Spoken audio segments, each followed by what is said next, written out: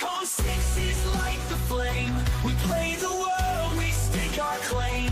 Soaring shots and swift delight. The crowd erupts, we own the night.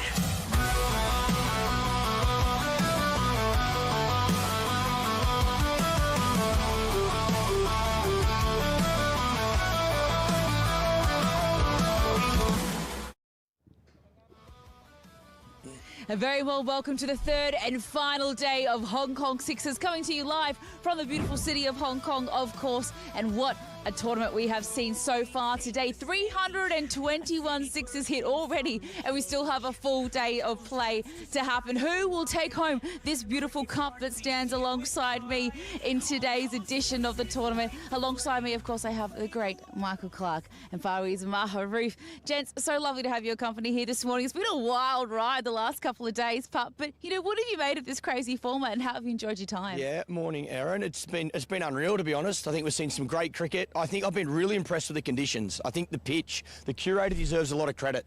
To be able to produce a pitch like this, it's been consistent. I expect it to be a little bit slower than it was yesterday, but it played beautifully, and all the teams are coming out with the right attitude. It's swing as hard as you can as a batsman, and as a bowler, it's hang on for dear life. So it's been good to see a few of the part-timers having to bowl pressure overs as well. DK for India, is he bowling medium pace, off spin, leg spin? Who knows what you're going to get? Like. I love that. It's a mixed bag. But Fariz, the defending champions Sri Lanka, they're not going to feature in the race for the cup, unfortunately. What's happened to the boys? And, you know, what have you made of how this format continues to evolve year after year? I think they're guilty of not starting well. In this sort of a format, Michael will agree with me that you've got to start well. First game onwards, you've got to start well, but they were brushed aside by Hong Kong, and then they lost a close game to Bangladesh where we should have won. And ever since then, they've actually come back well. They won the next two games. So I think as far as Sri Lanka is concerned, there's still something to win. That's a ball. But overall, as Michael said, I say the same thing. I mean, everything has been superb. The outfield, the pitchers, the crowd. And what do you say, 326s? 321 Expect another 180 then today. So far. Wow. I know that we're going to hit an even 500 at least by the end of today. But there is so much action as we have a little look at how the playoffs are going to work. Now, the beautiful cup that stands alongside me, that is the main prize that we are playing for today. Looking at the playoff tree and how that will all work. Well, our top four sides, Australia, South Africa, Bangladesh and Pakistan, they are all going to make sure that they are facing off together in those two semi-finals. And then, of course, we will have the final, the last game of the day, and we'll find out from all those four sides who it is going to be. Australia will be up first against Pakistan in that semi-final one. Pup, they're looking like the absolute goods, aren't they, the Aussies? They've been comprehensive in all of their victories. Yeah, they've been brilliant, to be honest. I think their approach is pretty clear. Try and hit every ball for six. And the other thing as well, which you don't see too often with Australian teams, we're gone spin heavy.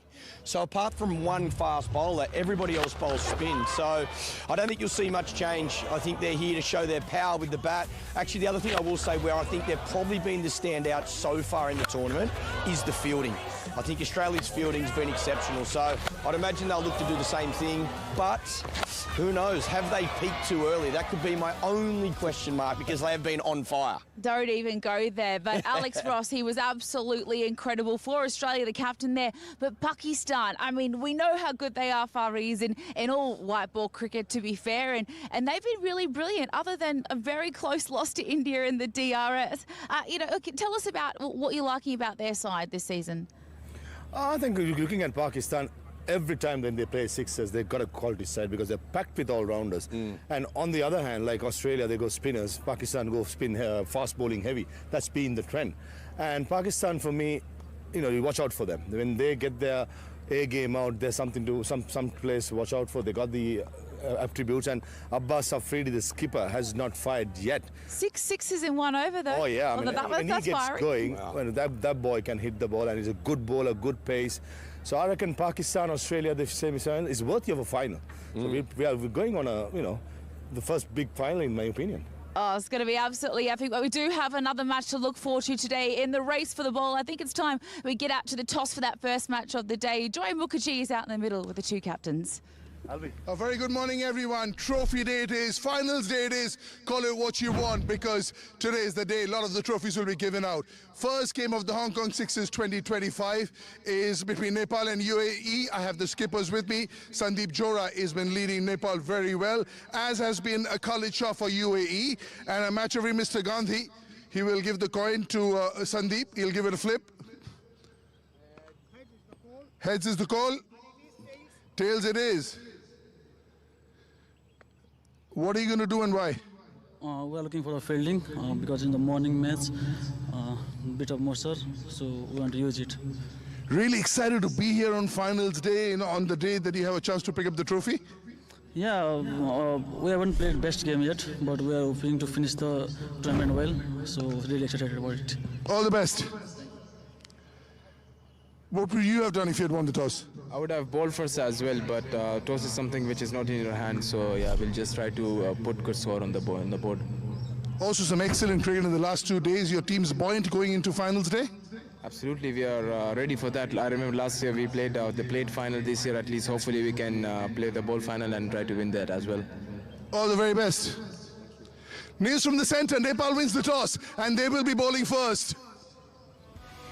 Yeah, no surprises there, Joy. A lot of sides opting to bowl first there. Nepal taking on the UAE in two associate nations, locking horns. There's some wonderful names right the way through there. Rashid Khan stands out for me for Nepal. He's been brilliant with the ball. That is, of course, the medium pacer, Nepalese variety of Rashid Khan. And then looking at the UAE, Nilanj Kaswani with that Akil Hussain celebration's been great. A lot of talent in both of those sides and still so much to play for. Every time you're on the international stage as an associate nation, there is so much pride and effort on the line. So looking forward to seeing our first game of the day, but we are going to turn our attention back to those in contention for the beautiful silverware on my right. Let's turn our attention now to England, Michael, your favourite team to talk about.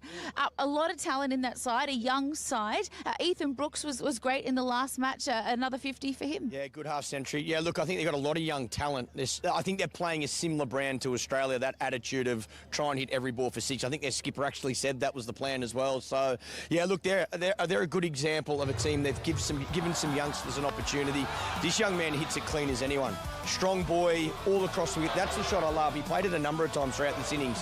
He keeps his body so still and uses the pace on the ball. So leg side dominant. But again, I think they've shown they've got a very powerful team. Oh, absolutely, they have a powerful side, and what a journey to the comp. They've had two washouts in the first morning of the competition. They have one brilliant win. They find themselves in the semi-finals, but that is the wild, wild west of Hong Kong Sixers cricket, and they are looking like a very strong side, which brings us to our final semi-finalists of the day. It's Kuwait, Fawaz Maharoof. They knock over so many giants in this format of the game to find themselves there. And what a moment for them to get across Afghanistan yesterday. Oh yeah, giant killers. I thought yesterday's game was the statement, and some of the performance exceptional, especially Bilal, the all-rounder. You know, he made sure against a quality team like Afghanistan, he came out and bowling just for 9 runs and picking up 3 wickets. The quality of Afghanistan side with plenty of all-rounders. That shows the quality of that man, and I think going into the all-important semi-final, Kuwait will bank on Bilal to bring up the good. And as Pop said about England, I think they are the dark horse. No one saw them on the first day, saw them yesterday, and we were like, wow. They backed it up with the bat, didn't he, as well? He was absolutely brilliant. So we still have 4 sides in contention for the big prize today. We know the Hong Kong Sixers is an absolutely wonderful jewel in the crown, gents. Who do you think is going to make it through to our final scene? Who takes home this beautiful gold? I'm going to call it goldware because look at it. It's stunning. I think Australia's going to take home the gold. What a surprise. Look, I think Australia's the pick at the moment, but I will say if there's one team that can knock them off, it's Pakistan.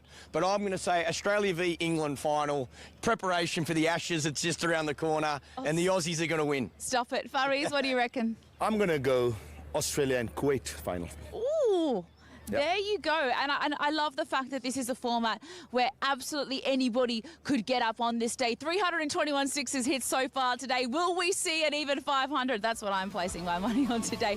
Thank you so much for joining us. Strap yourselves in for an epic day of Hong Kong Sixers action. You're not going to want to miss a beat. We're off to a very short break, but ball 1 of the day is on the other side. So we'll see you all very, very shortly.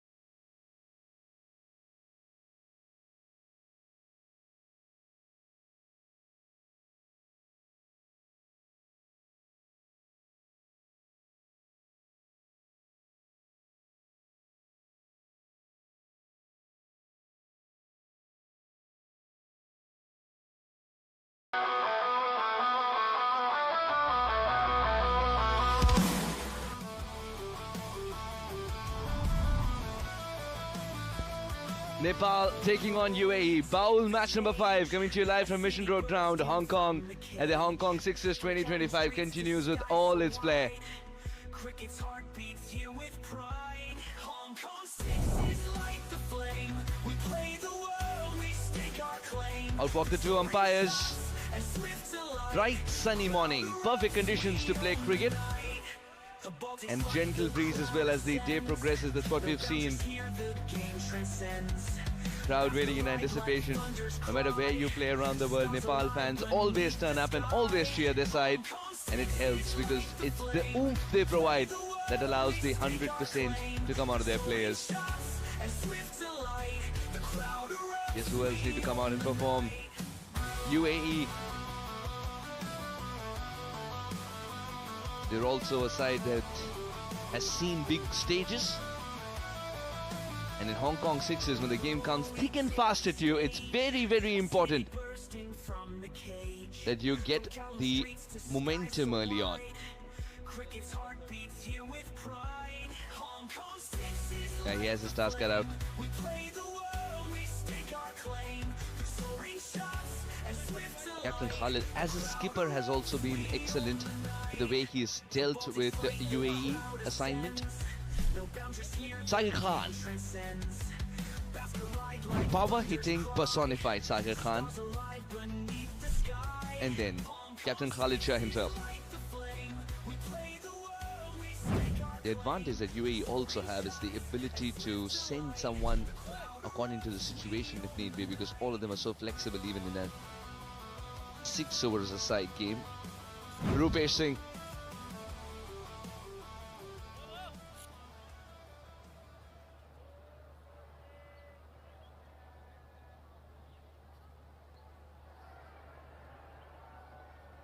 It's important that the surface is not an enigma. That's the beauty of 6-a-side, isn't it? You just get no time whatsoever. At the same time, what we've also realized that it's not a slogfest. We've seen clean hitting of the cricket ball. It's been 2 days of brilliant cricket, and here we are into the third and final day. Reverse counting has begun, and the fans are cheering as we are ready.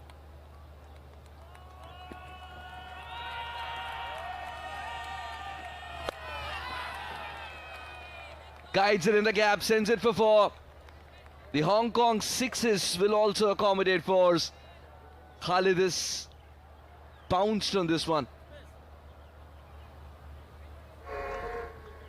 The margin of error is ever shrinking, even for a batter who's just come in, facing his first. That tells you the level of cricket we offer you at Hong Kong sixes.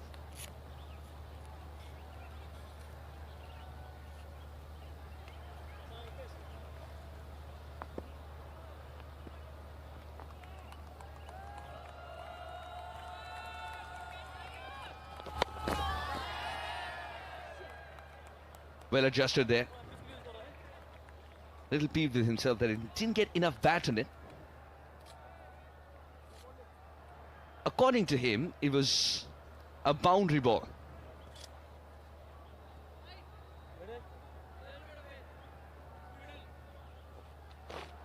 Sahir. Khalid has already shown the way. Boundaries are easier to get, with lesser fielders than what they're used to. What about the biggies, where the fielders don't even feature at all?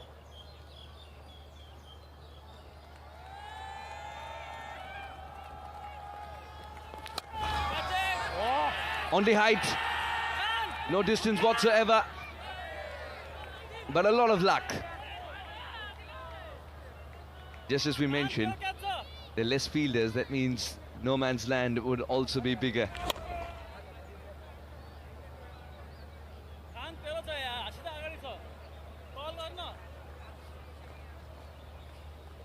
He thinks that should have been taken. Yes, in the bowler's book, half opportunities are not half opportunities.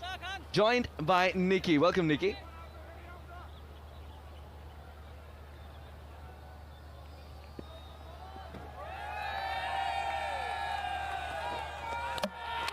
And got him.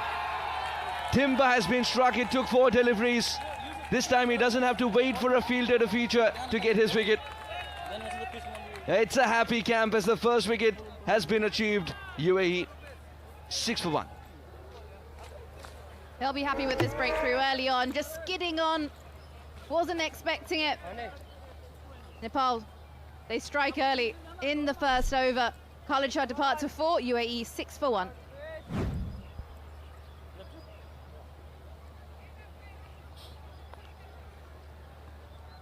So 1 leg. Middle. Thank you, sir.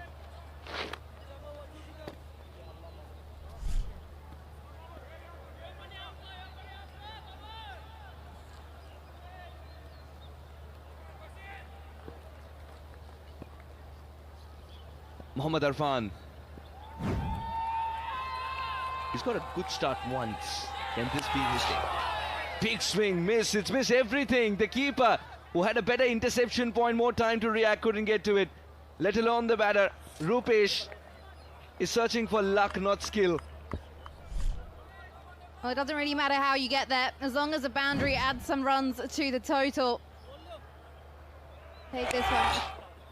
That's gone through everything. It's missed the bat, it's missed the keeper, and they'll take 4.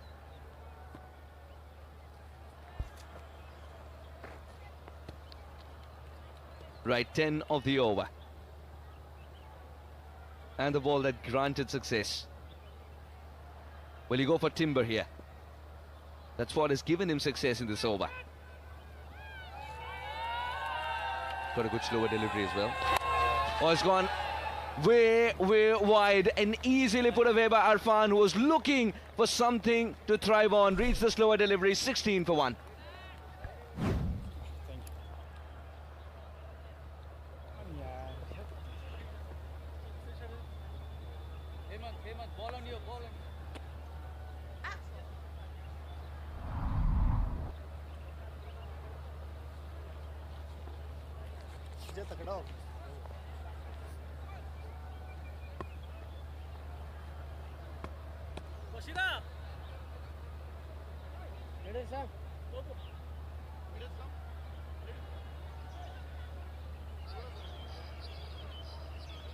Now Nepal, Lokesh Bams, Sandeep Johra, it's a side that has played a lot of cricket together in other formats as well. Now Rashid Khan, who's been a superstar for Nepal, the hat-trick, then those runs. Basir Ahmed and Rupesh Singh feature in there as well. UAE bank on Khalid Shah to get a good start. It's not happening. So they're going to look towards Arfan for more runs. Sagir at the moment at the business end.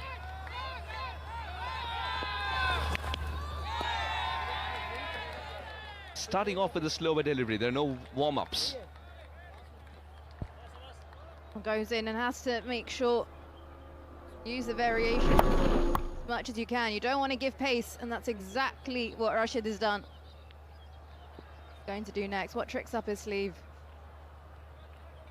He's got 2 to 3 different kinds of slower deliveries as well, Rashid. It's one thing to have the skill, it's quite another to execute it exactly when required.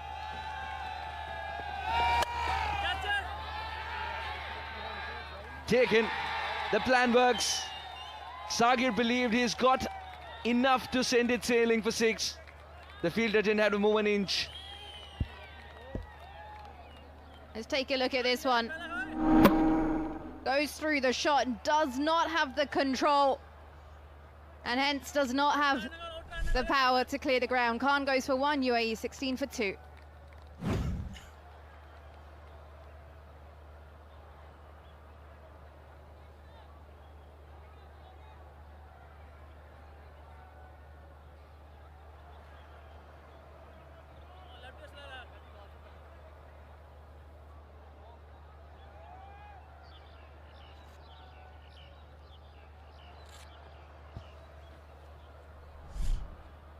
Nilanj Keswani. We've seen many innings of Nilanj Keswani in the 50-over format where it's just beautiful to watch. I'd love to see him adapt to this one. Nilanj Keswani.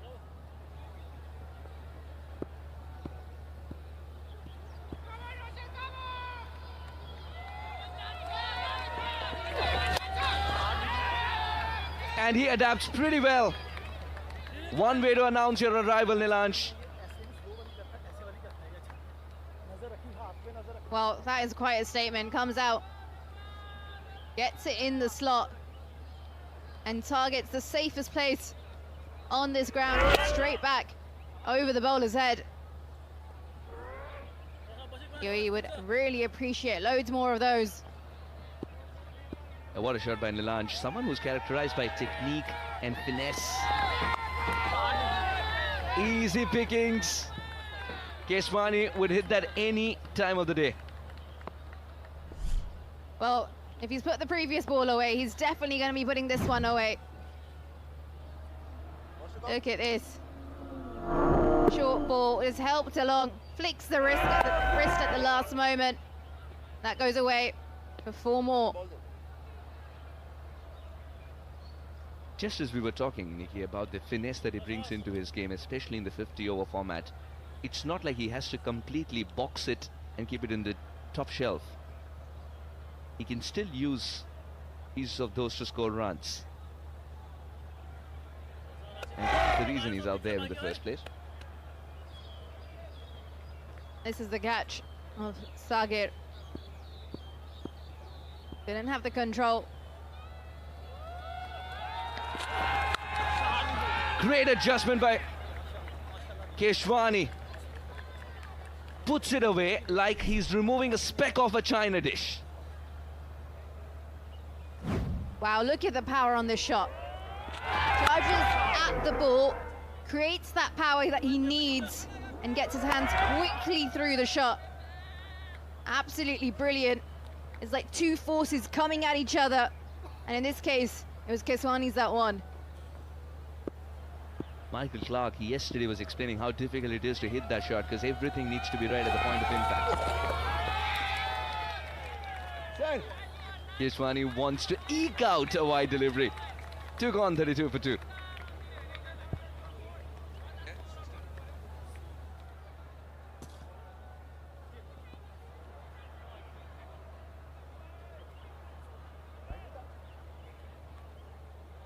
Jersey number 1.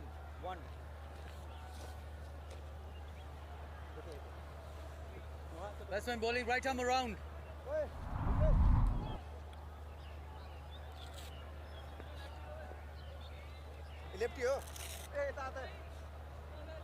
8 wickets and leading the charts here, Rashid Khan of Nepal. Chris Green with 5, Yasin Patel the spinner with 5, Mohammad Shahzad, Nasrullah Rana of Hong Kong, what a talent, and Bilal Tahir, how can you miss him? He makes the cuts too. 2 overs, 32 for 2. It's been a mixed bag for UAE. Keshwani has ruffled some feathers. Oh well, Arfan the right-hander for a moment. Going to try and be innovative. Right-hander, left-hander, he's got it all the tricks. And so has Lokesh Baum, who watches the batter till the last moment. A wonderful attribute to have in any format of the game.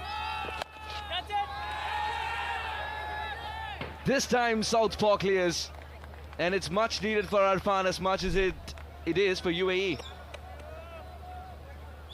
Well, that is sweet. Catch it was the goal, but that ball did not stay in the ground. Straight out the middle of the bat. Coming here with force right now, Arfan. We've seen some remarkable talent come through even in this format. Fielder in the deep is in business indeed. Timing has jumped to perfection. But the ball wasn't timed to perfection by Arfan, and that's the reason he's got to walk. He's looking at that willow in dismay. Commentators curse in full action, and well, this is absolutely brilliant. Times that jump, which is the hardest part, but he's nailed it, and it's worked in Nepal's favour. Arfan goes for 16, UAE 39 for 3.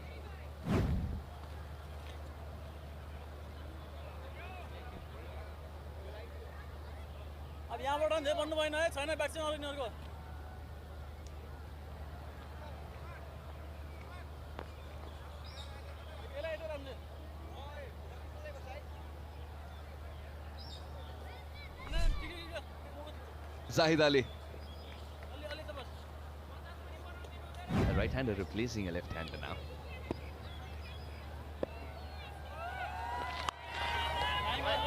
Even though the angle was supposed to trouble him, Zahid has freed his arms very successfully. Okay, he's trying to cramp him up there, but he didn't fall to it. He's managed to make some space with that swivel. Gets the distance.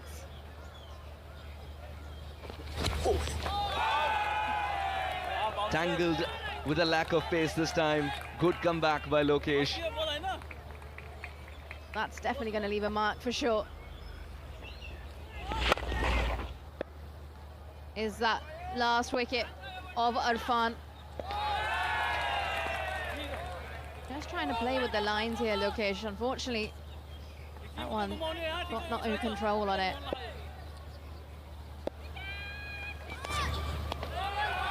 That's excellent execution by Lokesh.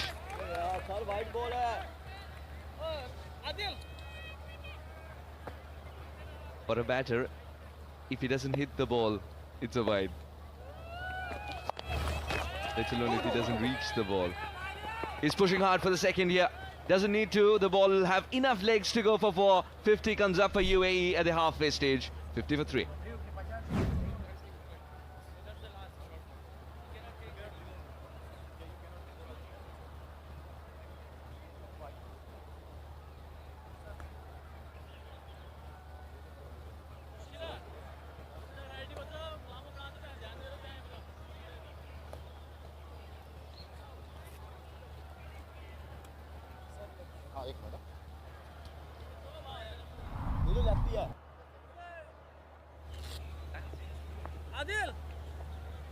Both for Khalid, Sagir left early. Arfan got a start, didn't continue. Keshwani is doing well, 16 of 4. He holds the key for a finish with good momentum. Basir Ahmed. Time and again, when his team needs momentum, he's delivered. Basir Ahmed.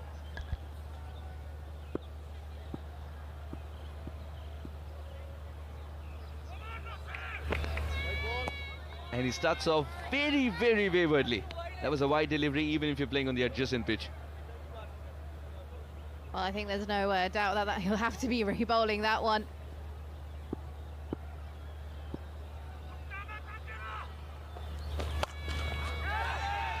Sort of checked his shot towards the end.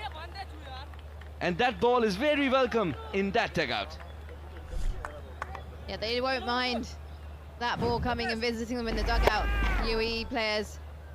How he's managed to just get that extra elevation by just taking that bottom hand off the shot. Keeps that left side intact. The SG ball has really flown to all parts of Hong Kong. It's explored more than all of us have. Good thinking by Keswani. He had a plan B. He had a plan B. And the fact that he takes the bottom hand off, like you mentioned, is helping him. Yeah, sometimes when you just feel that you might not have the full control over it, it actually becomes easier to take that bottom hand off. If you think you've got danger of maybe hitting the ball into the hands of a fielder.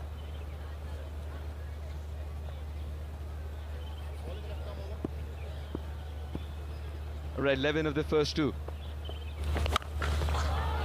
Cracking! This is the shot of the day. One thing for sure is if you're in that set of flats over there and you're having a Sunday lie-in, you'll be woken up by this innings from Keswani. That ball, what a sweet sound, sweet as honey. Off the middle, he's got all the power. I've always seen him measured, quiet, elegant, with great finesse, brimming with confidence. Today is a revelation. Even bigger, even better. This is a confidence-breaking six as far as Basir is concerned. This really is. Look at the way Keswani gets that extra elevation, uses his feet, then with the back leg, there's that hip drive. Almost similar to like you see in golf. The ball did look like a golf ball, high up in the air. Goes again. And a hat trick of sixes. Wow, this is really good. This is very much needed for the UAE. Again, using his feet, charging. Look at the flow of the bat.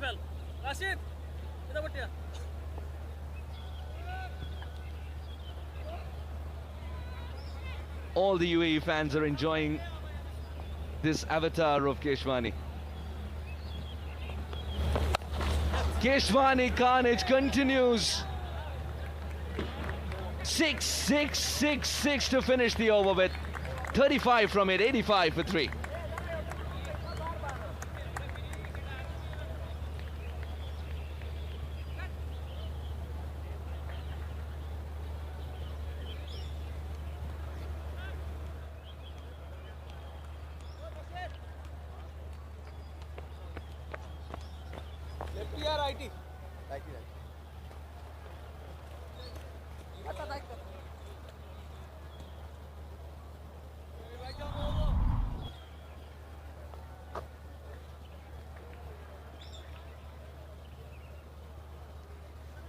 Four of 3 for Khalid. Sagar didn't get going today. Arfan showed glimpses of brilliance. Keswani continued with brilliance.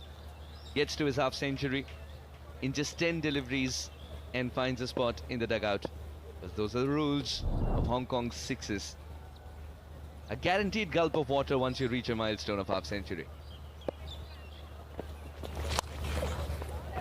Very, very slow. And he waited for a long time. Farouk gets going. What a way to announce his arrival. Well, just take a look at this shot. He waits for it, initially tries to go for it and thinks, actually, hang on, I don't have it where I want to place it. Waits that extra split second to hit it behind square. That's great awareness. Rashid cannot give room because Zahid thrives on room. Oh, that's better. Cramped him for room, followed him this time. Zahid wasn't ready. It's a priceless dot ball because it's stealing momentum. Dot balls are like gold coins here. If you can get a few in your over, or a couple, even one actually. You'd be pretty happy as a bowler.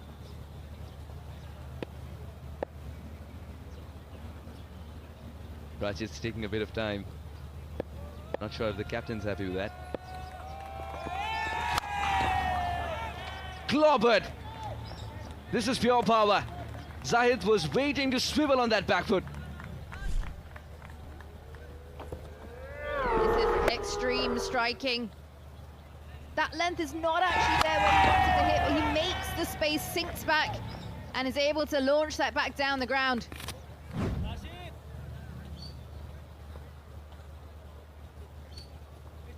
Just the kind of baton takeover that UAE wanted after Keswani had to leave after reaching the milestone.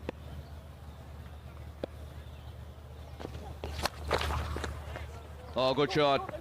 That kept a tad bit low, but he had an answer to that as well. Zahid has been terrific to watch. Absolutely, when you're 39 for 3, I did not expect them to get into this, but that's absolutely brilliant from the UAE. Just using the depth of the crease. A happy dugout, indeed. I think Zahid's little innings of 24 or just 8 balls has been a masterclass of how to innovate on the go and how to learn on the go. This time stays put because he wants to send the ball flying a long, long way. The shots are getting bigger and better as the over is progressing. 100 comes up for UAE. Talk about stand and deliver. That's exactly what he's done here, Zahid. Just stays leg side of the ball, able to get his hands through in that free flow. All right, 20 of this over. Very important delivery for Rashid coming up. It's been a while since anybody has treated Rashid Khan this way. Oh, waited for the slower delivery. He's picked the bones out of this. It was 6 halfway through. Oh, no, gone. Wait a minute. He's got to go.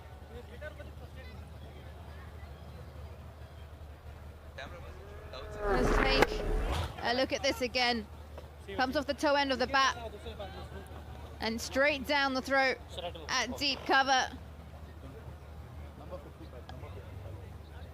Zahid will have to go for 30, UAE 105 for 4.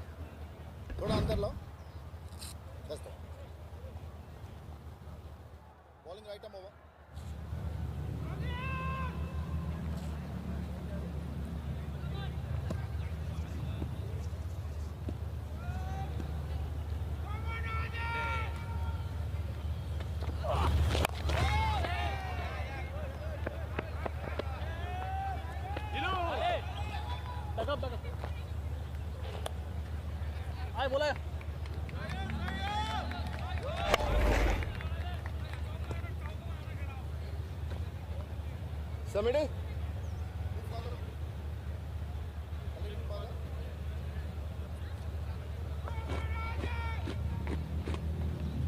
106.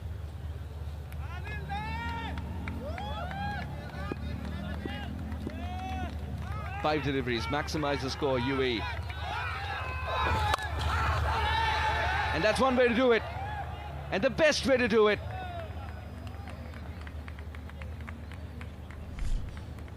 Oh, what a shot that is. Keswani in full flow. Back out there now. Make space. Just look at the hand speed. That is what really helps him out. Gets his hands through the ball very, very quickly.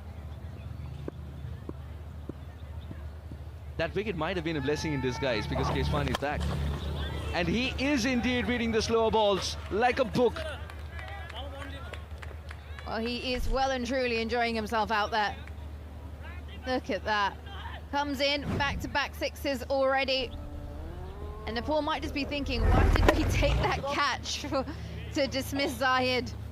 He was starting to look lethal. But Keswani, he's playing a different game right now.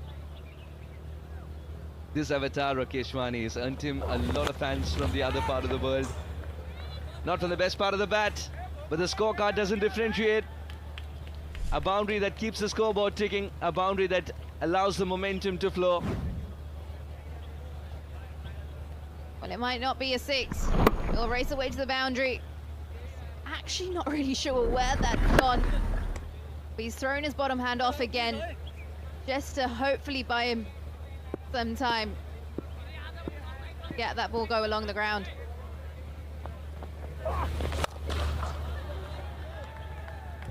Enough. That power and timing.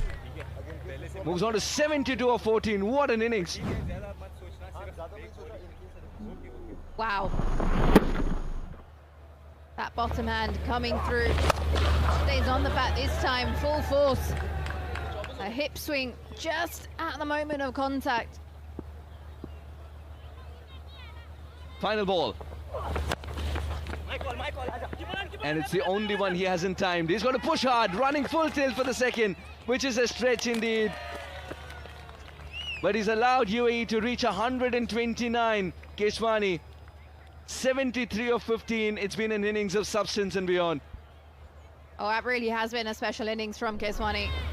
Tried to come back for a second on the last ball of the innings. And rightly so, just see if you could make it in. Unfortunately here, not the case.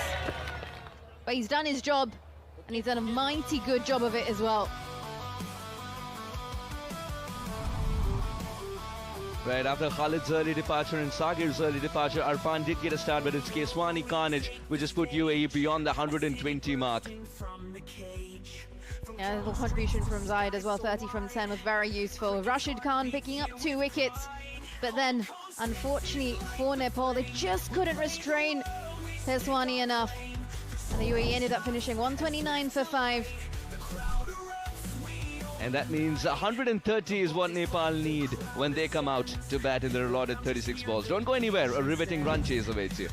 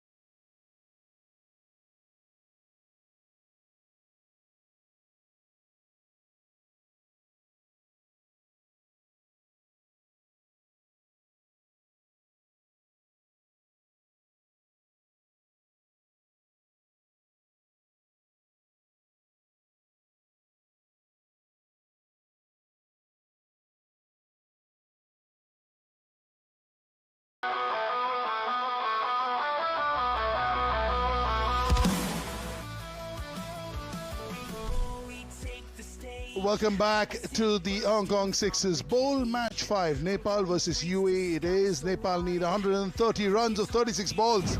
They got off to a bit of a slow start, lost some wickets, but they came back really strong. The supporters are here. They are the ones who make it so special. Yeah, this will be need some really lusty hitting if Nepal have to go across the line. Got off to a bit of a slow start over there at UAE, but after that, 129 is generally par for the course. Finals day, trophy day, Sunday. The crowd always good to see. and they're always here in numbers. Yesterday they were there in flocks. Looking dapper as always next to me is our man, one and only. Very happy after the 2-2 draw for Man United is Parvez Maroof. Morning, Joy. Morning, everyone. Not too happy with the 2-2 draw yesterday. Still, the margin of drawing the game was an issue. But overall, talking about the tournament, it has been fantastic, wasn't it? 2 days of full of sixes and wickets. And here comes the first game of the Grade 3. Zaid Ali will be opening the bowling for the US side, who has 230 runs to defend. Well done, yaar, Jonty. Good sir, Jonty. First runs are always good to get that off. It'll take some lusty hitting though. Good start, right on the money, Zaid. In this format, when you're unsure, when you don't have a solid slow ball, bowling full and straight is a way forward. And as batters, that's where you can be a bit unpredictable where you bat. Sometimes you can bat outside the crease, deep in the crease. Keep the bowler guessing. Long run up for Zaid. Yeah, went for the Yorker, just missed the line. The length was fine. He just needs to be a bit straighter. Yeah, you're right. You need to be rapid, or you need to be slow and have a lot of armory in you. You can't be in between. You can't be a one-trick pony. And if you're medium pace, then that's trouble over here. The intention's quite clear by Zaid. The first couple of deliveries, one legitimate, one not. Just try to bowl nice and full. Long on, long off in place. Not a bad idea.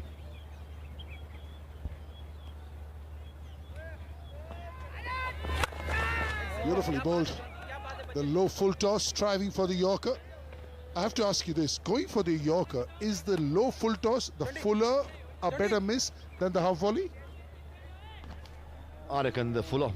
Just like that, the shin height, half volley. Most of the time in the past as well as in the present will go the distance.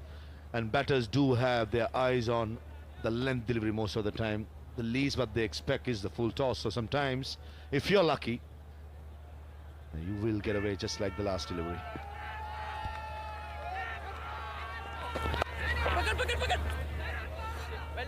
Yeah, went to play to third man, got too much of bat, especially with this sort of a field, long off and cover. Anything from extra cover to, I don't know, to the keeper, to the fine third man. I agree with you, Parvez. I think that the fact that if you give it a half volley, it just seems that the batter has a little more time to wind up for it than the low full toss. The low full toss comes onto the bat a little quicker, so your wind up also gets a little shorter.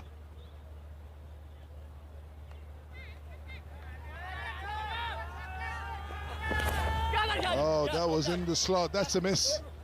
That's a brilliant over so far. Just the 4 runs off it. Rashid Khan swinging in hope rather than having a good base and trying to go through the line. This was right in the slot. Hint of movement. And certainly the weight of the batsman is leaning backwards rather than coming towards the ball. And Nepal got to get going. Required rate almost 24 at the moment. Yeah, keep the shape of the shot. You know, on these sort of boundaries of 50 yards, you don't really need to clobber the ball. Shape of the shot has worked in this tournament so far. Yeah, he's again dragged that one. Slow one outside off stump. If he could just keep shape and go over covers, over long off, you get a better hit on it. And you can see the disappointment in his face. And he's just thumping the ground with his bat. A very good start by Zaid. Can he finish strong? Just the 5 runs with a wide dot delivery. And Sandeep, I'm pretty sure, looking at how he's been lining things up, maybe wanting to donk it straight as possible. I mean, a boundary would do for a certain extent, but certainly need a 4 out of 6 in this delivery to stay in the hunt of chasing 130. Has he got enough? Yeah, he certainly has. Gift ball, short ball, 11 of the over. Nepal after 1, 11 for none.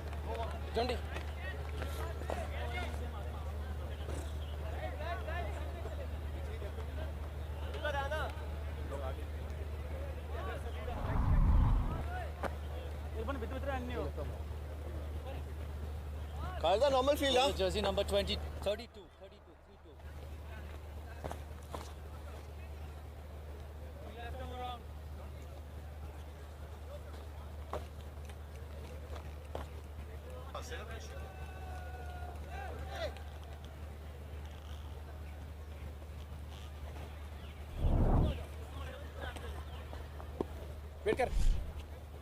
Keswani from the far end. They'll go after him, that's for sure. No timing whatsoever. Beautifully bowled, but at just the outer edge will trickle to the boundary. Not convincing, but they'll take it anyhow they come. Nice pace by Keswani, slowing it down. The bowlers who have bowled slow, especially the spinners, have been the one that made troubles to the batters. Now after the first delivery, the wicket keeper going few steps behind. Up in the air, very slow. Keeper gets underneath it and he gobbles this one up. That's a really good catch. Celebration time. The coffee is being stirred. Well done, Keswani. Gutsy, bowling it slower, inviting the batter to come down the track. Nowhere near the ball, Rashid Khan trying to slug. A very good catch by Khalid, running back. Gone for 6, Nepal 15 for 1.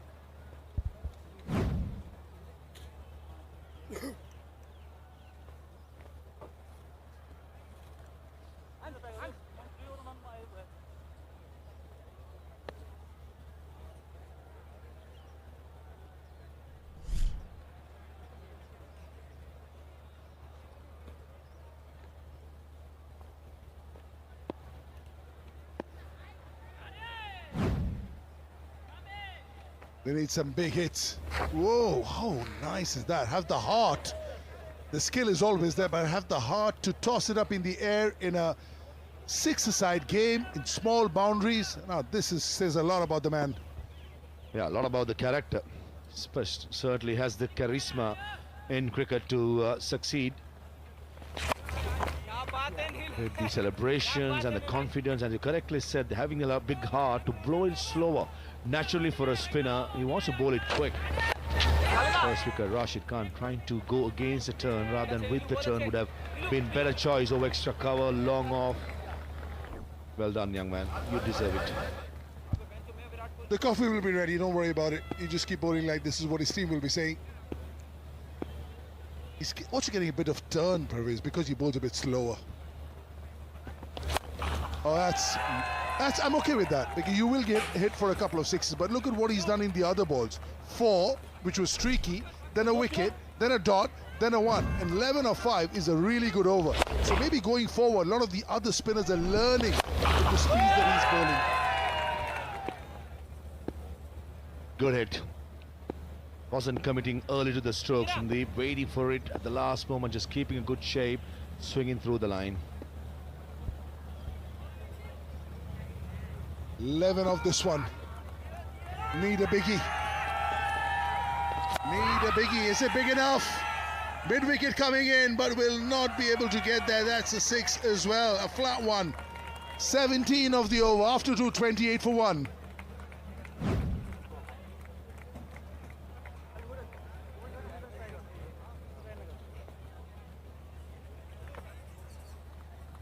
Number 42, number 42.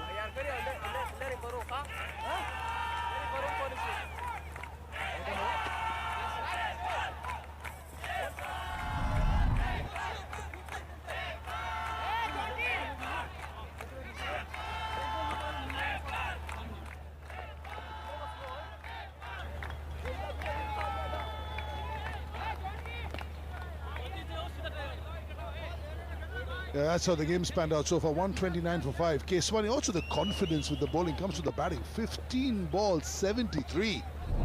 They were looking kind of on the ropes and then they came back. Superb shot. That's keeping shape of the shot.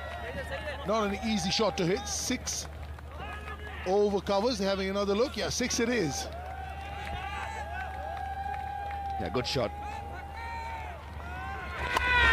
Deep in the crease, going through. sitting back. That's, I think, sometimes the best batters you've got to do to play with the bowler's mind. The slow ball completely baffled by the lack of pace. Look at that for a look. Every face tells the story, and that one of utter disbelief. How on earth did I miss that?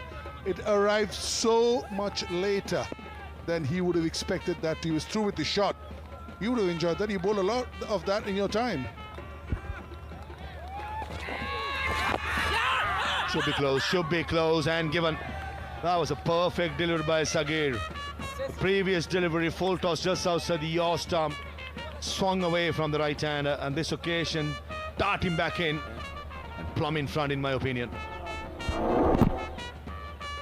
Yeah, that's the problem. If you stand in the middle, you can't miss the ball. You're standing on off stump, you're standing deep, makes it even easier for the umpire to make the decision. Bam, gone for 7. Nepal 34 for 2.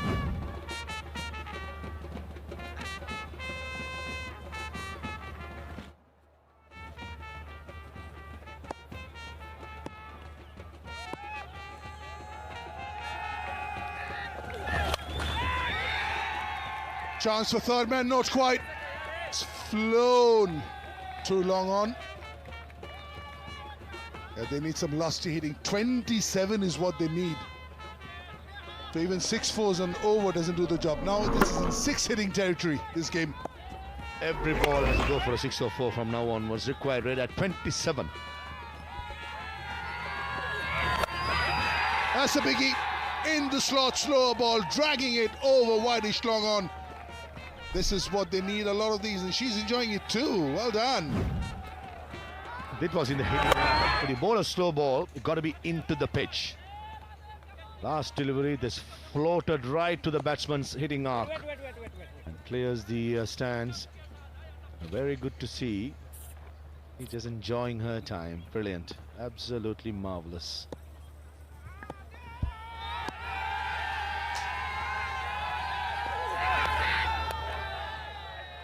They completely lost his radar over there to re-bowl that one. Doesn't mind that though. He's gone for a plan. 26.21 required. Lot of 6s and a few 4s in between. Can't afford to do anything else. Somebody needs to play a blinder here. As did Keswani out of nowhere. 15 ball 75.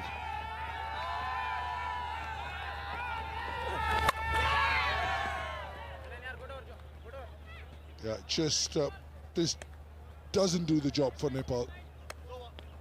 3 gone, 48 for 2.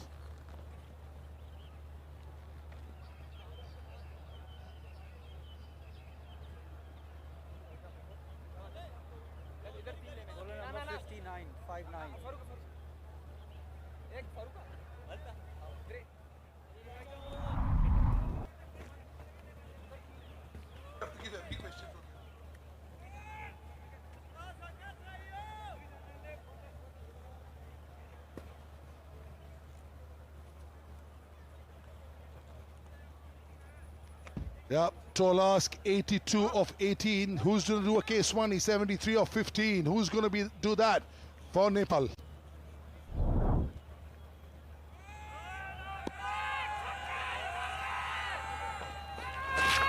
Slower, not a wide. Everybody's looking at the umpire, including us, the batters.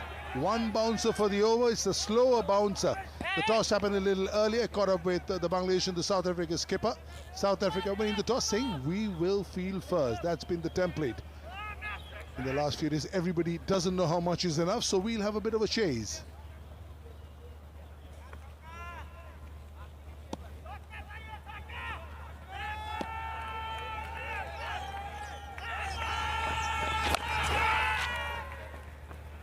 Just a single. Walusha is pitch side.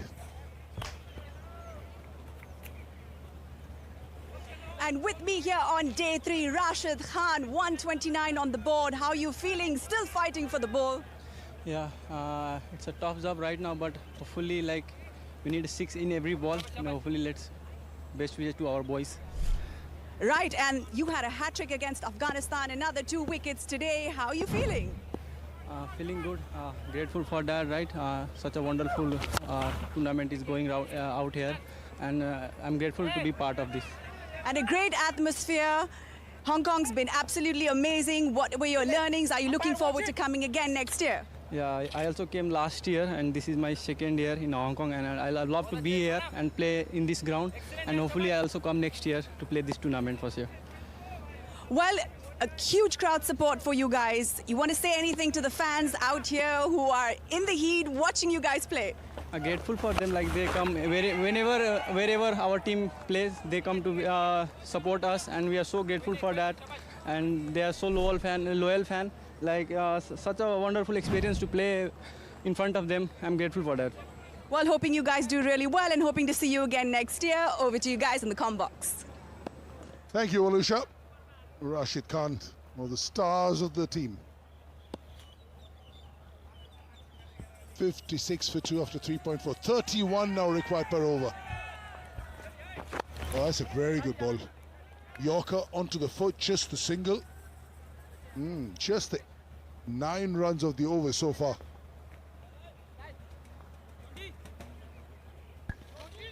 Just the 9 runs of 5 deliveries by Irfan. Slow balls into the pitch, an odd Yorker keeping the batsmen guessing. It has been a fantastic game so far for the UAE side. Sandeep Johra, 21 of 6. Can he finish off with a big one so that the last 2 overs will only have 67?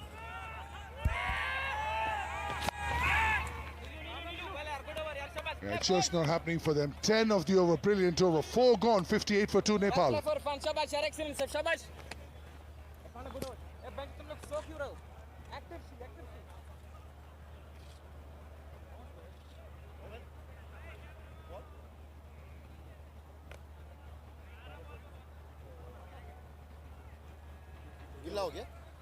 क्या करना है कौन सी field लेनी है कितने चाहिए sir ये दो नीलांश कितने रन चाहिए ये कितना 36 12 छक्के चाहिए सिर्फ ओवर निकाल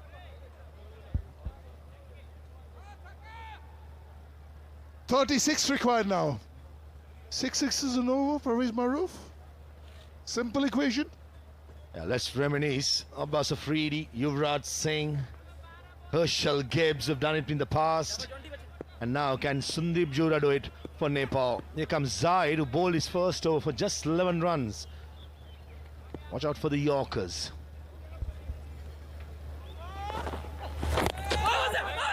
Brilliant. Maybe a little bit outside off stump is what the umpire will be saying, but under the circumstances, needing 6 every ball, that's a peach of a delivery. Joy, I'm very surprised this was not given out. How's not that out? That is missing leg, missing off, hitting middle in my opinion. And he agrees with you. It was a dead duck. Cannot believe it, Zaid, rightly so. He's pleading from the umpire. How was the Peking duck last night? Talking about ducks? Yeah, you called for it. You know, you called for this one. So was it better than the Man U 2-2? Tell you what, Joy, the entire duck vanished within 15 minutes. All I'm gonna say. Proofs is in my Instagram story.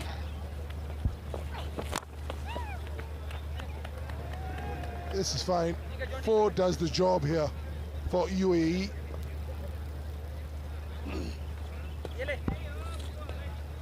Starting down the leg side this occasion by Zaid.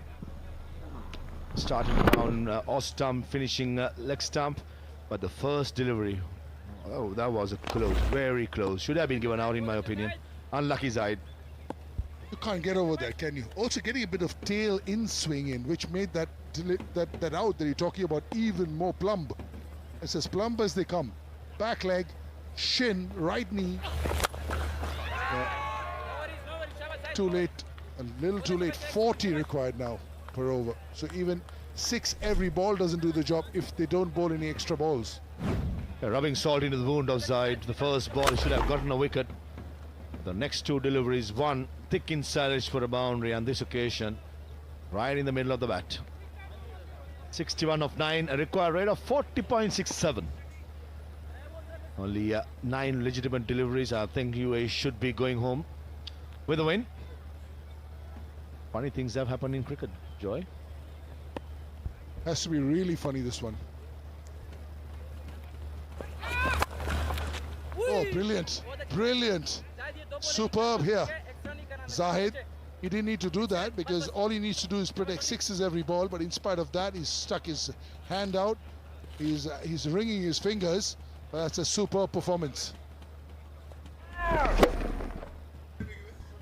Did well, Zaid, to get some hand. If not, it would have been a boundary. Never easy as a fast bowler on your follow through to get down and get a hand. Yeah, he's feeling it, feeling the after effects, but he's good to go.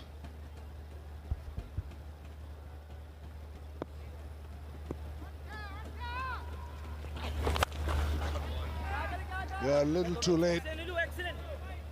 Brilliant cricket shot, but not doing the job for them. Fallen too far behind in the 8 ball. Should have gone a lot stronger up front. Just lost 2 wickets. And having these wickets in hand makes no sense. Official ball sponsor SG. There you go.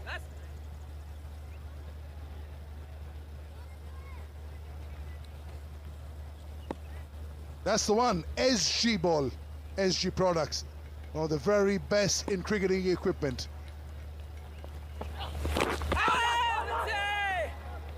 Parvez Maroof has given about 3 LBWs from sitting here in the comm box. None of them has been giving in the middle. Umpiring is not one of his strengths. 5 gone, 71 for 2.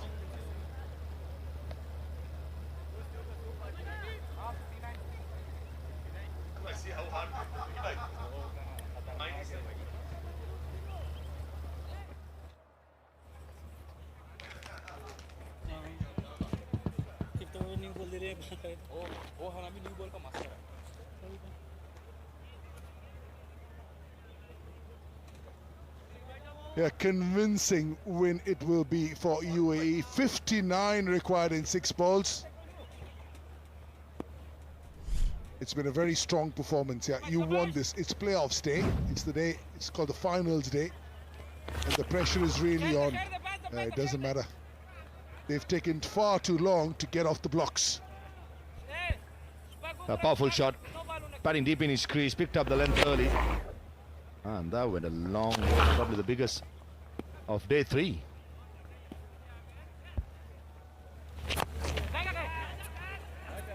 And I'll tell you what, the day's just begun. We'll see some massive ones as the day goes on. Some real firepower awaits us in the games to follow.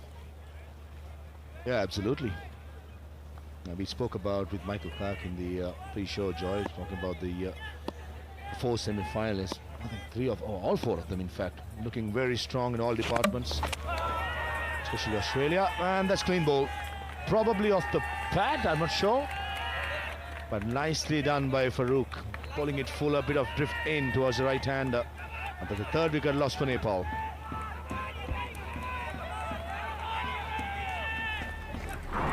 Yeah, it's off the pads. Your eyes are still holding up really good, young man. Off the pads, onto the stump, doesn't matter really. Alam gone for 32, Nepal 78 for 3.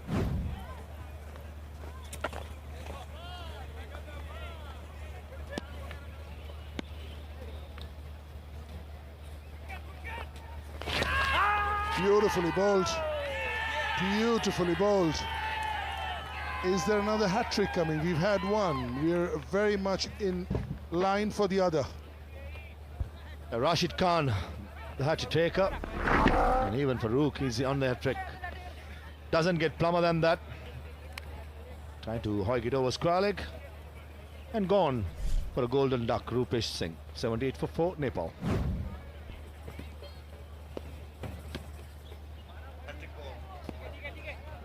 Hat-trick ball. He's just going to defend it, not to give the hat-trick. He's not winning the game, that's for sure. No, not sure. That's beautifully hit. Yeah, a little bit fuller, and he swatted it back, but just doesn't do the job for them. But they have been superb in the tournament.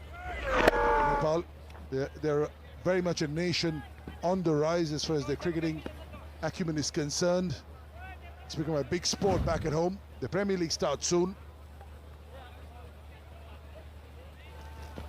Around the wicket now. Yeah, gone for 4, but it's already somber for Nepal for the reason that doesn't do the job. 6 overs gone, 86 for 4. UAE win by 43 runs in 6 overs parlance. That's a massive win. Yeah, very good start for UAE in the ball competition. batted well, 129, and bowled even better to restrict Nepal for 86. With a good crowd support of Nepal this morning, they just could not bring their A game, whereas UAE was superb in all three departments. Yeah, that's how the game panned out for Nepal. Just not enough runs anyway. Look at the strike rate. It's not good enough when you're chasing 130. Zaid bowled really well. I thought 2 overs, 24 runs, and Farooq, Irfan, Sagir. But for me, Keswani, even though you gave 17 runs, he had the guts to bowl it slower and was mighty effective. That's how the game panned out. UAE 129 for 5. Keswani, brilliant. Rashid 2 wickets. And Nepal over here 986 for 4. And winning by 43 runs, UAE, and going forward.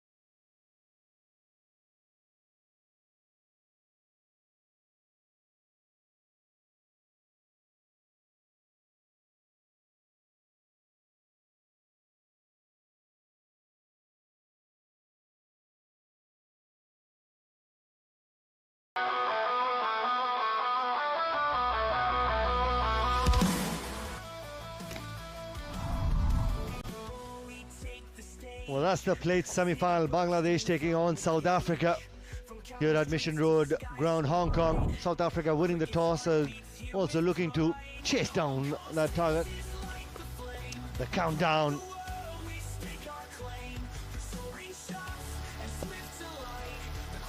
Let's play the first semi-final for the plate competition. In the slot, free flowing arms, lovely wrist work. As somebody who uses wrist really well in plate international cricket, won as many games. Michael Clark, good morning to you, sir. Bloody, what a shot. What a good time to sit in this seat. Have a look at this. Very first ball. Pitched up, no swing. Bang, dead straight. That's been the key in this tournament for a lot of the success when it comes to batting. Look to hit back over that side screen, over the bowler's head. Just the beauty of that shot. It went flat. It was really close to Rahman. But just to get that sort of elevation, Habibur Rahman, incredible striking. Fast hands. I think that's the key to that. Allows the ball to come all the way in, keeps his head nice and still, and then catches up to the speed of the ball with really fast hands after getting himself into a good position. Abdullah Bayomi. Full toss and will go the distance. Maximum. The second sixer of the first over. Again, not the best execution with the ball. Very over pitched. Again, fast hands to catch up with it, but you've got to get it to the surface. You need that ball to pitch. See if there's any sort of movement at all. Yeah, with Bayomi, we've seen that in the competition. He's looking to get a couple in the block hole, and it hasn't worked. That's a better delivery.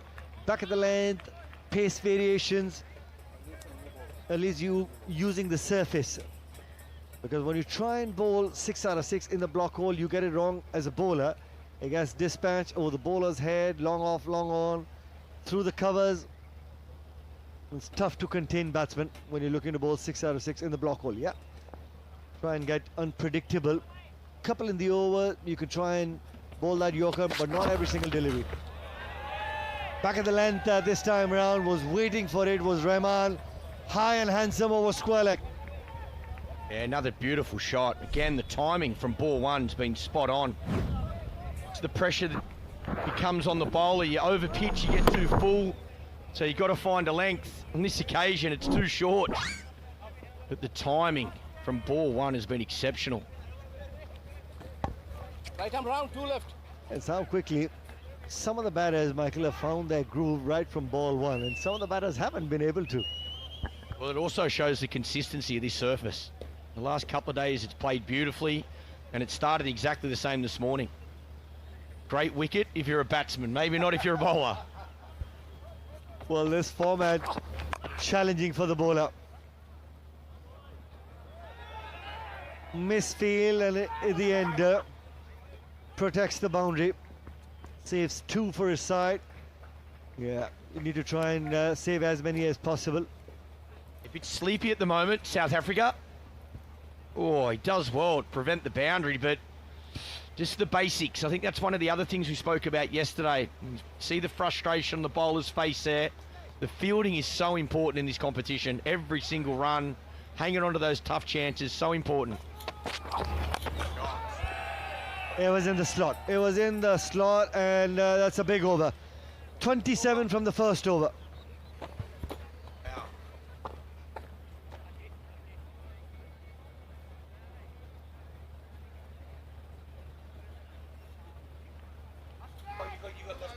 Oh, is that okay? Oh, Matt. Put that on, yeah, thank you, buddy.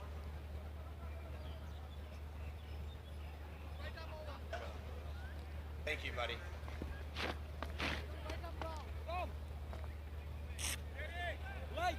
Bangladesh versus South Africa.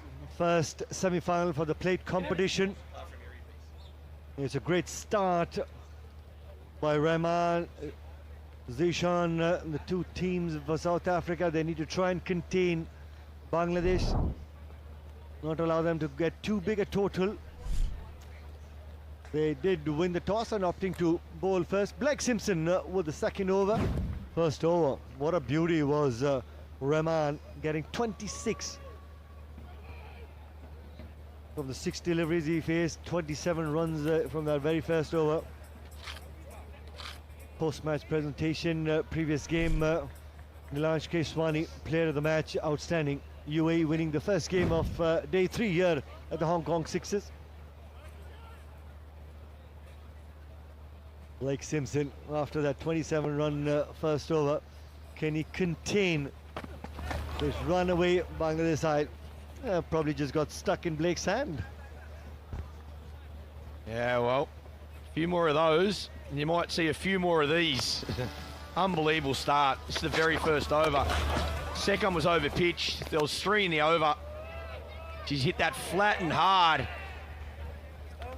Can't get it down there at long off. That has gone like a bullet.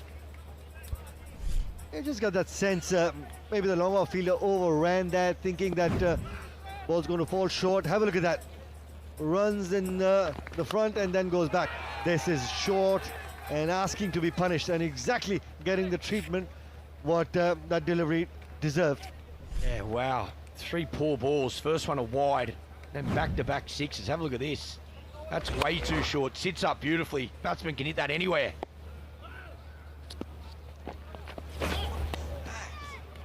Well, he's done that in the competition.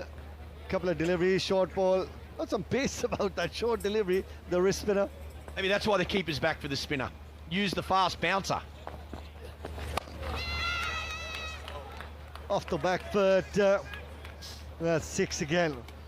What a start this has been for Bangladesh. Yeah, Yeah, beautiful batting, but some poor bowling. Again, that's another long hop. This one goes for 6 over cover. Been way too short. Just trying to rush and get through this over.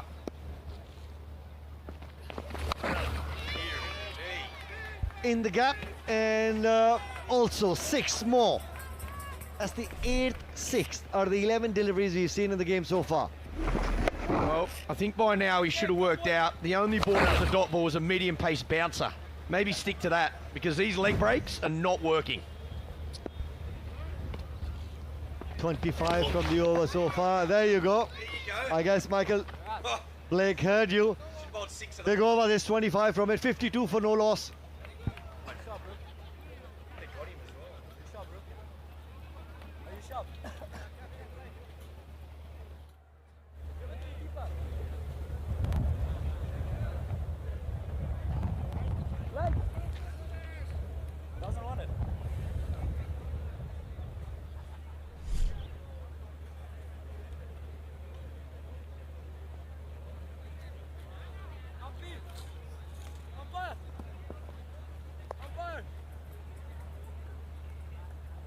Bangladesh 52 for no loss. Have a look at that, just the 3 dot balls and 8 sixes being hit so far on the 12 deliveries bowled. Just the 2 overs. This is an incredible start by Bangladesh. Under the pump, the South African bowlers, and right through the competition, Michael, they've had that sort of issues with their bowling. Ethan Cunningham looking to bowl the 3rd over. They conceded 148 against Afghanistan as well. Some of this younger lot have not been able to work out their strategy in this format of the game. It's either been too short or too full. Yeah, well, I think there's no doubt you can see they've gone batting heavy when picking their team, selecting their squad. They've decided runs are the key. We'll be able to chase whatever total set, but in any form of the game, you've got to be able to defend. Defence is so important. I think we're seeing at the moment the teams that have qualified for the semi-finals, it's their bowling that has been probably the most important. Their bowling and fielding, their defence play, and then their batting's making up for the rest. Geez, that's out of the middle again. That is a beautiful shot. Slog sweeping the fast bowler for another 6. From outside, off stump, but just trusting the pace and the bounce of that surface. Fearless cricket. When you can go out there and play those sort of shots, because the surface, the curator has done a fabulous job. We're in day 3, the batsmen are trusting the pace and the bounce, just hitting through the line.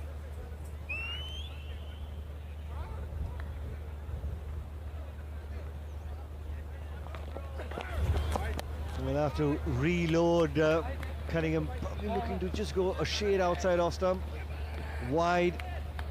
There's been lots of talk about this pitch. If you're looking at the screen to the left, you can see there's another pitch that's prepared. So I think they've had the option to use whichever one they've wanted, but they've stuck with the same one for 3 days, and it's played exceptional. You can see just to the left of the screen there, but haven't needed it.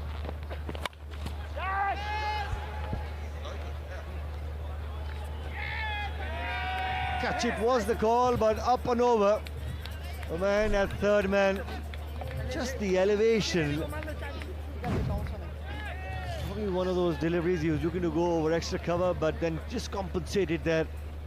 You can see what the bowler's trying to do. Hit that wide line, keep it out wide, take the ball away from the leg side boundary. That's a beautiful shot. Up and under, goes with the line, uses the pace. Well, that 10 sixes in the innings so far. 14 deliveries into this innings. Wide, so this is going to be a long over. 15 from just the 2 deliveries so far. Still got 4 deliveries left in the over. You don't like bowling 1 extra. Bowling 6 is hard enough. You don't want to be bowling 7 or 8. So 355 sixes hit in this tournament to date. What will that number end at? If Michael Clark was playing this format, gloves on or medium pace, leg spin as a bowler, left arm spin? I think I'd be a little bit like this South African team. I'd be in the batting heavy team. I wouldn't want to bowl. I'd be trying to bowl the last over of the innings, hoping that my other bowlers can get the opposition out. But if I was a batter, I'd want to face my type of bowling because it was so bad. Tell you what, when we played the Hong Kong Sixers, after game 1 and game 2, every bowler realized what's coming their way. They all say, can we keep, I've got a little hammy. I got a little hammy. You know what? Maybe that would have been my play. I would have been captain and wicket kept. So I didn't have to bowl. Yeah. So we all said it's always the old hammy troubling you in this format for the quicker bowlers. Yeah, never easy. Just past the man, a long off, one bounce into the fence. This is a big over and a long over, 19. We still have one delivery left. Again, it's outside that wide line. This time, pace off the ball, using the change of pace. Nicely timed, looking to go straight back down the ground. Yeah, wow, what a start for Bangladesh.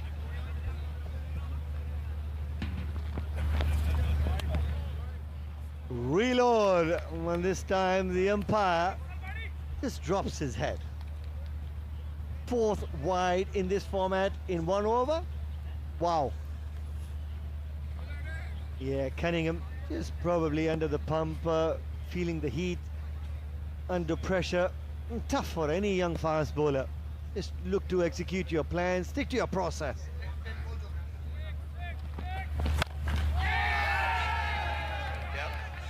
It was just outside off stump, finds the middle of the bat, and 6 again. 26 from that over as well. 78 for no loss.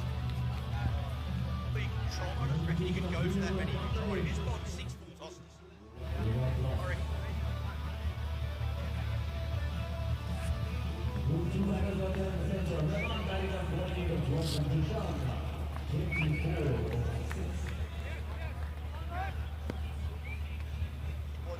Yeah, I know.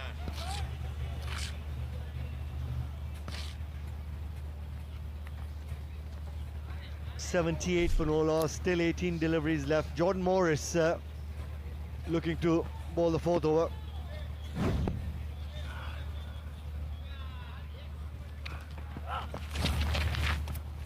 Slower ball, rare dot ball in the innings. Let's have a look at that 6 from that previous over, last ball. Again, paced off the ball. Doesn't come right out of the middle, but look out, Grace. Get out of there, Grace. It's been a bit like that for a couple of days. I feel like where we're sitting here, this marquee's got a few holes in the tent, but yep, you got to watch what you're doing at the Hong Kong Sixers, that's for sure. Yeah, you need hard hats with the ball flying around. Oh, flick of the wrist on the onside, 6 more. Well, Grace is pitch side. Let's just go to her. Guys, that was such a stitch up. Come on, the sun's in my eyes. I'm not meant to be a fielder. Ronnie joins in though from Bangladesh. You just saved me from that ball. Thank you so much. Thank you. Are you enjoying the tournament so far though? I mean, this is the last day. Is there a lot of pressure riding on today's result for you boys? Actually, we enjoyed a lot. Actually, we think it's not a pressure. We had to enjoy the game and try to learn something new. You might score the highest score of the season. Looking at the score right now, what do you think of that? I think the way we are going, I think 140 or 150 will be a very good score for us. Absolutely. Now, this is the final match and there's a lot riding on the result, but what's been the mindset behind going into today's result as well? Mindset is simple. We tried to, we came here with positive mind, and we all are try to improve our skills because it's a very short tournament, and it's been a very good tournament for us. So we try to do our best. Great, thank you so much. We're going to head back to comms now. Yeah, just having a confirmation of that run out attempt. Yep, breaks the stumps, direct hit. Always comes in handy when you're looking to get a player run out. Is in the air, batter short of the crease. Great bit of work by the wicketkeeper there. Ishan Alam departs for 24.85 for 1.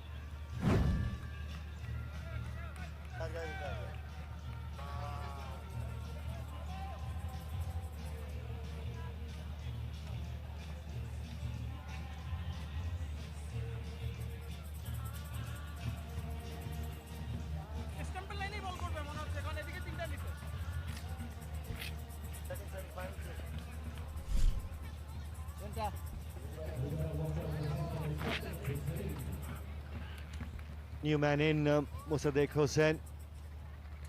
Zishan just being run out 24 from the 7 deliveries. So both batters or not.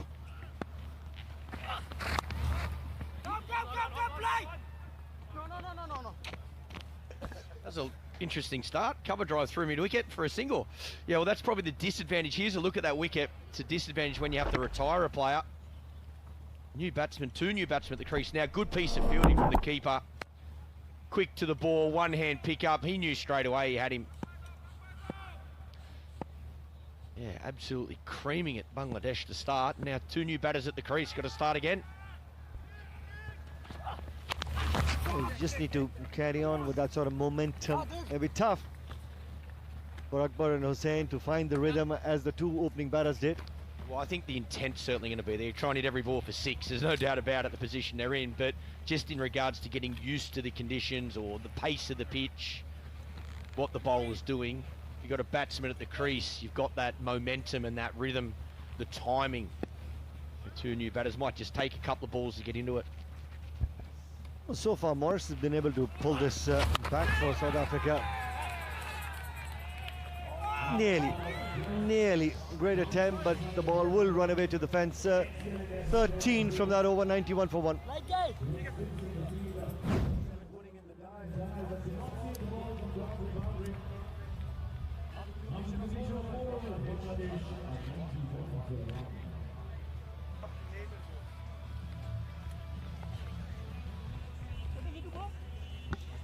12 deliveries, a dozen left in this innings for the batters to try and get as many as possible. They've got the start that they were looking for. This is the first semi-final for the plate competition. 91 for 1, 12 deliveries, dozen left. What are you looking at, Michael? Oh, who knows? They'll be looking at another over like Morris, only 12 off. That probably prevented them beating the record, the highest score, to be honest. They were flying Bangladesh after the first 3. Well, they'll want 130, won't they, really? I reckon from here, they'll probably take that. But again, it's that type of wicket. It's so good for batting. You just got to go as hard as you can every single ball. Long on. Placed perfectly. It's straight to the man. Yeah, this is last ball, the last over. Didn't quite get it out of the middle. Effort out at deep mid-wicket, but I think he might have just got a finger on it, but couldn't hang on to it. That is in the slot. We're in that hitting zone, easy pickings for any batter. It's when you try and hit the block hole, you get it wrong, it's in the slot. I was going to say, I think that's one of the things that's been interesting to watch over the last couple of days. Bowlers executing that Yorker. For years and years we talk about that's the perfect ball to bowl to prevent runs. And unfortunately, I think bowlers under pressure in this tournament, because you know the batters are going to go. Rossi played out the square leg for a couple. I just don't think they've been able to execute that Yorker as well as they'd like. And you don't need to do it every ball, but I think there's different variations of that as well. You can Yorker in at middle stump. You can follow the batter towards the leg side. You can use the wide line. Just don't think they've been able to hit that well enough so far. So hopefully today, from a bowler's perspective, leading into the semi-finals and final, we'll see a lot more of that. That's down the leg side, easy pickings. We'll pick up another boundary. Yeah, as a bowler, you're looking to use the angles as well, width of the crease. I think you're looking for any benefit you can. Even where you bowl the ball from can vary each delivery. You can go wide of the crease, you can be tighter to the stumps. You know, you talk about the length of where the ball pitches, but there's a lot of things you can do before the ball even bounces. Utilise angle, that's beautifully played. That's timing, absolute timing there down the ground for another boundary. But yeah, it is one of those games, formats, where it's tough for the bowlers, no doubt about it. But you just got to be on from ball 1. It's such a good batting surface. Batters allowed to hit through the line. Yeah, so as a bowler, you need to use these angles really well. Try and be unpredictable. Have a look at that. There was nothing wrong with that delivery, but just a top quality shot there. Have a look at that. Just picks it beautifully. 23 from that over, 114 for 1.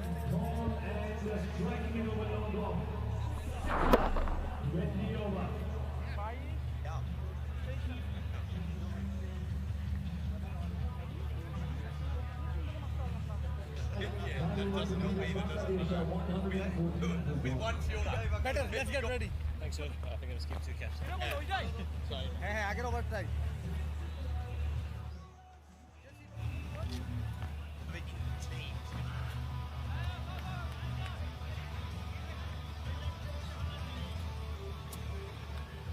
Takes comeback by Morris, 13 from it, and 23 from that previous over. And that's why Morris gets to bowl the second over on his spell.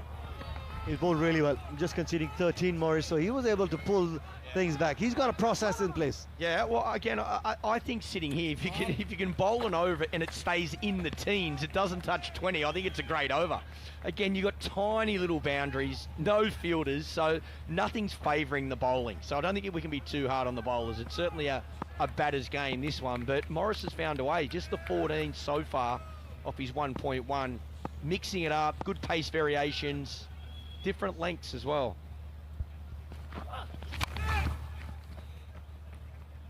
Great second delivery as well. At one stage of the game, we were thinking that maybe that 149 run could have been broken, but thanks to that one over from Morris, conceding just the 12 runs, pulls it back.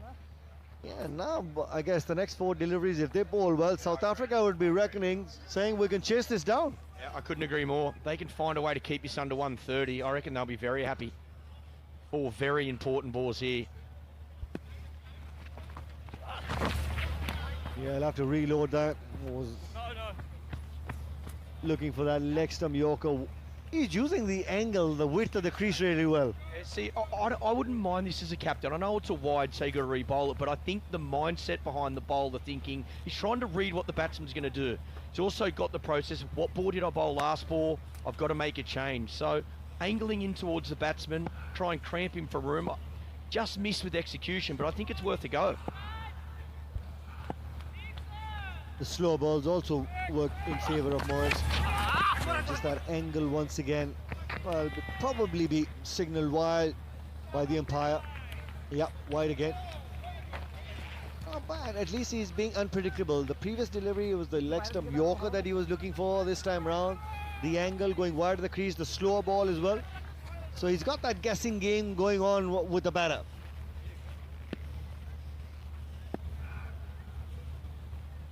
Michael thinks next delivery maybe a Yorker. Let's try the leg stump Yorker. Does he attack the off stump? It's just the hard length and picks the man at deep mid wicket. Morris once again pulling things back for South Africa. Big wicket. Yeah, most importantly, it's a dot ball. Very important for South Africa. And pace off, back of a length. It's there to hit, but it doesn't come out of the middle. Taken cleanly at deep mid wicket. Another one down for Bangladesh. Hussain gone for 27, 121 for 2.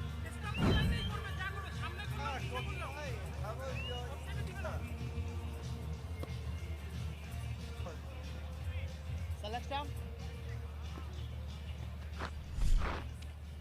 Ball to go, sir. Ball to go.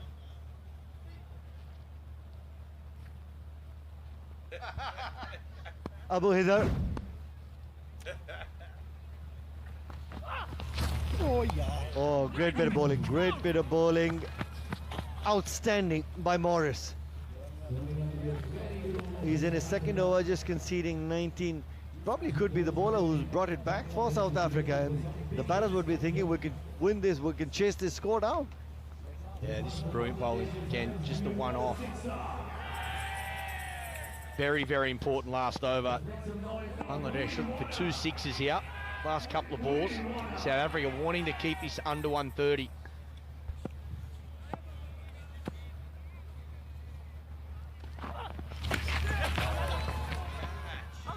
Yep. Great bit of bowling. The unpredictability works for Morris as well. What a fantastic over this has been. 5 deliveries, not conceding a single boundary in the last over of the innings. This is brilliant again. Change of length. Back of the length. Make the ball play across the line. Looked like glove onto helmet there. And again, yes, the wicket's important, but it's another dot ball for South Africa. And another wicket. Bangladesh 122 for 3.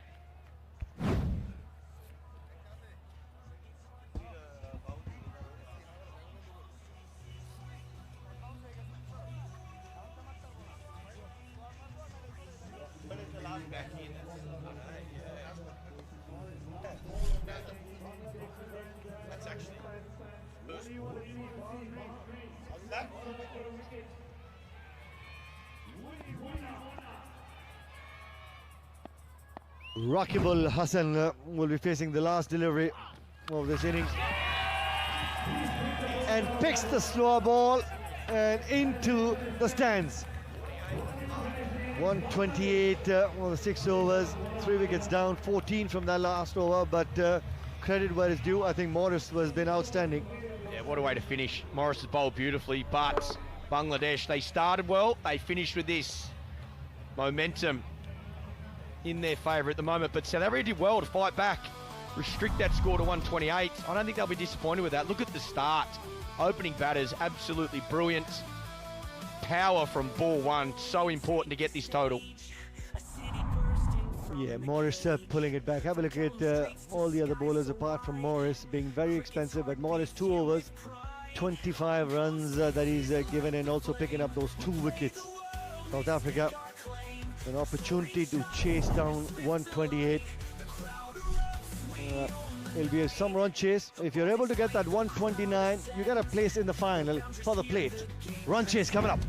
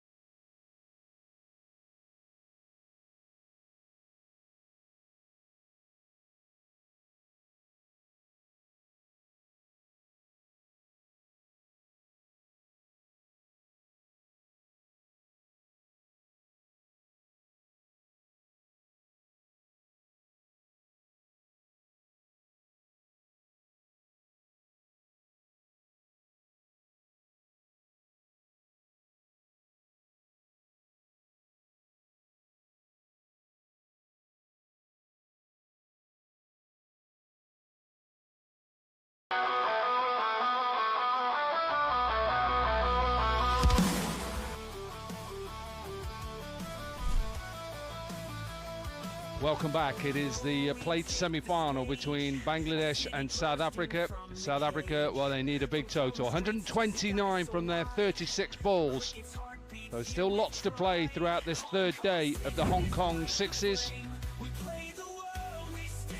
This is the toss of the 2nd semi-final between Hong Kong and Afghanistan. Afghanistan have won it and have decided to have a bat first, get runs on the board and put Hong Kong under pressure. That is coming your way next. Beautiful weather here after day 1 and the rain and the cloud Wakar Yunis. We have now got some Hong Kong hot weather and hopefully some good cricket to come.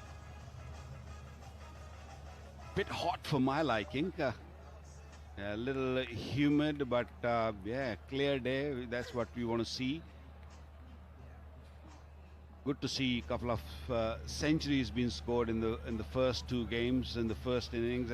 Things are getting a little tighter, and the teams are getting to the terms of what they exactly need to do in bat or ball. The teams are batting first, mainly putting runs on the board, because these games are pressure games in knockout stages. You want to just put runs on board and put the other team under pressure by scoring. So it's going to be fun day once again here at Hong Kong. Haider with the new ball. round the wicket to Van Schalvik. Bayomi with take his first ball, so 129 was set. Interesting that they kept it on the same surface as well. We've played on the same surface now. It'll be the third day, and it just shows how good this wicket has been. Yeah, full marks to the ground staff. I guess the soil here is really good, keeps things together. What about that one? That one went flat and hard. Just one bounce for 4. Yeah, he's deciding to go round the wicket, the left armour. And if you just get a little bit short, unless you've got extreme pace, it's just going to sit up, and then you're able to capitalise and pull it away. First boundary for South Africa. They've got to keep going. Required run rate is closing in on 22. Slower ball, and there isn't a fielder out there, so back-to-back boundaries to South Africa. Okay, the biggest problem I feel for the bowlers is they get hit for 4 or 6, ball disappears, that ball doesn't come back. So if the ball is swinging and you get hit for 6, it's gone out of the park, yeah, you get a new one, either it's a brand new one or a semi-new, don't know what you're gonna get, and then you're in trouble. You don't know if that ball is gonna swing or not. So that's where they struggle to find the right length. Appeal. The ball, I think, was slipping down to leg side. Not a bad over so far. Well, SG is our official ball sponsor. I've just been given one of the balls as well with Hong Kong 6s on it. And SG being the sponsor, so I'll be taking that home with me. I was able to play in this competition a couple of times. How many times did you play in the Hong Kong 6s? I think the first couple of years I played back in early 90s, and it was just a bit too much for me. A bit too much for Haider too. Spanked it for 6. Van Schalvik with a beautiful pull shot. Just talked about if you've not got pace and you bowl it halfway down, you're just going to get dealt with. It's not big boundaries here. They're about 40-45 metres.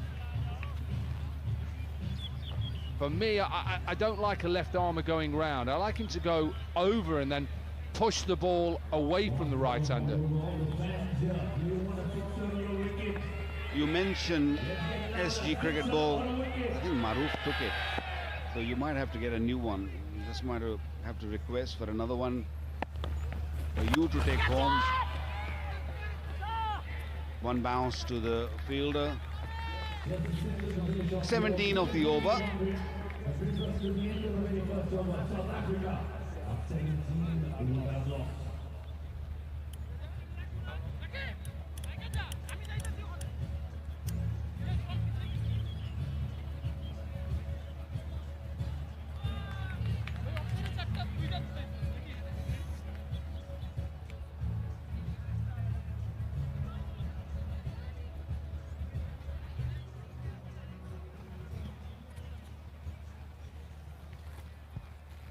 .17 without loss then. The run rate has gone up to 22s. That's still not too bad. Remember, this is a semi-final to get into the final. Mossadegh Hussain then, with his spin. He's just trying to get his field right. Looks like 2 on the offside. 2 on the leg side, just checking that. Doesn't matter how many fielders you've got on either side, just smash it out the park, Waqar. You keep checking, Gorky. That is some shot. And the length, that length is not going to harm any better in this tournament. Short boundaries, ball flies, hard cricket ball. Not easy for the bowlers. Like that, because the batter there, that length there, he cannot get underneath it.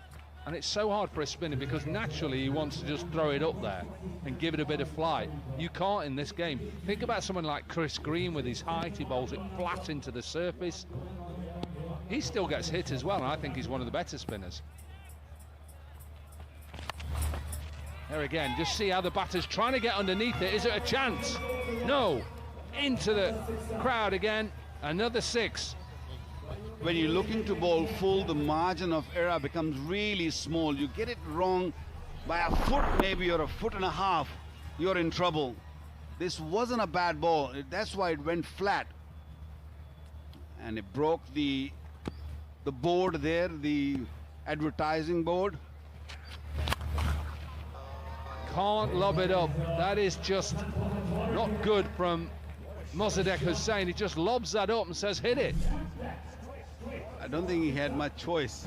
He tried everything else, didn't work, so he decided to just go a little bit more loopy and was hoping that it will be a miscue. Another flat one, not carried to the fielder there, Amidon. South Africa on the charge. They're looking to win this one. Required run rate 22. That's not a big deal here at Hong Kong Sixes.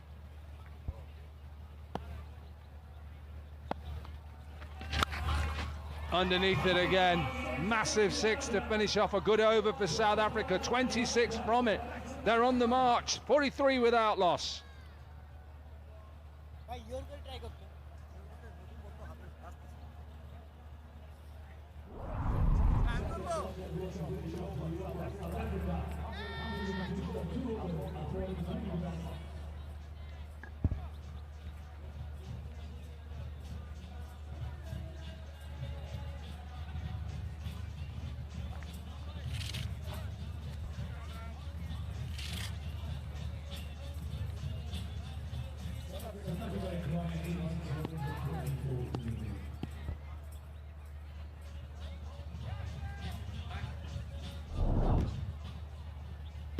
Rakibul then with Bangladesh's 3rd over. More spin, little bit of width. It's a beautiful looking shot. Start off the over well for South Africa with another maximum. More spin, more 6s. It was wide outside the off stump. No way to hide. Little bit of spin, little bit of grip, but no, it's not gonna matter to the batters here. Again, just drags it down, uses his feet. Bayami's in some nick at the moment. He's 34 from 8 deliveries. That is really brutal, because I don't think it was a bad delivery. He pulled the length back, but look at that. He doesn't care what length the ball is bowling, just swinging the bat. Amazing talent nowadays in the batting department. All love hitting big balls, and no better place than Hong Kong. Down the ground, and long on, well, couldn't cut it off. So this has been a good start to this over. South Africa, remember, the winners of this go through to the bowl. Correction, plate final.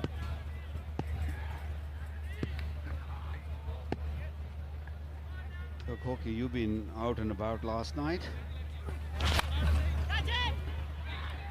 Flat, straight to the man.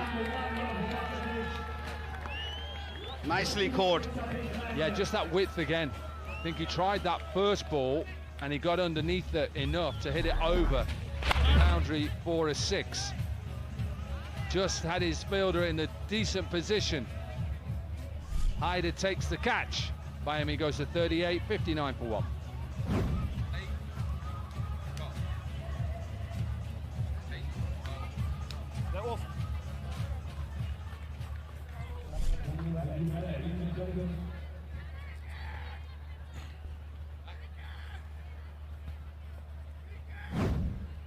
Ethan Cunningham in at number 3. What a start.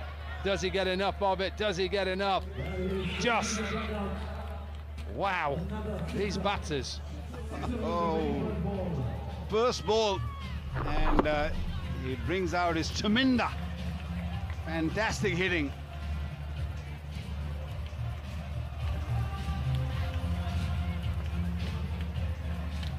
Yep, absolutely brilliant, this From all the batters in Hong Kong sixes I've seen, Australia really have set the bench really high with the way that they've attacked, and teams are trying to follow them. End of the third over, South Africa 66 for 1.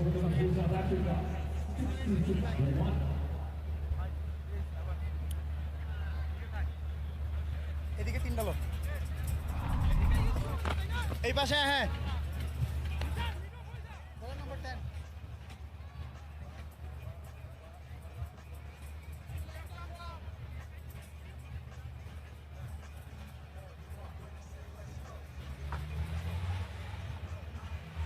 128 for 3 then, Bangladesh, if you're just joining us. Plate semi-final. And in reply, South Africa off to a good start. They need 63 from 18. 21 per over from here isn't too much in sixes cricket. So Bangladesh need wickets now. Haider with his second over. So they've gone early with his second over and gets a wicket. Good captaincy, good from Haider. Cunningham gone. Did that ball kept a little low? The length was perfect. Maybe not. Just misread the length and played across it, all over the place. Ball hitting the middle stump. 1-6 for Cunningham's gone for 666 for 2 now.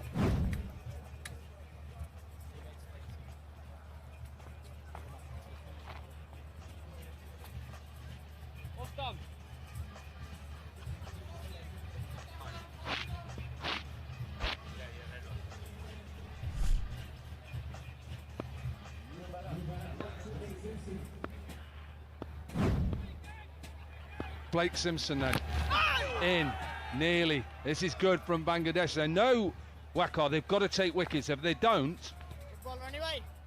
they'll be out of this semi-final.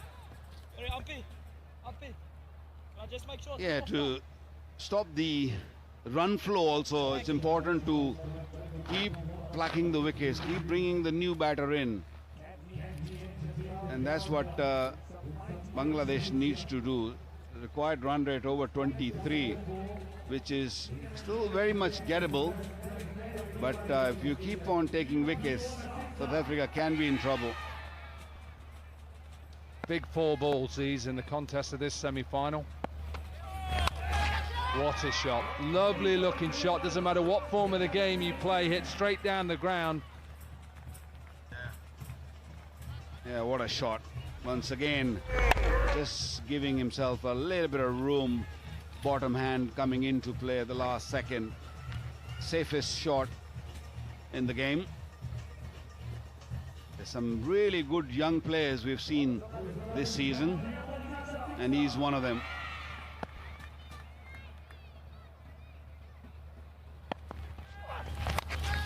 Or just loses his shape a little bit, went wide and perhaps should have gone over the offside. What I like about the Hong Kong Sixes, Wakar, is that associate nations come up against the bigger nations, and that's what I like. The likes of Kuwait, you know, what a story that is to get through to the semi-final. They'll take on England a little bit later on.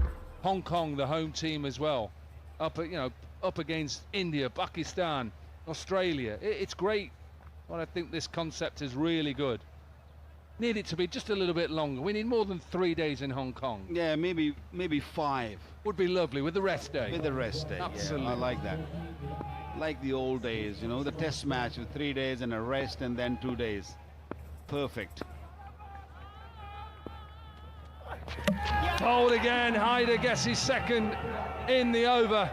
Bangladesh are trying to hit back hard here. South Africa are 3 down. South Africans making things hard for themselves. Not really getting to the terms of Haider's in-swingers from around the wicket, hitting the timber once again. Magnificent over, only 8 runs, and he's picked up 2 wickets. This might be a game changer. Simpson gone for 174 for 3.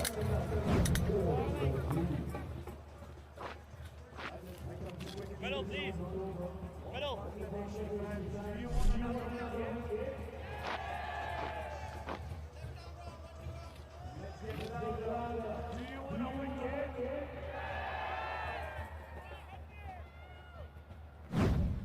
Gordon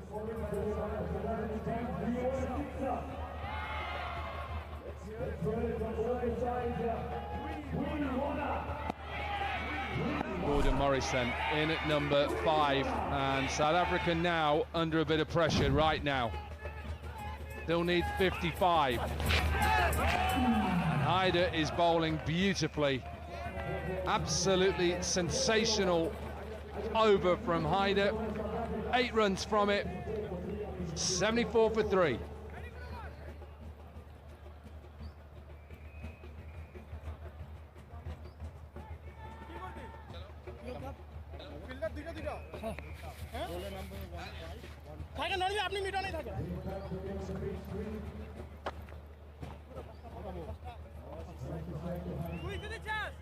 ওইদিকে use করবি, ওই পাশটা বড় আছে, ওই পাশটা বড়, ওইদিকে যদি বাইরে বাইরে আসতে পারো থাকতে পারবে। 12 balls left then in this semi-final of the plate. And a place on offer for both sides. The second semi-final is coming up next between Hong Kong and Afghanistan. And just remember that Afghanistan won the toss and decided to have a bat first. 55 from 12 is not going to be easy. 3 down. Into the gap. Is it into the gap? No, straight to the fielder. Now South Africa under big pressure now. Yeah, this was South African's last hope. He was looking good, trying to clear the front leg, wanted to get under the ball, wanted to get a bit more elevation, although the boundary is short, but couldn't clear it. 74 for 4.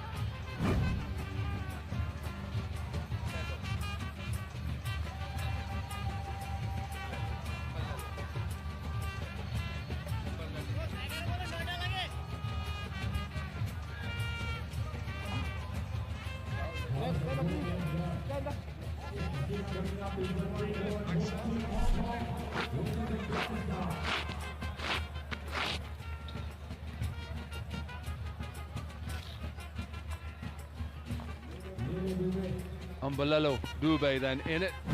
Number 6, the last batter now, needs to try and get Morris on strike. Given a wide straight away.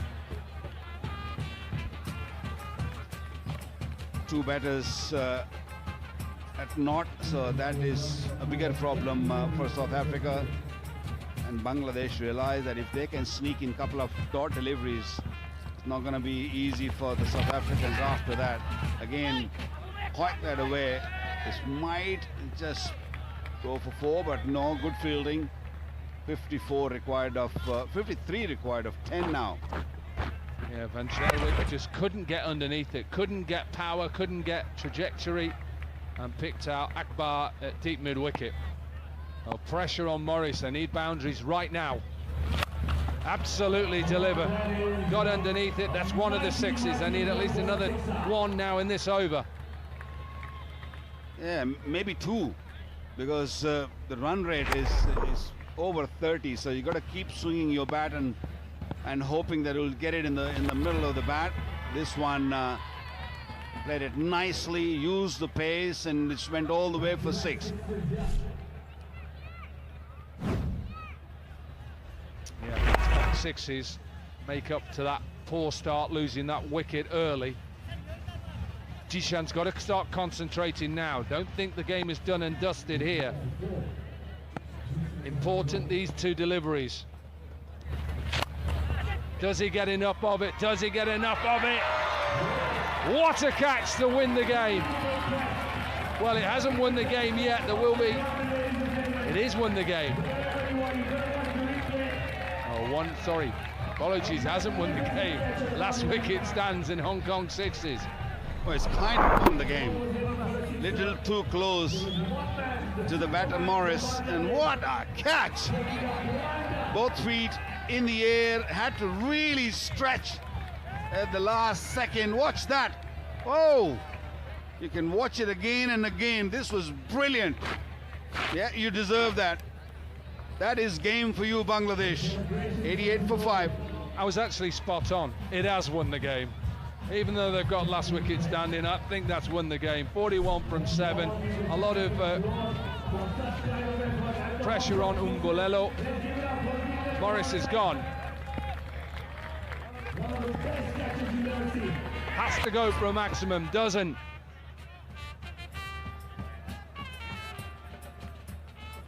End of the over. 2 wickets in it. 89 for 5.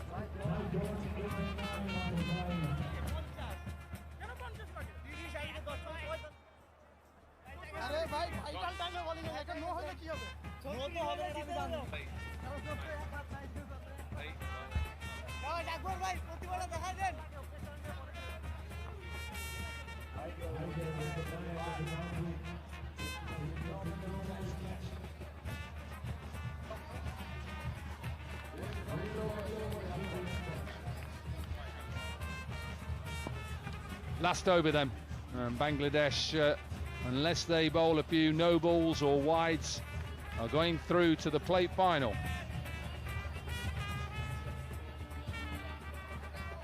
It's been a great tournament so far, hasn't it? This ball that we're going to show you now, this SG ball, wow, imagine, put that in your hand and just show me how small that looks. Imagine Waqar Yunis bowling with that. Half an appeal, not out, but look at that. I bet you'd fancy that ball. Yeah, that's not bad actually. It's quite hard, and maybe I would like a little bit more seam, a bit more pronounced seam would have been nicer, but yeah, because it's hard, it flies all around. 500 cricket balls were given for this tournament, and I don't know how many are just in the tents, and I don't know how many people have taken for souvenirs, so this is a great souvenir also. Bowling really slow, but still get a 6. Yeah, it doesn't matter, the game is done and dusted here. Doesn't matter how slow, how lobby he is. Doesn't matter what Umbulelo does, he's the last man standing. 129 was always going to be a big ask for South Africa to try and knock off. Bangladesh went at South Africa hard with the bat, and it's just been too much for them to chase down.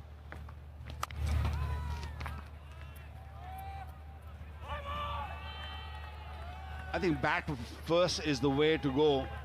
Now it's the 3rd day on the same surface, and if you can put up a decent total on the board, it is going to get harder for the batters in the 2nd inning.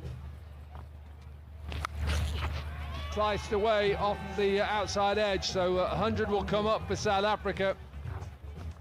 Doesn't really matter. 26 still required. 1 ball left. It's Bangladesh who will go through to the final.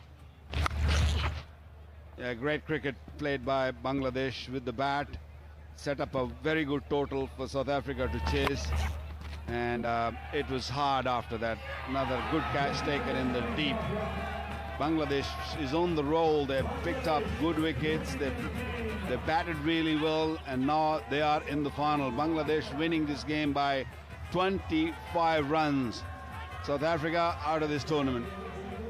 Yeah, good performance from Bangladesh. Won't have to wait too long to see who they'll face in the plate final, because that is coming up your way. Let's see the end of Umbulelo. Good catch from Mozadek Hussain in the deep. Fielded well, Bangladesh. Some good catches throughout that innings. And the end of the tournament for South Africa. Bangladesh, they go forward to the plate final. Set that at 129. Good start from Van Schelwick and Biomi, 38. But eventually 103 for 6 was not enough. Superb bowling by Bangladesh. They had runs on board, and Haider was superb. Picked up 2 wickets for 25 in his 2. Hussain was pretty good. 2 wickets for Jishan. And overall, Bangladesh were too good for the South Africans, winning the game by 25 runs. Let's show you the playoff tree then. It is for the plate, remember? And we already have got one finalist, Bangladesh, who we've just seen beat South Africa. And coming up is the home nation, Hong Kong versus Afghanistan. That's coming up after the break.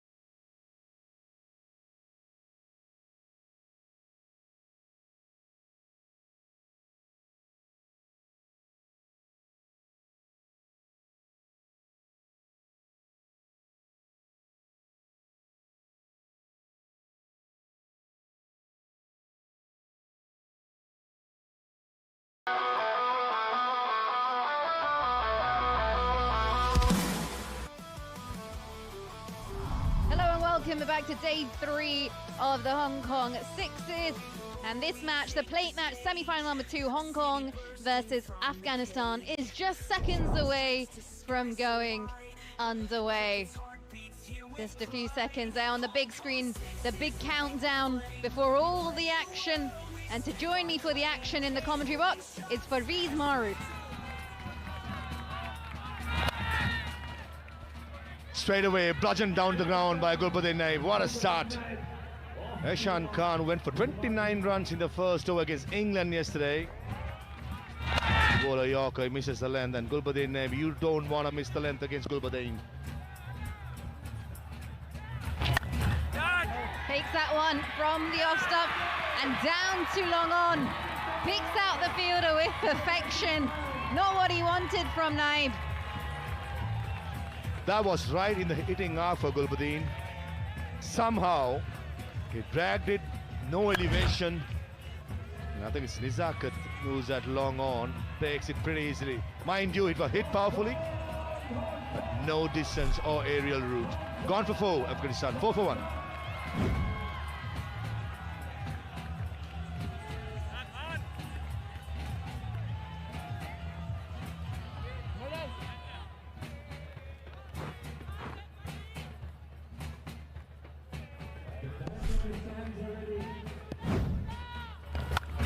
This one outside the off stump, up in the air. Has he got enough on it? He'll take some catching, but it's done, it's taken. Back-to-back wickets here. The crowd, they're on their feet. What a start for the home side. This occasion, Arslan Khan pulling the length back. That's an arm delivery. Ahmed Zai got only the height, not the distance. Great start for Afghanistan. Ahmed Zai gone for a golden duck, 4 for 2.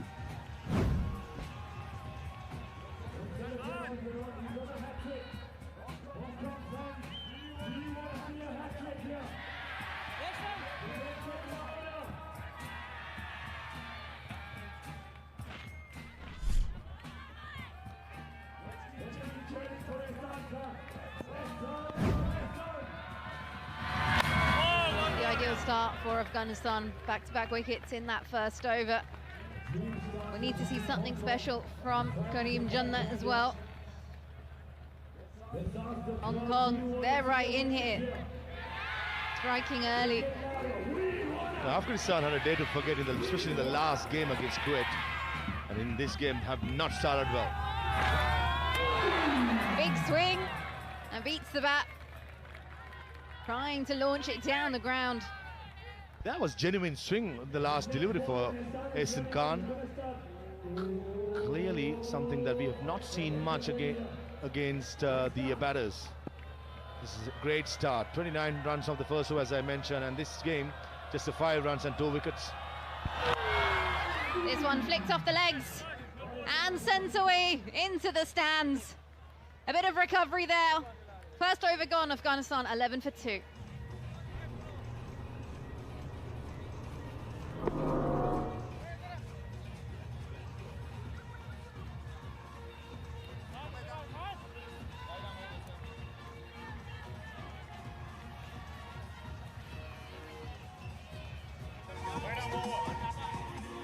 After the completion of the first over,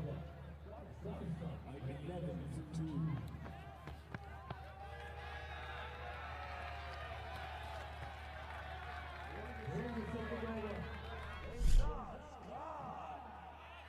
Azaz Khan with ball in hand.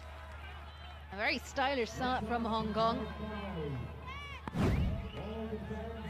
2 wickets in that first over.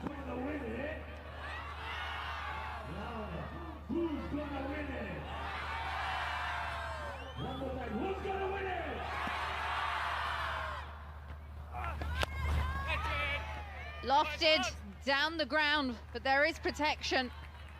2 wickets from the previous over. First one, Gulbuddin Naib trying to go over long on. Only the power, not the distance or the height. And Ahmed Zai, very first ball. Outside the yaw stump. No timing and a good catch running in from long off. And Arslan Khan the legend. Smile says it all. And certainly the home side has been backed by some fantastic support. Good delivery, that's good. Karim Jannat has really been able to show his full force throughout the course of these last 2 days. Afghanistan will need something special from him yet again. Yeah, he's the man to watch out for, Karim Jannat. And he gets going, there's nothing, or not any big grounds in the world. Well, he'll have his work cut out against Aizaz Khan, who has a fantastic slower delivery. Through the offside, will find the gap. Look at the force that he's hit that with. That had brute force just going through the advertisement board. Aizaz Khan knows it's a wrong length. That's the force of Karim Jannat. When he hits it, it stays hit. Almost see the smoke coming off the ball. It's been hit that hard. Causes some damage to the advertising holding. That's good awareness from the non-striker there, from Ul Rahman. That's better, taking the pace off against Karim Jannat. He loves space. As a bowler, you want to be unpredictable as possible. Afghanistan, in my opinion, got to make at least 85 to 90 runs. Yes, they do have a decent bowling lineup, but mind you, Hong Kong do have some good batters as well. Oh, this one's been sent far away. Onto Hong Kong Island almost. That's come out the middle of the bat. Poor length, and it was floated up to the batter. Aizaz Khan bowls a slow ball very well, usually, not other occasion. When you bowl the slow ball, you go to bowl into the pitch, not to the arc of the batter, who's trying to target most of the time to the leg side. Ooh. He's won that one. Ends the over with a dot in the end. 2 gone, 23 for 2.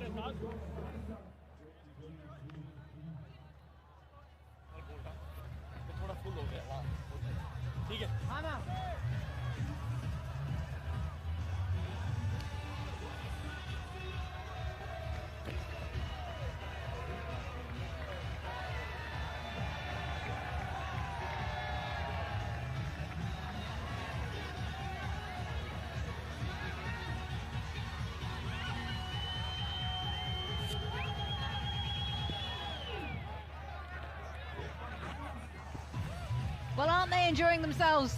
Super Sunday indeed. The final day of the Hong Kong Sixers 2025, getting those moves out. Style, swagger, just like my fellow co-commentator, Fariz Maroof. Gangnam style rhythm will always get people moving, that's for sure. But very good to see first up in the morning. Even in the first game, we did have a good crowd. Nazrullah Rana, the impressive Nazrullah Rana into the attack. And just like yesterday, he's coming round the wicket against the right-hander, which I don't understand why. Well, he's going to have to do that all over again. I was on air with Michael Clark yesterday when Nasrullah was bowling in the game, and he was bowling with good pace. And what we didn't understand, against the right-hander, when he comes round the wicket, means that the LBW is out of the equation most of the time. And when he got pace, raw pace, use it for your advantage. I understand it's six-side cricket, but no batter in the world likes raw pace.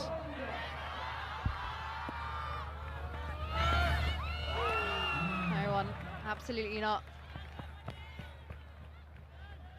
A genuine swing still, a bye signal by the umpire. Late swing away from the right-hander.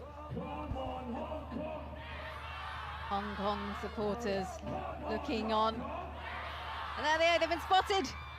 They're on the big screen. Time to get the celebrations up. Beautiful atmosphere here.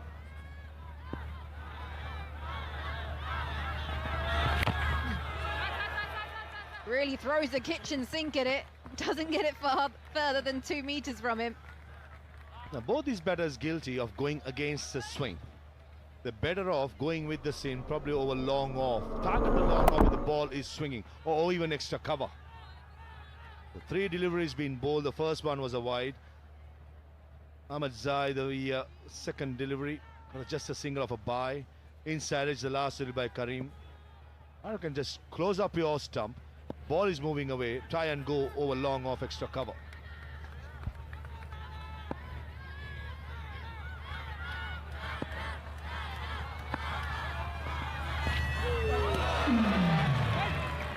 Getting it going away.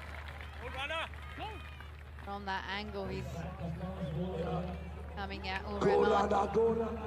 Just not getting the connection he wants. It's a lot of play and misses from him. Yeah, genuine swing. SG new ball getting the job done for Nasrullah. He's swinging, and certainly that's a tactic which is working for Nasrullah. If it's working, just keep going. But when he plays T20 cricket, when he plays 50-over games for Hong Kong, China, that's something that he will probably want to work on. This one sent down the ground, clears that front leg, and it's gone into the trees. That's much better. Going with the swing. This occasion, it was a good shape kept by the batter. Nice and tight, close, playing close to the body. Aiming to the skies and get the result into the trees. Though it went for the six, I don't mind. I mean, you probably expect a ball at least to get hit a couple of sixes in an over. But how you finish is going to be important for Nasrullah.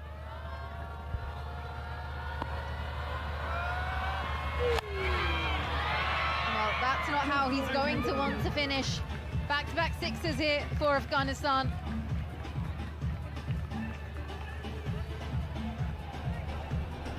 Aiming the middle stump. Shin-eye full toss, asking for trouble. Nice and flat, and almost a crowd killer. It's important the entire crowd, whether you're in the corporate boxes or the grandstand, to keep watching the game. You don't want gonna head. The SG ball is quite hard. That's safety first, isn't it? Well, you've got to be watching the ball whether you're on the ground or in the stands at all times. There's no escape, especially in the sixes. It's raining boundaries, raining maximums. We saw a fabulous crowd catch yesterday, actually, for Rees. Brilliant one taken in the stands.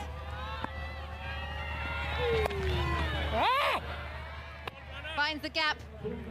Good over here from Afghanistan. 20 runs from it. 3 gone, 43 for 2.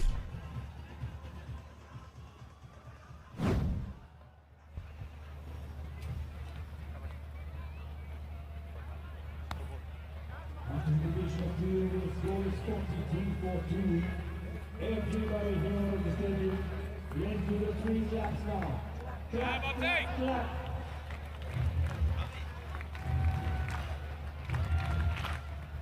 Let's get it louder. Clap, clap, clap. Clap, clap, clap. Clap, clap, clap.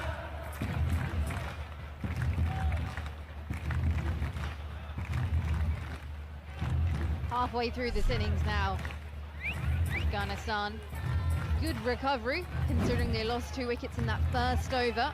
I say probably would need something around the 90-95 mark to put them in a decent battle.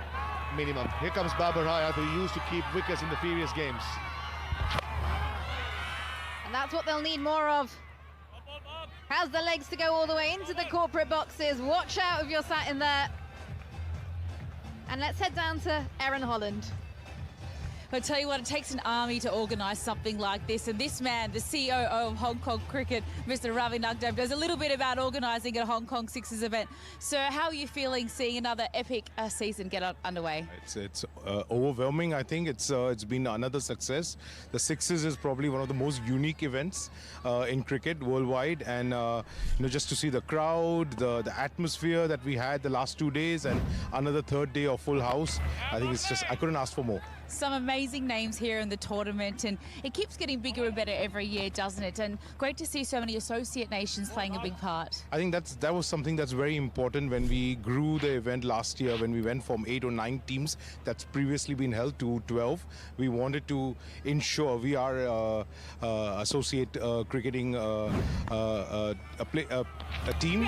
Exactly, and we want to support it. It's all about getting more teams to play cricket. It's about more people playing cricket. One second, sir. I think we have a wicket. Back to the comms. Well, just picking up another one here now, Hong Kong. This time, Yuan Rahman gets struck on the pads. Yeah, plumb in front. Don't think the batsman had to wait for the umpire's call for that. Barbara is taking the pace off, and it dismisses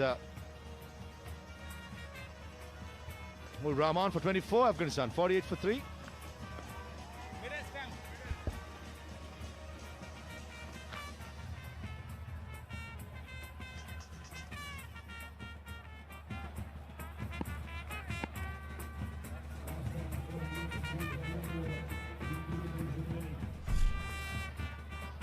Ramonella Safi.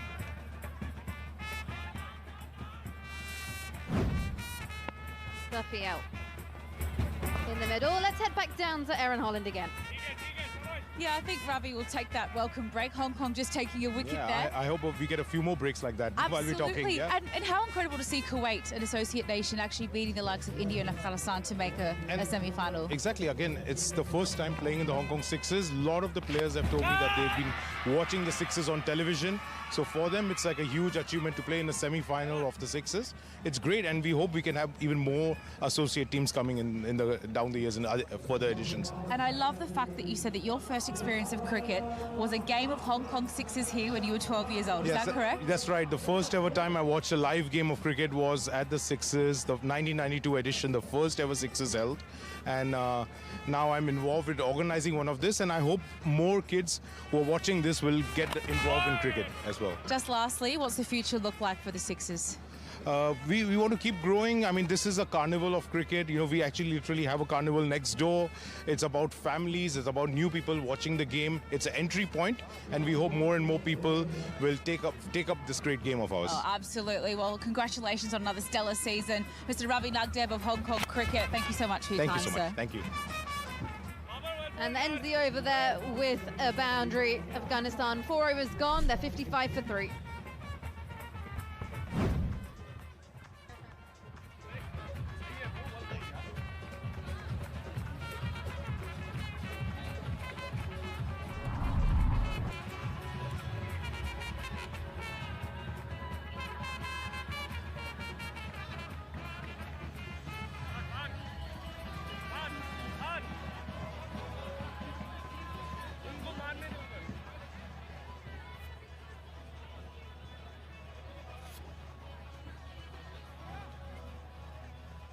Yeah, 55 for 3 after 4 overs, just on Ravi Nagdev, the COO of Hong Kong Cricket. I think he has done a stellar work along with his team of people. 5 to 6 involved and working tirelessly. And I think as broadcasters, as players, we just should thank the organisers for putting everything in place and not a single complaint in the end. No complaints whatsoever. All words of praise. It's been absolutely fantastic. Big thank you to Ravi and his team. Well, down on one knee, Karim Jannat just accelerating the gears here. Sends that one away. Ehsan Khan, who just gave away 11 runs, picked up a couple of wickets. This will be a massive over. He's bowling his second, and Karim Jannat, for sure, is targeting the leg side. Ehsan Khan has done well for Hong Kong in the Sixers. He's always gone full. Oh, he'll feel like he's missed out. Yeah, certainly. It was almost a shin-eye full toss down the leg side. Somehow managed to get a bottom edge to the wicket keeper. Sometimes he shots like that and you're thinking, how on earth did it get there? That should have been sent over into the leg side. Like this one, down, straight over. Where's that gone? It's disappeared into the Hong Kong skies. Wow. Just the 378 six has been hit. What a hit. Ready for the ball and delivery. Good shape. And into the high skies of Hong Kong. And this time struck forcefully down the ground, whether it's in the air, whether it's along the ground, you name it. He's got it in his think tank. Almost got to the Yorker length. Couldn't get underneath it, Karim. But powerful enough. As I said, when he hits it, it stays hit most of the time. Times it well with brutal force.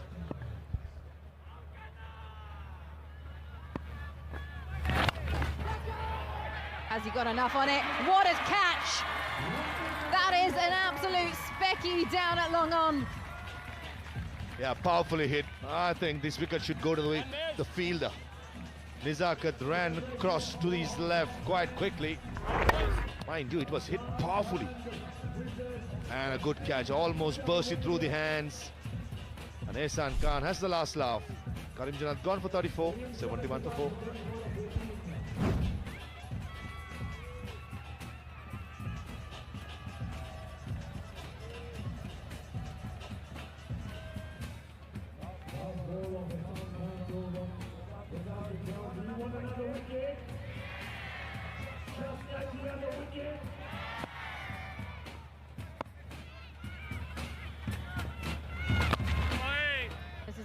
Good stuff from Arslan. Ends the over on a better note than he started. 5 gone, 71 for 4.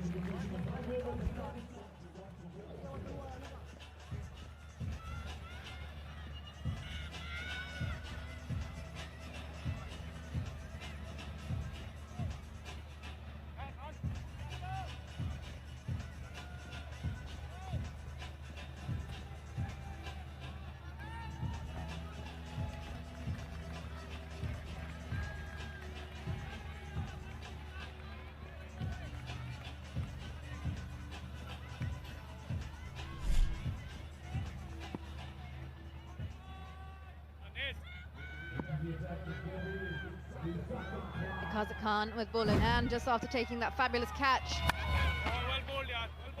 Will he find the gap here? He will. Big gap on the offside. Gets the width and makes the most of it. Nizakat Khan has made a name for himself for his batting, not for bowling. So he'll be tested in this over. Wicketkeeper, you can hear him from the stump mic, was saying, well bowled, yaar, well bowled.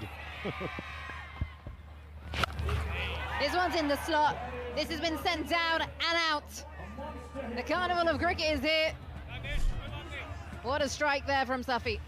Farmullah Safi is a powerful striker of the ball. Even Sharafdeen, the non-striker, the left-arm spinner, all-rounder, both can conk the ball. They spend a long way. Well, we'll definitely have to re-bowl that one. Can Afghanistan get 18 more in 4? That's the last wicket of Karim Janat. Excellent catch by Nizakat. This has gone a long way up. Because it's underneath it, he'll take it. He's got safe hands, and we've seen that already today. I took the gamble by bowling slightly shorter and skidding onto the bat. And sometimes you've got to take that gamble, got to take that risk, and this occasion it works for Nizakat. He'll be a happy man. A catch in the previous over and a big wicket. And with 5 wickets, the innings will continue. With Sharafdin comes to the non-striker at the striker's end, and Farmullah Shafi will be helping out with running only.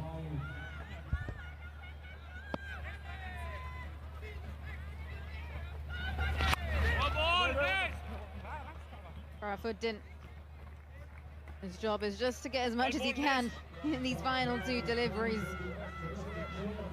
Last man standing out in the middle for Afghanistan. Sharafdin Ashraf missed out on that occasion. That was right in the slot sweep.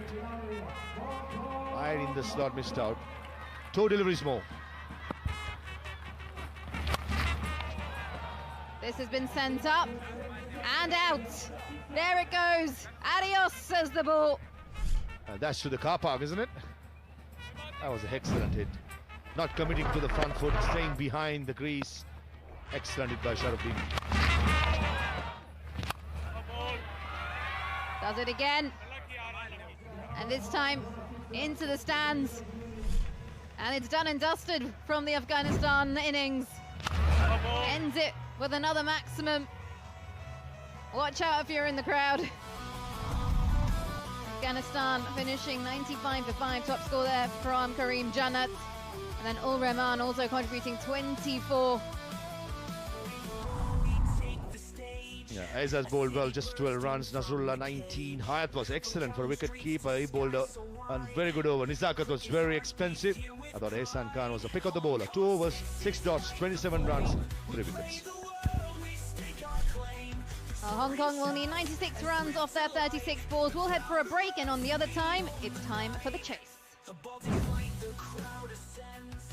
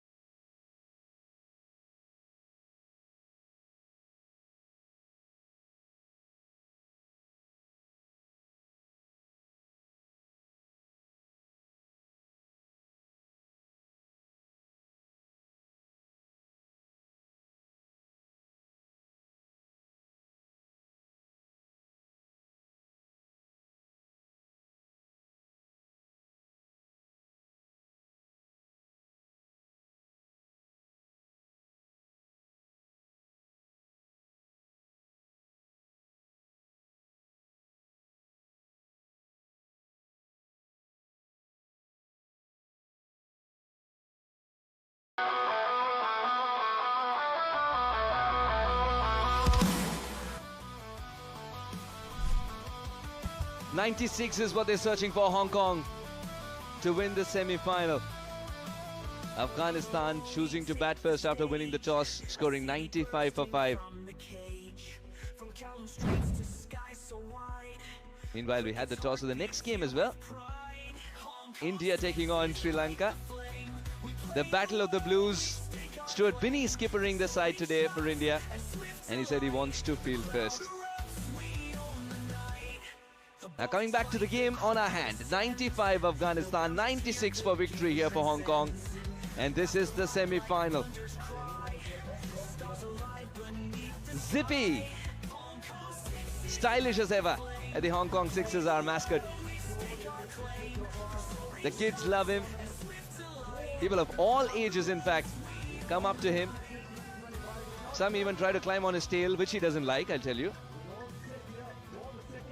But he loves the kids, doesn't he? He's always brimming with energy and passion for the sport. A true reflection of Hong Kong Sixers itself is Zippy. And outwalk the two batters for Hong Kong. Mission 96 on their mind to find a place in the grand finale. 96 of 36. On a surface that's assisting the batters more, but against bowling, which is very tactical, especially Gulbuddin is someone that he wants to take care of as early as possible. Anshuman, Nizakat, the two batters for Hong Kong. The Papare from Sri Lanka, they are here. Many of them have caught a flight from Melbourne to be here as well. Babar Hayat skippering the side today has a task cut out for him. And to talk about this and a lot more, very warm welcome, Mr. Waqar Younis. Thank you. And we are into the business end now. To get the place in the plate final, this is an important contest between these two. Crowd is in early. So many important games to be played today. 9 games in all, and 96 is the target which Hong Kong has to achieve to get to the finals. A bit of spin, little edgy, but it'll fetch the boundary. Hong Kong, good start.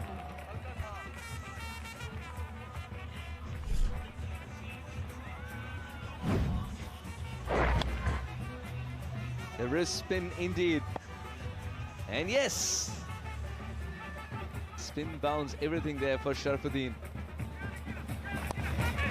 Okay, correction. No Kulbuddin. That means Sharafuddin's got to assume that extra bit of responsibility of providing the early wicket.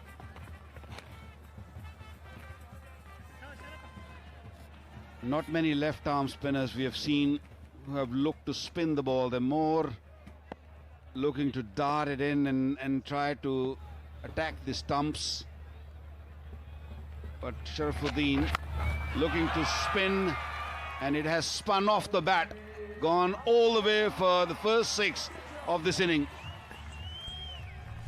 The only reprieve for Sharafuddin with that 6 as the ball is trickling back towards him. He doesn't have to go a long distance to fetch it.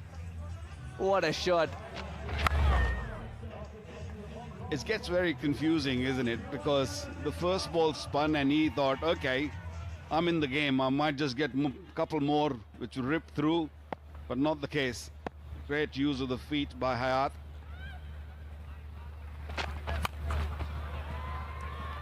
Cracking. That'll be one bounce over the rope. What a shot. I love the way he's using his feet. He's coming down the pitch. He's not worried that he's gonna miss the ball, especially with the keeper standing way back. You've got every chance of going to the pitch and swing the bat short boundaries. Ball goes very quickly to the boundary. Oh, poor girl. The ball with all its ferocity off the ricochet hit the girl. He was still able to put that away. Expecting a different length, Sharafuddin helped him with that even juicier full toss. Baba doesn't miss out. The target has become really small now. 20 of the first 5 deliveries make job very easy for Hong Kong. Babar Hayat, we all know, is a big hitter. And if he gets going, if we carry on going for another over or 2, game will be over for Afghanistan. Marvelous shot. That'll be 4. 24 of the first over with just 1 6 but 4 boundaries. 24 for no loss.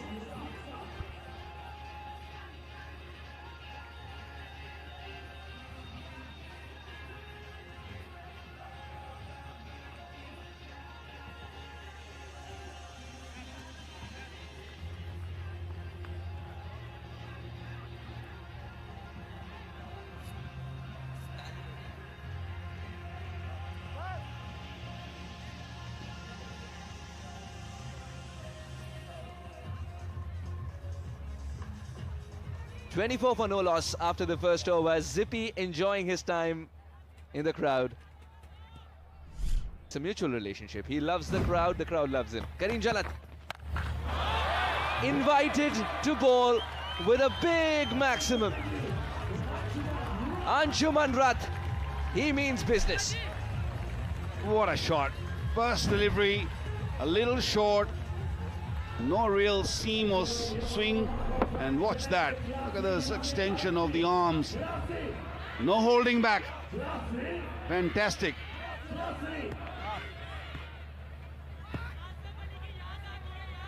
That was quite a shot. Picking up the length early. Swing and a miss.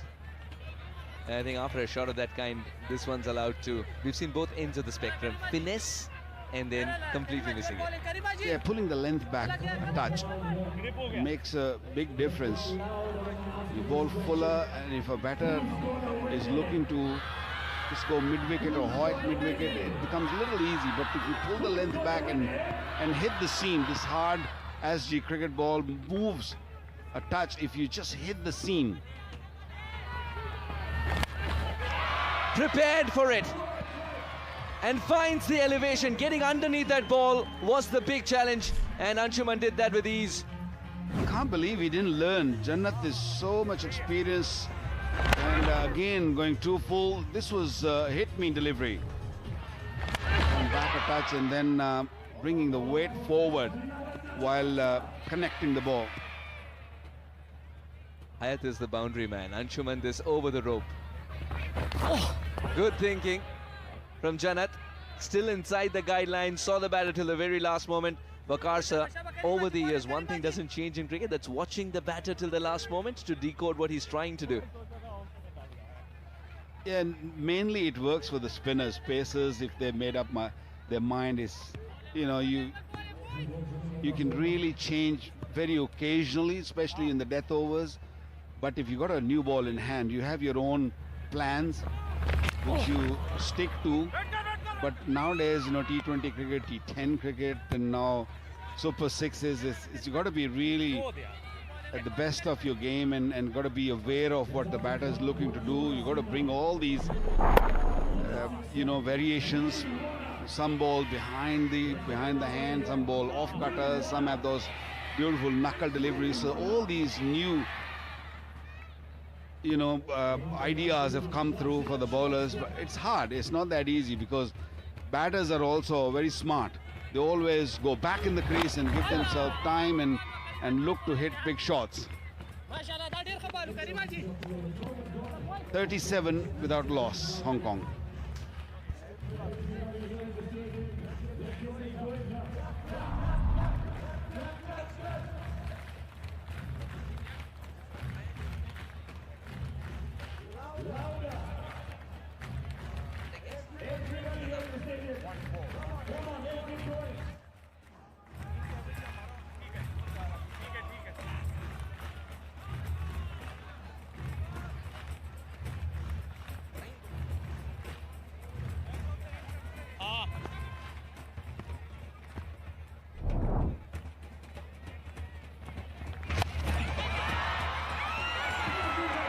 Inviting Gulbuddin with a maximum is Anshuman.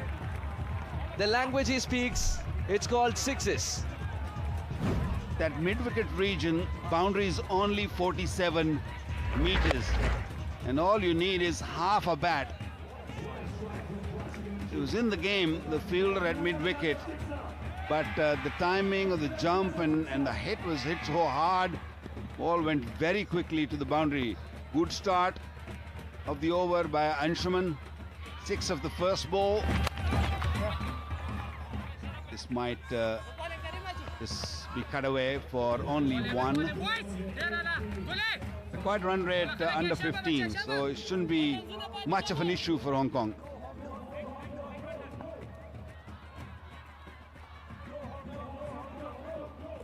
It's imperative from Afghanistan's point of view that Gulbuddin Naib performs here with the ball in hand.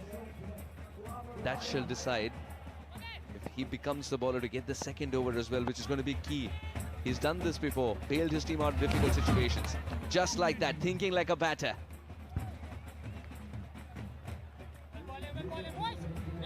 Into the third game of the morning, and over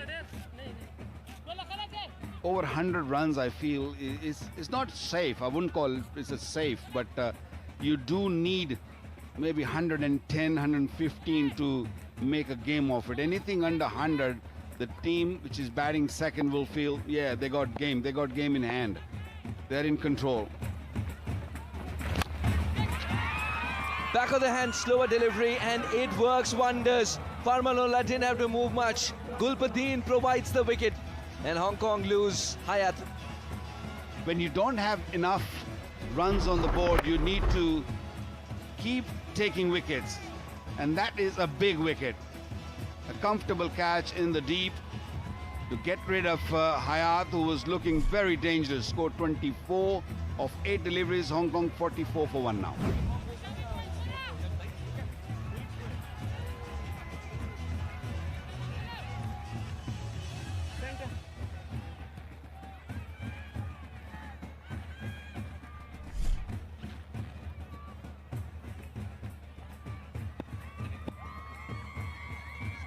Nizakat Khan. He's inherited situations like these before. Nizakat Khan off the mark with a single, not a denomination that he wanted. He wanted much more than that. Yeah, ball was a little too close to Hayat to get the elevation what he was looking for. Very subtle kind of celebration by Gulbuddin. Normally we see his big muscles he shows.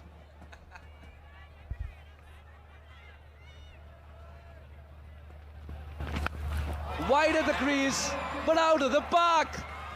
Anshuman making 6 hitting look so very simple. 50 comes up for Hong Kong. Don't give him that length. He loves to play on the onside. I see that bottom hand just stretching and coming into play. You're better off bowling outside the off zone. That is massive hit, and Gulbuddin Naib straight away realized that he's not done a justice to that. 51 for 1.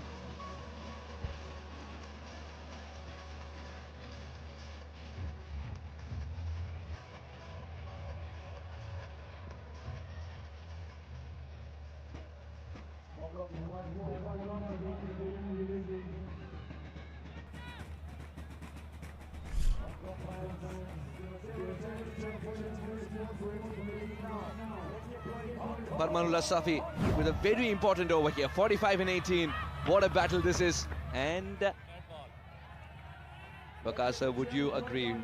All the youngsters watching, if you're not feeling 100%, it's okay to pull out of the delivery? 100%. I mean, when you're playing international cricket, you shouldn't be missing your run-up, because you've come to this stage where you know, things should be in order. But if you get it wrong, because sometimes there are so many marks of different bowlers and you miss your mark, and it can happen to anyone. So you should pull out. Generates enough power and elevation. One of the most dramatic shots. That'll be checked again. Yeah, that'd be some fielding if that ball is being pushed back. Oh, that is fantastic. I think he's fine. We've got to really see this angle. Yeah, maybe not. I'm not sure. Not sure. Did his foot touching the skirting? Has it bent? This angle might tell us. Yeah, I think so. I think his toes touching the advertising skirting, and he should be called for a 6. But a great effort. Full marks for the effort indeed. Sharafuddin Ashraf using every inch of his height and then timing his jump. Just not enough on that occasion. Reached the ball. Couldn't keep it in. Oh, that's a perfect Yorker. Parmanullah Safi is pushing to change the rule to have a 4th stump in this game. Why not? You should have a 4th stump or maybe 5th stump, especially in Hong Kong cricket, because bowlers do need some margin at somewhere. Ball flying all over the place, so I feel for them. Played a couple of seasons, and to be honest, as a bowler, I didn't like it.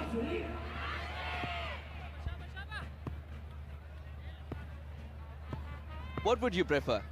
A stump towards the left? Oh, that's brilliant. That's brilliant. I think it was the bat hitting the ground. Yeah, he's appealing like it's his birthright.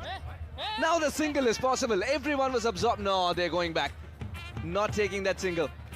Because the bowler said, I thought the ball becomes dead. Wow, so much drama. Yeah, they were at their right to fetch the single, but sportsmanship, realizing that they didn't mean to throw the ball to run out anyone. It was just giving the ball back to the fielder to allow the bowler to go back to his run-up. He's pushing for the second. Difficult or wonderfully done by Karim Jonathan. One swift motion. Not only has he stopped the boundary, he's also got into a good position to get rid of the ball. Yeah, fielding's been superb. It's just that they didn't get enough runs. Can they pull this one? 37 required of 14. This game is going to go to the wire. This is important couple of deliveries coming up. If they can get rid of one of these batter and get a new batter in, who knows? Things can change very quickly. Yeah, remarkable fielding indeed. And that's the way you show 95 as 105. Come back. Beautifully done. Subscribing to down on the ground and getting a boundary. He knows the importance of this boundary. In between all those big shots, sloggings, when you see a shot like this, it really makes you feel good. That was a fantastic cricket shot. Very important delivery in the context of the game, coming up 33 and 13. It's gone for 12 this over. As far as Safi is concerned, anything in the teens is okay. Once you enter 20, it's danger.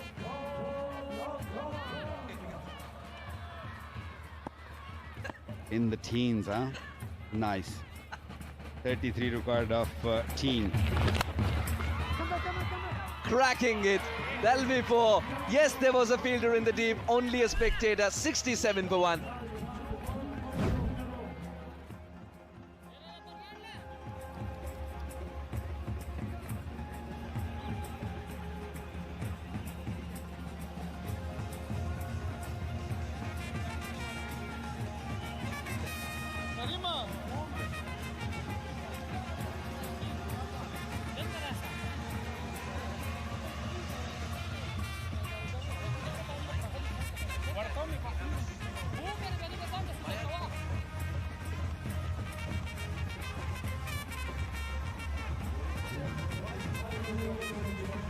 $67 for 1 after 4. Hong Kong looking to win against Afghanistan to get a place in the finals. They played finals, 29 required of 12 deliveries.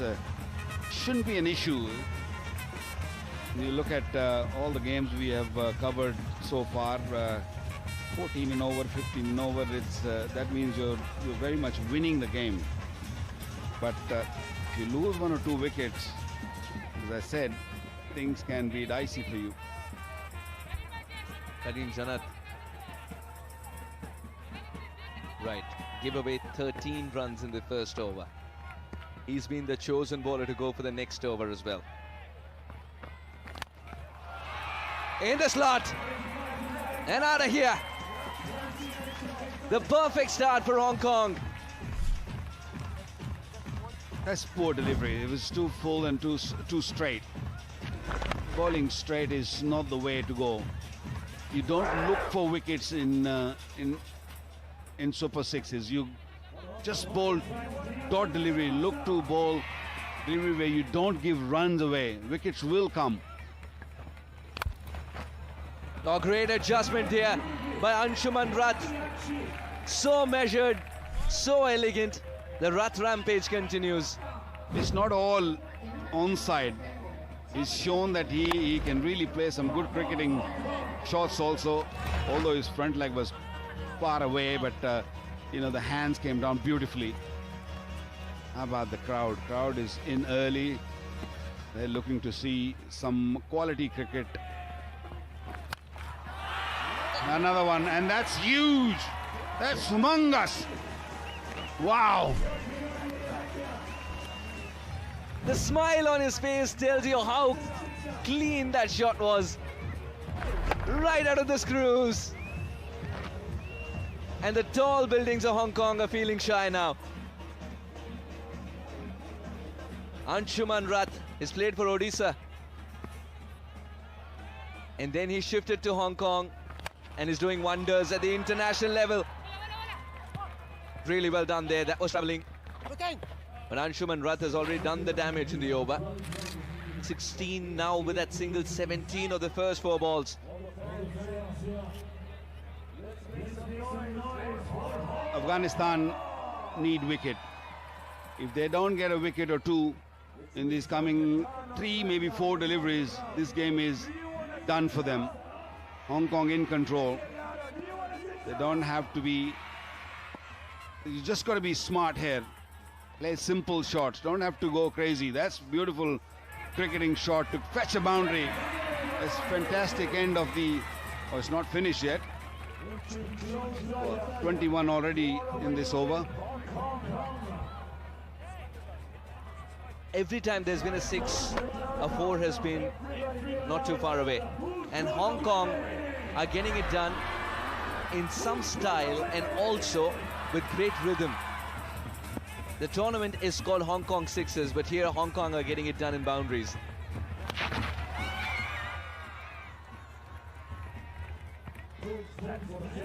The first shot that wasn't from the middle of the bat. 89 for 1.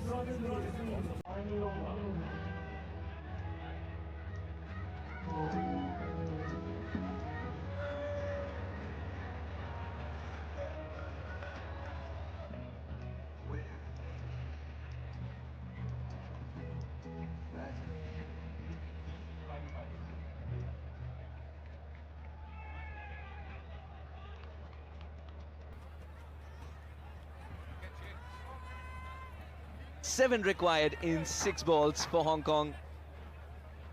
Oh, he loves Hong Kong, yes. And if we can speak on behalf of Hong Kong, it loves you back. Don't worry, my boy. It's that passion that you see in every single cricket fan that keeps the Hong Kong Sixers alive. Hong Kong Sixers is woven in the fabric of cricket here in Hong Kong. Oh, missed it. Would be a no ball.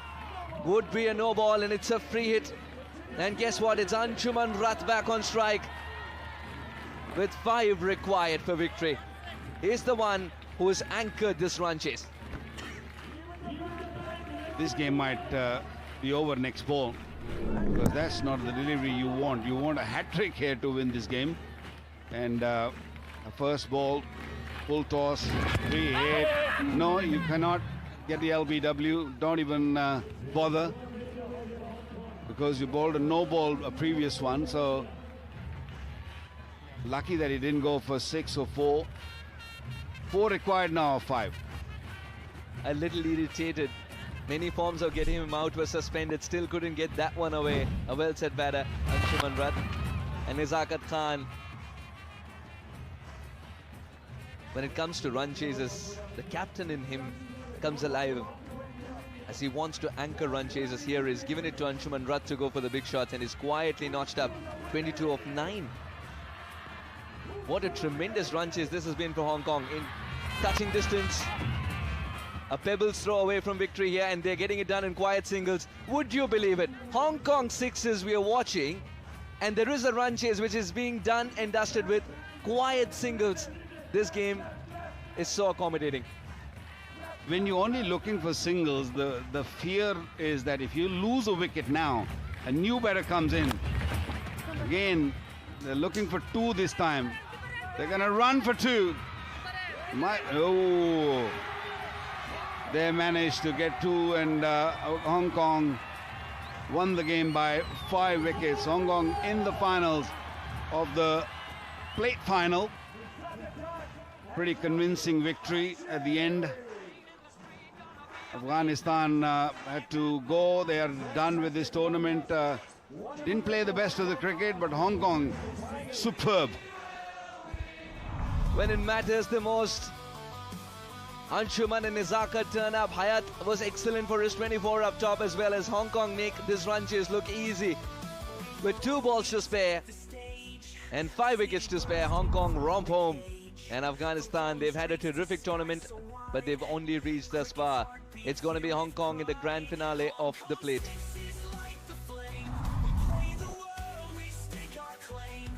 95 for 5 Afghanistan after winning the toss and choosing to bat first. Jannat was terrific with his 34, and Hong Kong in reply on the back of 45 not out of just 17 balls.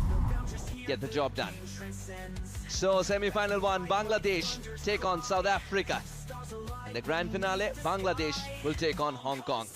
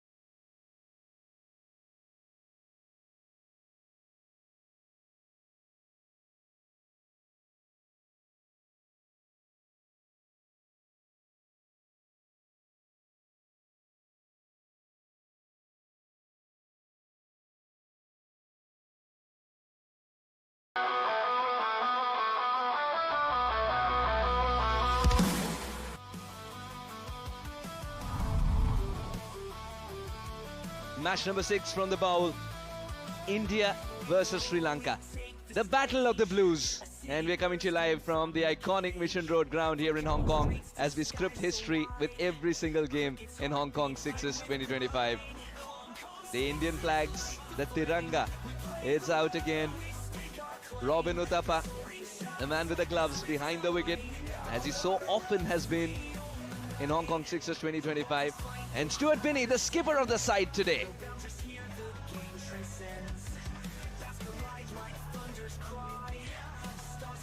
As Dinesh Karthik takes rest. Lahiru Samarakun, the flamboyant southpaw, along with skipper Lahiru Madhushanka. Shahbaz Nadeem, India start with spin. And a quick recap, it was Stuart Binney who won the toss and said he wants to bowl first.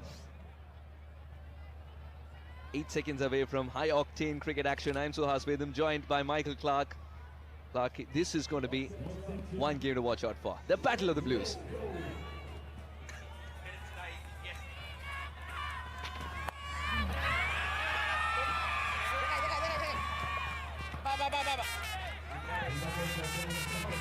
Sorry, buddy. Yeah, I was going to say, hopefully today is a better day for India than yesterday. They weren't at their best with both bat and ball.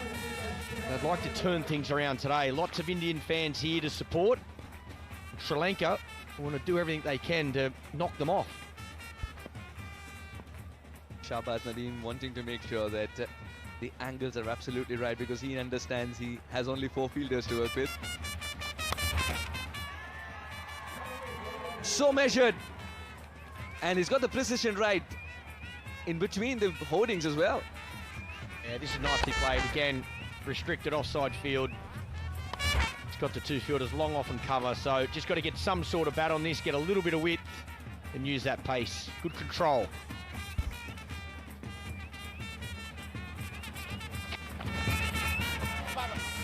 Oh, well kept.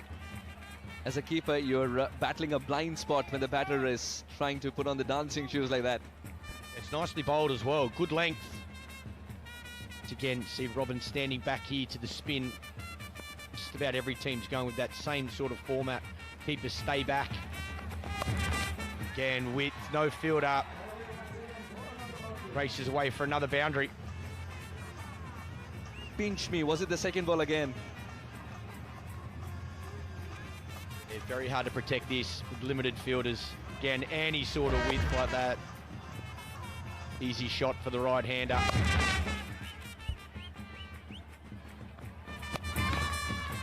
This time on the leg side. Got into a good position and quite early.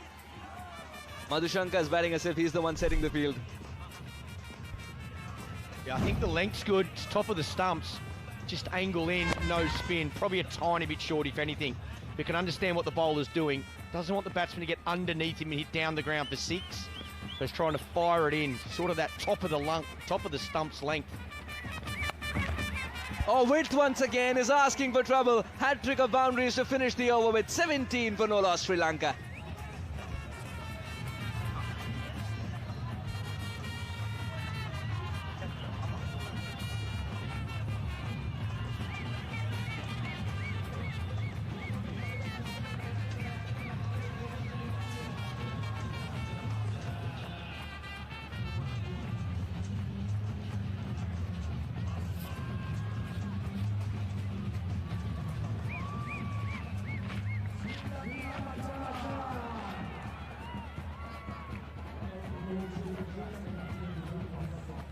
(17 for no loss), and Bharat Chipley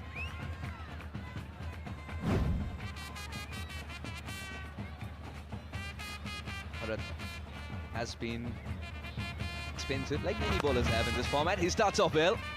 Every ball's an event. That's Hong Kong Sixers for you. There's just so much real estate to cover for the fielders as well. 2 runs taken with a ground of this dimension. I'm going to say that's a win for a bowler. If you can go 2 or more, you're very happy. I think we've come to agree that if you can somehow end up staying in the teens or below for your 6 balls, you bowled a good over. Batter's looking to take 20 plus, And on these tiny little boundaries, there's not much in the bowler's favour, to be honest. You got a hard ball, you got an absolute belter of a pitch. Kiddie boundaries, same size boundaries you get in under 10s cricket. So yeah, the bowlers to be able to not go for a 6 off every ball is a win. This one's a top edge, and as predicted, another boundary. It's not often that as a batter you top edge the ball and still are furious with yourself that it didn't go for 6. Bharat Chipley, he understands that he needed more luck there. Chipley has done well in the first 2 balls despite this one disappearing for 4. Not this time around. Robin Uthappa dribbling it like basketball.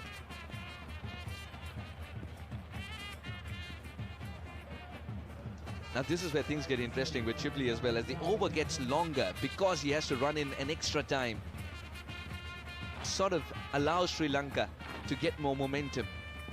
I think the key, particularly for the part-time bowlers, is to try and get into your over successfully. So if you don't go for 6 first ball, I think it does your confidence the world of good as a part-timer.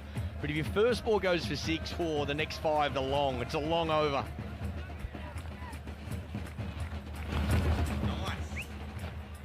Make a mental note of that spot, Bharat. It just stayed a little bit low, didn't it? Probably the first time we've seen in 2.5 days of cricket. The wicket's been so consistent. Beautiful pace and bounce, allow the batters to hit through the line. Played really well. Oh, picked it up beautifully and clobbered away for 6. Yeah, this is more like it for Sri Lanka. 31 now, 1.4 overs. Tiny bit short, comes onto the bat nicely. Once again, probably not right out of the middle, but good enough.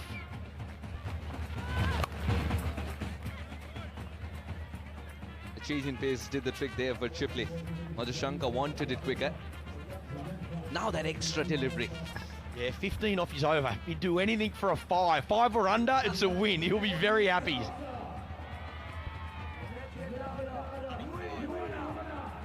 And difficult to achieve that with no helmet behind Robbie. Oh, that's out of here. That was 6 the moment it left the bat. And it's still traveling.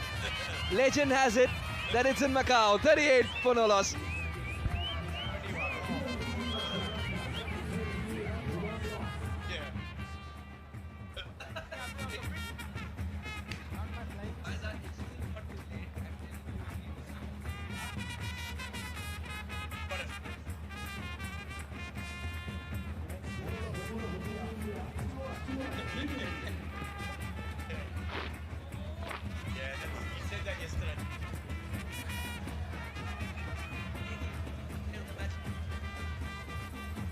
For no loss in 2 overs. At 13 of 4, Samarakun Madhushanka 23 of 8. That was a mighty hit. What a way to finish that over from Chipley. And Michael Clark has been telling us time and again, if you remain in your teens as far as the over is concerned, you're good. Welcome Binny is written on it. And he's making 6 hitting look so very easy. Oh, he looked a little stiff there, Stu. Day 3 of the tournament, few aches and pains, the body's a bit tired. Just takes a couple of balls just to warm it up. A little bit short and got the punishment. Oh, what a battle this. Skipper versus skipper. Now the slower delivery works wonders. Anything that's not a 6 is a mental victory. Sri Lanka have done really well in 14 balls to notch up 45 with minimum risk. Marvellous. Yeah, they've started really well. We've seen this already though today. A lot of the teams getting off to an absolute flyer in the first 2 or 3 overs. Then 1 wicket can just slow things down. So Sri Lanka want this momentum to continue. Is it going to be slow? Slow indeed, but it's going to go quickly beyond the ropes. 50 comes up for the Lankans. Yeah, another maximum. Again, pace off the ball from Stu Binney, but it's in the slots. Full. Batter loves him there. Get underneath it. Get a full swing of the bat. Doesn't have to move. He knows that's going all the way. Now the crowd's getting into the act. Papare in full flow.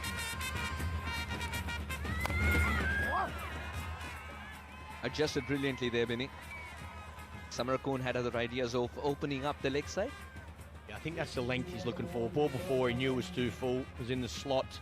This one's just a foot shorter. That length we talk about, that top of the stumps, but the batters find it hard to get underneath it from their crease. A lot of the time they'll have to move their feet, come out of the pitch to get underneath that length.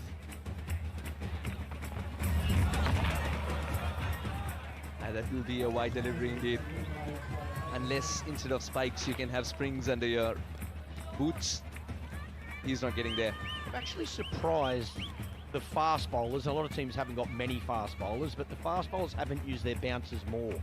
Just think batters want that 1 foot forward swing of the bat. That's the length everyone's looking for. That's your maximum power.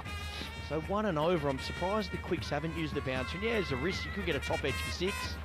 If you bowl it out there, you could also go for 6. Couple of bounces and it trickles away for 4. 19 of this over with a ball to go.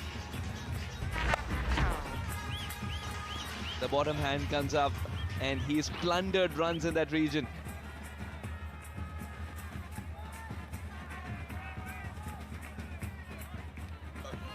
A conventional third would have saved it, but with Hong Kong 6s, you're only allowed 4 fielders, remember, because you've got to have a keeper and you're the bowler yourself. That'll be another wide delivery. Has the ball gone to cover? We've seen, I think we saw 3 cut shots off the spin down towards backward point. We've seen 2 off Binny go down here to third man. Is there some credit in move your cover to backward point or a wide third man? They've still got a long off, but I haven't seen 1 ball hit over cover yet.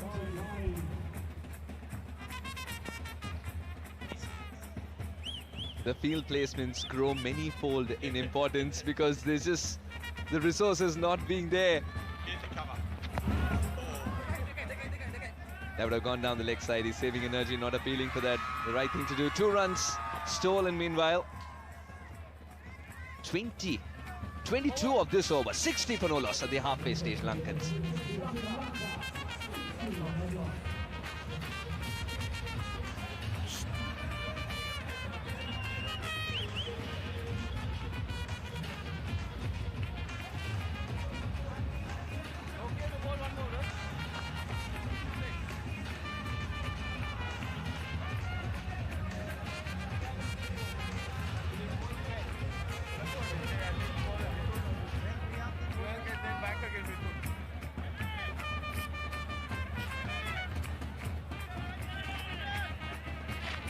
Oh, that little note holder.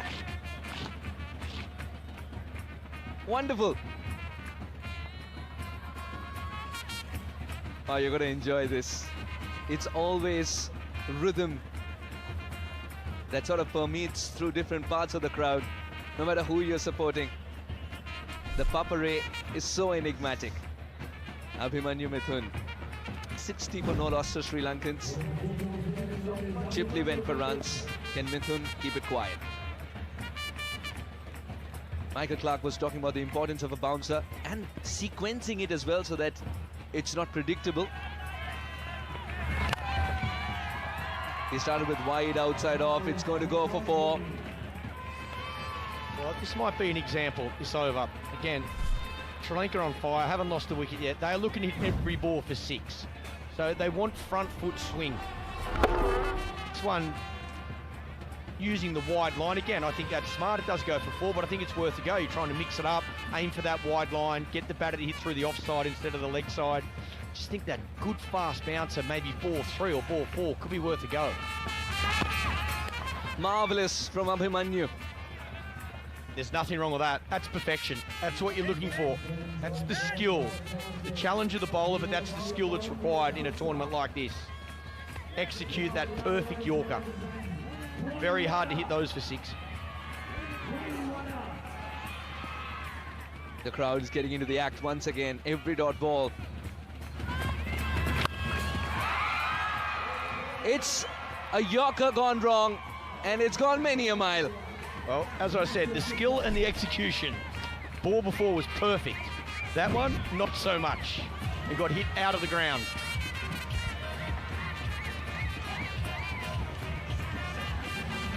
That's a marvellous hit indeed. Abhimanyu Mithun wanting to bowl a Yorker. Would have been perfect for a 25-yard pitch. Stylishly played away, the wrist protection in the deep. And 2 runs for the shot itself. Let's go down to Valusha. And we have Thirindu here with us from Sri Lanka. Thirindu, can you tell us a little bit about the situation of the game currently? At the moment, we are in a good situation against India. Our batters are playing beautifully, so hopefully we can win. All right, and an interesting question here. There's a nickname called Daita. Can you tell us a little bit about that? Because they are calling Daita for me, like I'm bowling both arms. That's why they are saying Daita. All right, and the crowds here have gathered. There's so many supporters that we can see. You want to say a little something to them? Yeah, first of all, I thank to every single Sri Lankan seat down here. So, yeah, thank you so much. All right, we're hoping to see you here next year. Are you enjoying the atmosphere? Of course. This is my second time. So, yeah, very enjoy, yeah. All right, wishing you all the best. Back to you guys at the comm box. Thank you, Valusha. And a couple more runs added to the tally. 20 come off this over. 4 gone, 80 for no loss.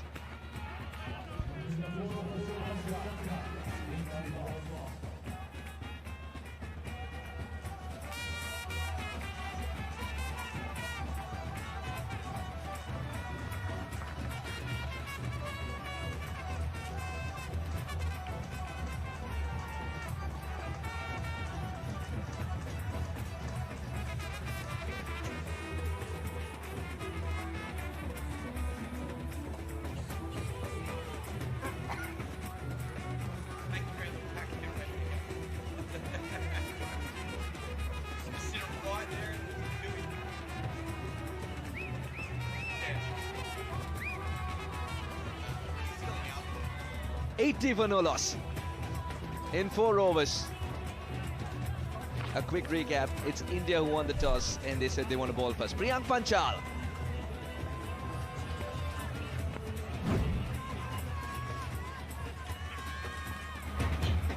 Starts off with a wide delivery. 2 set batters versus Priyank Panchal in the 5th over. Sri Lanka have been marvellous in the way they have dealt with the Indian bowling.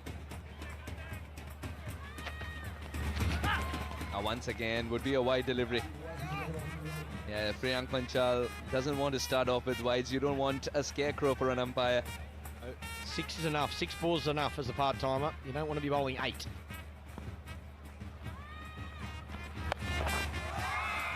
That was asking to be hit. And Madhushanka obliges, mirroring each other's score now. Samarakun and Madhushanka. This is the over for Sri Lanka. They want to go 6 every ball if they can. Again, back of a length, sits up, goes all the way.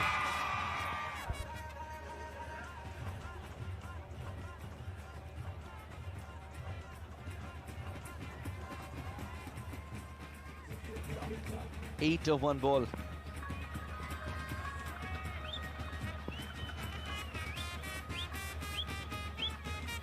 Priyank Panchal. What should his plan be here? Keep it away from the hitting arc or bowl at the stumps, but don't pitch short. Oh, that's got enough bat on it. It's really well taken. He can join the trials. Get that youngster out there. Safe set of hands. We've seen some catches dropped, not from the youngsters. Yeah, again, back of a length ball before. This one's fallen in the slot. Good, safe set of hands on the boundary. Oh, that again is a gift, and Madhushanka is not going to miss out on that. Go search for the ball in the foliage. Half century for the skipper, and he will be welcomed in that dugout. Yeah, has to retire. Absolutely brilliant. What a way to bring it up as well. Again, 3 sixes in the over, 2 wides to start. Sri Lanka 100 up in a brilliant position. Here's another look at it. Uses the angle, goes with it, up and under.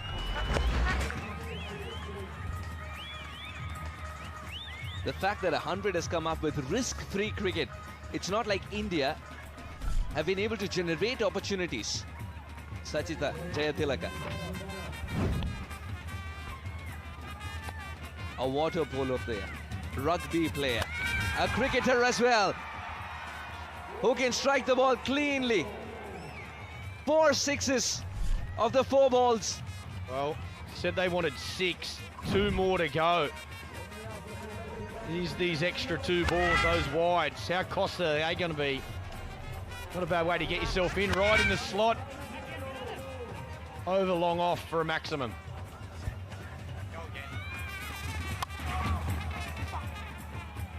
And the ball for the first time after it meets bat tastes grass in this over. At the moment, batters have won the battle 4 times, Priyank once in this over. Can he generate some momentum with a good ball here? Or will this disappear? It disappears! Straight down the ground. Dent on the side screen, dent on the confidence of Priyank. 1-1-3 for no loss.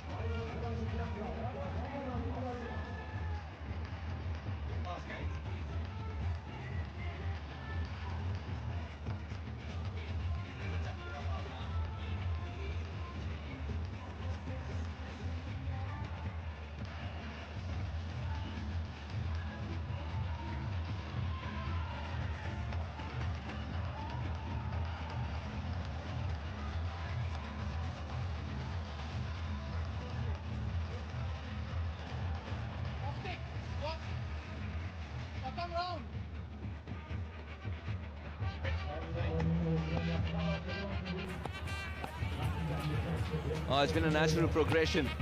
The routes to 113, 17, 21, 22, 20, 33. And more, Jayatilaka. That's a juggernaut from him. Yeah, once again, 6 to start the over. Firing it into the wicket. It's too short though. And again, there's that width outside the off stump. Sri Lanka 119, 5 balls to go. Oh, happy with that from India's perspective. Just the 2.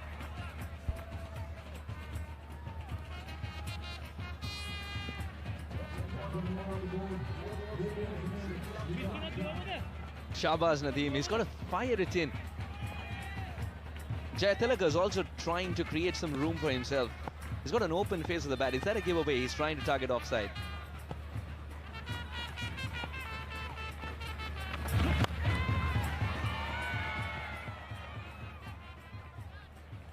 Good comeback this by Shahbaz Nadeem. 2 deliveries which do not taste the boundary rope.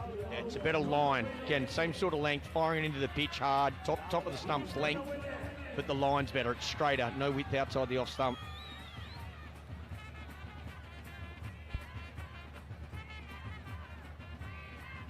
Now to the left-hander. Samarakun. And he'll retire with a maximum. Half century for Samarakun. And the Lankans continue to stamp their authority on this game.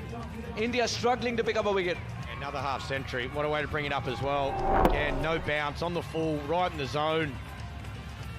Sri Lanka's opening batters dominating, absolutely dominating. Very well played, 52 from just the 14 balls. Sri Lanka now 128.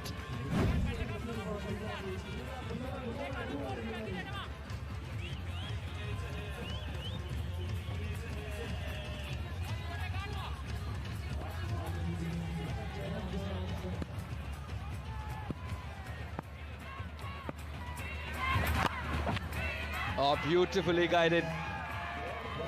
And it's going to tease everyone and go for 4.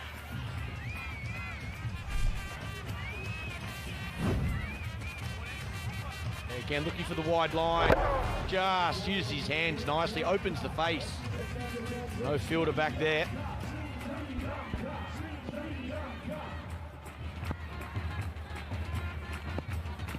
Last ball of the innings. And he gets underneath this one. Will end with confidence and momentum. Sri Lanka 138 and unconquered. India going wicketless here, and it's a massive score indeed. Yeah, wow. India, no wickets again. Their bowling, it's let them down throughout this tournament. Sri Lanka capitalised, started well with the bats. Nice and positive, and wow, what a brilliant performance. Have a look at that, the opening partnership. Both batters retiring. That's what you want from top of the order. Yeah, 52 each from Samarakun, Madhushanka, Jayatilaka and Dhananjaya provide the oomph towards the end to get to 138. And India, the wickets column hasn't ticked, and that's been a big problem. The economy is also rising. 138 for no loss. The Sri Lankans after being asked to bat first. And India need 139 in 36 balls to get their second win in Hong Kong Sixers 2025. We'll come back with the run chase.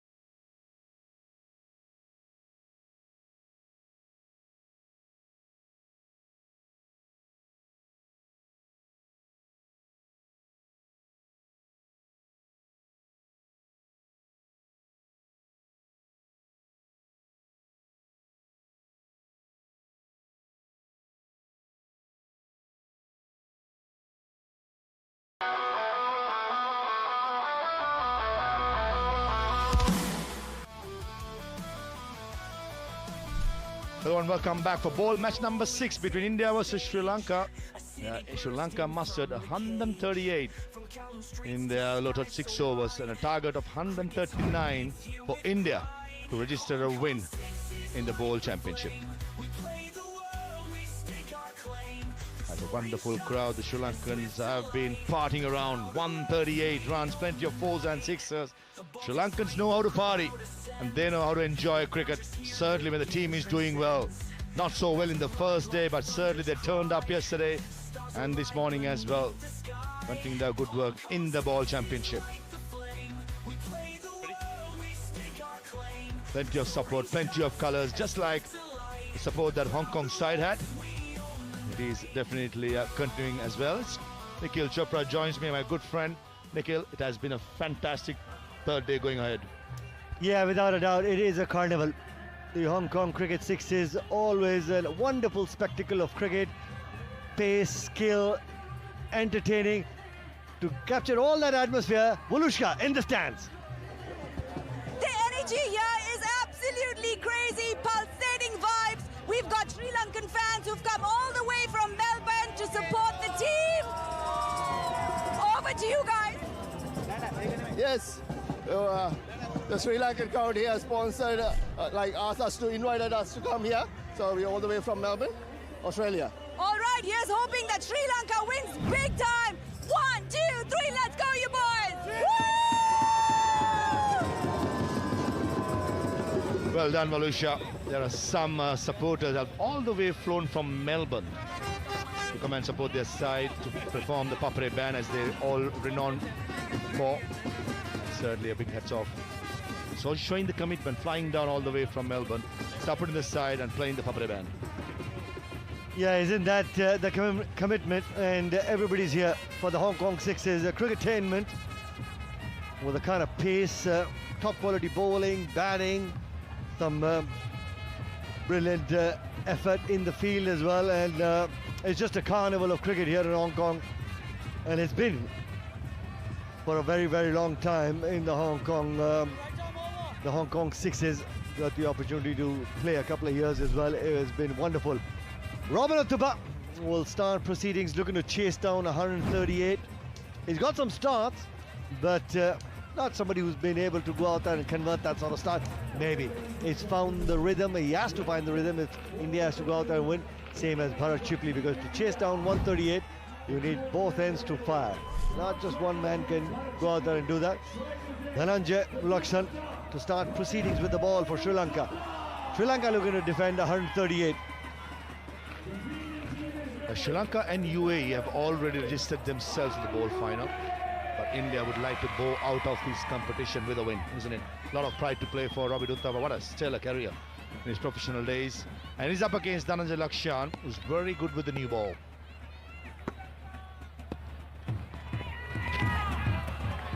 Beautifully bowled, really well disguised, a slow ball. Robbie thought about going for it and just probably missed the back of the length delivery. I thought Robbie should have gone for it. It was right in the hitting length. Not too sure if he's lost sight of it, but certainly the intentions are quite clear by Dhananjay Lakshan. Bowling the slow ball, I think using the same pitch on the third day, expect much more bowlers using the slow ball. That's what he wanted to do on ball one. Bailed out, but this time not bailing out. Finds the middle of the bat and starts that run chase with a six. Reminiscing the old days, Robin Attupa. How often have we seen this sort of a stroke? Keeping a good shape, swinging through the line. Very, very good start. Confident start for Robin. There's one of those deliveries that got too close to Robin Attupa, and he found it easy to go over the fielder at long on. This also in the slot just helped on its way with that sort of angle. Back-to-back sixes for Robin Attupa. Going with the swing. The first couple of deliveries I thought it was slower delivery. This occasion Dhananjay Lakshan with pace, with swing, found the middle of the bat of Robin Attupa. Excellent hit. Yeah, for Dhananjay, after that very first delivery, the two in the slot get dispatched for six. Then you try a slower ball, back at the length once again. Just trying to find the Yorker. Just the one. And Bharat Chipley can strike that cricket ball as well. He hasn't been able to find his rhythm in the tournament so far. Played the first game, sat out the next, then he was asked to bowl. He's somebody who can go out there and get his big arms to good use. Packs a powerful punch, Bharat Chipley. Yeah, he can back a punch for it, that's for sure.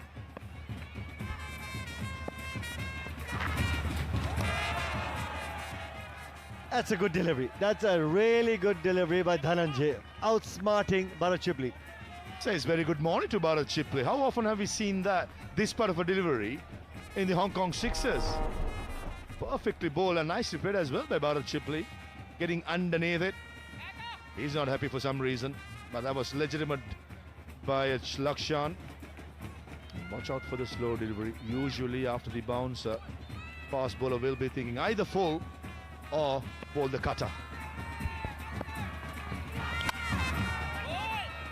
Was a swinging full delivery. A good start by Dhananjay. Just a 14 from the first over.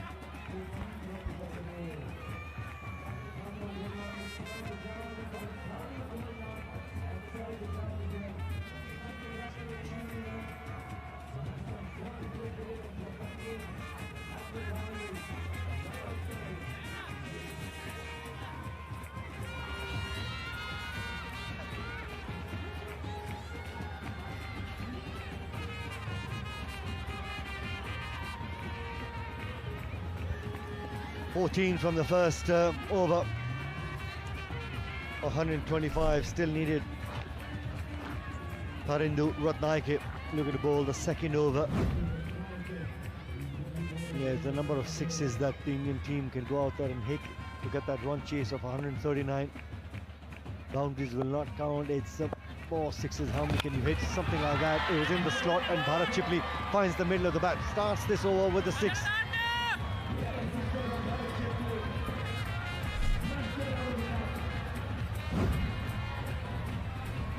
In the slot and free-flowing arms by Bharat Chipli.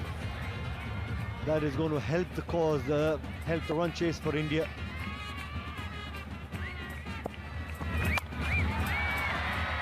Full toss and dealt with same sort of severity. Let's go to Grace. She's got a special guest, pitch side. Mr. Anurag joins me, who's a director of Hong Kong cricket. What a tournament we've had. This is the final day, day 3. I bet you must be proud of the whole product coming together. Oh, absolutely.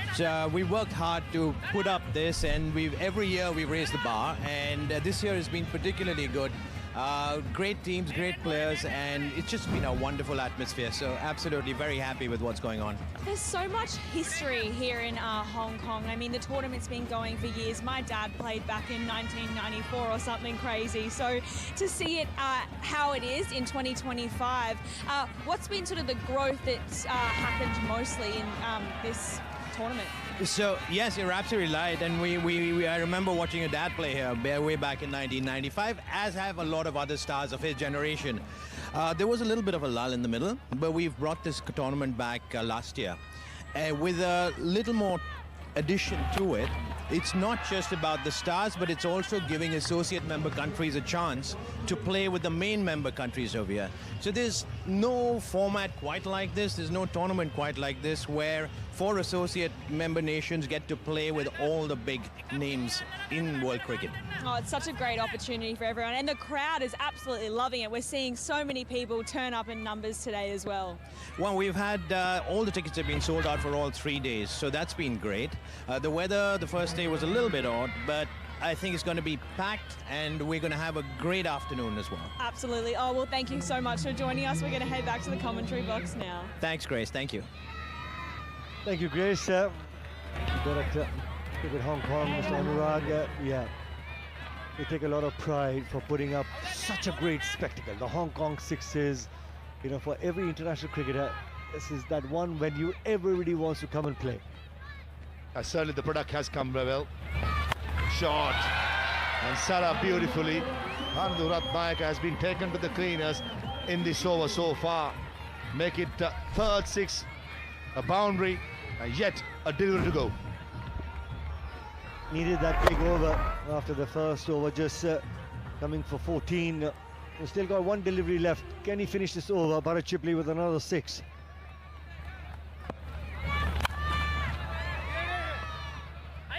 Just a single. Doesn't take the single. Dot ball. 38 for no loss.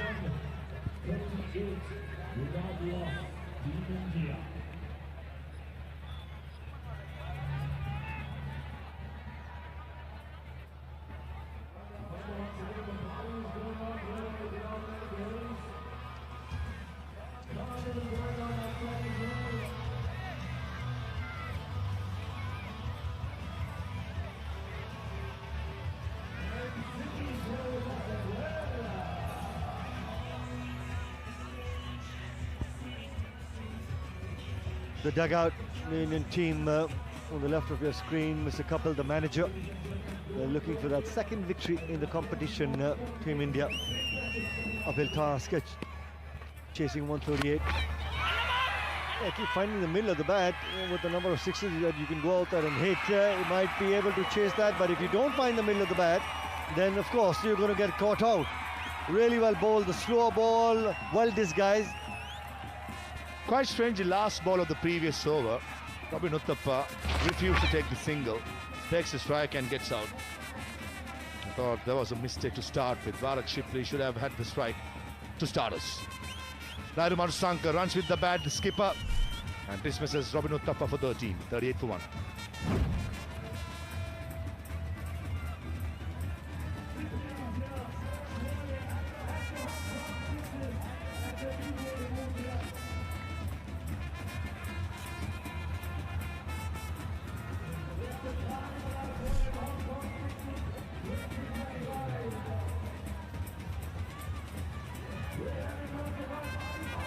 Priyank Panchal has been expensive with the ball. Time to go out there and get into the act with the bat. Team India right through the tournament has been not one but a couple of bowlers short, and that's why every single time they've conceded too many runs and they come out for the run chase, find it tough. Dinesh Karthik, Shahbaz Nadeem, yeah, they're good bats, but you need to put them to good use. I wonder why Shahbaz Nadeem is going to bat. He's wanting to bat. Take a look at him. I've got to have a word about Dinesh Karthik's shades as well. That looks fantastic, isn't it?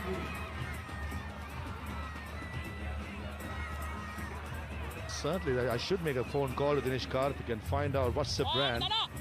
And that is definitely suiting Dinesh Karthik, don't you think, Nikhil Chopra? Yeah, without a doubt. And knowing Dinesh Karthik a little bit, if you go to him and ask him about the glasses, I won't be surprised if he takes them off and says, Maru, you love them, you can have them. I'll accept it gladly.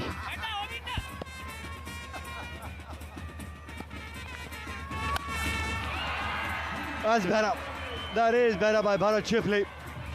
Just waited on that slower ball and found the timing. Yeah, Bharat Chipli, he wants to strike because he can do it. Striking the ball so well. One of the biggest in the day, got to be said. That's out of the park. And that's near the entrance. By the glasses that you're talking about, Pervez. Flat, in the gap, one bounce and into the fence. It's a better intent by Bharat Chipli. Need plenty of these. Required rate 27.16. And this was right in the slot, a cross seamer. Going for a Yorker, missing the length. And Bharat Chipli, he's been striking the ball so sweetly.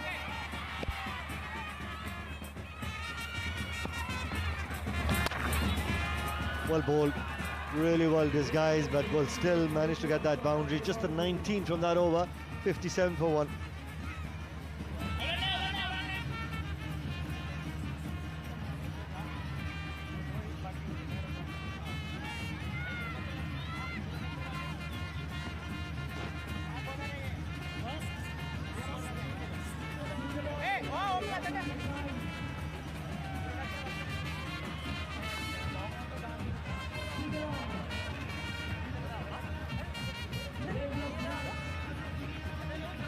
Yep, it is that sort of a day in Hong Kong Sixes. Every single day has been that sort of day where everybody in the stands have been enjoying themselves, and that's what you want to see.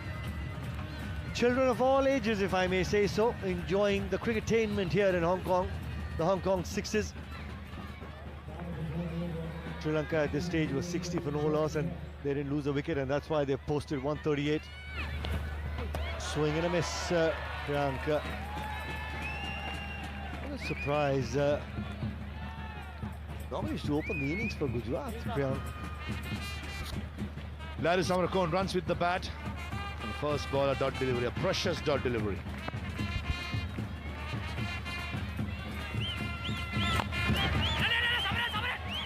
Still not able to find the middle of the bat. Priyank bowled well on that occasion as well. Samarakul. If it's a dot ball, a one, if you don't get a boundary, then you're making that run chase even more tougher. Now the asking run rate, of course, has got to 30. Can Bharat Chipli go out there and still entertain the Indian fans in the stands? And then outside edge is looking to try and guide it towards third man. Samarakul picks up Bharat Chipli. I think it's good sportsmanship shown by Bharat Chipli. There was a hint of doubt in the umpire's mind with the ball. The bat was hitting the ground, and that was a noise about. And there's a good catch, Satyajit Tilaka getting down. But I thought even before the umpire raised his finger, Bharat Chipli walked away. Good sportsmanship shown. Not before, scoring a very good 41. India 58 for 2.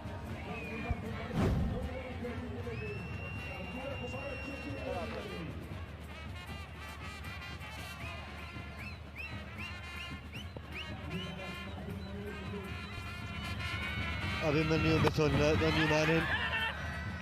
Got a decent outing with the bat as well. Abhimanyu Mithun has enjoyed this format. He's got a 50 to his name as well for race. Abhimanyu Mithun have been a good all-rounder, Charlie. Yes, the team has not done well. Only solitary win against Pakistan in a run-curtled game. Ladu Samarakon today has been excellent. That's much better. That's much better from Samarakon. Really good catch as well. Bowling to his field, Samarakon. Yeah, spot on, Nikhil. Ball into his field, just outside the yaw stump. There were 3 fielders in the offside, so the line has to be outside the yaw stump. Now cross seamer, that's not got to be said. But one of those days where India not getting those benefit. And a good catch by Ladu Madhusanka, nice and flat. Panchal gone for 2, India 59 for 3.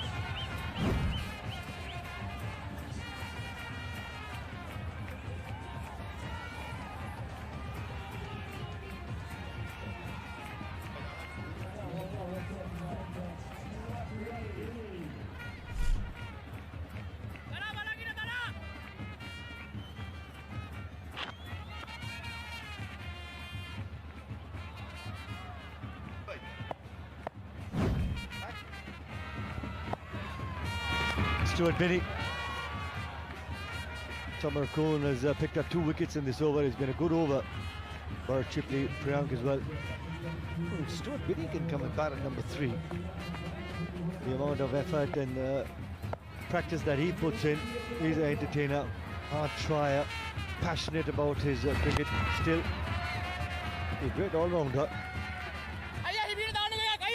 The entire family is, isn't it, Stuart Binney? End of the 4th over, 61 for 3.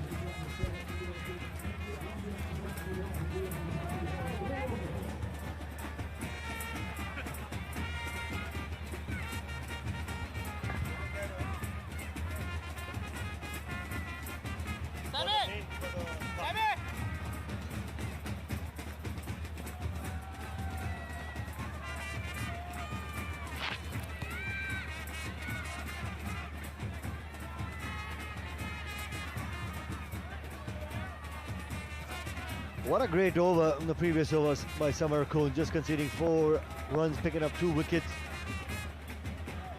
The good thing is that even some of the Indian fans cheering some good cricket, realizing what Samarakon did in the previous over. Outstanding. Well, there's a big game coming up. Australia versus Pakistan. That's the first semi-final. Australia winning the toss and opting to bowl first. No real surprises. That's been the template. Captains win toss and looking to chase. That's the big game, the semi-final for the cup. Slightly surprised with that tactic. Usually Australian sides like to bat first, put the runs on the board, try to defend it later. That's been working for them. Why change it in the semi-final? Only time will answer that question. Inside edge, and Sachi Jayathiru, the wicket keeper, hit the pads on, spins across and saves a couple of runs.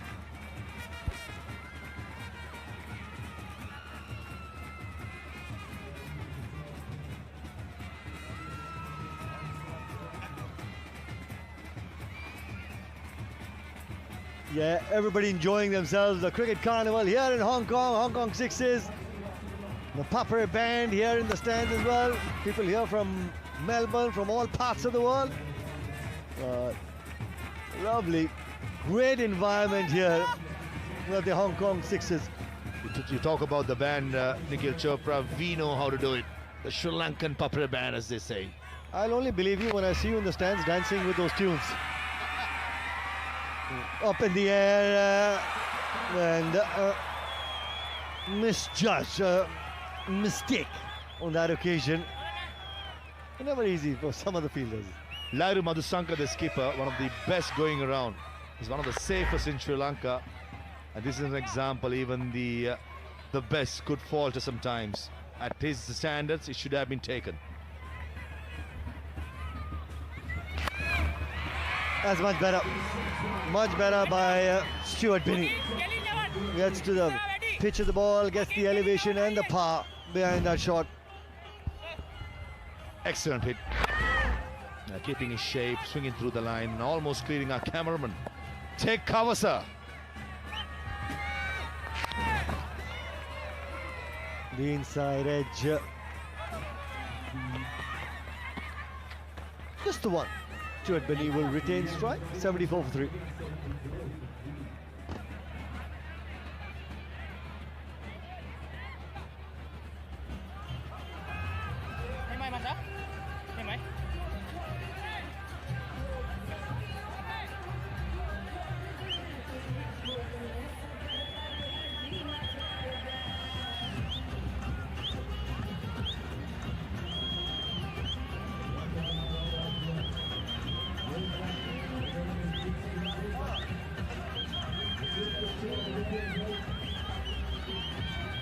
selfie moments. Yep, we are here at the Hong Kong Sixes. Give us a big wave that you're enjoying yourself. With the band in the stand, some cricketainment here at the Hong Kong Sixes. Certainly the cricket entertainment has been brilliant. Now this is what's coming up. The big semi-final number 1. Australia taking on Pakistan. Two sides deserve to be in the final. In my opinion, it's virtual of a final. The Australia taking on Pakistan. Australia bowling first. Samarkand bowled his first over as well, really well. The slow ball disguised really well. The 3 wickets that Team India lost. Robin Uthappa first up. Just didn't get enough power behind that shot. Slow ball, then Bharat Chitli, 41 of 13, outside edge. That was back live, and then Priyank Panchal, who just got outsmarted by Samarkand. Really well thought of where his field positions are, and Priyank just hits it straight to the man at extra cover. Good bit of bowling by Sri Lanka. Bottom hand comes off the bat, but also in the gap will pick up a boundary there. Stuart Binney. Nicely get this guy slow delivery as Chetan Sharma keeps a close eye on the proceedings. Bottom of the bat, understandably, since it was a slow ball.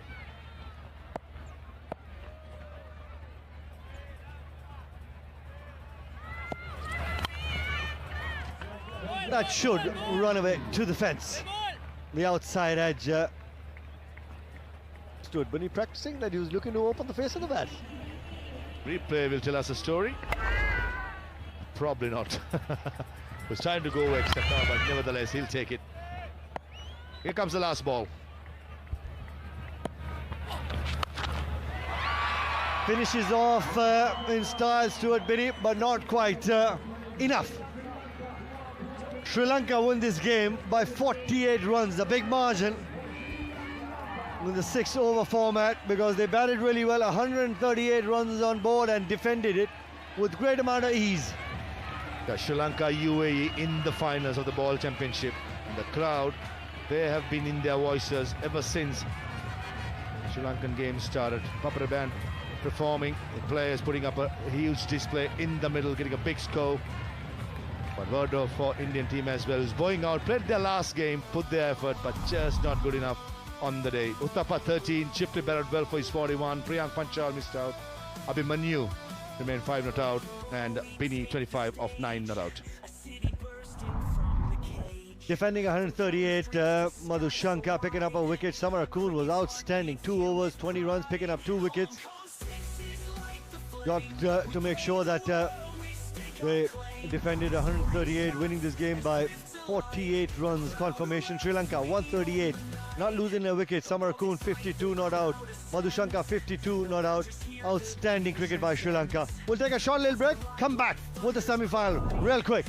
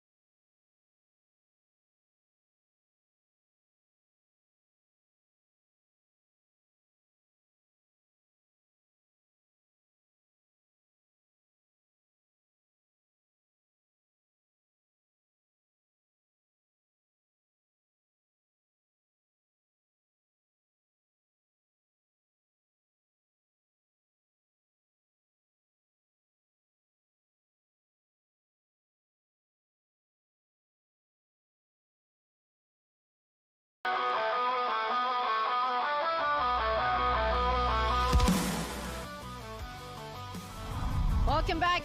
It's time for semi-final number 1 between Australia versus Pakistan right here at the Mission Road ground. We're just a few seconds from getting underway. All the action in the Hong Kong Sixes, the carnival of cricket over the course of the weekend, Friday, Saturday, and now into Super Sunday. And this is what it's all about.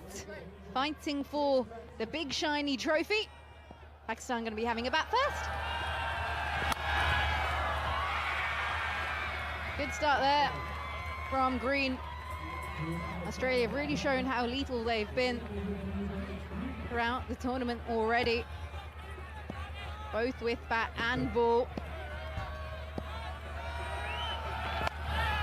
Bit of flight on offer. This is on the legs. There is protection, so won't get this one away. The runs on the board now for Pakistan. They've opened their account.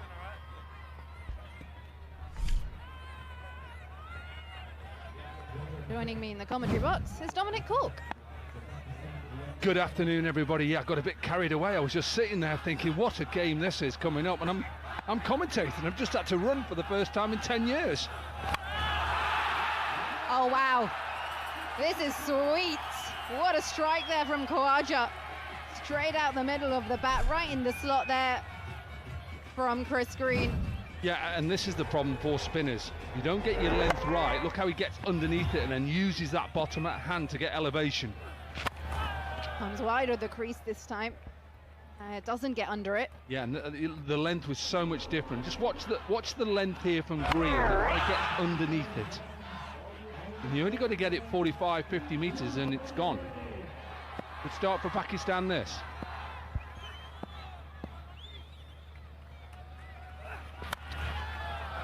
That's better.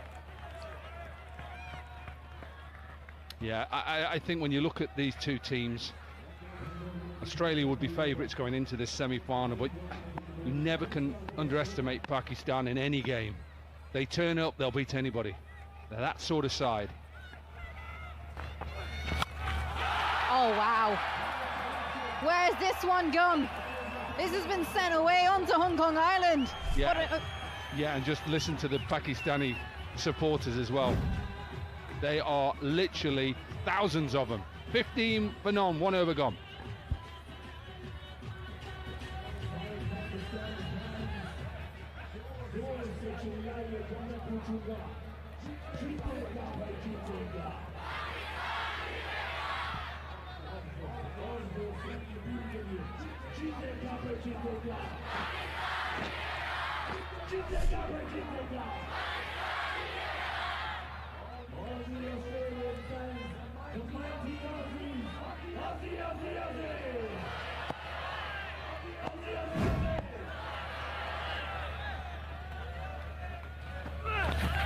High with the ball. That's a big swing there from Samad.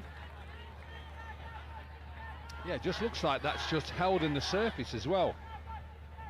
What we've seen at the moment is anybody who's tried to bowl length has gone out the park. And I think early on, for the experience of Andrew Tai in this brand new SG ball, he's just trying to use this swing if there is any. Gets a little bit of width. Is there anyone there? No, there isn't, because that's gone into the hospitality boxes.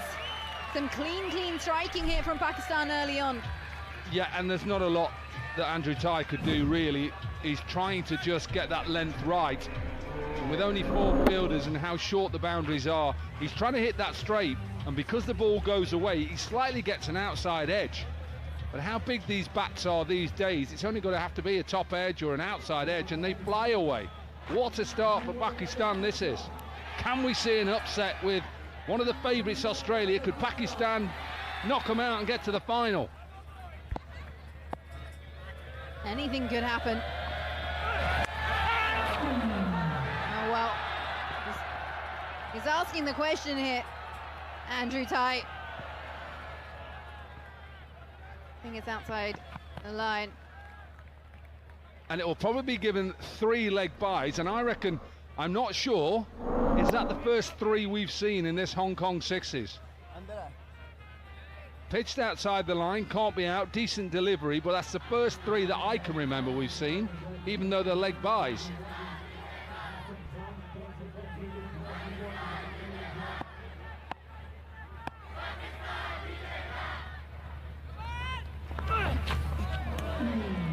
Good ball.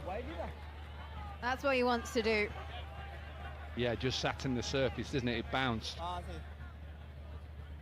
And Kawaja just a little bit quick on it. Just a little bit tennis bally bounce, really, from Andrew Tai. Look, he's a tall man, 6'5", and he's got a lot of experience. Decent over this so far.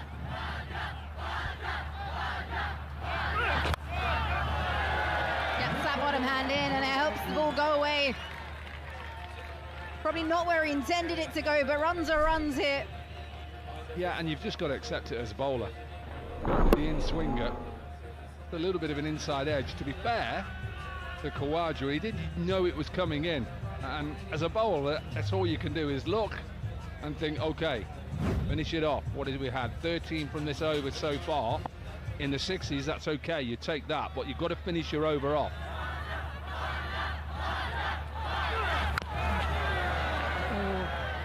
I'd say that's a bit of a freebie. Hasn't got that one away.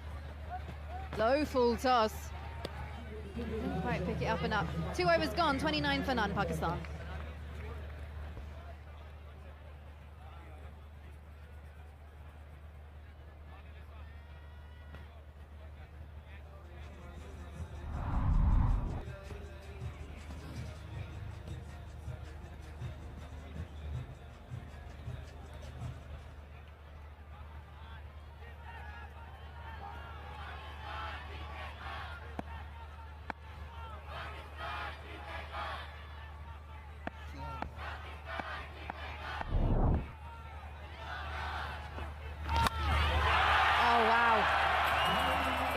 That has made off the willow from Kawaja.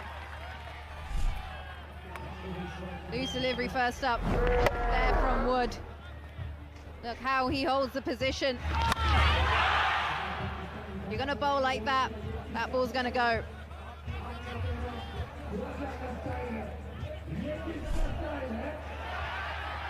Yeah, he's been good with bat and ball, Jack Wood. And his unorthodox left arm wrist spin. Just loses his height a little bit. That was better, but that was in the slot. Back-to-back sixes here for Pakistan. Look at the fans that have come in, great atmosphere as well. Hot day here in Hong Kong. Just a little bit of width. Able to get his hands through it. Pakistan just raising the temperature as well. Oh, is that 3 on a row? You bet it is. This is absolutely brilliant stuff here from the men in green. Yeah, just giving him width, that's what he's doing. Clever from Kawaja that he's just through with his hands. He's trying to go wider and wider, it's not working. Oh, what is that? That's what you call a long up. I'll tell you what that is, that's an absolute pie that should have gone out of Hong Kong, and he's got away with it. That's why he's got a smile on his face. It nearly hit his boots, it bounced that short. This is up in the air. Oh, nearly there, just short. He's literally got away with 2 balls there. The ball before nearly hit his boots, it was that short, should have gone out of Hong Kong. That one, he should have pulled it into the hospitality tent. And then another poor delivery there from Wood. End of the third, 52 for none, Pakistan.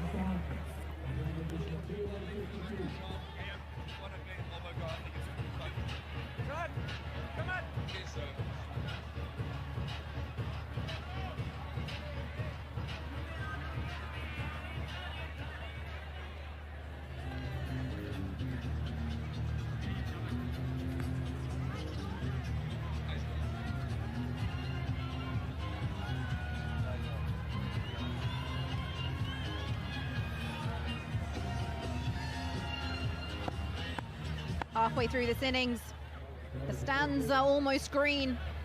Oh, Andrew Tai comes in for his second, and he has been shown where to go. That ball's disappeared into the trees.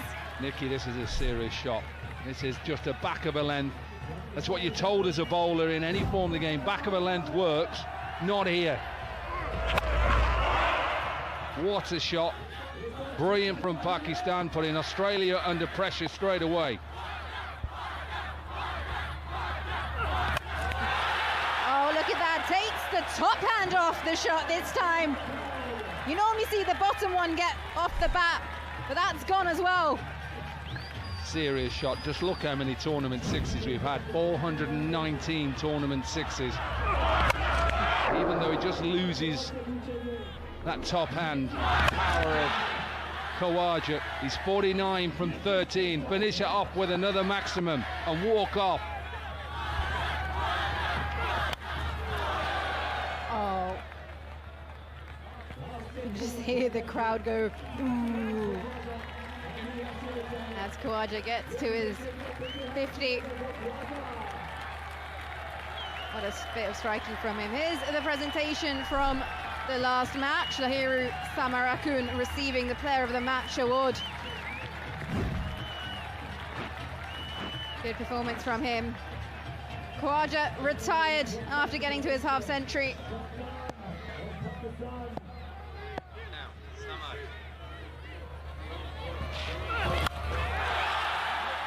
Wow. Pakistan, what have they had for breakfast this morning? Forget the fact this is 45-meter boundaries. That's going on any outfield, anywhere in the world. Maybe not straight to Adelaide, but over extra, yes. This is huge. Massive shot. Lovely follow through. Tie under pressure. 19 from his first 4 deliveries.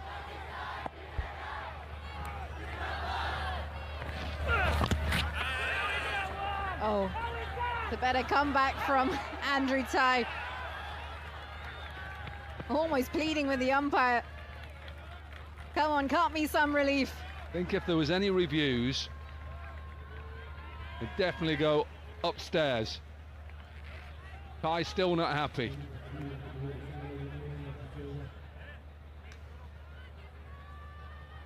Here we go. You make your decision at home. How does this look? Probably just missing the centre of middle, I would say. Maybe going underneath middle. How's he not giving that out?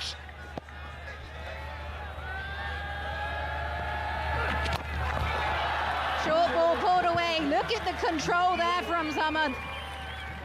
Swivels to finish the shot. 4 gone, 77 for Nahan.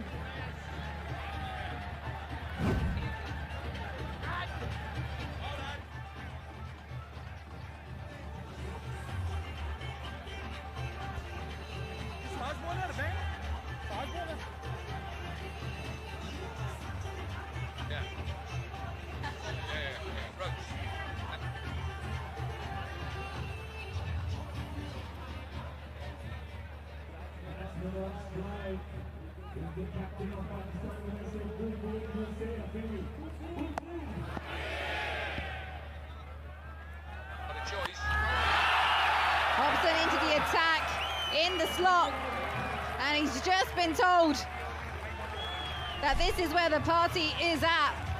Launched back over his head. This is the one to go at Hobson. Every ball they've just got to think 6 now, Pakistan. Don't think anything different. Hit it for 36. Well, I think that's what the plan is. He's done it again. The thing is, he's not used to bowling, so he's not sure about pace, he's not sure about length. He's just trying to lob it up there and give it a chance. Hit him for 36. That must be the plan. Especially if you're not a bowler. It all comes down to feel, and if you don't bowl regularly. Full toss this time. This has left the stadium. Where's the balls gone? The question is, do we have an unlimited supply of cricket balls here? SG, I think they'll be sending another box out. ASAP. Right then, 3 in a row. Can he make it 4? Under pressure here, Hobson. Well, it might be 37 now, not 36. Got to keep his shape. Done it once already. Abbas Afridi, can he do it again? Oh, he'll be kicking himself there. How many times have we seen the worst deliveries. One from Wood, one from Hobson, halfway down. Pick your spot. This is his sixes so far.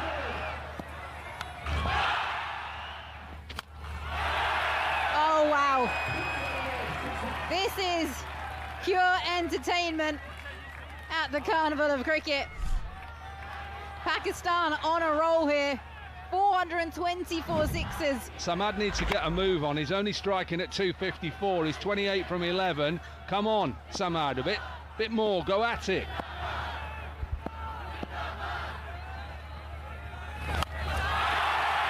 Well, go at it. He's going at it. That is an expensive over. 32 runs from it. 5 gone. Pakistan 109 for no loss.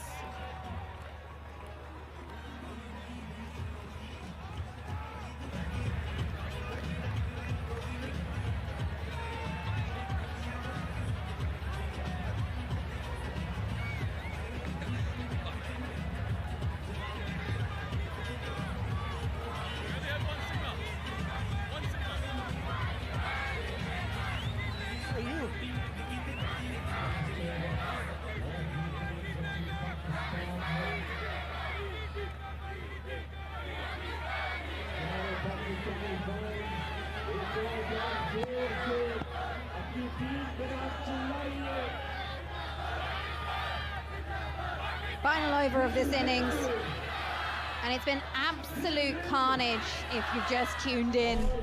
Pakistan have shown no mercy against Australia. Go at Ross again. Go at Ross now. Take him down. Brilliant delivery. Little bit slower from Ross. And Abbas Afridi goes. Took an age to get there. Takes pace right off at the ball, does Ross. He's gone through the shot a year early. Annoyed with himself. Abbas will have to go for 19. Pakistan 109 for 1.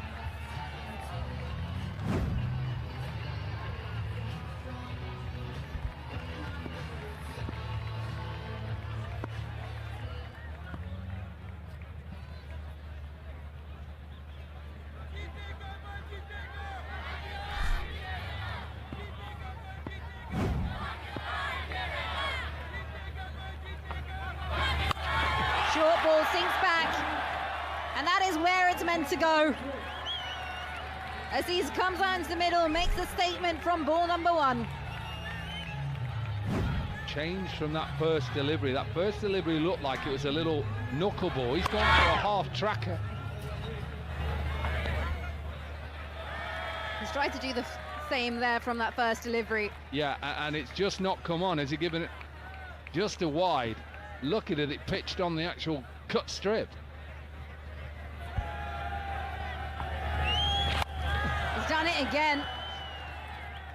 And just shows as soon as pace comes off, it becomes slightly harder to make those cleaner connections. Look at this wicket ball again. Yeah, it's a little knuckleball. Look how it just swings back in. There's Abbas Afridi. Well, that one is a straightforward decision for the umpire. Ross comes in, strikes twice in the final over of this innings. I reckon this is exactly the same delivery that got Abbas Afridi. It is. Little knuckleball, it swings back in. Pitches on, swings back into the stumps. 2 wickets in the over for Ross. Samad gone for 34, Pakistan 117 for 2.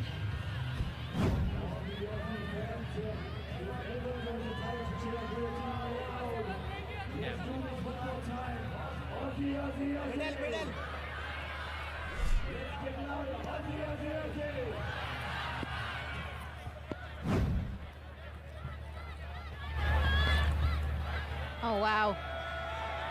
That's good hit from Ross. He's not going to complain about that decision.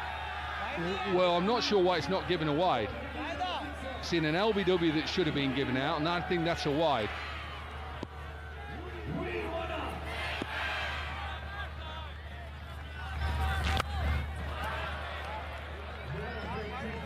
Well, no one down there. So ends the innings with a 4. 12 runs and 2 wickets from that final over. Pakistan end 121 for 2. Yeah, look, they've got the runs on the board. Whether it's enough the way that Australia play, well, I'm not sure. They're going to have to take early wickets, Pakistan. Get rid of the 2 openers, because you can see when the new ball and the pace is on, top of the order with Khawaja retiring for 50, 34 for Samad, and then it was a little bit more difficult. They got themselves to 121 for 2. Well, in terms of the bowling, Australia, well, they took a little bit of a beating. Ross with the best economy there of 12, picking up those 2 wickets in that final over of the innings. Well, is it enough from Pakistan? We'll have to wait and see. Australia will need 122 runs off their 36 balls. We'll head for a break, and on the other side, it's time for the Australian chase.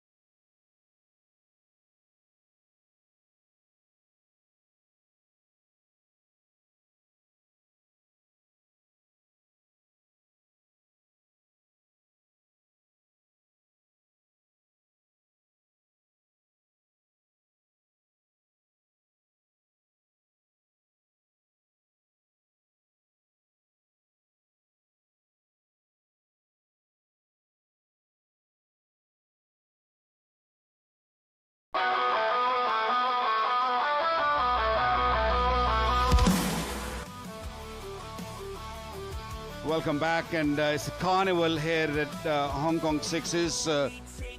Crowds really enjoying, lots of fun, dancing, music, you name it.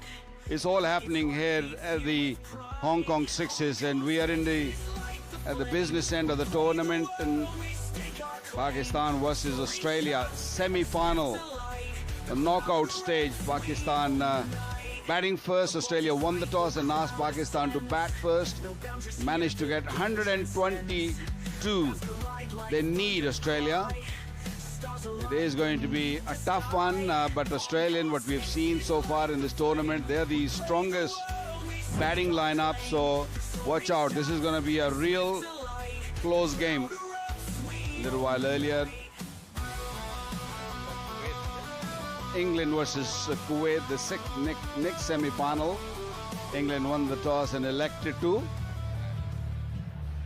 field. So both teams were looking to field first. So, but before that, this is a big one. Clarkey, 122 with the Australian batting. What do you think? Striking from Pakistan, Waka, outstanding. Brilliant batting. I said to you, though, 2 overs remaining. I thought they were in a very good position to probably push for that 130 mark.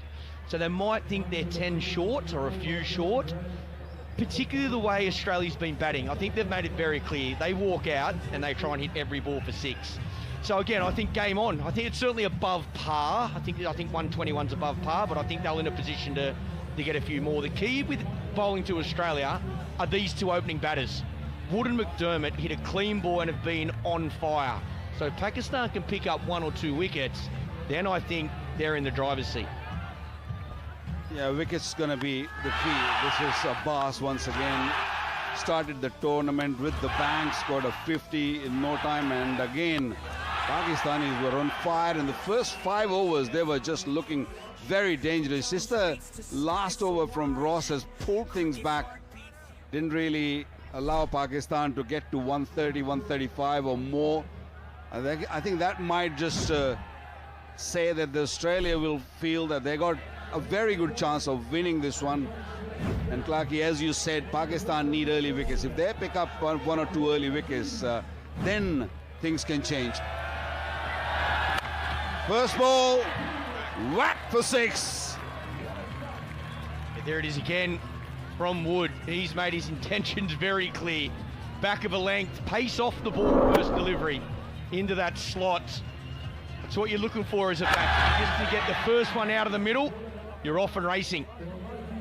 To the pressure these Pakistan bowlers are going to be after. They know these Aussie batsmen are going to come very hard every single ball. That's wide and it's gone for 5. That is not going to help the cause. Pakistanis under serious pressure. Shahid, very young at this level, and look at that, trying to bowl that in-swinger from middle stump. Not going well for Pakistan. Yeah, execution under pressure. Waka, we talk about it all the time. It's just a different game when you make a semi-final or a final. Just that extra pressure, and where your skills are just, everyone's just watching every single ball, how important it is. Good shot. Good fielding. That's what Pakistan need. Pakistan need to stop everything which they can. Only 4 fielders on the boundary, so it's crucial that if Australia goes on the ground, make sure you stop those runs, because 6s are going to be there. They are going to look to hit 6s. So stay in the game. I think the other thing, those catches, just hang on to every chance you get. Don't give an Aussie a second chance. This might be out. Opportunity. Tried really hard. Skipper Abbas Afridi gave it his best. Just couldn't get to it. Yeah, that's the energy and the effort you want from Pakistan. Oh, geez, gets it on the half volley. Full stretch dive. Comes in off the boundary at long on. That's a good piece of fielding. Just those half chances, not far away. It's not easy when you're running in, because you're on the heel, sitting on the boundary, thinking that the ball's going to come to the boundary. Good bowling. Very, very good comeback from Shahid Aziz. 13 of 4. That's why we do it in Hong Kong 6s. We count bowls and runs rather than overs. So far, good over. Yeah, and the other thing that does, it makes up for those 4 wides. That second ball where he looked for this. He looked to bring the ball back in and execute that perfect Yorker, but it went down the leg side for 4 wides. On this occasion, a dot ball is gold.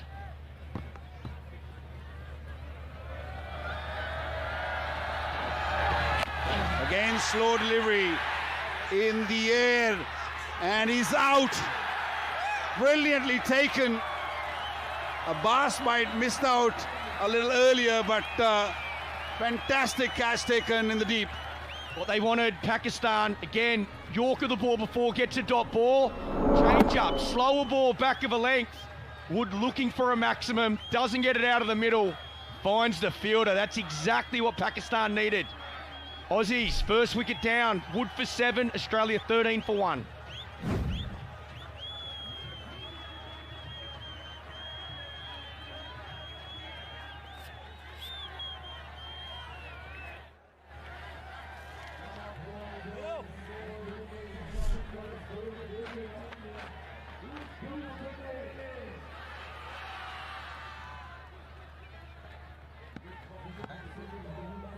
The left-hander replaces the right.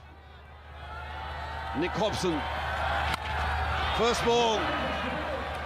Out of here. They're not holding back, these Aussies.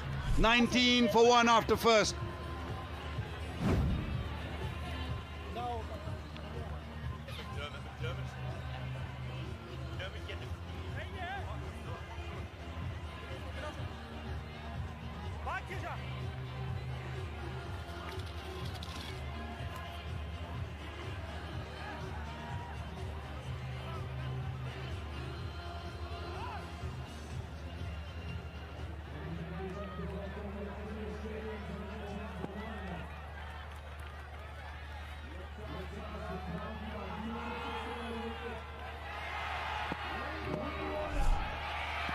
Masadaka, the left armer. Good first up. First delivery right in the block hole. Perfect start to the over. Here's another look at that wicket. Pace off the ball, back of the length. Tries to go up and over and just picks that man out. Deep square leg. The Pakistani fans, they are rocking. It's a different energy, isn't it? Not only on the field, but also in the aisles. Yeah, good delivery. It was wide. Run out chance. Oh, he's got it. I thought he missed it. One stump to aim and beautifully done. Well, the Aussies, the pressure, it's getting to them. Again, brilliantly bowled, looking for his single. Looks to go through the offside, little shank into the leg side, one stump to aim at, and bang. Big wicket, Australia, can you believe it? Hobson gone for 6, 20 for 2.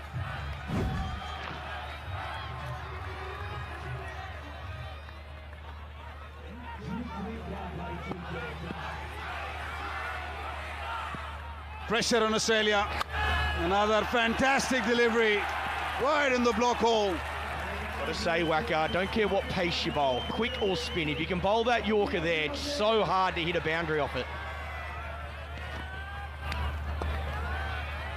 A little wide on that occasion. But so far, this over's been good. Very good. A run out. The bowler himself. One stump to aim. This will race away for 4. Little edgy. Ball again coming in. Got half a bat, I guess. Yeah, inside half. Again, looking to go through mid-off. Ends up going through backward square.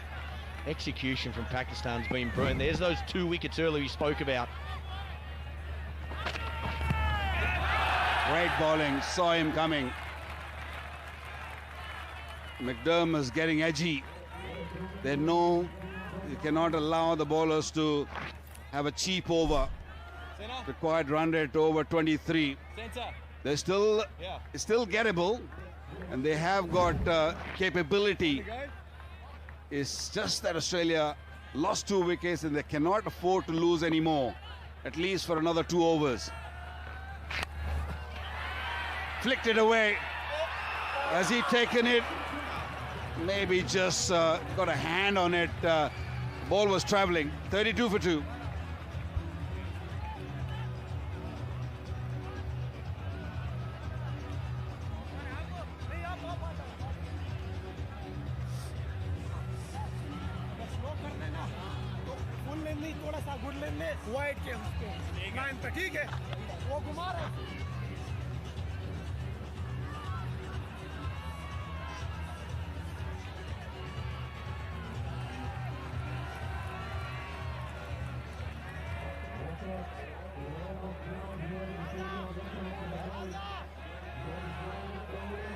Hong Kong sixes for all ages. Required run rate 22.5.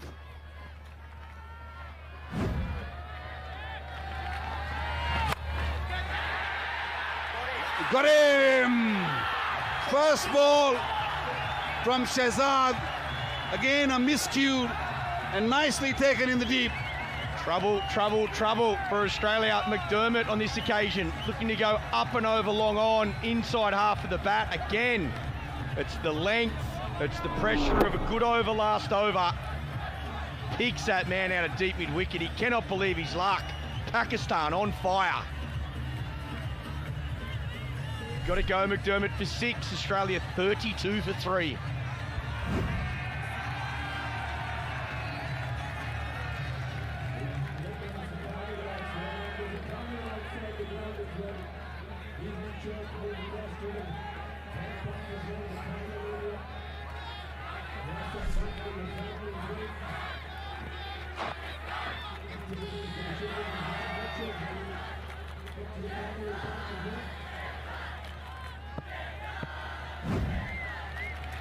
Green comes at the crease and he hit it sweetly.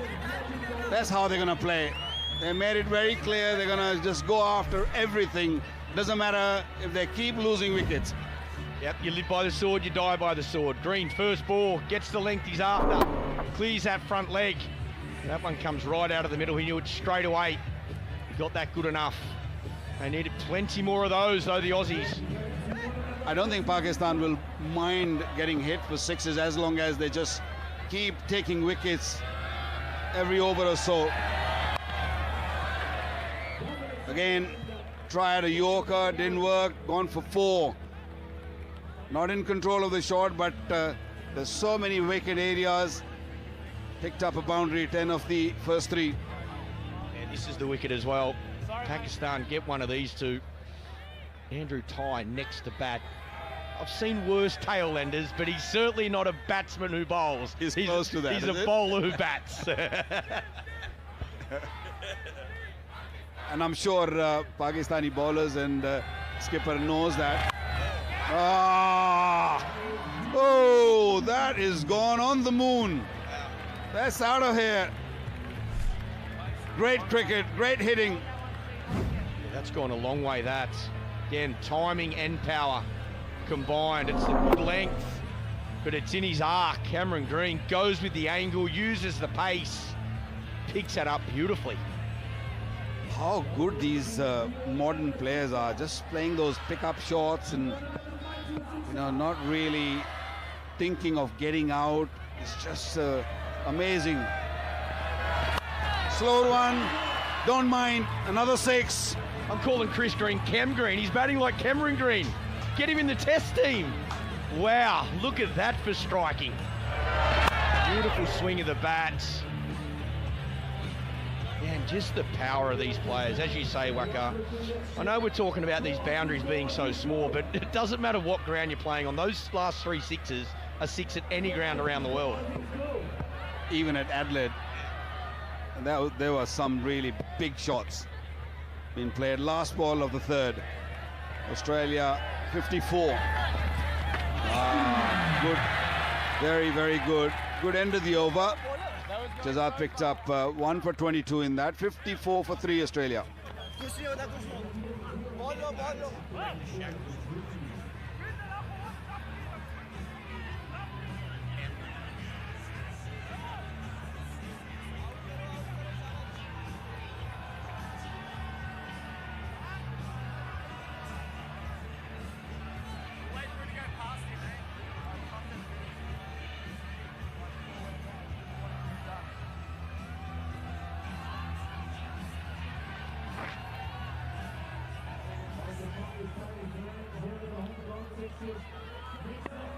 Mars is given the ball again for his 2nd.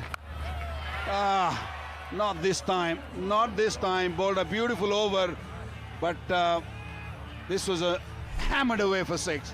I think this is smart captaincy, Waka, from Pakistan, going to your best bowler to bowl his 2nd over. I know the first ball goes for 6, but as we're talking about, pick up 1 more wicket. If they can find a way, it's another beautiful shot from Ross through cover for 4, but if they can just pick up 1 more wicket here, then I'm assuming the next 2 bowlers are more part-timers for Pakistan. Yeah, that's where the problem is.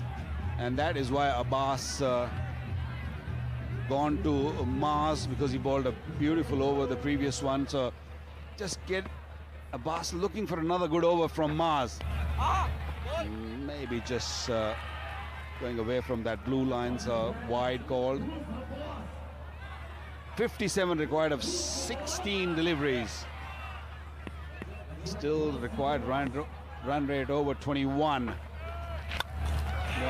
Beautiful shot. Nicely played over extra cover. Yeah, this is a good shot again from Ross. Stays leg side of the ball, allows him to free his hands. Again, fired in, but it's not quite that Yorker length. Beautifully played. Yeah, it's not all about hitting mid-wicket or core corners. This batter has just opened the face of the blade and gone for a beautiful shot. Another one. 6s are raining here at Hong Kong 6s. Geez, those last 2 balls, he's just missed his mark, not by far, but both have gone for 6. Again, going for that Yorker. It's a low full toss, and Ross is good enough to get it up and over. 3 6s and a 4 in this over. Still got 2 more balls to go. Yeah, 4. The timing was good on that. 27 of the over. Still 1 more ball remaining. They needed this, Australia. Last 2 overs have been brilliant. 41 needed from 13 balls with 2 part-time bowlers to come. Game on. Australia is winning this game. Unless or until Pakistan pick up a wicket here. Is it gone for 4 or 6? I think it just landed inside. 2 remaining, 37 needed, Australia.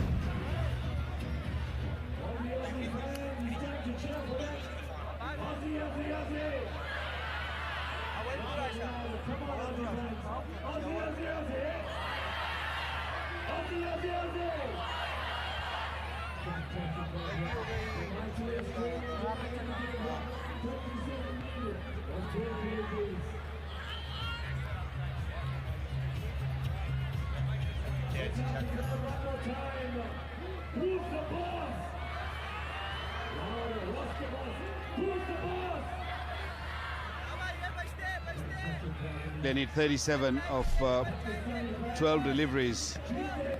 At this stage, I would say Australia favourites. I'm not sure Abbas will be happy that I called him a part-timer as well. He's a lot better than a part-time bowler. Maybe the last over's saved for a part-timer.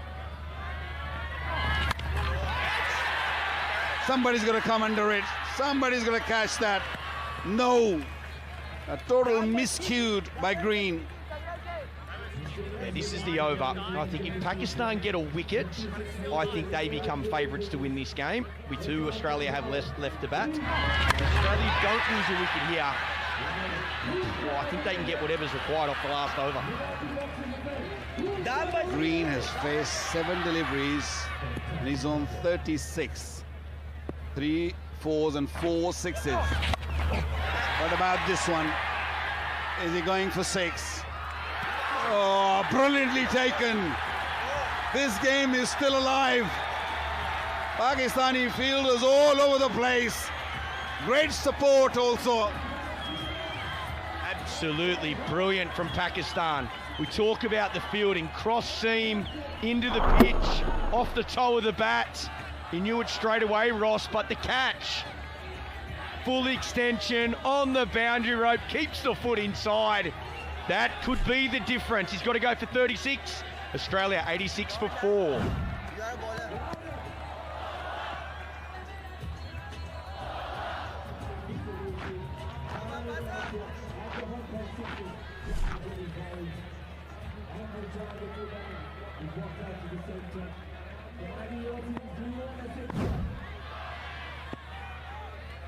We were expecting a good game and we're getting a good game. Good delivery, bit of bounce, bit of seam movement. And this is how Ross lost his wicket. Great awareness. It was right on the boundary. Had to really slide in. Nicely taken. Yeah, good to see the fast bowler backing his pace as well. We see a lot of speed off, but he's going speed on. Hit the wicket hard, utilise that pace. Another miscued, but this time it's going to go all the way. This wasn't middled. It's still gone for 6. Australia needed this 6 badly. That's a good shot. It's not the worst delivery either. Especially the big fast bowler in tie. Stands still. Goes dead straight. Straight pull. Normally the pull shot goes to the leg side. Not on this occasion. Doesn't matter how. Tell you what, one more of those, this ball would be nice. Yeah, these last 2 deliveries, 30 in the last over, I don't think Pakistan will mind that. And for that, I think they need to pick up a wicket. This delivery, crucial. Oh, wow, very, very good delivery. Change of pace. Good length. This Thai wanted to go across. Look for that leg side boundary. Oh, dot ball, so important. Speed on the ball again. Tries to overhit it and misses it. How crucial is a dot ball at this stage of the game? 1 ball to go in this over. I think the Aussies will want, I reckon they want a 6 here. 24 off the last over. I think they can get. Any more than that, whoa, it's a big ask. Big delivery. What an over. What an over from the skipper himself. Went for only 7, 92 for 4 Australia.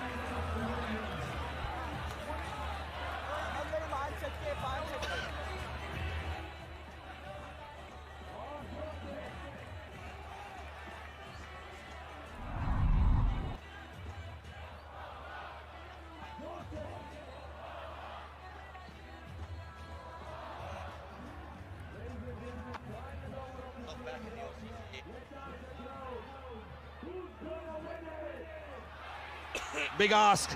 Australia need 30 of 6 deliveries. It has happened before. It's not unseen before, but it's a tough one. 30 required. Green is your man. Yeah, we've got the right man on strike. Green's on strike. We can know he can hit a big ball. Starts with a 4 and a no ball. Wow, a no ball, front foot. Can you believe it? What a first delivery. All the hard work done by Abbas has been ruined on the first delivery from Samad. No issues with the no issues with the boundary, but this is a crime. Well, as we mentioned, I thought 30 off the last over, too tough. But now, 25 remaining. And don't forget, this is a free hit. This game is swinging both ways. This might go for 4. Need a good fielding. Brilliantly done by both these fielders in the deep. Good job. They've been brilliant in the field, Pakistan. Couple of good catches. This is good ground fielding, so important. Every single run on this occasion prevents a 4. Heat is on, the pressure's on. Samad, not a regular bowler, he's been given a very important job. 5 important deliveries, 23 required. Is this gone? Is this gone for 6? Yes, it has. This game is not over yet. Green has to stay on strike. No singles. No singles. If it goes to a fielder, stay there. Don't take a single. Green is the man. He'll do it in 6s. He hits that for 6 one-handed. Wow, what a shot. The second time the hand coming off. Still managing to get 6. Samad going around the wicket now. Trying a different angle. Where is that gone? Has it gone for 6? Yes, it has. 11 of 3. Green is showing his magic. He's finding a way. Green is finding a way. One-handed, swinging so hard. Losing all control of that bat. He blows it over. You can see him. He's like, get up, get up. Gets enough on it. Disappointment is that first delivery. That no ball might hurt them, Pakistan. Those 5 extra runs given away for nothing. This is the delivery. Can Green hit another one? Edge. Might just get 4. He does. 2 balls remaining, 7 required. What a comeback by Aussies. Oh, this is where, thank God, not many fielders. Cameron Green. Cameron Green. I told you, it's Cameron Green. He should be batting 3 in the test match. He's on fire. Not going exactly where he wants it, but he's finding a way. Another boundary. 45 as well he's on now. 45 from 11 deliveries. So if he hits a 6 here, new batter faces the last ball. Do we have a super over here? I don't know. We'll find out soon. But at this moment, big delivery. Important delivery. Oh! Cannot let them take two. Oh! It's all happening here. Green's been run out. Can you believe it? Brilliant by Pakistan. Brilliant bowling and then fielding under pressure. That is unreal. Nerves, pressure, excitement. He shanks it to the leg side. They're coming back for two no matter what. Green wants to strike. Look at this throw. Perfect bounce throw. Keeper, great hands. Could that be the game, Waka?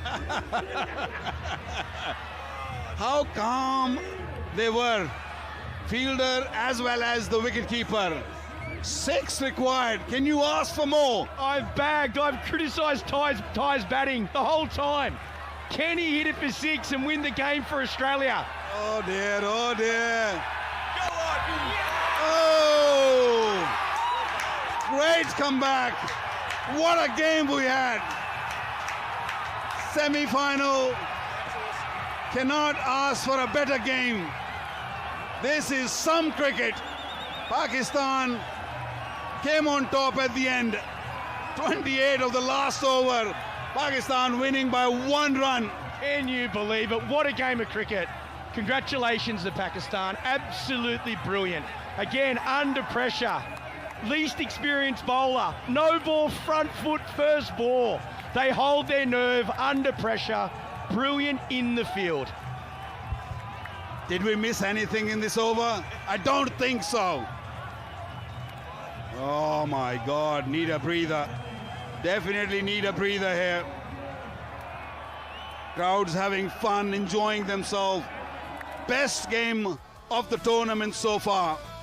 And that to a semi-final.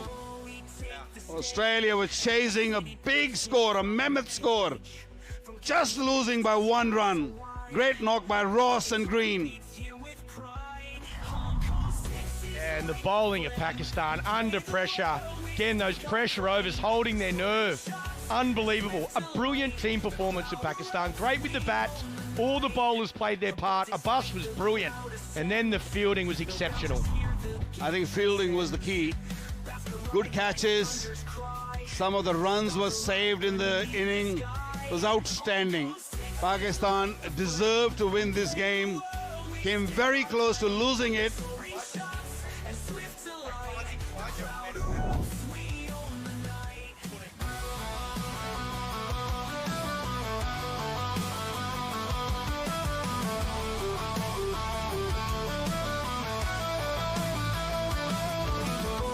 Take the stage.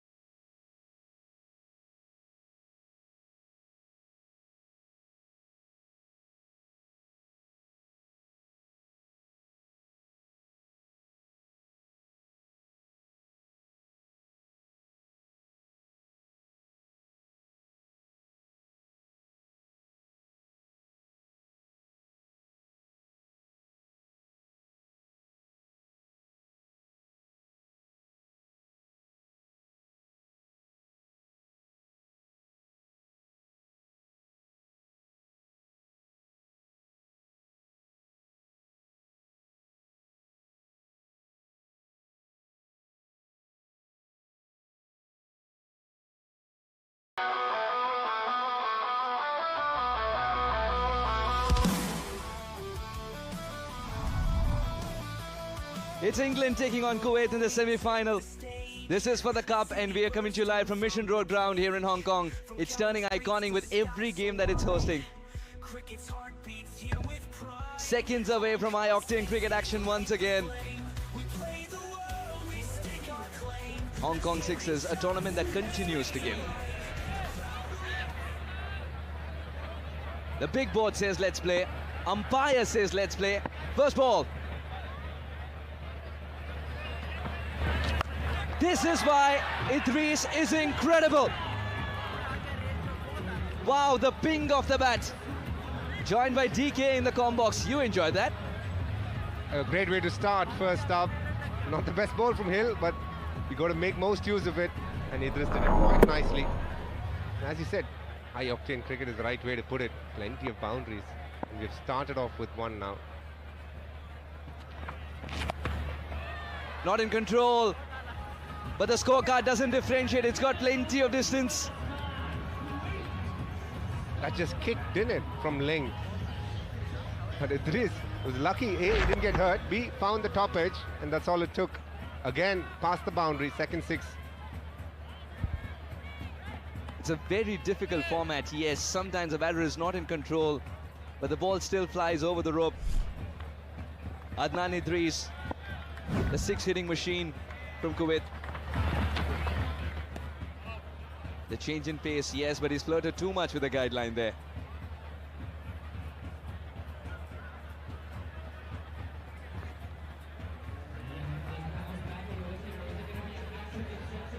DK, he's trying to go wide now. He's trying to go slow.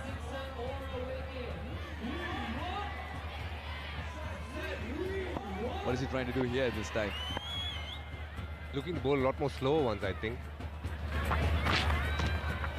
That's challenging the keeper, not the batter. Not the easiest format to be a bowler, to be fair. As the format gets shorter, it gets more challenging for the bowlers. But this one in particular, shorter boundaries, and all that the batter is looking to do is try and hit as many sixes as possible. In fact, if you hit a boundary, it's a bit of a failed attempt, must say. You must have quite enjoyed the way Hong Kong chased it down.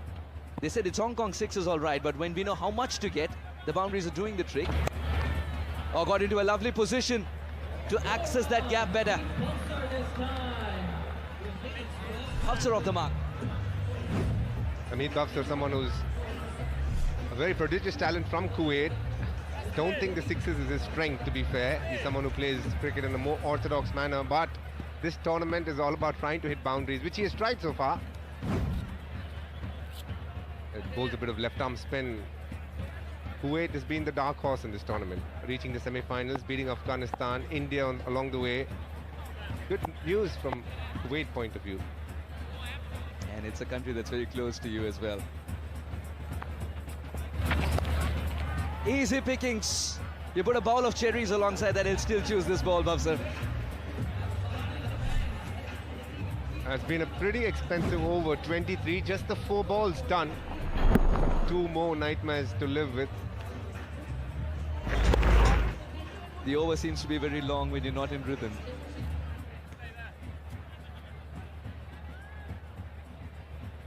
Two deliveries to go.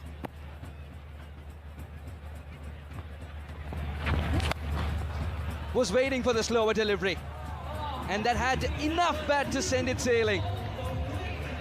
Mead is in some form. Easy pickings again, slightly short, the slower one, not targeted well enough. Coming off really nicely from the pitch. And yet again, they have another boundary in this over. 29. Remember, this again is the extra delivery, 2 wides in this over.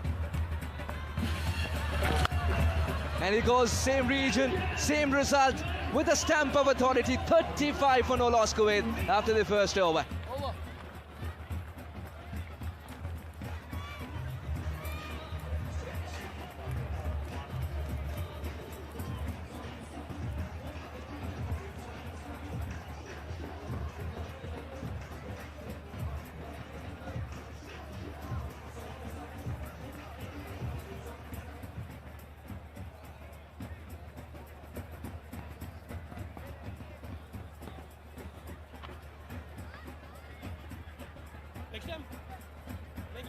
35 for no loss after the first over.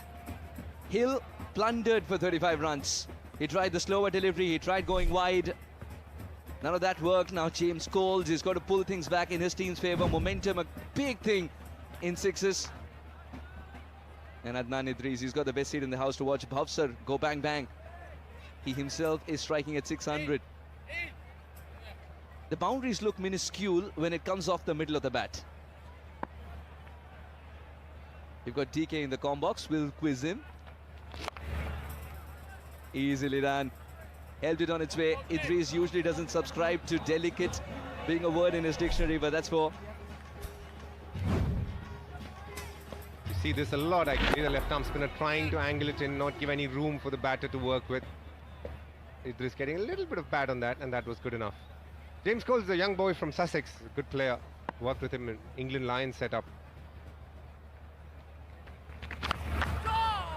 And there we go. Slightly short. Idris has hit a couple in that direction already, but that was of the pacer. This time it's of the spinner. That's a mighty hit indeed. He was waiting for something like this. His eyes went agog. He's kicking himself that he didn't get the elevation. You were talking about a young boy from Sussex. James Coles is a proper all-rounder. Plays for Southern Brave in the 100. He's come through the ranks quite nicely. Bats right-handed, bowls left-handed. One of those all-rounders that you need to keep an eye on if you're an England supporter. Oh, he's played this in the most unorthodox manner, but he's still got the result he was looking for. 50 for Kuwait. Not too often that you see a batter looking to hit a boundary instead of a six, but Meet Bhavsar is very sure what he wanted to do. Just use the open spaces on the leg side, and to be fair, he's done very nicely here. Athletic, but most importantly, getting that 4 runs. There's no part of the ground that he wants to leave unexplored. Oh, got into a great position to play this six the moment he left the bat. Coles is being taken to the cleaners. You can see the lack of match experience showing for England here. They were the luckiest to get into the semi-final. Didn't play in the league phase of the game. Got through to the quarter-final straight. Ended up winning it comfortably. But today they're up against an opponent who's played a few matches. You can see that coming through quite nicely. This was about style. 1 bounce and 4. Good finish to the over. 25 of it, 60 for no loss Kuwait.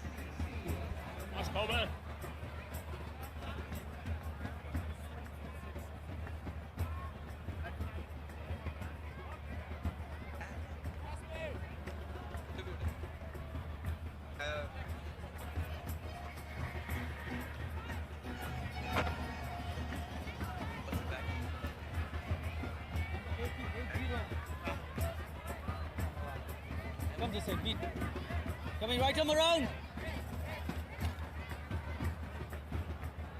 2 gone, 60 for no loss, Kuwait.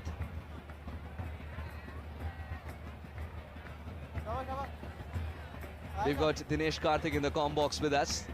Dinesh, you've got a wonderful Kuwait connection. And this is great connection off the bat. Idris doing Idris things.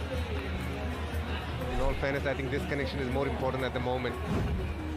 Idris is smacking it all on the leg side. But he's hitting it quite far, deep into the stands, and he's been their player to watch out for. Not from the middle of the bat, and I think that bat is starting to show a chink. Otherwise, everything was a one giant sweet spot.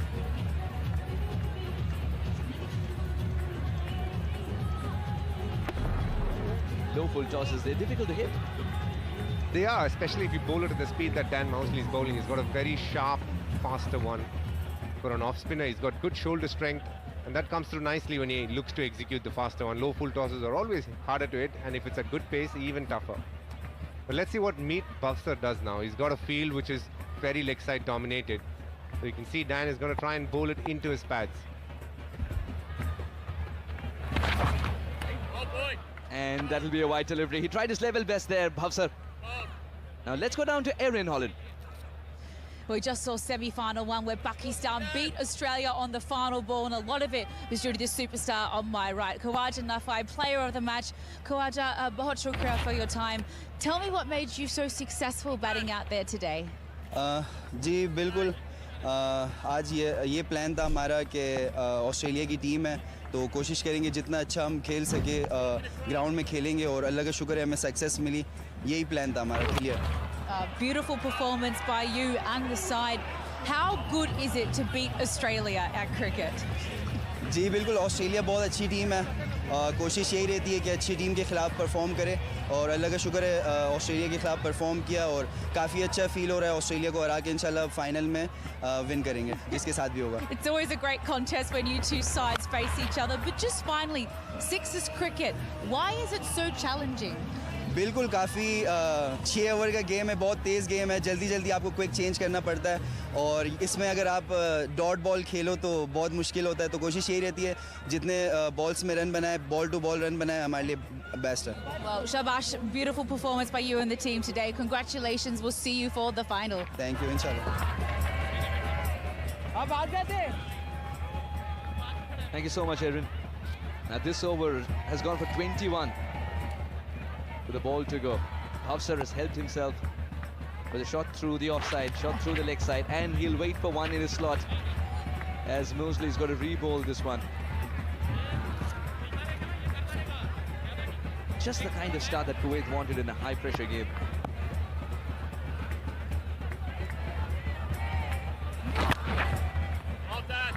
Will beautifully find a boundary, kissing the carpet of grass all throughout. 86 for no loss after 3. And with a half century, he'll raise his bat to the crowd and of course make way for a new batter. Such are the rules of Hong Kong Sixes 2025.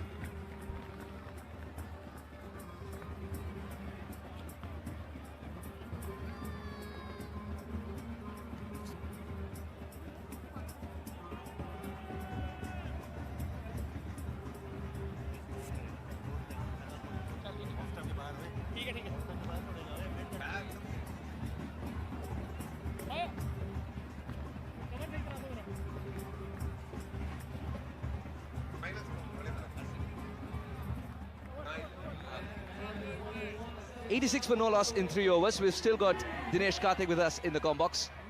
Dinesh, we were talking about your Kuwait connection. Tell us about that trip where you practiced in Kuwait and then when you land up in India, it was one of the most magical IPLs that Dinesh Karthik ever had. I was in Kuwait for the auction actually, and the auction was happening in a different place altogether, watching it from there. And when I got picked, I decided, okay, let me just practice a bit, and that's where I went there and used a few of the bowlers who were actually here for the tournament. Must say it brought some good luck because that tournament ended up doing quite well for me personally. And there we go, another 6. No, in fact, it's a miss hit and straight to deep mid wicket. Indeed, there is a spot on that cricket bat that does not guarantee distance. And Brooks has been proven to be the man with the golden arm. Against his run of play. Yeah, the moment he hit it, the sound was quite nice, but clearly it came on the bottom of the bat and there's some hard hearing problems that I seem to have. Didn't carry long enough, but good on Adnan Idris as usual, getting Kuwait off to a nice start, 86 for 1.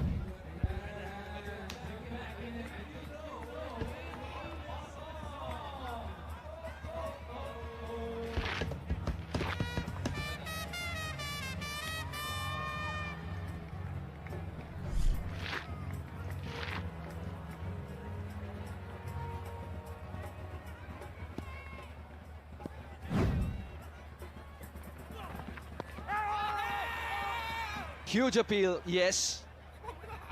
Sundarban was stunned with the appeal, not the ball.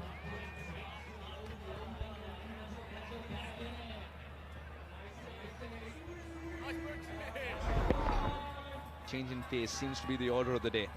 How do you not be predictable, Dinesh, and yet precise?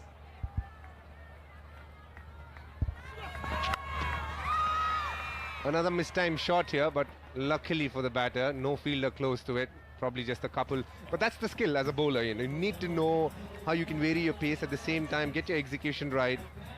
But most importantly, have the courage to get back when you get hit for a 6. That is such an important trait to have as a bowler.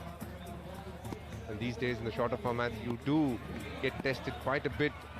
not only with your skill set, but also mentally.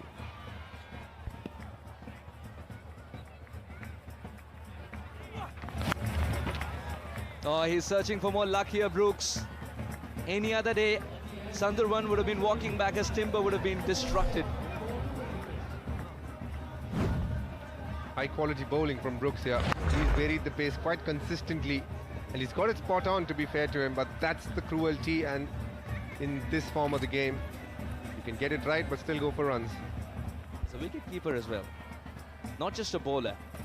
As a wicket keeper as well, DK, do you want a fourth stump in the game? Why not? That would be really helpful. Oh, You're allowed to do that. called it a dead ball. You kept moving. That's going to be really hard on the bowler because he just gave the single, which is as good as gold dust. Bit of back and forth, umpire sticking to his guns, saying yes, it is a dead ball, I've called it, so re-bowl it. And if this ball goes for a 6, Brooks is going to be mighty upset. Brooksy! Let's do it again! Brooksy! Do it again! He's eventually called it a dead ball. That's because I think the towel popped out. He's hiding the ball. It will be wide. As a bowler, you need to assess the reach of the batter, yes, but still stay within that guideline.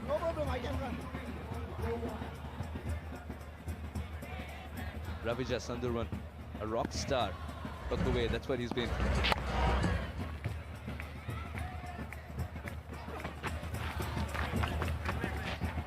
Despite that being a wide, Ravija is kicking himself. He's missed out on an opportunity to score big. And just like that, DK, the over for Brooks gets longer and longer.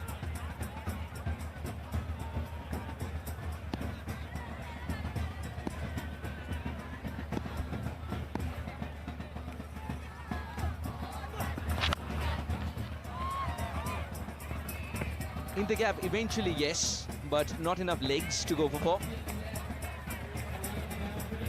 It's a ball that costed him 4, which is very good in this format. And looking for the 3rd run here. Clearly, the English boys at this point of time will be scratching their heads thinking, what's a good score that we can get back? We saw an absolute thriller in the last game between Australia and Pakistan. Pakistan winning it by just a solitary run at the end. 140 is very much on the cards for Kuwait here. Can they get it? 3 boundary riders on the leg side.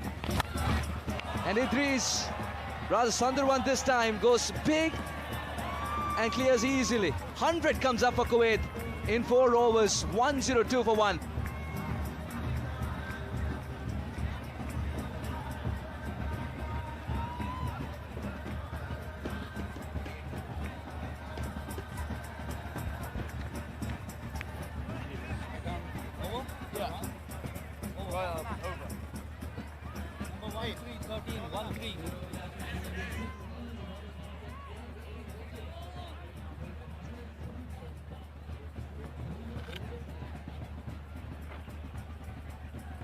$102 for 1 in 4 overs. This is the semi-final, the second semi-final of the Cup. And Kuwait are mighty pleased with their batting effort.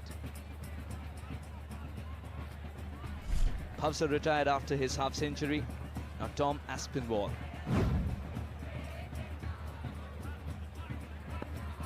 Can he provide some momentum?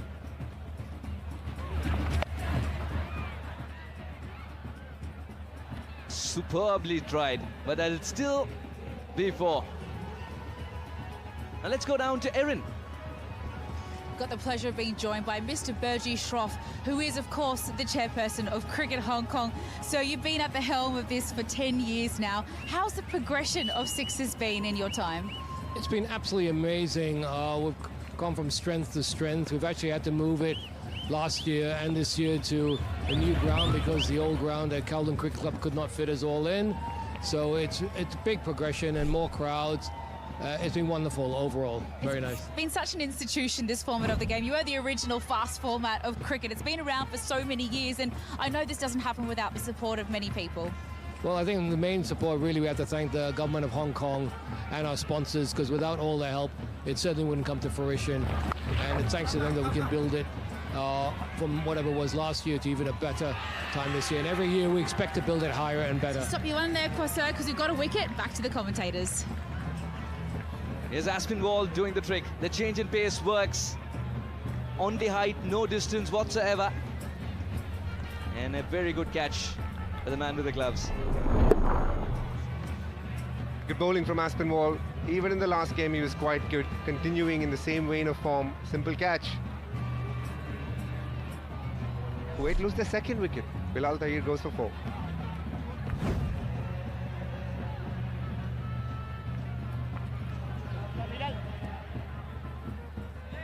Middle. Thank you.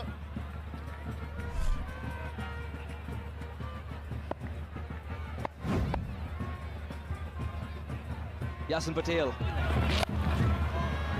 And this is why he is very important. Man in the deep, not in business anymore.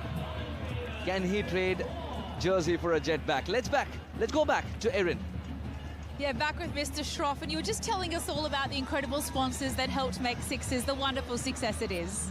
Well, thank you again. It's wonderful because we have the support of the Hong Kong government as well as our sponsors, and without their kind assistance, we would not be able to hold a tournament of this magnitude. And it's great that we could have 12 different countries out here playing cricket in a 3-day tournament and enjoy the vibrant city of Hong Kong. I tell you what, I've been so impressed by the enthusiastic crowds, and as we build toward the big final, the cup final later on this afternoon, how about the sold-out crowd? This is incredible.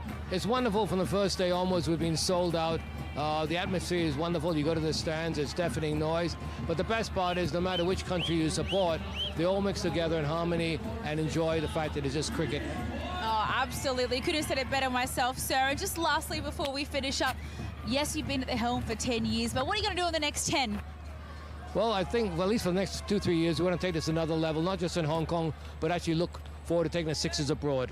So we're very much so, and I think that's the plan and vision for the next few years. Oh, plenty to look forward to. Thank you so much, sir. It's been an absolute pleasure to be part of this and to see this all in the flesh, and it's amazing what you and Cricket Hong Kong are doing. So thank you for your time, and here's to the next 10 years, hey? Thank you so much. Thank you very much indeed.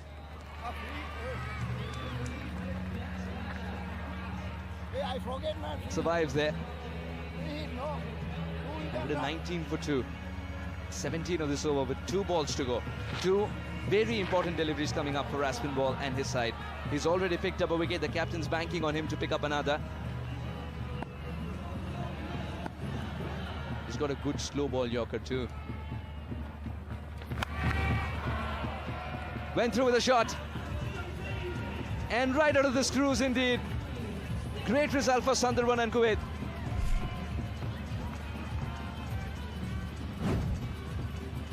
Lovely shot by Sundarban. Wasn't the easiest. Way outside off stump, but got good connection on it. Did they get more than 149? That's the big question. Well bowled there from Aspinwall. Finding some swing. Keeper not doing a great job. Goes to the boundary as well. A rare by boundary. End of the over, 125, or rather 129 for 2.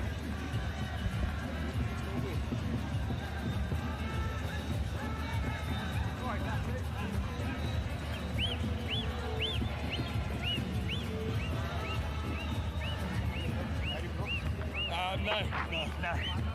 Everyone says that. The extra end.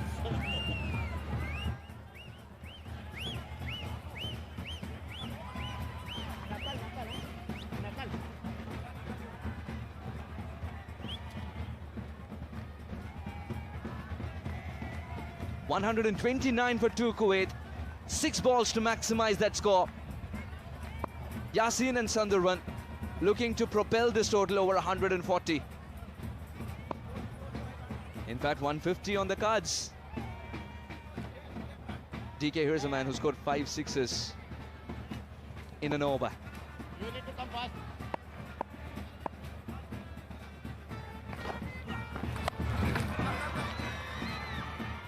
Height, yes, no distance, and he's taken it.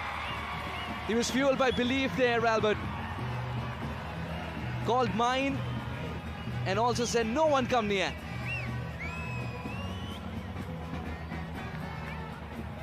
Good bowling again by Brooks. Yasin looking only to hit on the leg side, top edging it, and a lovely catch as well. Under pressure to hold on to it is extremely crucial, and he does a lovely job of it. Kuwait, even though in a comfortable position, lose their third wicket. Yasin Patel goes for 11. 129 for 3.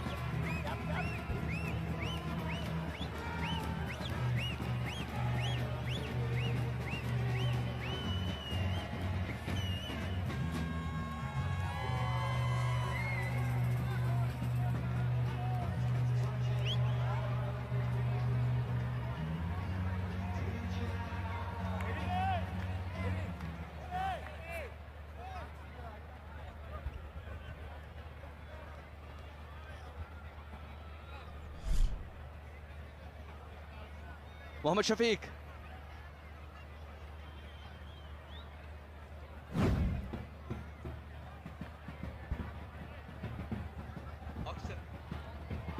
Five deliveries. And Sundarwan, he's got to farm the strike, I believe, if Shafiq doesn't get going from the word go.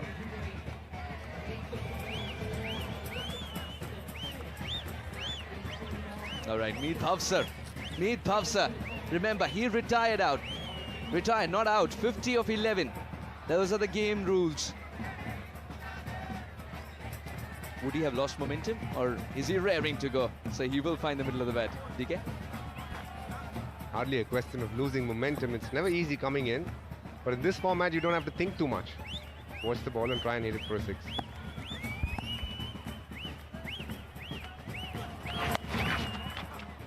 Didn't read the slower one. It'll fall safely, but he wants to come back on strike. He's braving the throw to do so, and will get there eventually.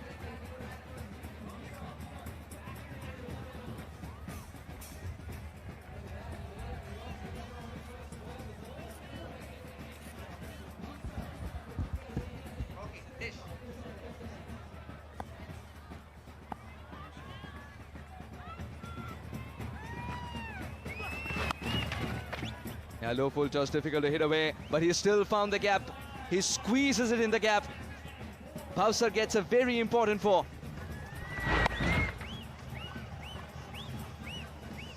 Score 135 now. Just couldn't believe it. Brooks, he also changed his pace there.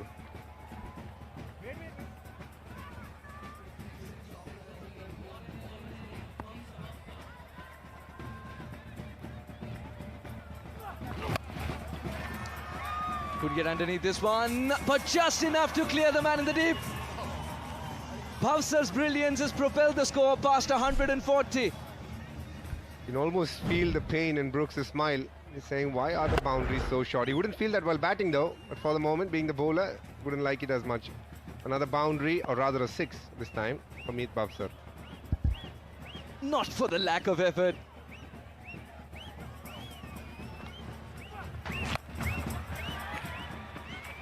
This time taken. And Bhavsar, he's tried his level best to put this one away, but he's played a magical innings when it matters the most.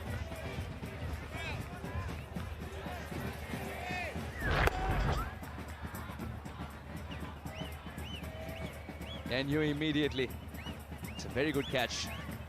At an awkward height, yes, and also had to ride the boundary. Knew with great awareness where it was, the cushion. It's an awkward height and an awkward time as well fielding in Hong Kong. Must have had a good time last evening. To spot at the ball would have been quite the challenge more than anything else.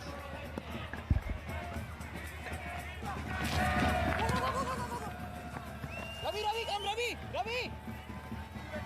Oh, he's running. He's running, okay. They tried to be cheeky there. And all the cheekiness was for a run, a crucial run. Still, Bhavsar has done his bit as a runner for the last ball. 142 is what Kuwait finished with, and they would believe they have enough.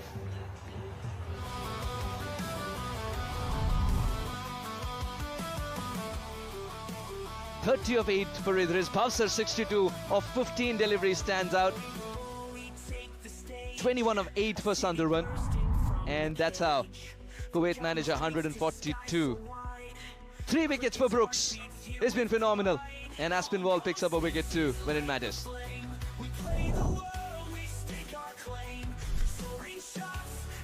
...143 in 36 balls. That's what England need.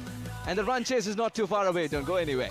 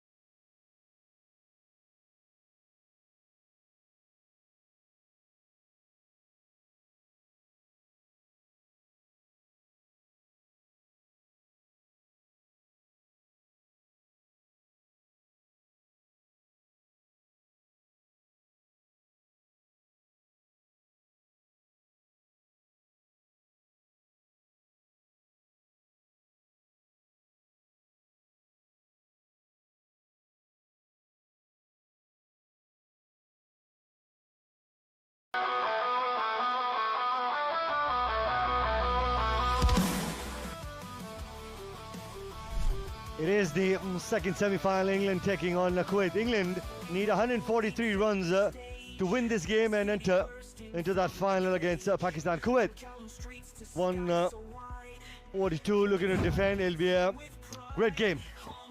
That's the toss for the next game. Sri Lanka taking on UAE.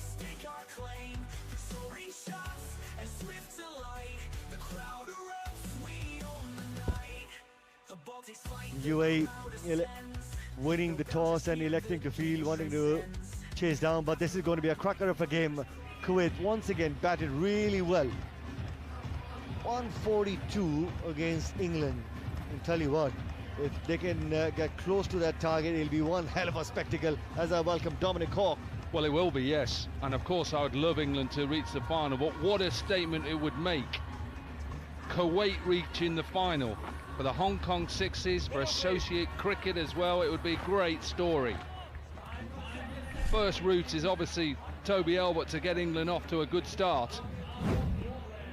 I just have loved watching Kuwait play, with their enthusiasm, their skill, their power.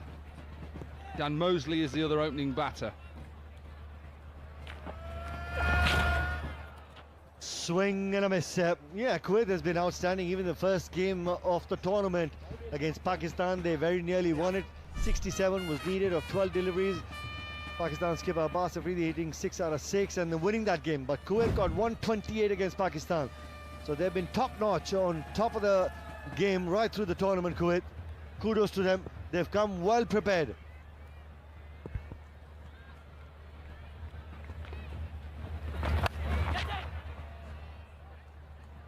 That's in the gap and will run away for 4. Yeah, just a bit of width. And I think they've been clever as well.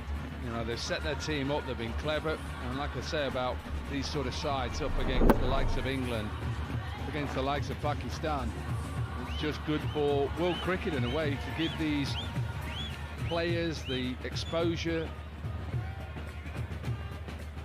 and to play against some of the players who are in the England setup. And Dan Mosley. Yes, at least for Kuwait, their bowlers, they've been able to work out some sort of strategy, and you see the effort, the intent in the field, the energy. Well, the entire Kuwait side is really, really good. they're just swinging a little bit at the moment. England, I know it's the first 3 balls, but Toby Elbert, and I've watched him a lot, keeps his shape. He's a good player hitting down the ground. Got to make sure, especially when you're chasing 143 to win, that you just don't lose the sight. You've got to keep to those skills. Head towards the ball, get rid of that front leg and hit it straight. Into the pitch, the attempted slow ball picked up really nicely by Albert. There are plenty more of those coming when you're looking to chase down that big a total. Do they? Think about Kuwait, 13 sixes in that innings and 10 balls. 36 balls they faced and 23 of them boundaries. England didn't help themselves with the extras as well. They've got to go at Kuwait hard here early on. Improvisation and working to great effect. Just using the pace and bounce of Shafiq. What they've got to do in these first couple of overs is, when you're chasing the required rate of what, just under 24, get off to that start where you're over it in the first 2 overs, yourself 50 or 60 like Kuwait did, and then go again with the next 2 overs. And then all of a sudden, Kuwait, with their inexperience, just might start to panic a little bit. Square leg umpire, yes, and straight away. Reload, no ball, free hit. This is working in favour of England, the first over. Yeah, in some ways, England just want to get something on it. They get something on it, then that goes for 4, and then you get the no ball as well on the free hit. So 21 from these first 5 deliveries, a free hit to finish it off. Looks like he's gone offside, Shafiq, so far.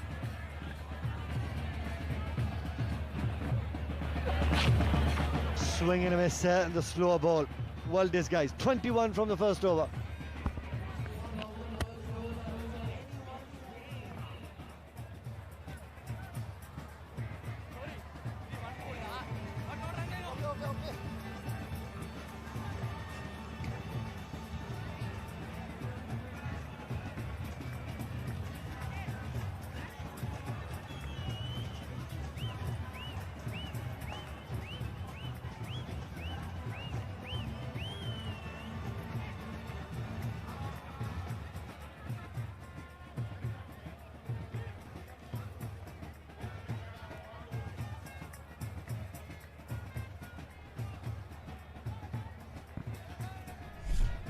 .21 from the first over. Bilal Tahir, left arm spin, is it?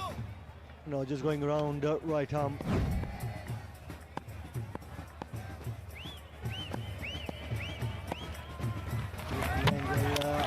Could be close, and yep, with that sort of angle, you miss as a batter, always going to be in trouble. Well, he plays this throughout his career, Dan Mosley. He's looking to sweep, reverse sweep straight away. It's a reverse sweep that goes through his legs. It nutmegs him like a Premier League footballer. Short stay for Dan Mosley. Gone for none. England 21 for 1 and in trouble.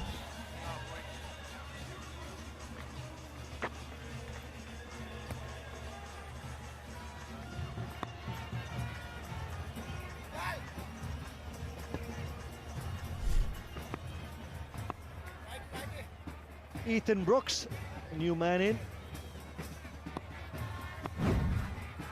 Bilal coming over the wicket for Ethan Brooks.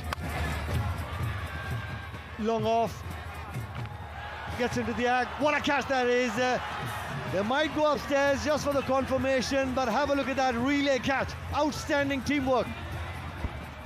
This is why they've just been, for me, the team in the tournament so far, because of the way that they've played, their enthusiasm, the way that they've batted, the bowled, the fielding here. We've seen some good catches in Hong Kong sixes throughout the year. As his feet inside, absolutely. Ethan Brooks realises it's given out. He's halfway off. He's been told by the third umpire just to stop. Brilliant from both the fielders. This, to me, is a statement to say, Kuwait, we're going to go to the final and take on Pakistan. Absolutely fine to me. I know we're showing it again. His feet are inside that cushioning. He throws it, releases it. The fielder is with him. When he catches it, his left foot is before the cushioning. You'll see it just land. Now it's fine, then he gets rid of it. Once it's released, it's fine. We know that fielder's inside, it deserves. If there is a catch of the tournament, that would definitely be in there. Back-to-back wickets then for Bilal. He's on a hat-trick. Catch of the tournament. Just waiting for the third umpire to give it out. He has done. A 50 in the last match for Ethan Brooks. He's gone first ball. England now 21 for 2.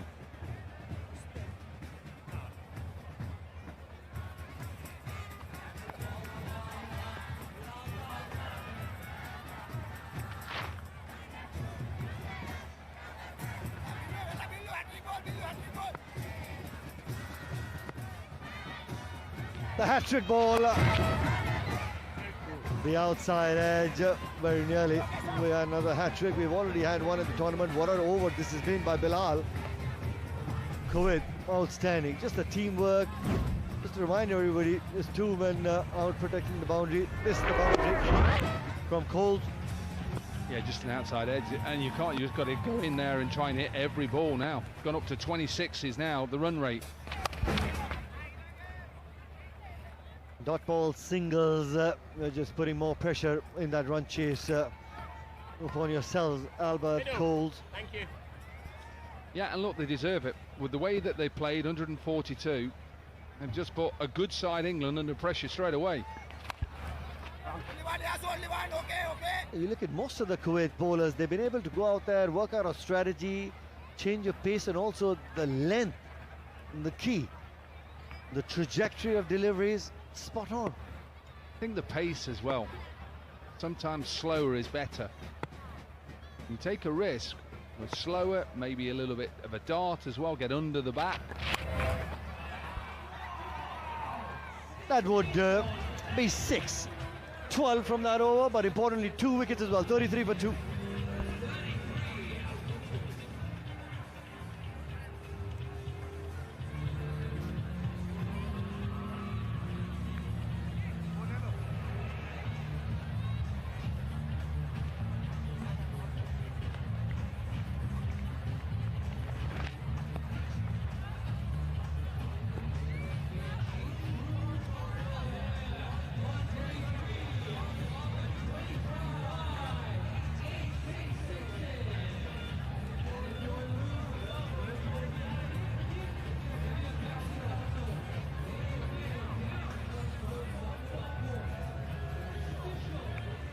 The required run rate creeping up to 28. What great bowling the first 2 overs. We've seen skipper Yasin. Yep. He gets some perches, so he's obviously got that sort of skill set, puts enough revs on the ball, or even on that surface. And again, it's not very quick, is it? Think about it, it's not very quick. They're trying to hit it straight, so they're going wide on that wide line as well. That hint of turn, a hint of turn by Yasin. Have a look at that for a catch. Rightly said, Dharma catches the tournament. That is just incredible teamwork. Brilliant. Great mix-up. First 2 deliveries, back of the length, a bit of turn, the third one in the block hole. And you just got to pinch yourself. This is Kuwait against England. And at the moment, England have got no answers. Nothing.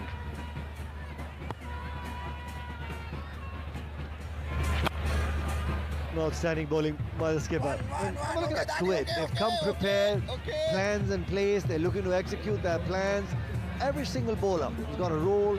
When they're out batting first, they've got process in place. Which bowlers to target? What are my hitting zones? It's working for Kuwait every single time. Rare bad delivery in the slot. I think it's just a better shot, Nikhil. That's what it is a better shot. I think he slightly just misses that angle again. He's gone for a little in swing. He just gets rid of that left leg and gets underneath it. slow ball. Catch it was the call. What an effort! What an effort! It will run away to the fence, but what an effort there. 45 for 2.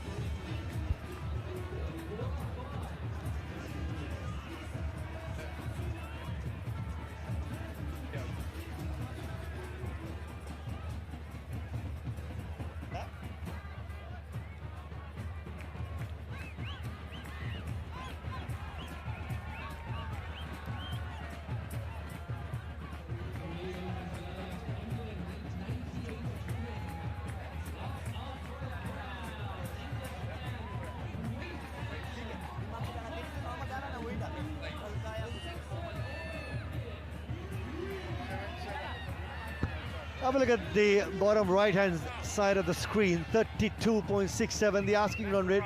Every single delivery from here on in, as a batter, you're looking to hit a 6. 2, 3 deliveries that don't go for 6.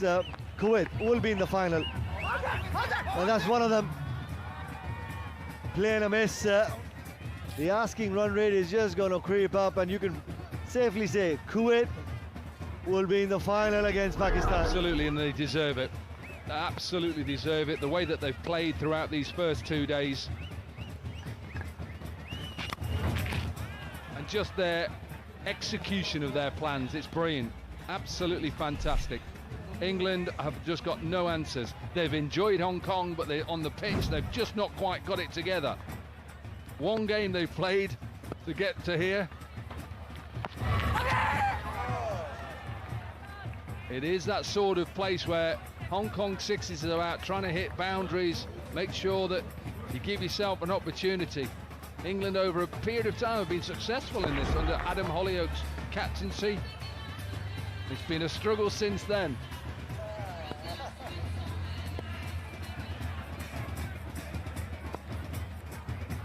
Just the 4 runs from the 3 deliveries. Bhavsar was well bowling with great control.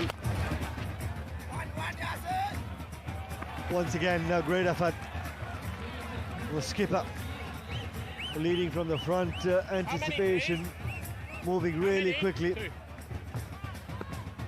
93 or 14, ain't happening. And finds the man. Have a look at that for an effort. Kuwait is not only winning games, they're winning hearts as well. What a catch. Serious catch again. I thought we'd seen catch of the tournament. This is up there as well. Massive inside edge from Tony Albert. Goes out towards deep square leg. Watch this. The pace, his hands, how calm he was. You enjoy it, Kuwait. What a stage. Get yourself to a final. Albert gone for 32. England teetering on exiting the competition. 50 for 3.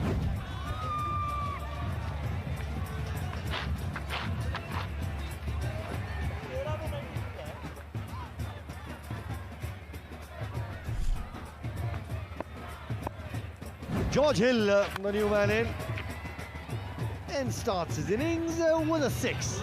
56 for 3.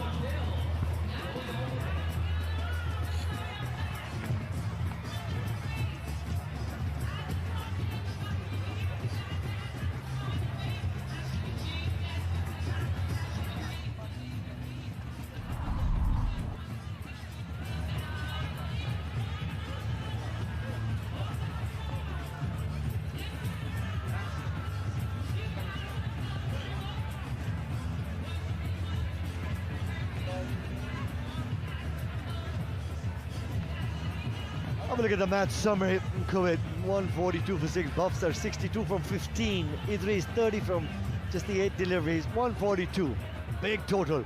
And in the run chase, England didn't start off as well they would have liked, because Bilal picking up 2 wickets, Bhavsar outstanding with the ball as well.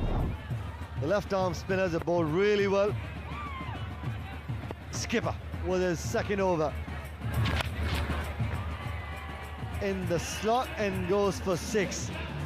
I tell you what, against Kuwait and Pakistan in the final, it's the start, how the tournament started, Pakistan as well as Kuwait. Kuwait very nearly won that game. Yeah, and just think about the crowd as well. Crowd will be electric here. Seriously electric, and they've deserved it all the way through.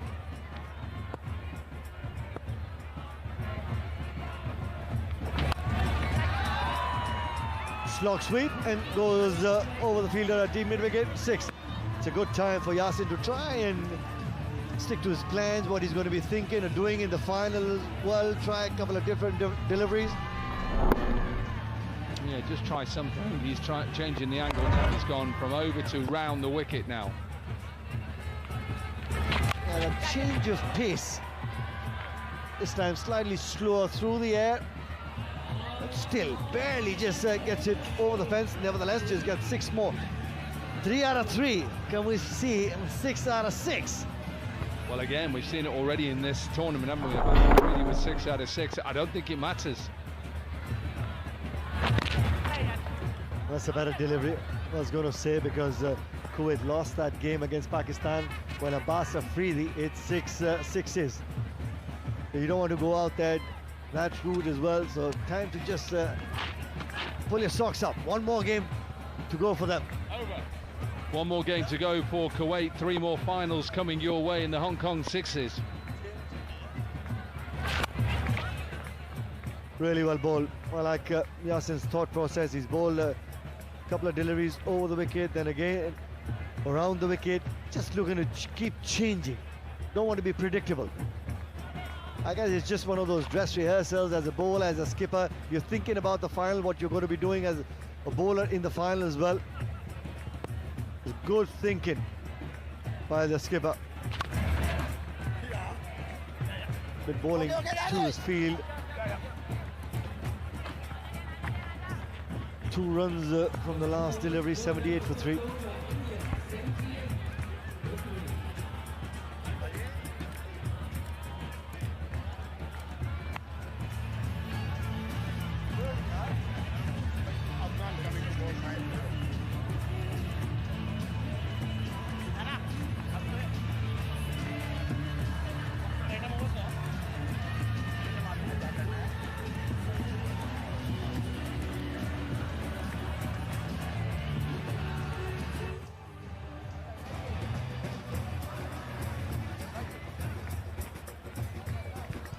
Last 6 deliveries, Idris bowling the half a dozen, Adnan Idris.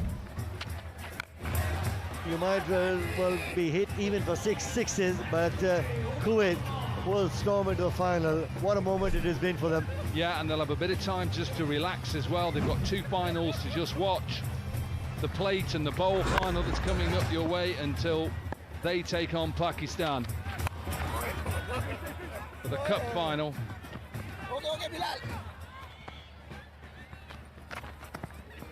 3:35 will be that cup final. Already got the coming next is the plate final, then the bowl final, and then it's the cup final against Pakistan versus Kuwait. There's still more 6s cricket coming your way.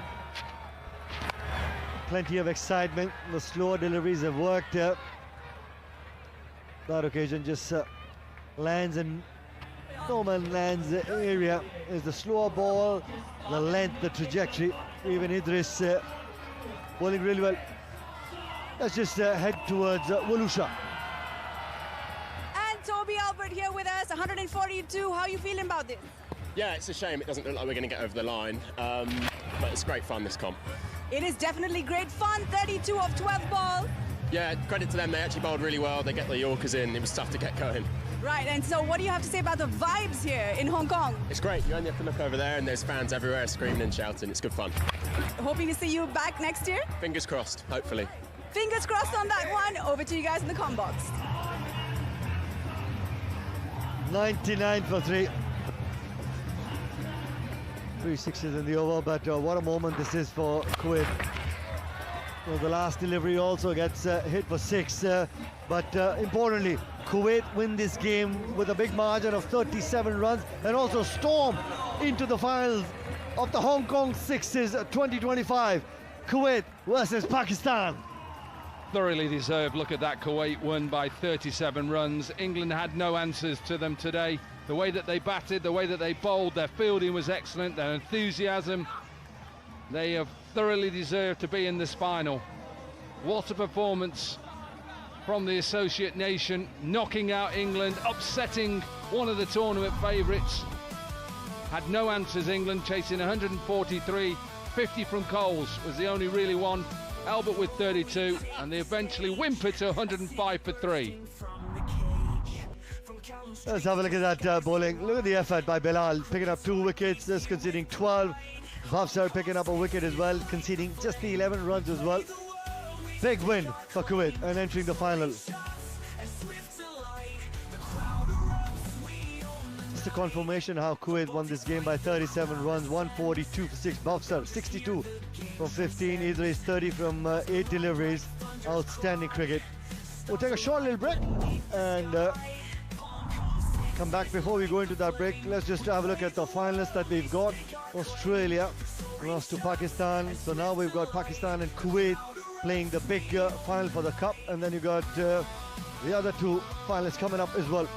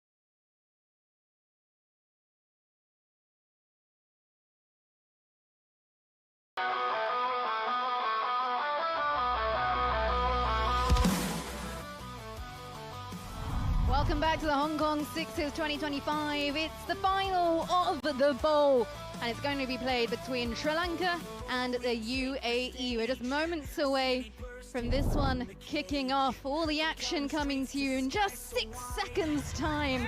So hang on in there, because the carnival has well and truly begun. Let's play. It's time for some more action. Lahiru Samarakun opening things up for Sri Lanka. Be joined by Madhushankar. Expect for some thrills.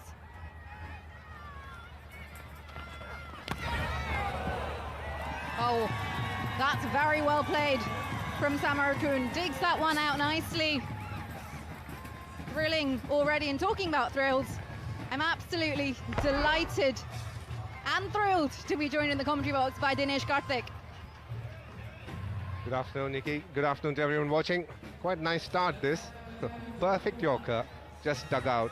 Right in time, takes the top edge, or rather the outside edge. Sri Lanka off with the boundary.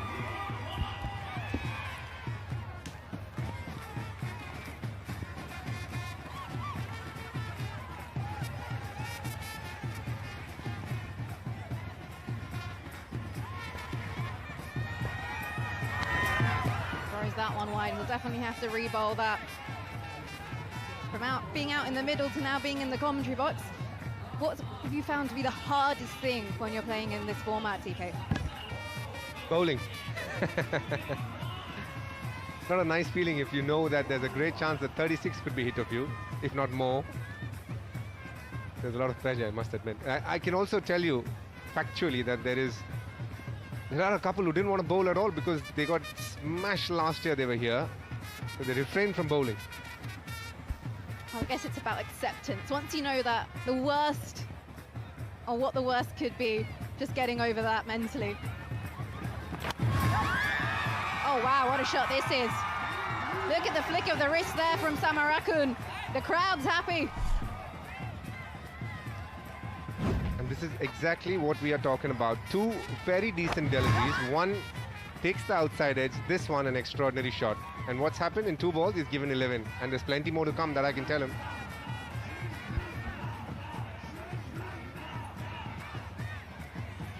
Definitely not a bowler's game. We know T20 cricket, it's not very bowler friendly. Now talk about sixes.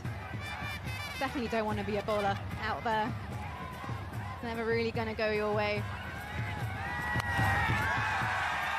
Because if you see shots like that, that's slashed away, races away, 4 more. The crowd, this is what they've come to see. The Carnival of Cricket, Hong Kong Sixes 2025, well and truly underway in the final of the bowl.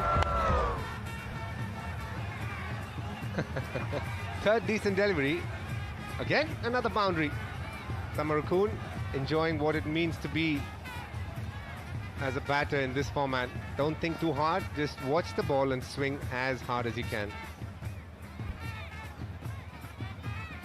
As a batter though, this is your delight. You're like, right, I can clear my front leg, give it a swing, and let's see what we can do. Under pressure. Kept it very simple so far, Zahid. Try and bowl as far outside off stump as possible. Just the ones that he came on the stump, it was clipped to us outside the boundary. So here he is in trying to execute those wide Yorkers, struggling a bit. 3 balls he's bowled. And in all fairness, as I said, not too bad the deliveries were, but still 16 on the board. It's fair to say we've seen a majority of bowlers target that wide line, wide Yorker delivery, and it's, as a batter, you've got that in the back of your mind. You know what your options are. Full toss, this is hit up high, it's going to take some catching. Or just saved from a collision, but safely taken in the end. Side will be relieved. The reward of some good bowling here. Slower one on the stumps, could have been a collision. We've had that once before in this tournament, but this one didn't end up to be anything nasty. Lahiru Samarakun goes for 14. Sri Lanka lose their first at 16.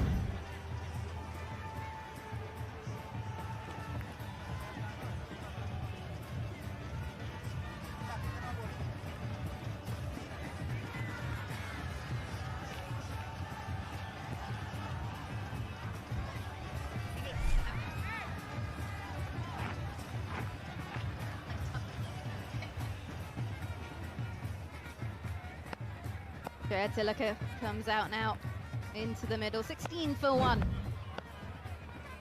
Sri Lanka. Just not getting to him. Lots of ground to cover. We'll be able to come back for a couple. The low full toss not being connected. Simple catch taken by the fielder. That's long gone, almost bumped into him and made it much tougher than what it was. Zahid has bowled quite nicely so far, mixed up his pace and his lines. Now the question is, what does it take to stay away from that hitting zone?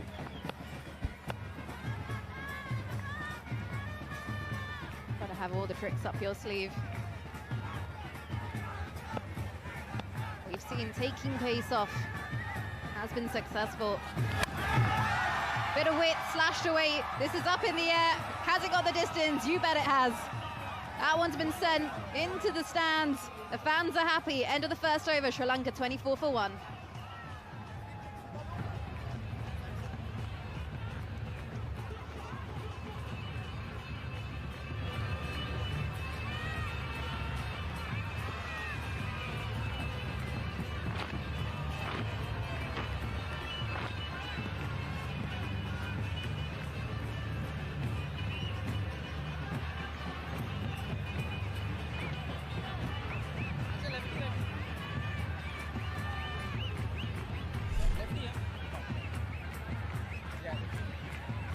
Ansh Keswani has been very helpful for the UAE, both with bat and with ball. So been enjoying himself.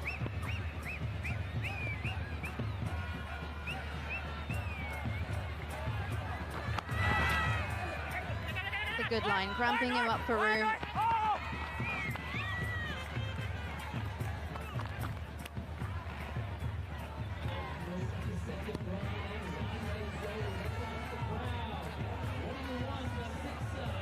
Always just really cool, Keswani, no matter if he's been pumped over his head repetitively, just relaxed. Which I don't know how he is, because you've been hit over your head consecutively. You normally see bowlers start to pick things up, bowl slightly quicker. Use of the feet this time, he's almost yorked himself. How good are these dot balls? Worth its weight in gold dust. Very rare to come by. But if you bowl one, I promise you, and I didn't bowl one, it just feels very good. I'm sure it feels good rather.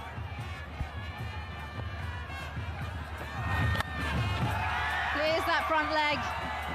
That's a sweet sound off the middle of the bat. And that has gone the distance.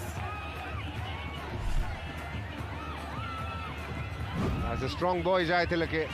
And you can see he didn't connect this one as well as you'd have wanted. But again, goes the distance.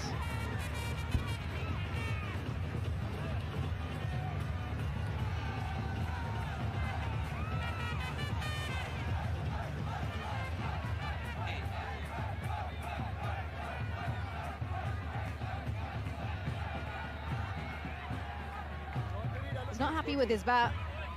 I think it did a pretty decent job for the previous delivery.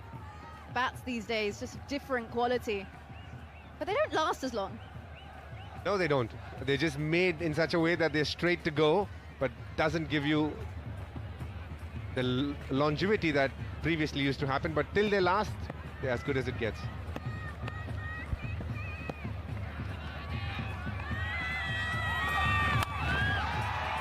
Humps over his head.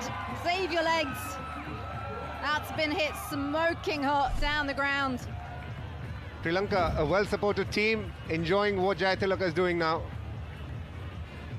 Again, arm ball attempted. Didn't get it in the center of the bat. I don't even think it's his bat. Broken the one that he brought to Hong Kong.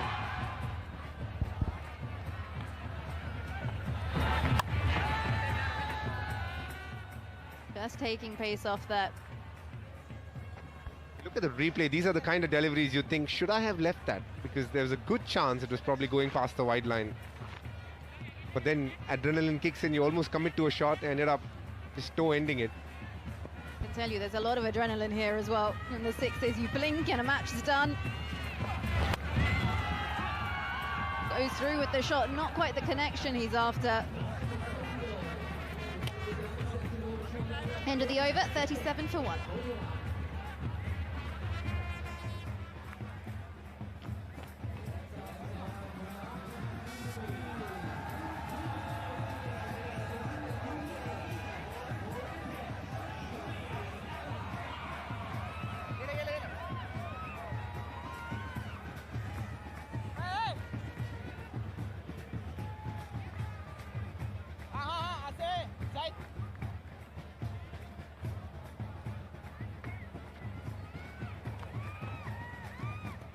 One thing that really has been really impressive is the crowd that's come in over the course of the last 3 days.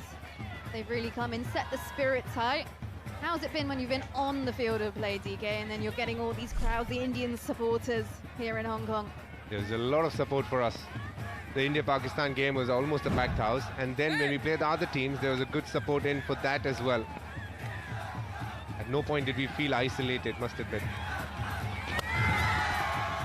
Not connected well enough, but does it get to the boundary? No, very well fielded at long off. Yeah, the fielding's actually been pretty decent as well. There's so much ground to cover. Probably looking around, I think, well, I can't actually get that far. But yeah, good commitment. He's being praised for it by his teammates as well.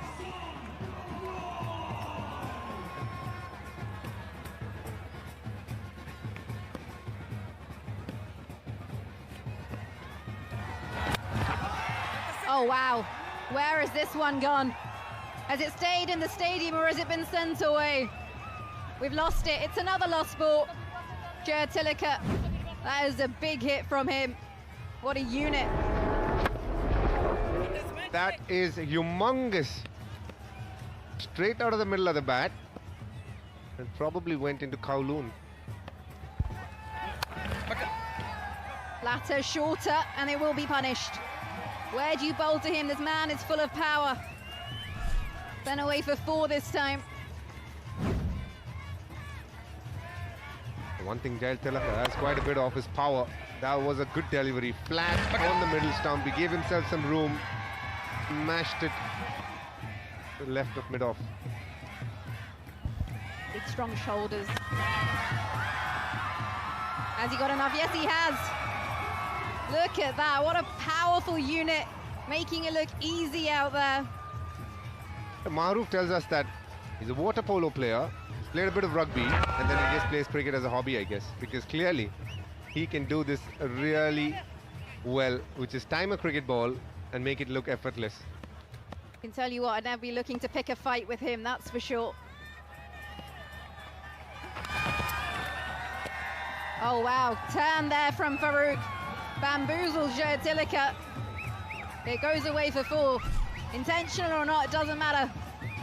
Why didn't UAE have a slip there? Such an important fielder. But jokes apart, it's good bowling, unlucky.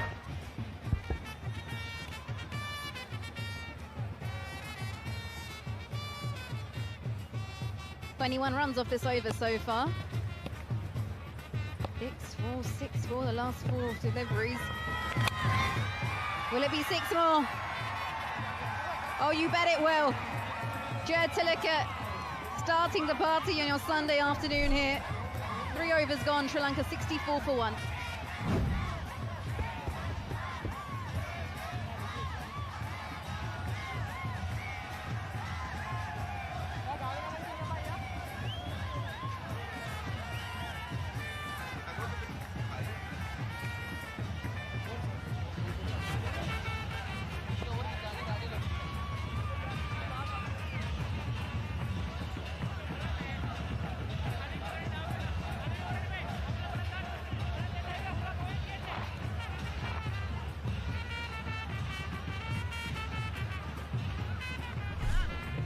Margot Khan now, ball in hand. Getting pace back on. Oh, through the gate. It's done the trick. He's expecting something slightly quicker. Outdone there, Madhushankar. He'll have to head back. Hey, he's been watching Jayatillaka do a lot of the scoring. Hasn't faced too many. Completely beaten for pace there. You got to give credit to Shagir Khania. Got the off spin coming out of his hand quite nicely. Lahiru Madhushankar could be the end of your trip in Hong Kong. 64 for 2.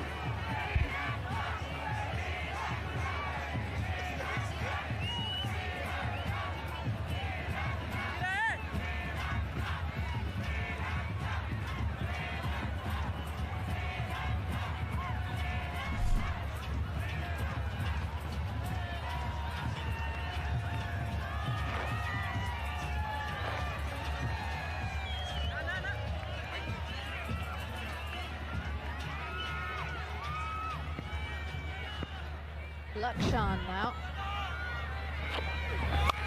Comes wide of the crease, but look at that. That's class, that's timing, that's everything. Beautiful looking stroke there from Dhananjaya. Again, the off spin attempted, but Dhananjaya Lakshan got into a lovely position there. Just a free-flowing swing of the bat.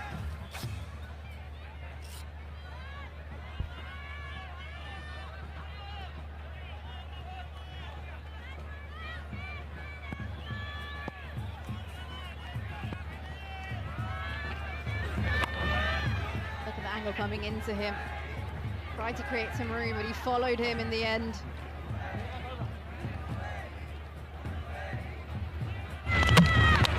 Rare wicket. First ball in your spell, not too often in this tournament. If you can get it, why not? And if you've executed it as well as Sahigir Khan has done, you're going to enjoy it. How much can Sri Lanka get? They're on for a big score here.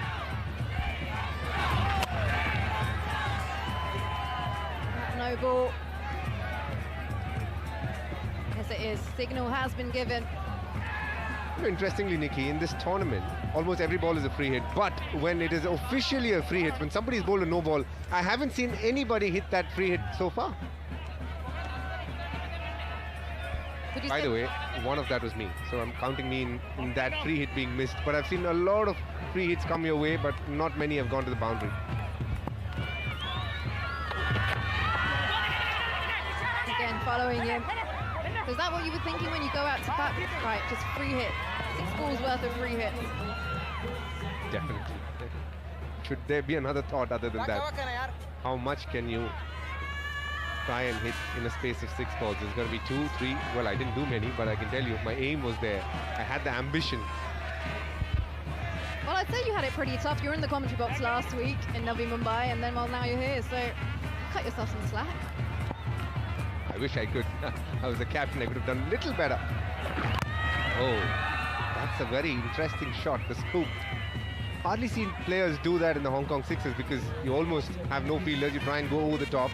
The scoops and the reverse scoops have been a bit of a rare option to have, and that used to be my strength. Now that I can't play much in this tournament because it has very little value. Boundary is no good, you need to hit a 6. Not easier said than done as well. Especially when there's no pace on the ball. Oh, wow. The sound of the bat has been absolutely creamed. It's a flat 6. What a way to end the over. 4 gone, Sri Lanka 82 for 2.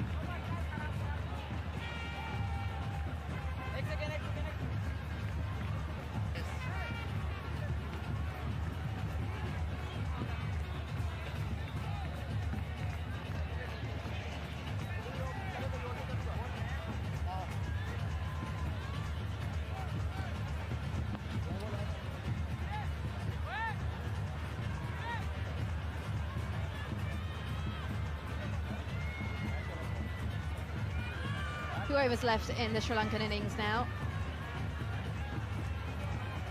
DJ Tilaka headed back to the dugout because he's got to his half century in style like this. That has been pumped. Look at the shoulders on him. It sent the ball the distance. A flat hit.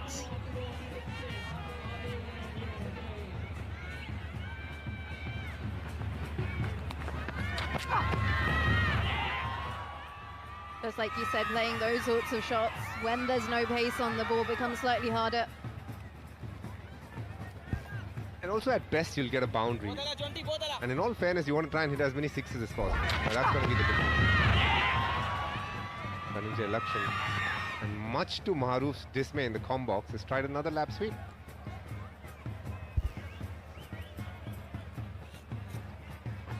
Well, it's not you, DK. What can we say? Show us how it's done. I can tell you, Dhananjay has had a much better tournament with the bat than me. No comment. I'm not going to say anything further than that.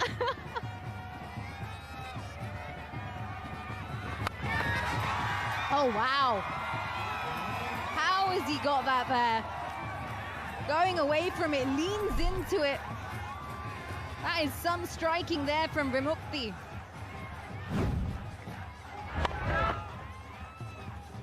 Good bowling, but also really nicely played. It helps sometimes when you're a tall batter because you get access to deliveries that a lot of others might not. It's the bottom of the bat almost, but Vimukti gets his first 6 of the day.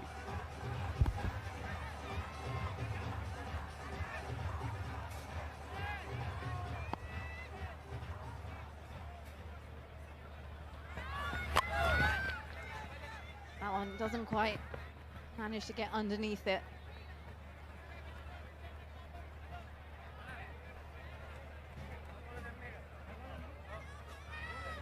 Projected score here, 120 for Sri Lanka.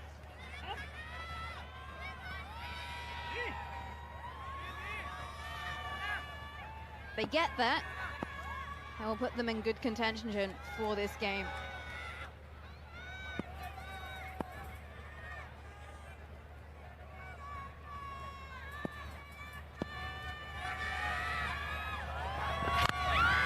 Oh, misses out there. He'll feel like that. Oh, what is going on? All the madness out there in the middle. How would you miss that? Just meters away from the stumps. If ever you wanted to know what village meant, have a look at this. Simple run out. He had all the time, didn't need to throw, just go and clip the bails off. Clearly, the bowler wasn't thinking well enough. Zahid, you've bowled well so far, but I can't say the same about your fielding. This reminds me of a Sunday afternoon match in England. A village match. Sunday afternoon. That's what you see.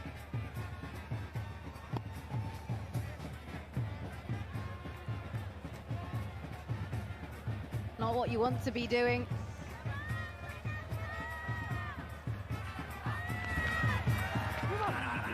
That's what you want to be doing though with the ball. Top balls are like gold coins.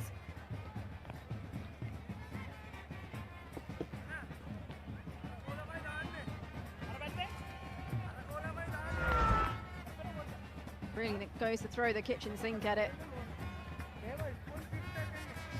That's a very good shot miss.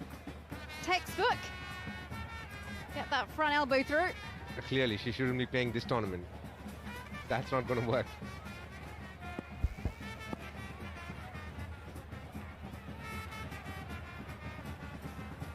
More interested in protecting her wickets there. Here for the vibes, here for the entertainment.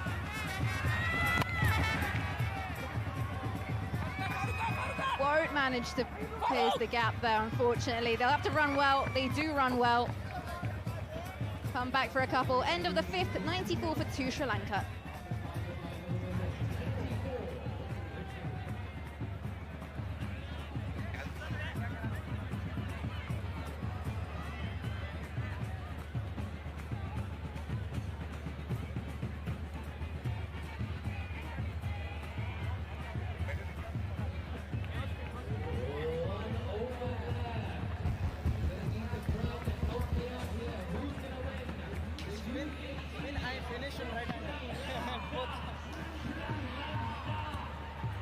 Final over of the Sri Lankan innings now.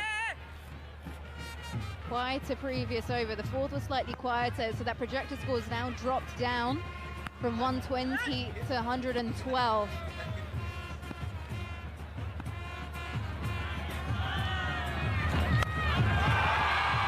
Oh, wow. Mate creates the length that he wants, sinks back, and that's been launched away.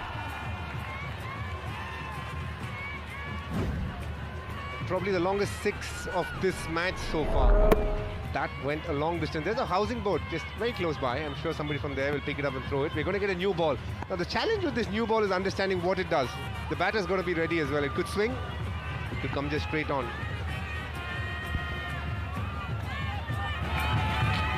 It's like a complete lottery, but a bit of movement there.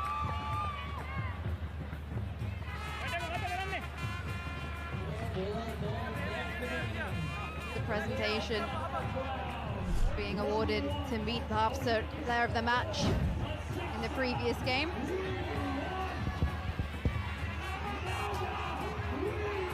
Good thing we've got a lot of cricket balls here at the ground on standby. We've seen all of them disappear pretty much. Now, just a bit of movement from this new delivery. Anything can happen. It's like rolling a dice.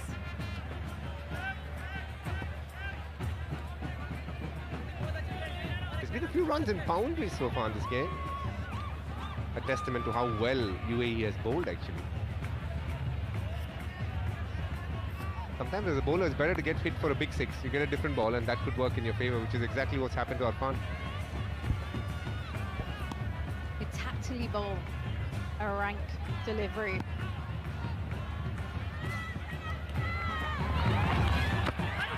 Oh, that's well bowled from Arslan. Have to make it through this time.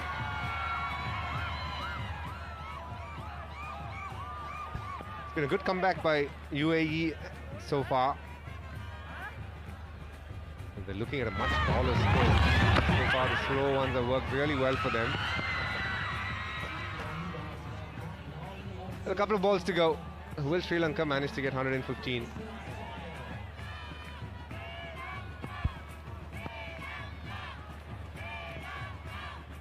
You'd hope so. They were initially on track for 125.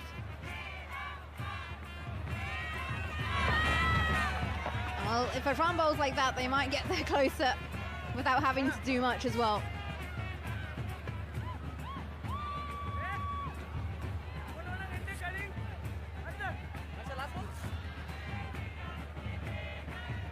Final of the bowl.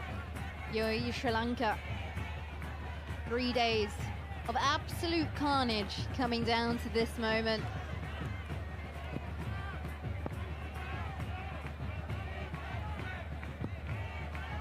Cricket and carnage.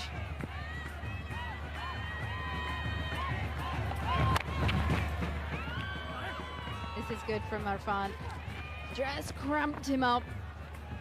Comes easier when you get that free flow of your hands to hit those big shots, and it's what he's trying to stop. 11 runs off this over so far. In hindsight, actually a lot better than what we have seen.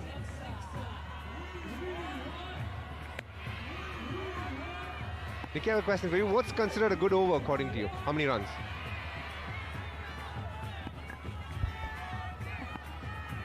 A good over, I'd probably go with what? 12, 13 here? Because you know you're going to be under the pump constantly.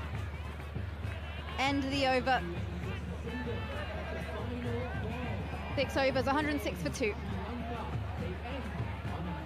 Hang on, we blinked. I told you this game goes really quickly. 6 overs gone, Sri Lanka 106 for 2. That was a good over, 12 runs from it for Arslan.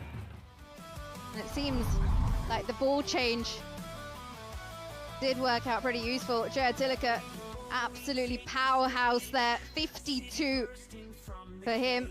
And he was really monumental in getting Sri Lanka as close as they could.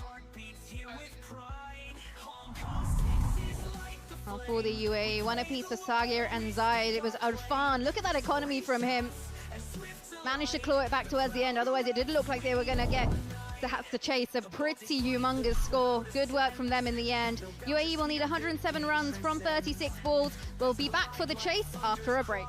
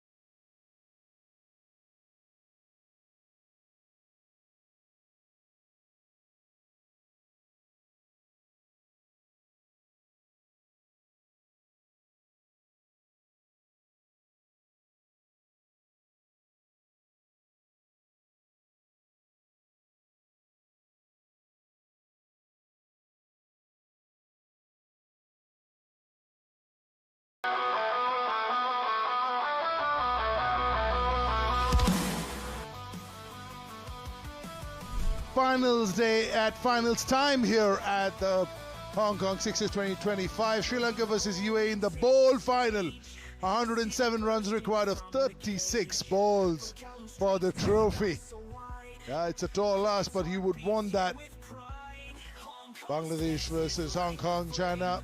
It was Hong Kong who won the toss, and they elected to field as most captains have, because you're not quite sure how much is enough.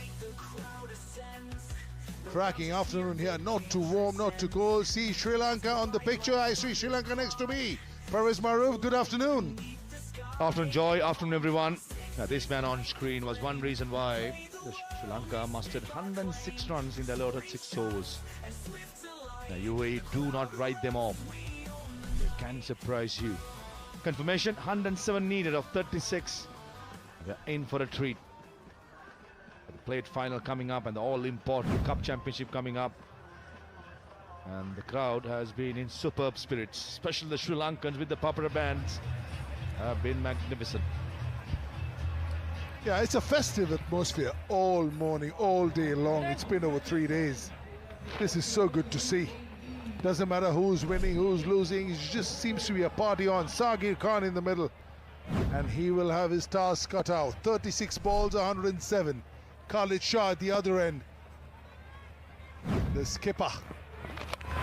Big hit, smacked it. First ball over wide-ish long on mid-wicket area for 6. That's a brilliant start. Just the ideal start for the Arab Emirates. Back of the length in swinger. That's been the trademark delivery for Dhananjay Lakshan right throughout the tournament, along with the slower delivery. But that was picked up beautifully. Change the field. One more fielder to the offside, so the line has to be outside the off stump, since only 3 fielders in the offside, 1 in the leg. With it 1-6, it's become 17.31 and over. Whoa, that's a brilliant in-swinger. Swing here from Dhananjaya. How good is this for a delivery? Swinging ball, swinging bat, and the ball wins the race and the battle. Middle stump. Dhananjay Lakshan has been probably the best bowler for me in the Sri Lankan side, and he dismisses Sagir Khan for 6. UAE 6 for 1.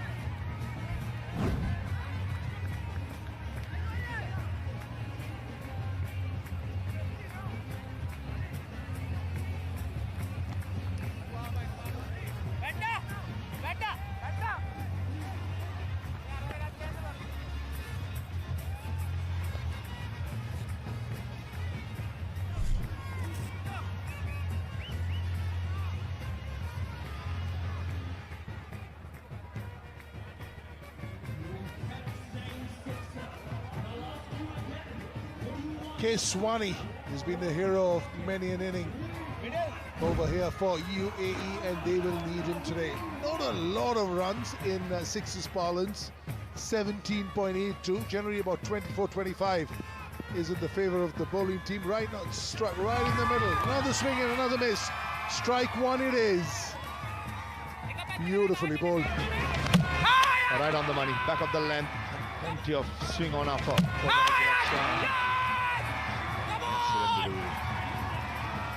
They are in spirit. For the left-hander, Joy, Dhananjay Lakshan is going 3 fielders in the offside, and that's why the left-handed Swani trying to go over mid-wicket or square leg. Fighting the swing, fighting the swing, and winning the swing. On the stump finish is always risky. Can he go further outside off stump? This is on the stumps. Yeah, he has to. Even the length got to be much more fuller. Valiant attempt in the stands, but just not good enough. Got to be fuller, got to be wider than Dhananjay Lakshan. Back of the length. The score boundaries are so short, you're asking for trouble.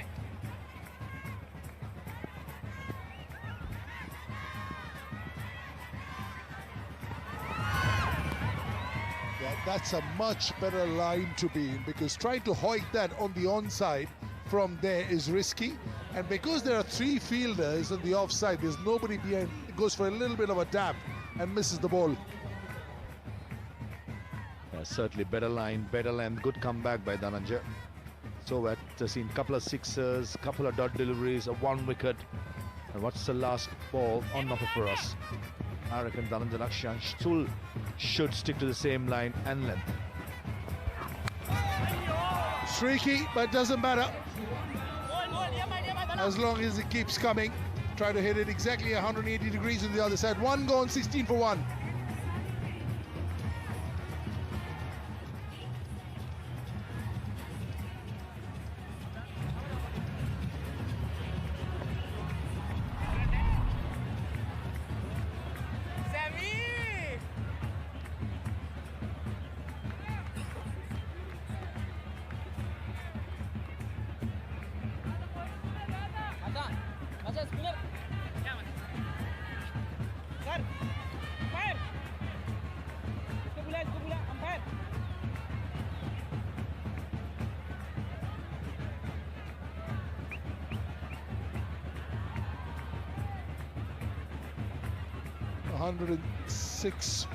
With 2 is what Sri Lanka got. A little bit, maybe 20 or less. Test cricketer, ambidextrous bowler, Ratnayaka. It's the left-hander, so I reckon he's going off spin.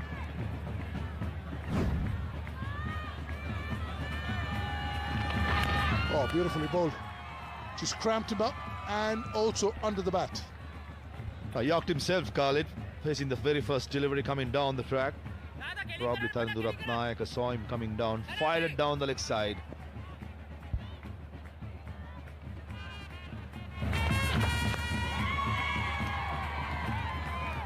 Did he touch the pad? Something? Just waiting, taking his time. Well done, umps. You don't want to hurry up too much. Make sure they're taking a run or anything. Yeah, took his time. Anything below 20 runs and over is generally game on for the badminton as well. Oh, bit of turn over there. Little bit of off spin away from the left-hander. Much better, taking the pace off. Ample turn, yeah. At the moment, Khalid is just swinging at everything rather than trying to play proper cricketing strokes like Keswani. That's why in the middle, a small conversation between the two batters. Yeah, Tiki made a really interesting point about, if the ball's changed, any ball comes back. So as a bowler, you know what that ball is, but as a batter, you don't know. So you could have an old ball, you hit it for 6, and there could be a newish ball coming back, and that swings away suddenly. Let me tell you experience what happened to me in 2017. I got hit 5 sixers in an over by the Hong Kong batter. I can't remember the name. And all 5 or most 4 sixers went out of the park. The ball had to change. And all 5 deliveries, the ball actually came in different shapes, and not too sure how many overs were old. So that's what I think Dinesh Karthik was trying to mention about. Can be an advantage, can be a disadvantage. By just 6-side cricket, you just move on with it, get on with it. It's like tennis. You bowl a faults, you just ask for another ball. That's arrogance. Tharindu Ratnayaka initially didn't want to bowl, and the batter right next to it, the next delivery, hemmed away. Pay you back in your own coin, brother. Oh, brilliant. Excellent here. Very, very good here. 4 balls, 3 runs in 6s cricket. This is as good as it gets.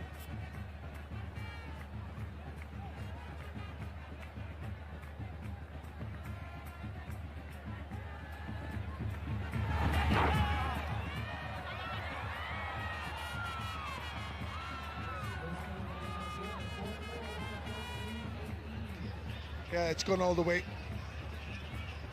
Just turning slightly. He's the only one who's got some turn. And not only has he got the batter, he's got the keeper as well. Yeah, Sachin Jayatillaka, he doesn't keep wickets. Nevertheless, it should have been stopped, got to be said. Yeah, he feels he's going to stop the ball. Tharindu Ratnayaka, rightly so, not being harsh to his wicket keeper.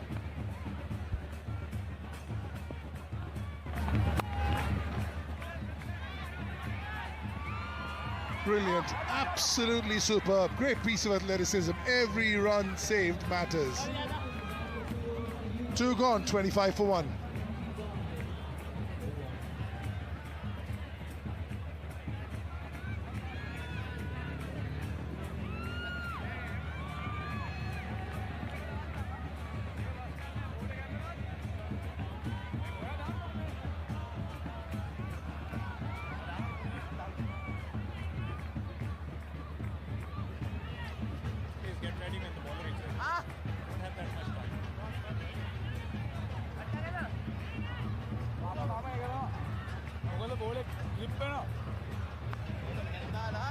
25 for 1. After 2. Lahiru Madhusanka, captain. 20.5 is the required radius right now.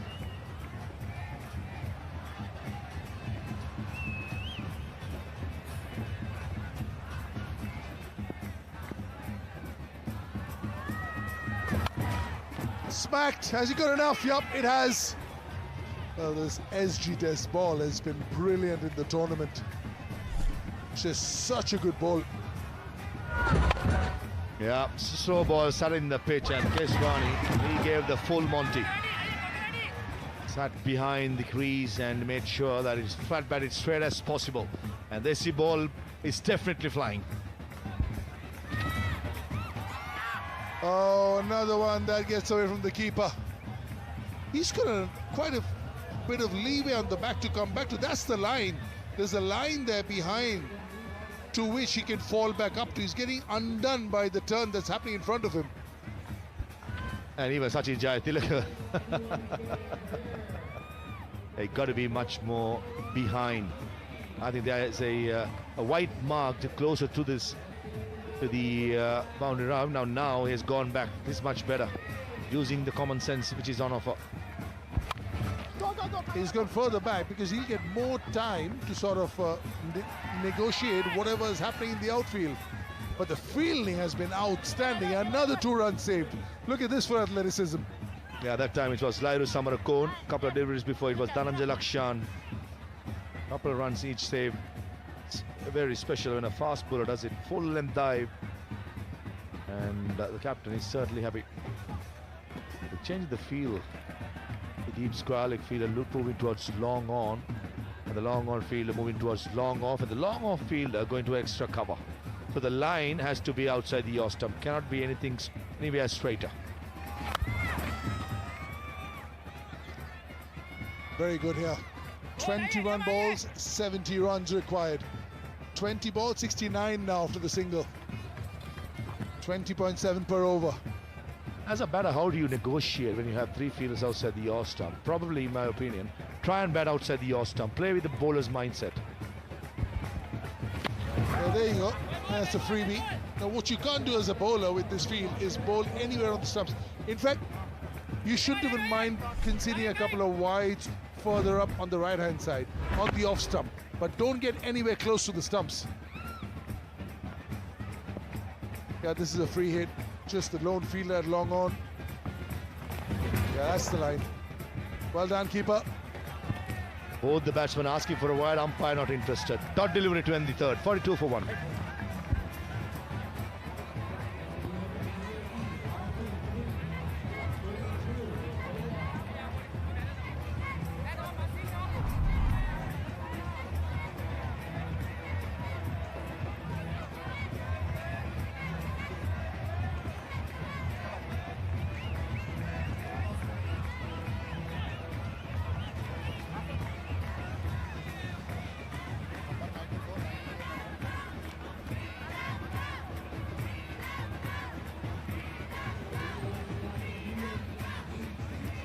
Balls, 65. This game is poised beautifully. Go either way. Ratnayake. His ball is 1 over for 4 runs earlier. Off spin again. Oh, how good is this kid? Accurate. Brilliant. Perfect Yorker.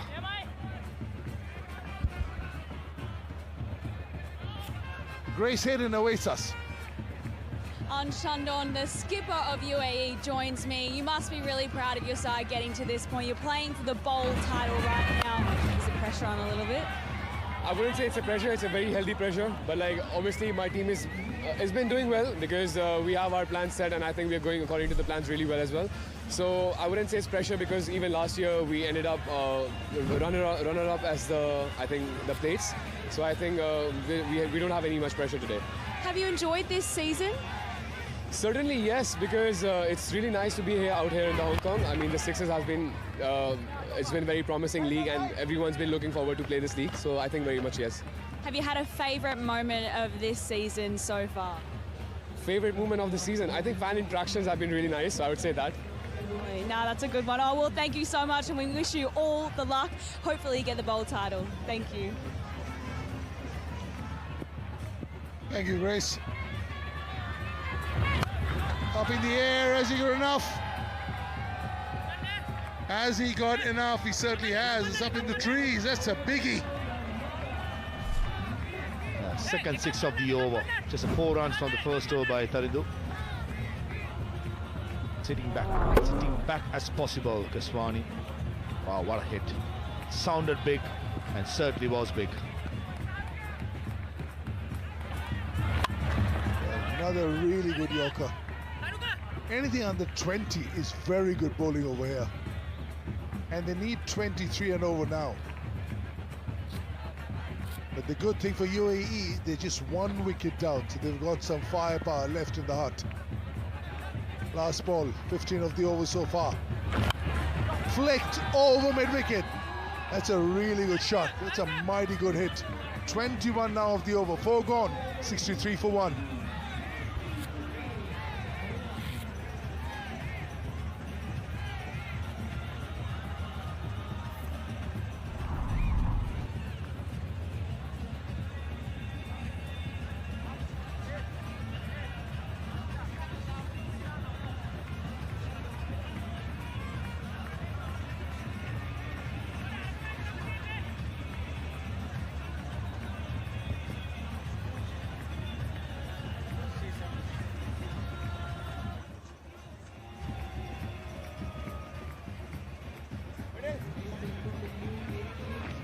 Twelve balls, 44.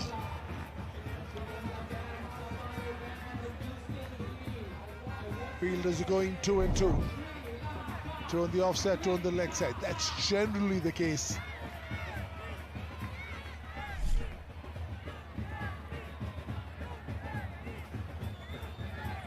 The long off is very straight, the long on is very wide.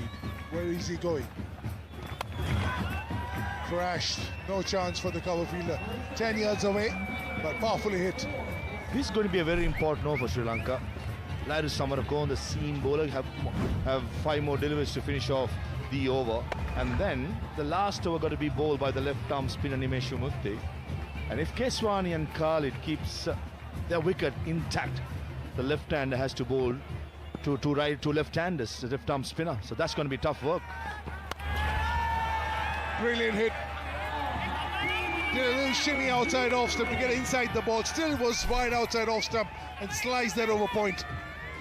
Nimeshu Mufti supposed to bowl the last over. We'll be hoping at least 20 runs if he can have that cushion. But the way these two left-handers are going, I think probably see into a carnage.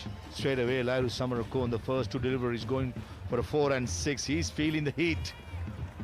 Got to get the length right. The line is good. The length probably 6 to 8 inches full.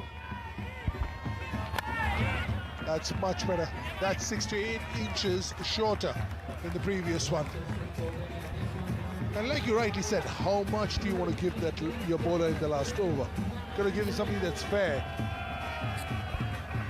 Especially when you consider 2 left-handers against a left-arm spinner. Same line, got to be gone. His 3 fielders outside the off stump. Straight to the long on fielder. Will be the single. Lairu Samarakon is a lucky man. That set up for Khalid to probably go long on or mid-wicket. He missed out.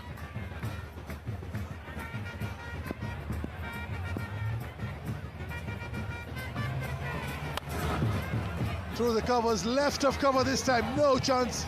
Another powerful hit. 229 boundary off the bat of Keswani. Hammered it. And he knows the last delivery coming up is an important one. We can tonk away for a 6. That makes it 22. We'll have a game in hand in the last over. Really crucial ball, this one. Oh, he's missed it. He's missed it. And it will be 28 of 6 in the last. 5 gone, 79 for 1.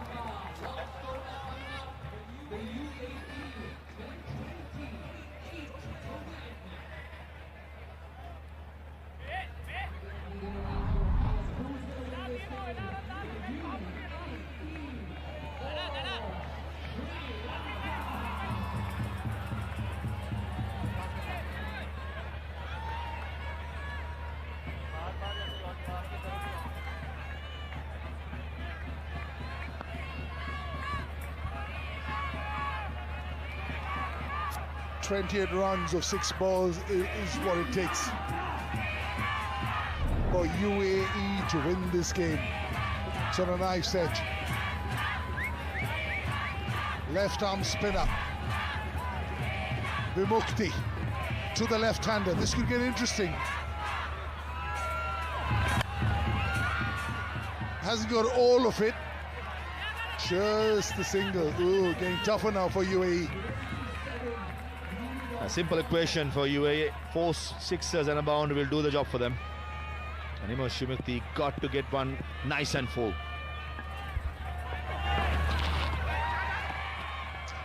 Wide it is, so has to reball that, and another single taken. And that's something Nimo Shumukti, courtesy of Sri Lankan fans watching this coverage, want to stay away from.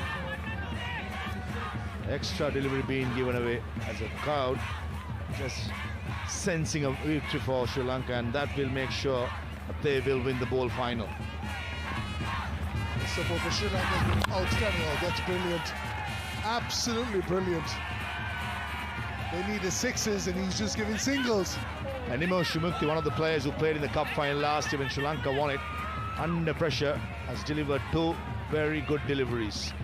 4 sixes, 4 deliveries needed for UAE.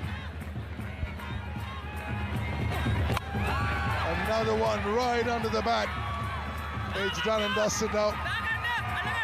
You never say never, but unless there are some freebies that are bowled by the Sri Lankan bowlers, nothing can keep the trophy away from them. Brilliant from them. Wasn't a huge total, 106, but they were superb with the ball. They are a little too late. Straight to the fielder as well in square leg. What an over this is. Sri Lanka, ever since they finished the first day, losing both their games to Hong Kong and Bangladesh, have done really well. As I understand, it's a bowl final, but they picked themselves up from the second day and certainly gave something for the crowd to cheer about. Easy peasy. Yep. Sri Lanka in total control. Outstanding over the 6-1. 1 ball, 22. Dhananjay Lakshan, the field at long off, takes it easy, and Nimo Shumukti has been rewarded with the wicket for some excellent bowling in the last over. Again, it was on the in the slot, beg your pardon. Missed out. Keswani gone for 44, 85 for 2 UAE.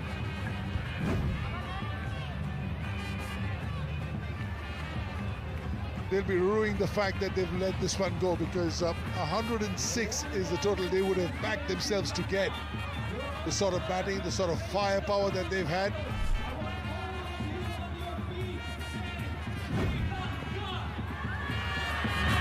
Oh, brilliant. Absolutely superb. Convincing win here for Sri Lanka. Look at them in the stands, in the turnstiles. This party will go on for a long, long time. And the man next to me will be joining in with his dance moves. Lairu Madhusankar led Sri Lankan side. Last year's Hong Kong Sixers, they were the cup champions.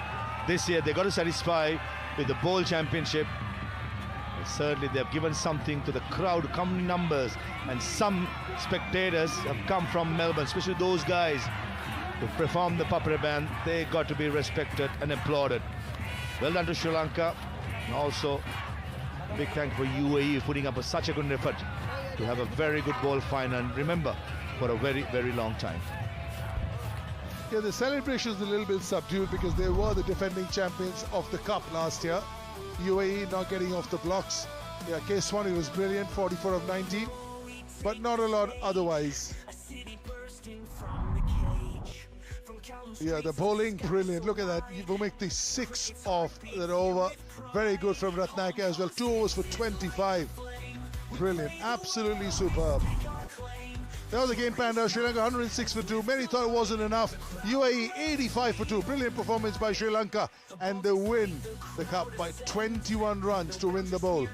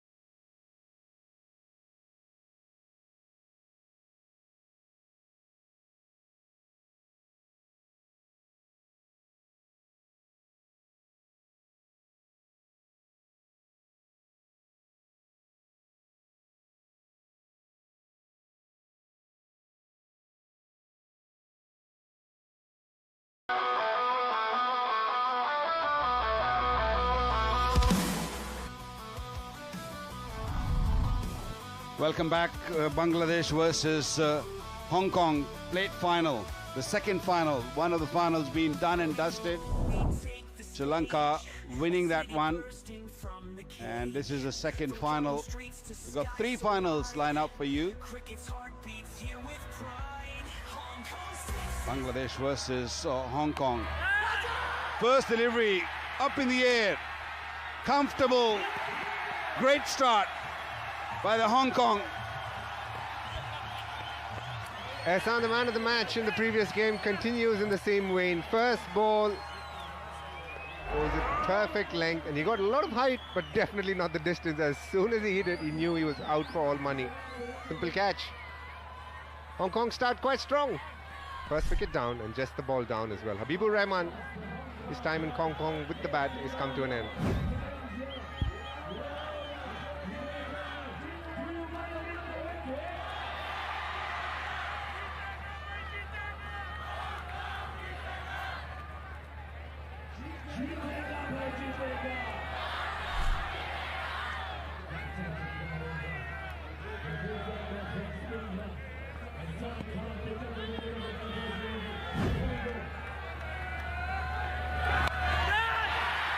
Could be another wicket here.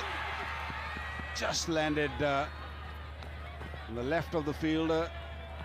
Bangladesh piddling with danger. They lost the first wicket. Very first delivery, ball sticking in the pitch a little bit, holding, and just wanted to play across the line. And that's a wonderful start by Hong Kong. Things happen so quickly that didn't get a chance to welcome DK. There we go. Another one in the edge. What's going on, DK? This is great bowling here. He's 3 balls, he's got a wicket and a couple of miss hits. Easily could have gone to another fielder. It tells you why he's so highly rated in the Hong Kong scheme of things, because he can bowl defensively but also understand what it takes to pick up a wicket. It's such a small ground. For him to pick up on top edges is quite the art.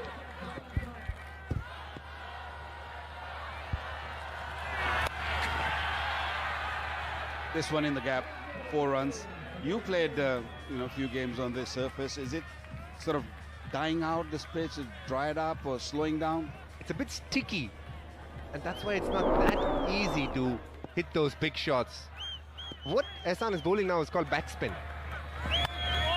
He has control enough to bowl the Yorkers, but at the same time not give away anything easy. Not the best feat of fielding this. It's good bowling again. Yeah, I was looking for a Yorker. I just got it wrong a touch. Fielding's got to be spot on if you want to win these finals. It was shown by Pakistan earlier. They fielded superbly against Australia. Short delivery, and this one hammered away for 6. 17 for 1.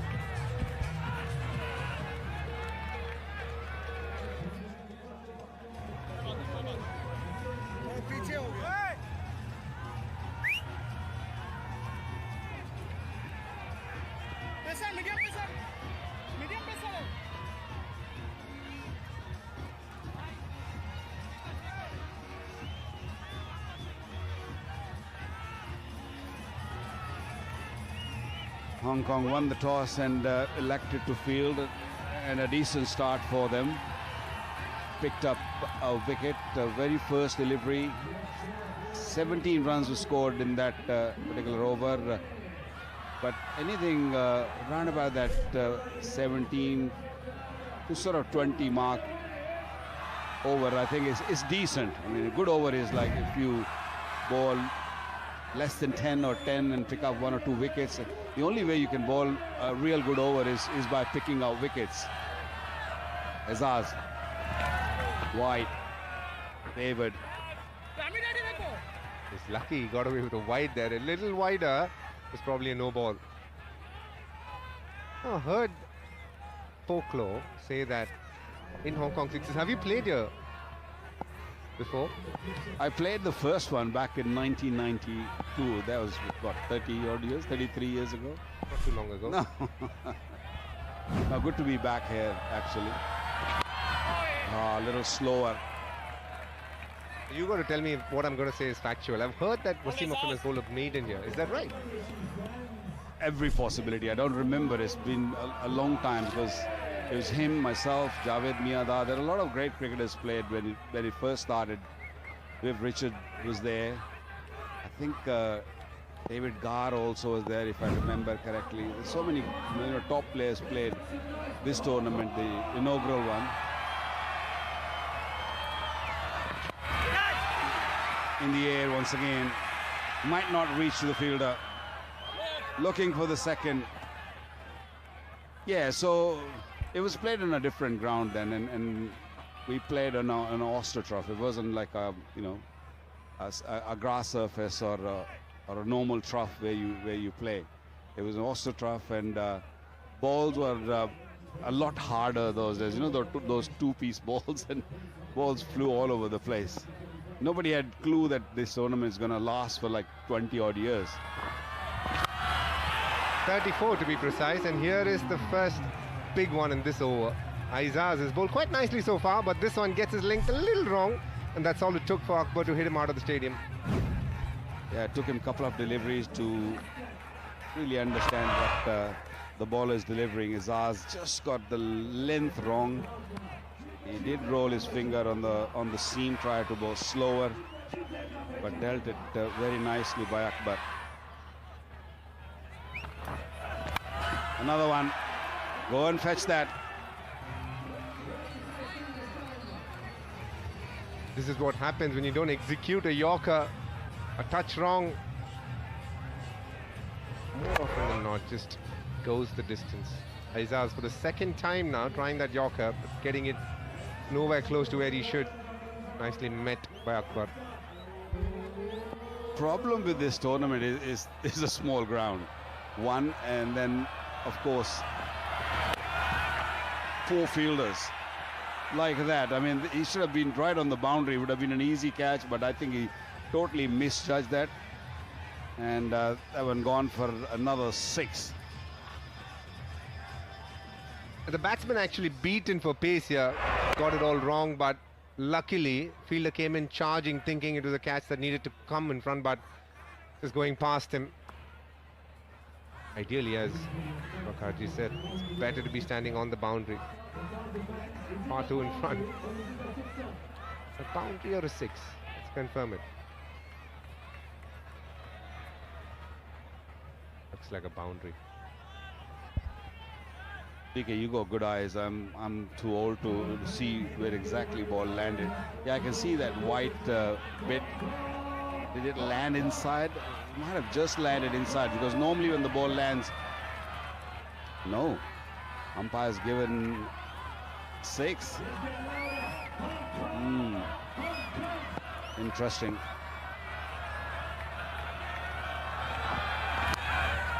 Edged. This might be another 6. A very, very good over comes to an end. Bangladesh 44 for 1.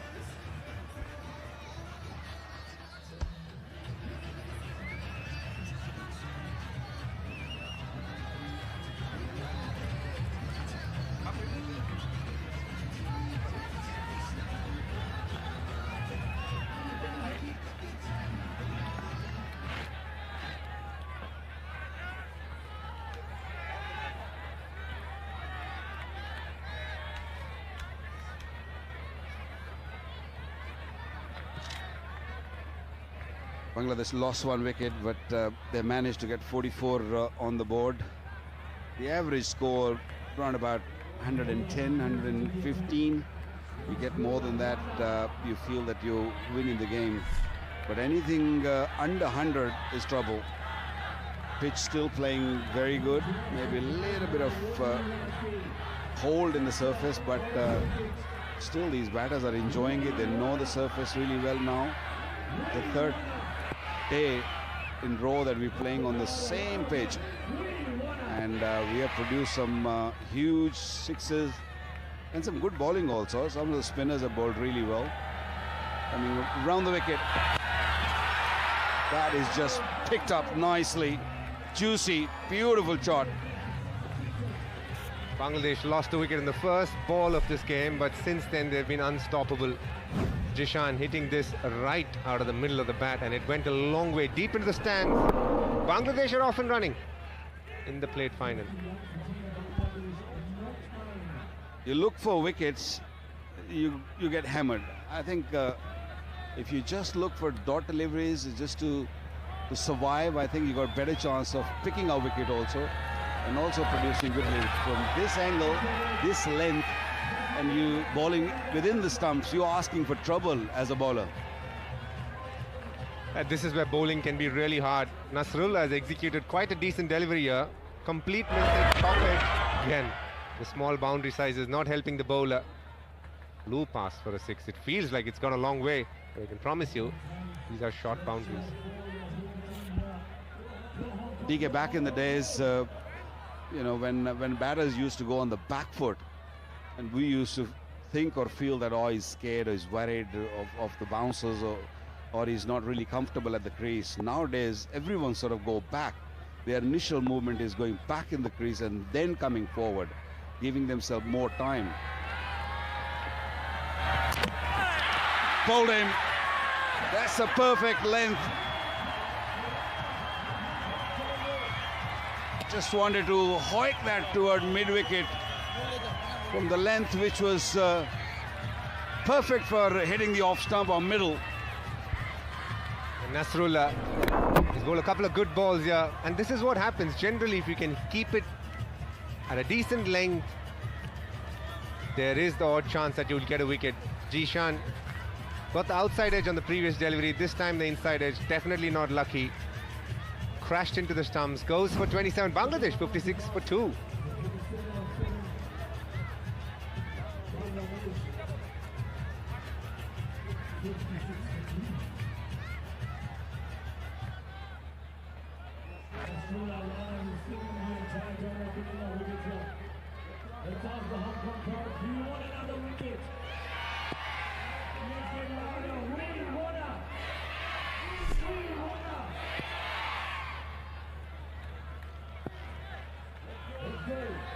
First 2 balls gone for 6s and then a wicket. Swung very late. It's a wide delivery. Yeah, a very good length. There's a little bit of risk involved in that, but if a batter can pick up the length, it becomes an easy to hit away. But with that pace, it just came in quickly and shattered the stumps. 57 for 2 now after 2.3. That's good bowling. Really good bowling. He's allowing the ball to swing, presenting the seam nicely. It's fair in me assuming that if you were bowling, you'd try and only bowl Yorkers. The biggest problem I see in this Super 6 is the change of ball. I mean, you get hit for 6, the ball's gone. It's a souvenir for someone. And you've been given a different ball. Previous ball was kind of swinging, and then suddenly the old ball comes. What to do now? So you have to really think on the spot what needs to be done. Yeah, Yorker is probably the best delivery. From our days, I would say, in the air. Comfortable, should be comfortable. Yeah, grabbed it at the end. Bangladesh are losing it. This is their 3rd wicket in 2.5 overs. The home team having fun here. They got a wicket at the first ball, then went for a bit of runs, but they've come back quite nicely. They've got 2 wickets in the space of 3 balls. Mosaddek Hussain looking for that big shot, completely missing that slow one, and a good catch as well. Bangladesh has got a bother now. 57 for 3.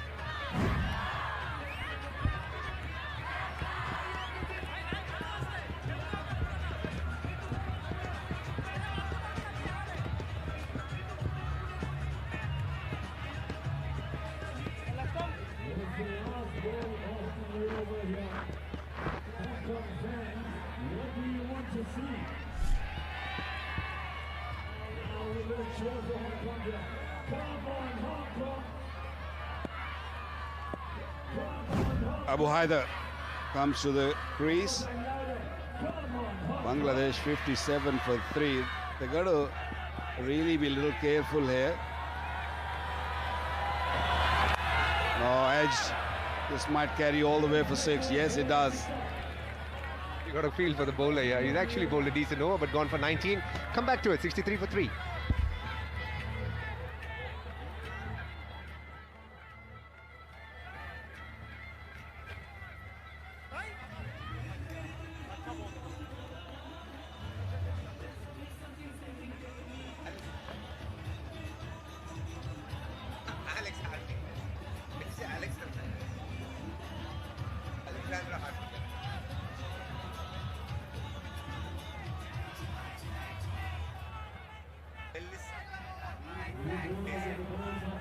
Run rate 21 at this stage. 3 overs gone, 63 for 3.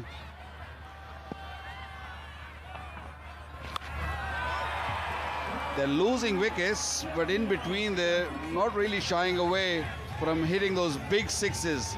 Again, good start of the over for the Bangladeshis. This is probably the biggest 6 of this game so far. Massive over mid-wicket.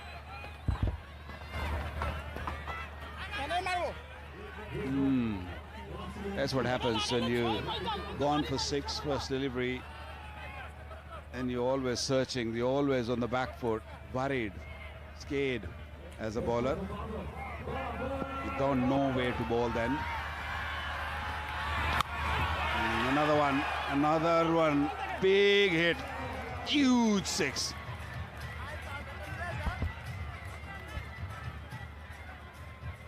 This over has not started nicely for Hong Kong. Again, a massive 6. Mukherjee was absolutely right. They've lost a few wickets, but that doesn't deter them from keeping the intent. Third one now, the easiest of them all, but it wasn't a 6, probably just a boundary. A change of angle from Hayat, but it didn't work. It's the length which is causing issues, the problems. You got to either go too full or all those slow deliveries, the cutters. 17 of 3 deliveries. This might be. Nope, you can just watch the fielder. I thought for a second it might be in the play, but no. 50 up for Akbar and he's going to go. A nice 50. In a way, it's a bit disadvantageous for Bangladesh. Hopefully the new batter coming in will take over from what Akbar has done so far, which is smash a 6 almost every delivery.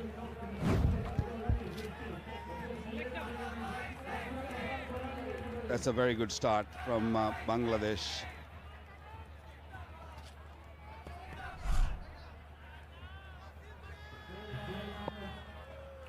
Tufail Ahmed comes to the crease. Straight to the fielder, only 1 run. One more delivery this over. He's picked up a wicket, but not picked up a wicket actually. A batter score 50, he's gone. I thought he was dismissed. 24 of 5 deliveries. Last ball. This might be another one. It went in the air for a long time, but it had the legs to clear the boundary. 4 gone, 93 for 3.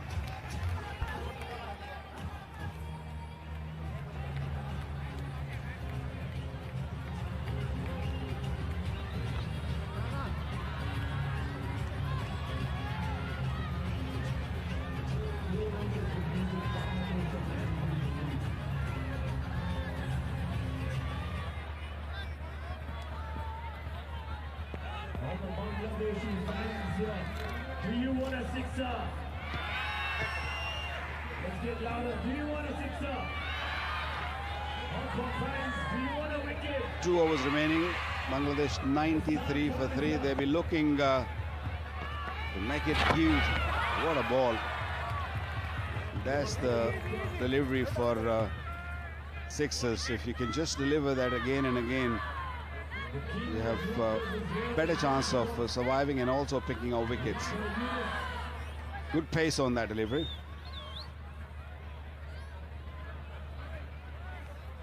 Important over for Hong Kong and Arslan. purely because there's a massive difference in trying to chase down 125 and 145.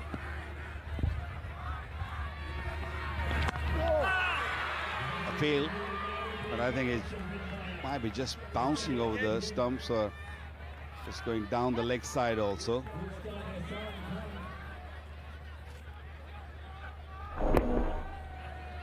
Good delivery, seam up delivery. Modern day spinners, they don't look to spin, they got different tricks. Oh, full toss, missed out, got the inside edge on it. So far it's been a very good over.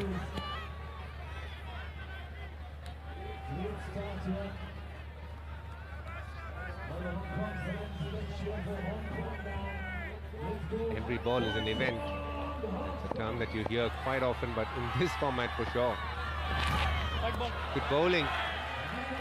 Got the ball back in the previous one, this one going away. Good thinking from Arslan. Well, he's getting a little bit of swing. See that finger on the seam, so he's just sliding the ball on the seam and making the ball go away from the right-hander batter in the air once again. Might just land in and roll over the boundary. First boundary in this over. Tells you how well Arslan has bowled. Absolutely slogging it across the line.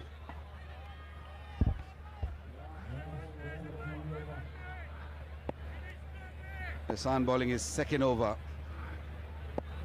Picked up a wicket, gone away for 22. Another very, very fine delivery. That's what I mean. It's unfortunate you bowl a good delivery, still goes for 4. 103 for 3.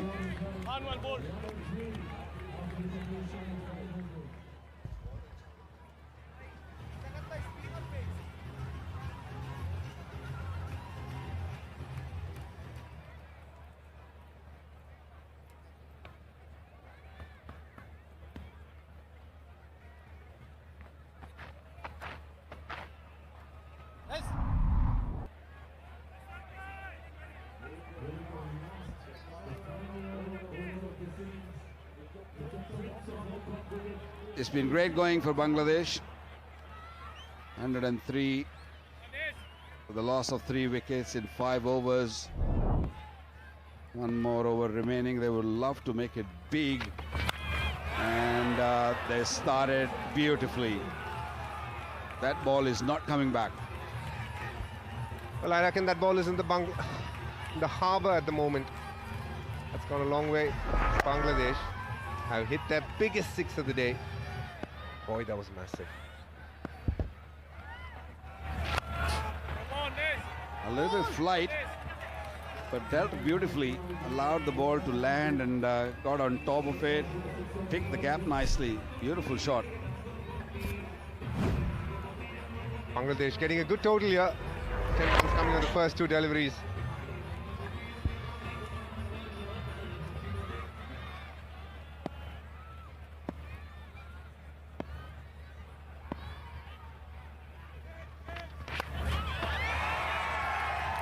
Sliced away for another 6.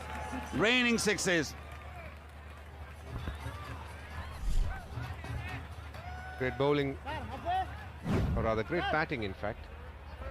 Stepping out, way outside his arc, but just managing it, some bat on it, and that was good enough for quite a long way into the stands.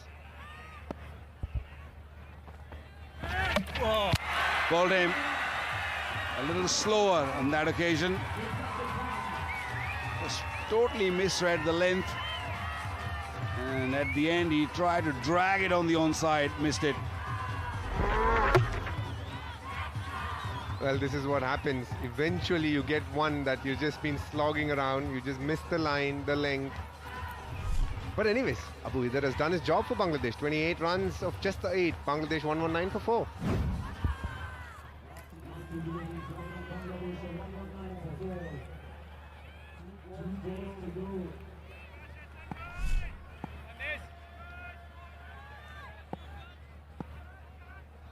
Two deliveries remaining. Oh, very, very good delivery. swung in the air, came in, but the length was perfect. And that's how lost his wicket. Very good delivery. Oh, another very, very good delivery to end the over. We might see a run out here. Yes. Bangladesh losing another wicket on the last ball. 17 runs came off this over. Bangladesh could only manage 120 in their 6th over. What a throw. Right on top of the stumps and made no mistake by the wicketkeeper. Well short of batsman. Bangladesh was asked to bat first and they managed to get 120. Either scored 28. Akbar, a very good knock of 51 of 13 deliveries. Bowling, they had good time in the middle. Ehsan picked up a wicket for 26 in his 2 overs, 2 wickets for Nasrullah and a wicket for Nizakar.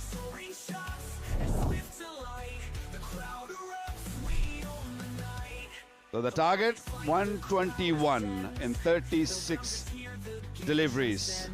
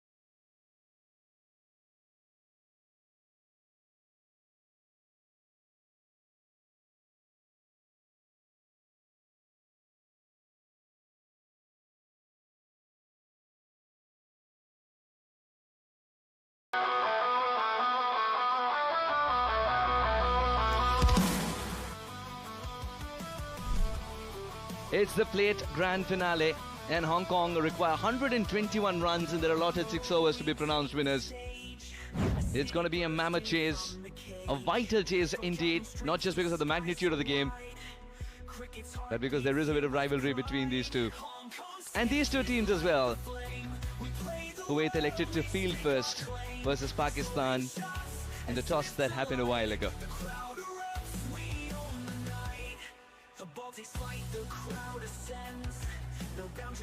The crowd waits in anticipation. It's the home side that needs 121 runs to finish on the throne. Babar Hayat is ready. And he very soon will have a partner who's ready. And in the comm box, Nikki Chaudhary is ready. Welcome, Nikki. Talking about partners, our little partnership here in the commentary box as those two make their way out into the middle. Hayat and Anshuman. 2 economics graduates who chose cricket. Are you actually? You want me to prove with an ISLM curve?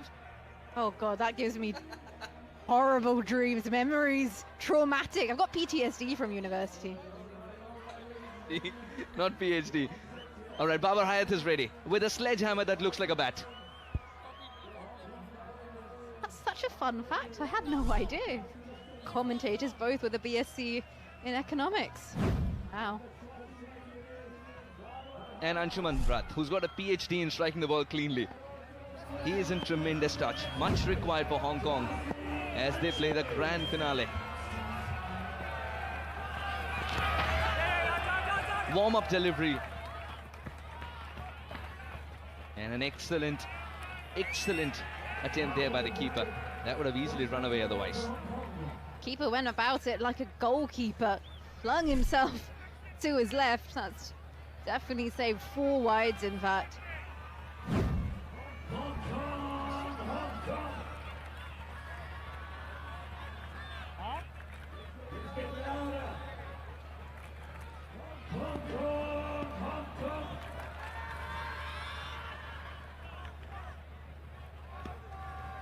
Anshuman Rath for the first time in the finale and striking the ball really well.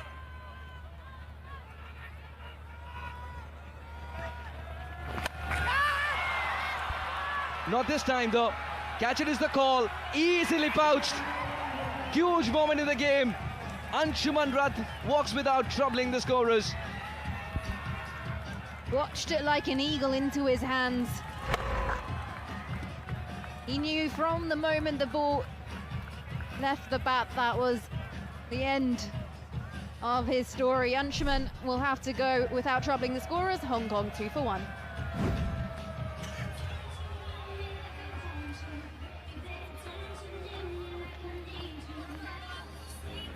Center.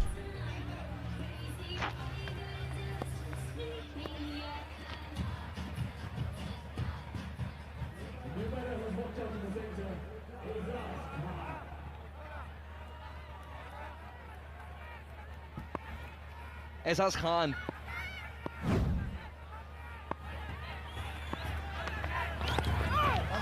been a lot of cricket on this ground.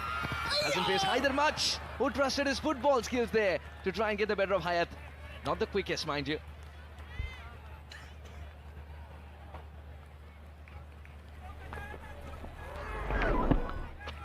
Just skidding onto him. Oh, he could get away fine. And oh, it's always handy if you know how to use your footwork. Not the precision he was after there, Haider, though, unfortunately. So, Haas, how are your footy skills? Brilliant. Prime, brilliant. But I tell you what, the interesting usage of the word handy if you have better footy skills.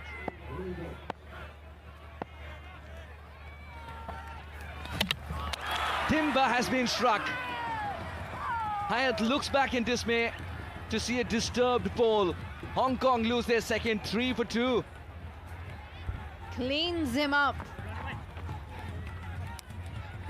Look at the angle coming into him. He's got no eyes on the ball, goes for a big swing, and the magic is done by Haider. 2 in the same over. Hayat goes for none. Hong Kong 3 for 2.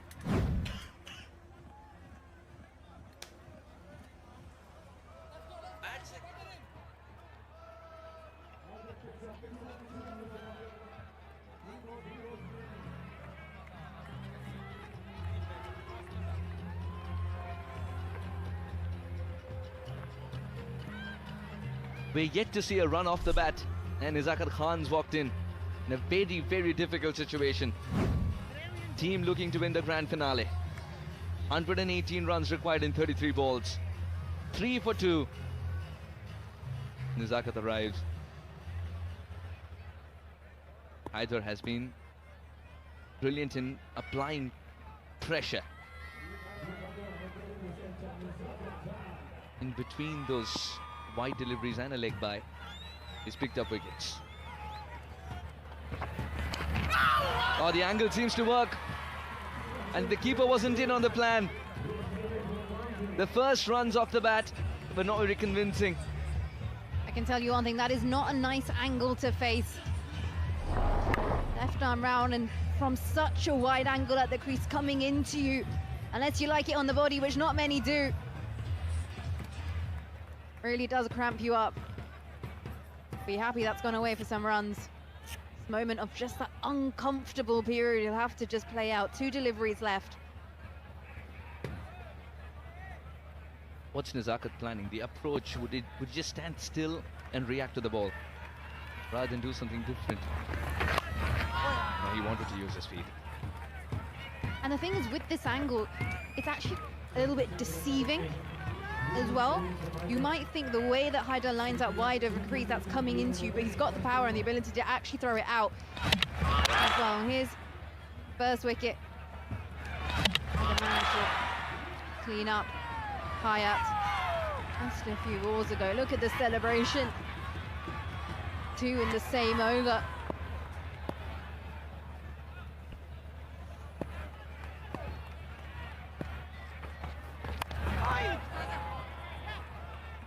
The ball evades the middle of the bat. The batters change.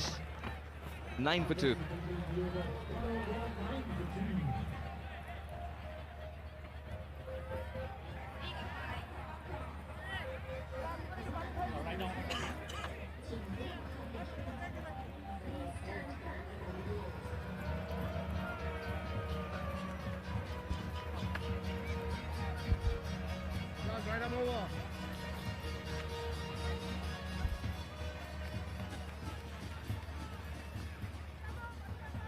Center.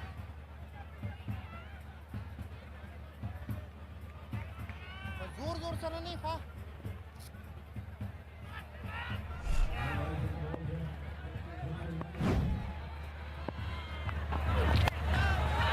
Mighty heave and a brilliant result.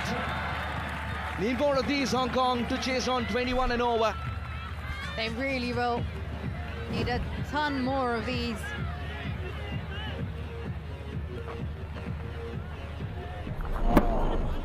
Holds the position, has the power. It's taken as well. Good catching, sir. Run rate currently at 12. They'll need to go at 21 to get themselves even into this competition. Gofield's moving a couple of fielders on the leg side then. He's strengthening the leg side field. He's not leaving the same area unplugged anymore. But would he go for the same length? Because Hazard plays a good pickup. He's gone fuller and will collect a boundary.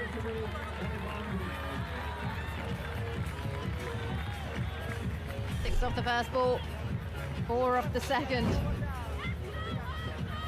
Seen so many of these boundaries, 237 to be precise. Exactly where he intended to go, but it gets the result done, it gets the job done.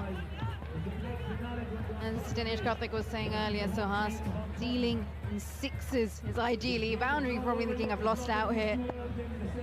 Think of every shot as a free hit opportunity. In great control, and that's the reason it's traveled the distance as well. Azaz is like a spitting cobra. He knows how much venom required for each prey.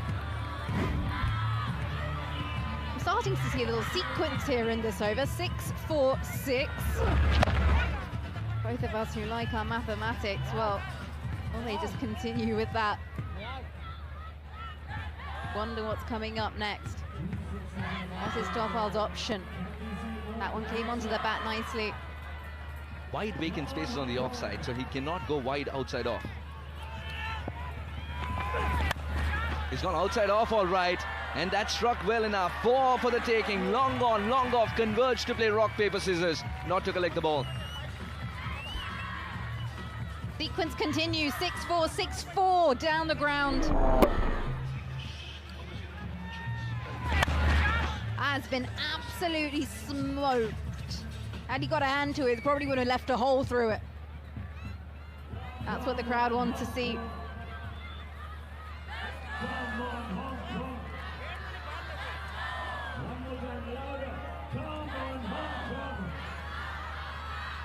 Six-4, 6-4. It's a good language to be speaking if you are chasing 21.2. Azaz is getting it done here for Hong Kong after 2 stutters, early stutters.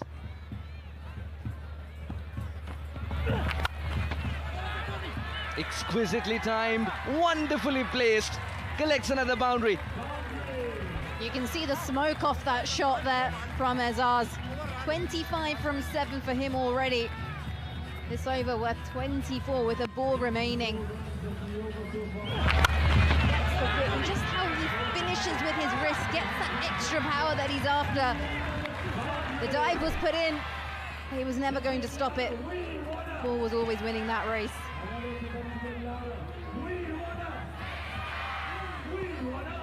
Every ball's had an appointment with the boundary rope or beyond in this over. Just the kind of over Hong Kong wanted to claw themselves back into this game. Easy peasy. He showed it the way. Hat-trick of boundaries to finish with 24 of this one, 33 for 2.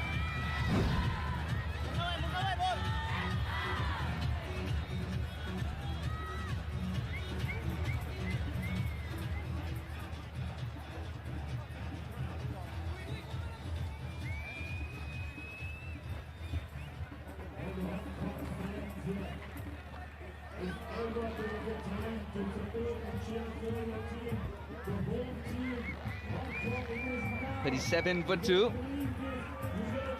Oh yes, the Indian fans as well who turn up. Oh, that's Kitty. Third in the frame.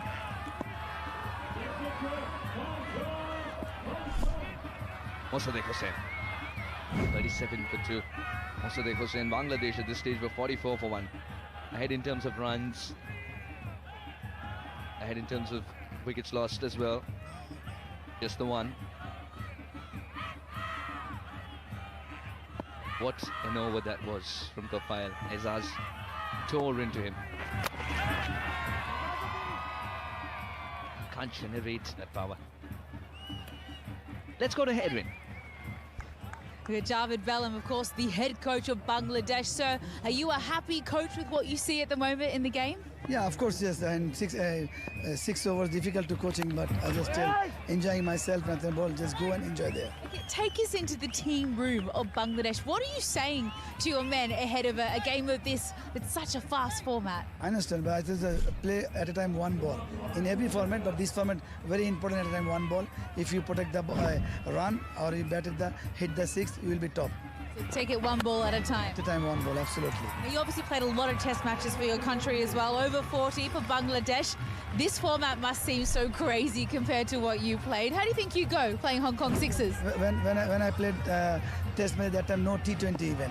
And of course, six are very popular Hong Kong especially. That's why we before come here very much excited to see and play the six side. Got a great side, a lot of youngsters in there as well. Who's impressed you this season? Especially Aizaz and Jakakat. I just found a very good sixer. All the highest sixer in the Hong Kong team. Oh, amazing work. Well, thank you so much for your time. Best of luck. Hopefully you get to take home a little bit of silverware today, and we'd love having you part of Hong Kong Sixers. Very much. Thank you very much, and thanks a lot. Yeah, thank you, Erin. Meanwhile, Nizakat helps himself with two wonderful shots. First, down the ground for 4, and then on the leg side in the car corner region, collects a boundary. Moves on to 15 of 6. Aizaz has the second pair of hands now to get this done. Still the required rate, 23, and it climbs with every ball that does not reach the fence. Yeah, this is looking pretty steep for Hong Kong. We'll need a sprinkle of magic here. And by magic, that translates into sixes. 3 overs gone, 49 for 2.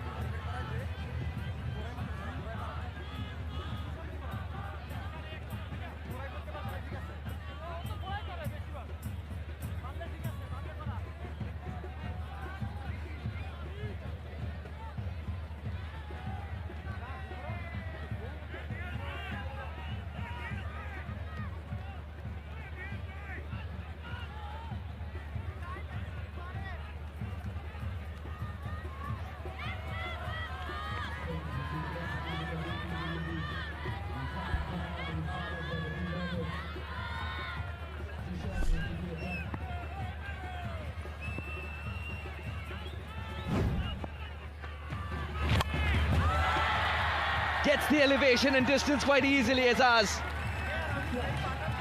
That's the form Hong Kong needed.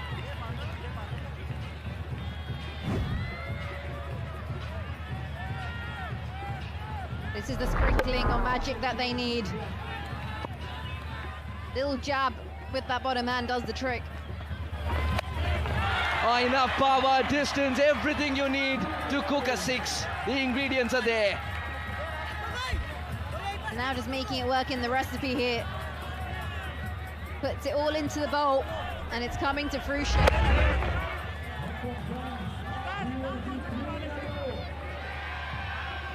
Oh, the crowd's enjoying every bit of this. The home crowd is backing their side to get 16 the next 16.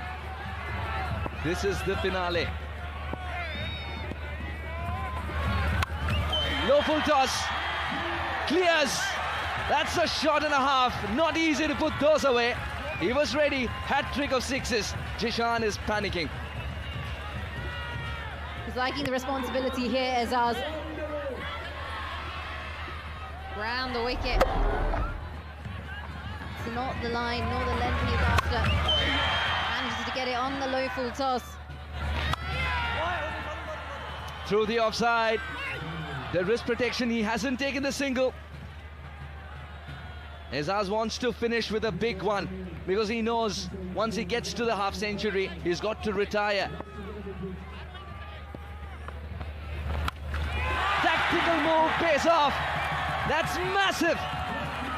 4th 6 in the over. Azaz finishes with 55 for the moment.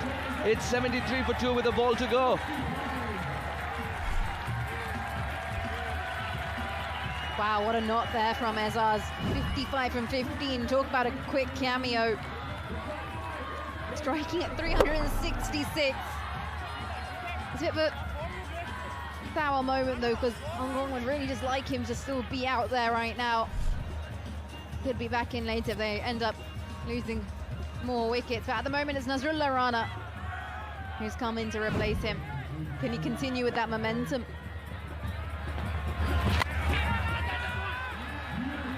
I think he squeezed it in the gap really well. Will collect for Nasrullah. 77 for 2.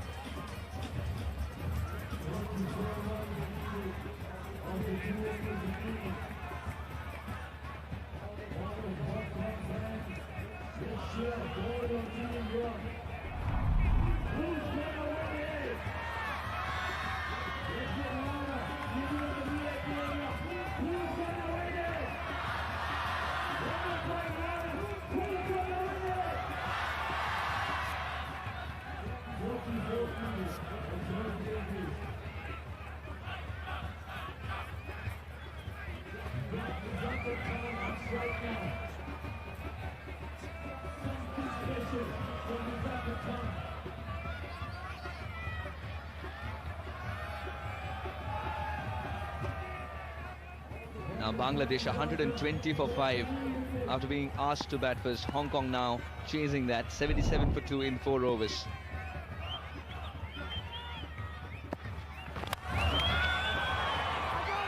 Had he taken it, would have been magical indeed. Still had the presence of mind to get that to be a half an opportunity.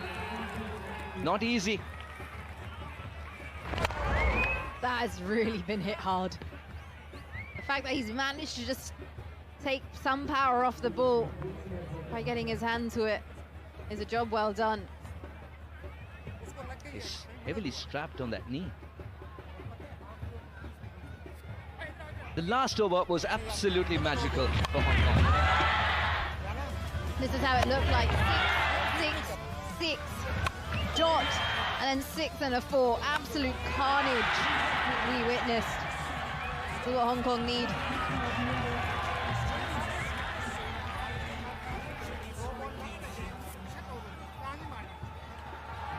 .43 required in 11 balls.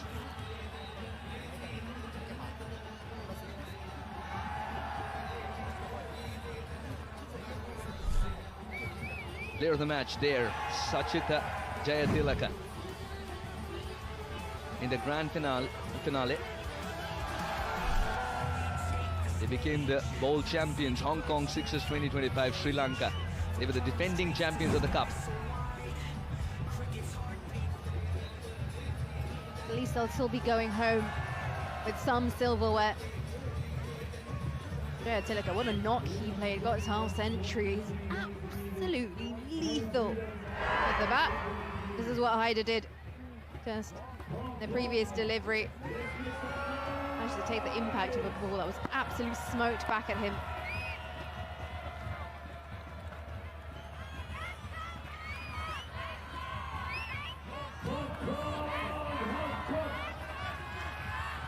A little bit of break in momentum. Or you could look at it as a little bit of rest for the bowler. Got him! Straight, full, when it mattered. The roar is justified. The batter hitting the stumps deliberately isn't. Again, that angle, not a nice angle. Coming back into the right-hander, he strikes again. He's done it in his first over. And in similar fashion, Rana will have to go for 4. Hong Kong 78 for 3.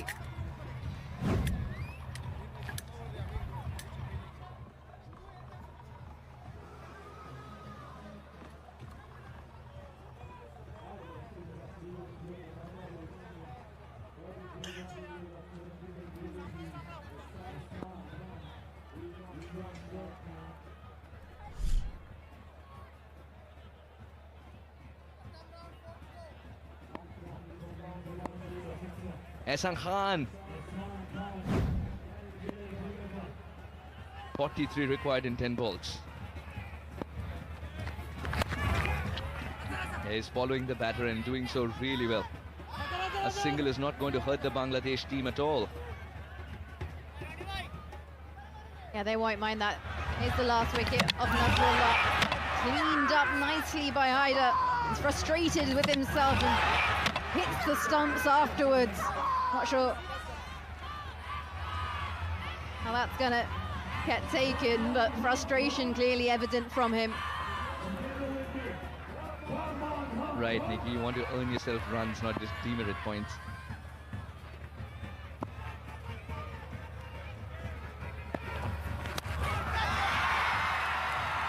Fielder tries his best. That was teasing him till the end, but it sticks. Tries his best, but at the end can just look over and watch the ball. Makes the space. Haider shouts, catch it. But he's got more on it than he thought initially.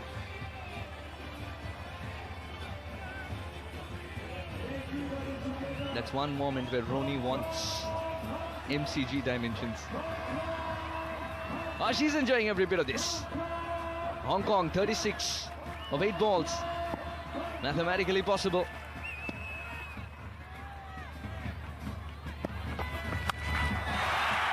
Oh, that is the biggest. That's quite a blow. That has been sent out the country. Where on earth has that gone? Lost vision of it. That's been humped. Gets it on the full toss. Manages to keep a straight bat as well and generates the power. She's definitely happy. She's enjoying it. 30 runs from 7. Izaka has to be on strike for these. Would he want to retain strike then? Or would he strike it big? Because Ehsan's no mark with the bat, remember that. He's going to go for it. Height, yes, no distance should be taken. He's covered a lot of ground, and it is a magical catch indeed. It's come in a high-pressure situation. Finally something to smile about for Haider, who's battled an injury to get through this over. It's Nizakat walking back. Wow, that's a lot of ground covered. Keeps eyes on the ball the whole way, full stretched in front, and keeps hold of it on the bounce.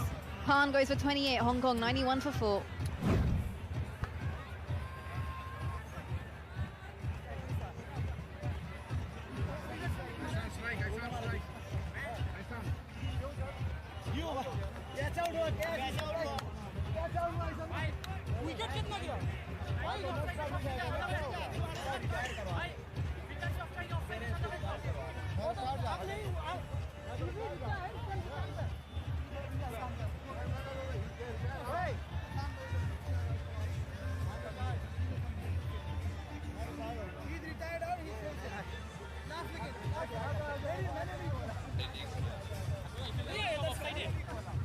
Azaz, as he walks in, remember he got retired after that half century. He was asking if he can take strike. He would love to. Azaz Khan, 55 not out with his 4 boundaries and 6 sixes. He was incredible. The rules of the game in Hong Kong sixes suggest that he's got to retire, and that's exactly why he was not featuring in the game for a while. Now he's not at the business end. Can he find himself at the business end? He can. He indeed can. That is very important. That is of utmost importance for Hong Kong here. With 30 runs, 6 balls. Come on, boys.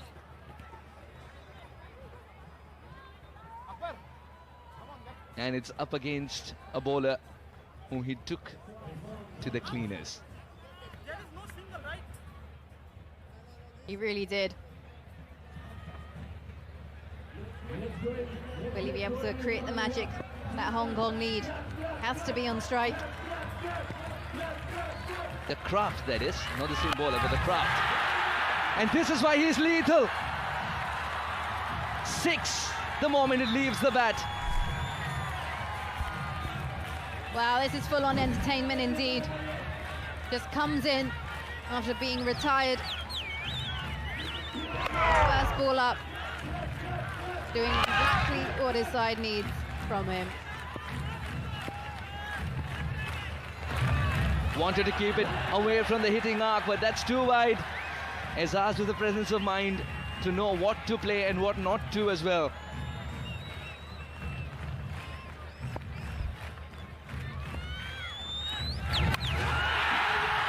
Goes again and lets it fly out of here. Very, very crucial hit for 6. They're in the hunt. Hong Kong are in the hunt. Oh, they really are. Ready to pounce.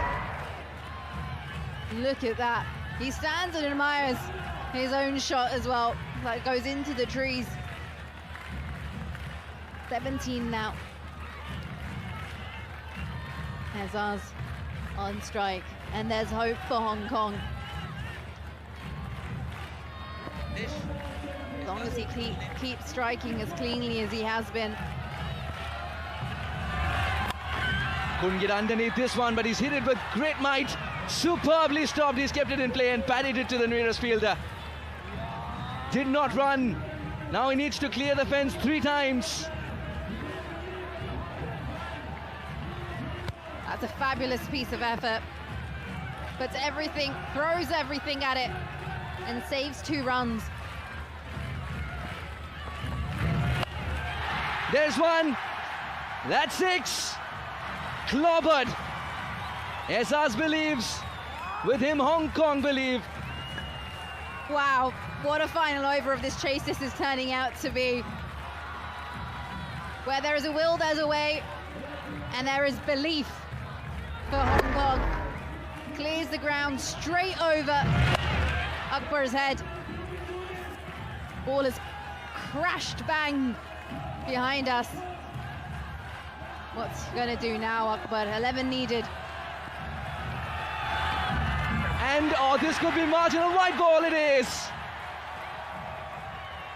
The dexterity with which he plays his shots and the confidence with which he leaves. Azaz Khan, a complete batter. Can he close it out for the Hong Kong side? That is brilliant awareness from him as well. In this moment, under pressure, knowing exactly what to leave, what to play. Many would make a mistake.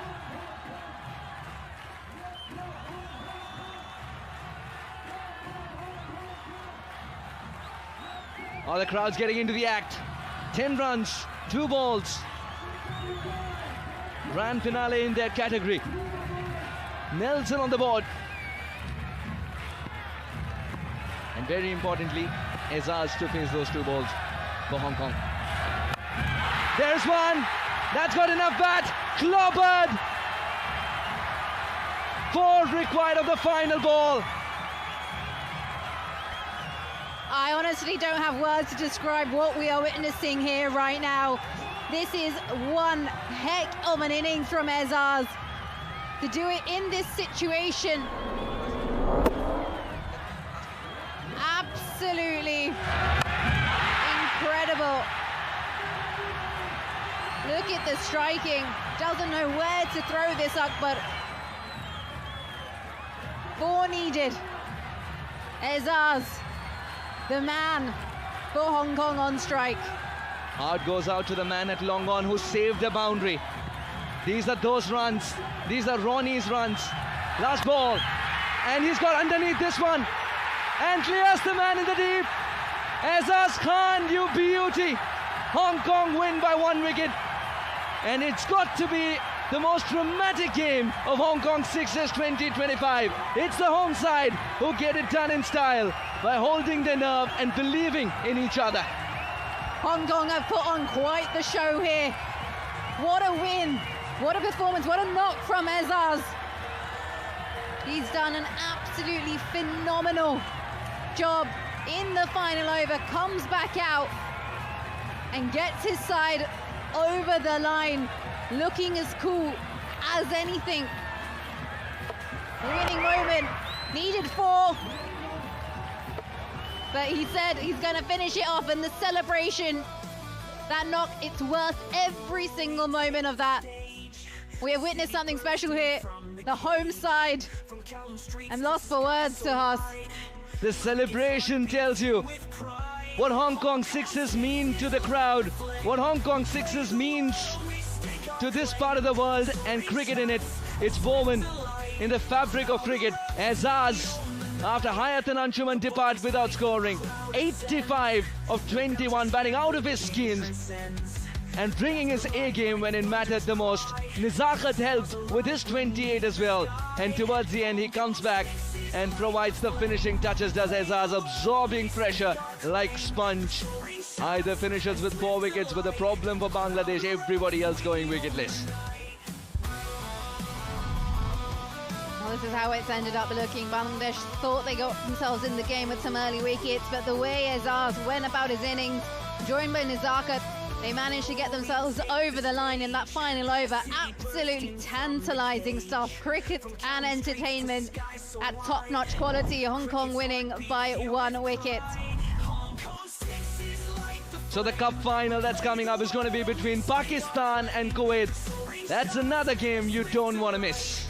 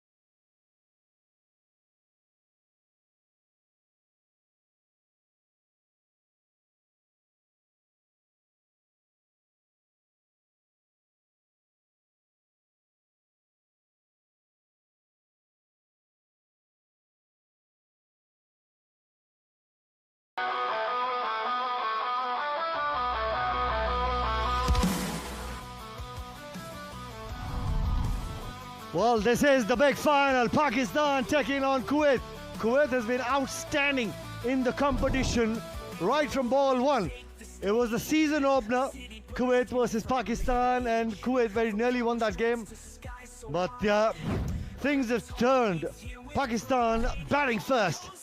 Khwaja Nafe will start proceedings with the bat. The skipper has been really good, Yasin Patel with the ball for Kuwait. They've won a lot of hearts here in Hong Kong, the Kuwait side. Big spectacle, the countdown for the final.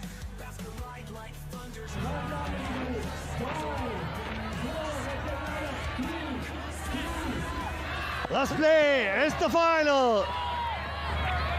It starts off with the wide as I welcome Michael Clark as well as Fawaz Maroof. Hello boys, wow, final time, pressure. What about that game we just saw? Hong Kong, how did they get over the line? Now the two best teams in the tournament go head to head. Who handles the pressure the best? He's bowled really well, Yasin, with the mix-up deliveries. He's got some purchase off the surface as well. Great length and also getting the ball to rip a little bit. Yeah, some spin. First two balls. First one was quite wide to start with, but a little bit of turn. Yeah, it is gripping, but too far outside the off stump. Well, they've got a plan. They've got a strategy in place. You know what? I think it's a good plan as well. I think you aim for that wide line, and it seems like, again, the slower you bowl, the more that's spinning. So I don't mind it. Get the batter to go against the spin like that. But on this occasion, it's out of the middle. Goes a long way. Against the turn, Samad, he's been business. That's an excellent hit. Tournament sixes, more than 500. I reckon if Samad keeps batting, don't be surprised, folks. 520 even in this innings. Well, that's the first 6 of the final. Just looking to attack the stumps, and that was good enough for Samad. Wide down the leg side, looking to mix it up.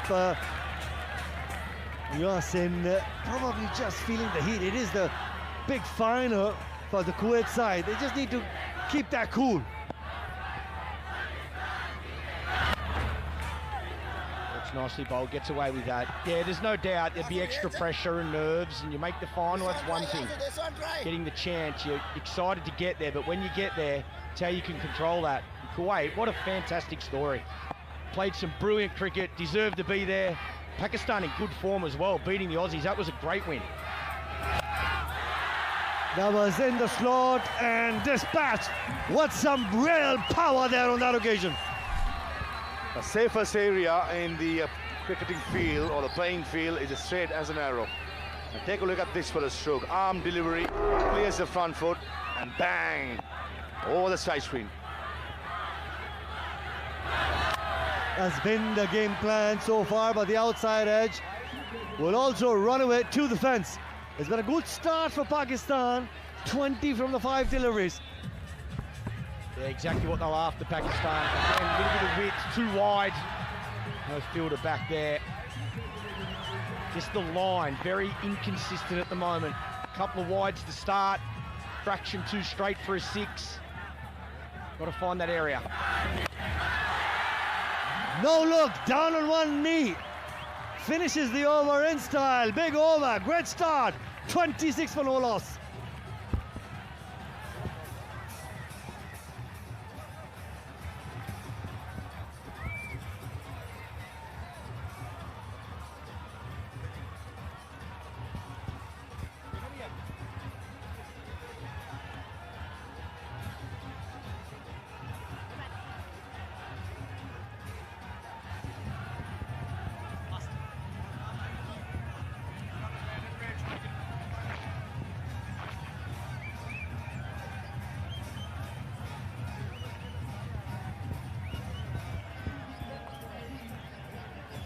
Great start, 26 for no loss, the first over. Yasin has been outstanding. Hafsa right through the tournament as well has been really good, but it is the final under pressure. Not quite timed. Good start for Hafsa. Yeah, back of the lens, kidding on at that occasion. I think with Khwaja, he's got to mix his pace.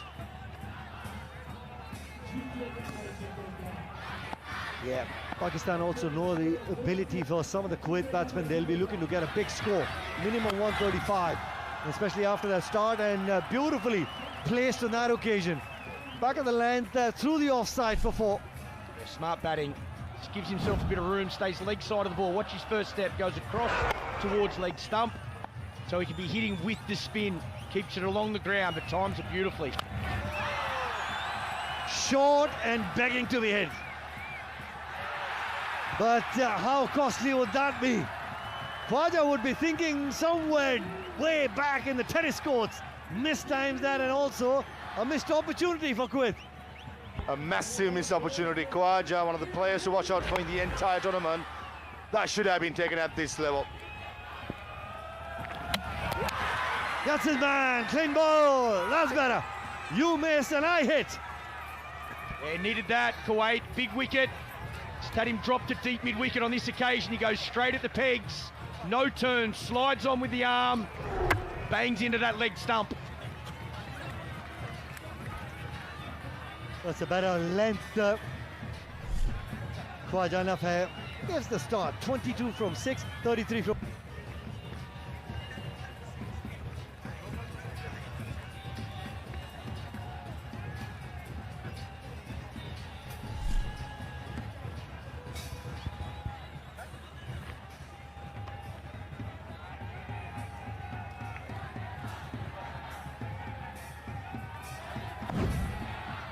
Abbas Afridi, the skipper, against the same side. They needed 67 or 12 delivery. Abbas Afridi, the skipper, hit 6 sixes. Starts with a bang, 6. Just loves that angle and the pace. Wow, what a start for Abbas Afridi. No side is needed. There was an arm delivery by Bawasar. Set up beautifully, swinging down the line. Brilliant. It's just the angle that worked in favor of Abbas Afridi. Very nearly got his man, but goes for another flat 6, 45 for 1.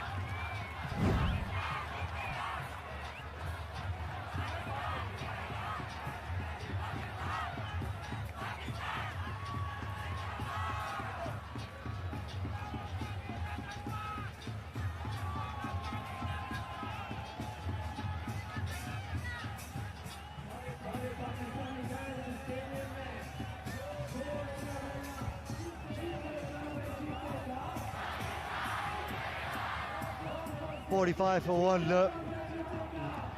Kids enjoying their outing. It's the final for the Hong Kong Sixes.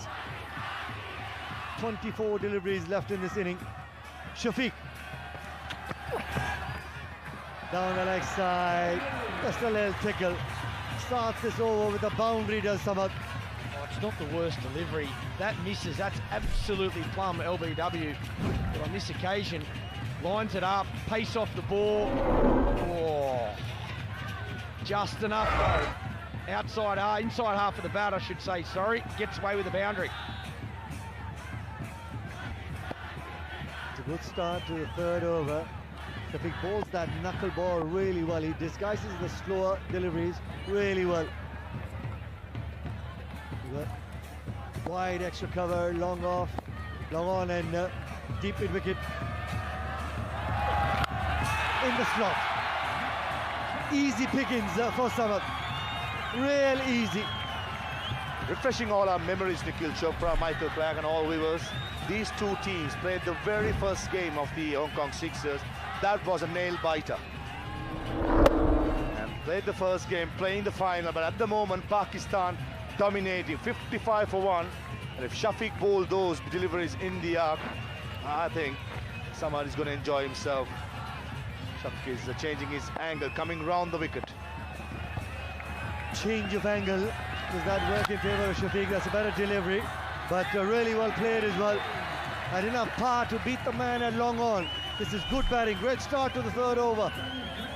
This is all timing. Again, it's a better ball, it's a better length. Change the angle, but the timing's perfect. Long on's back, but he's not straight enough. Well, have a look at the atmosphere in the stands. For the first time, probably get a sense that Kuwait, you feel that uneasiness, if I may say so, under pressure. A bit nervy. One effort. We've seen that right through the tournament. The fielding effort by Kuwait has been outstanding. Yeah, absolutely. And almost took the umpire with that delivery. Fielding efforts, the courage. Excellent by Kuwait. Feel that mid-on missed out, but the long off fielder doing the mopping up.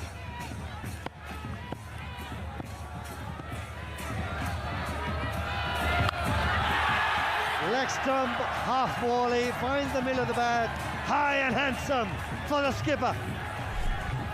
Wow, he is timing them beautifully. That is out of the ground. He's not messing about at all. 18 off. Look at that swing. Look how still he is after he hits that ball. Does not move at all. That's when you know you're in terrific form. For the first time, Michael, for Rez, I think the Kuwait bowlers, too many deliveries in the slot. We haven't seen that right through the tournament. That's better. Look to use the surface a little better. Dot ball to end the third, 21 from it, 66 for 1.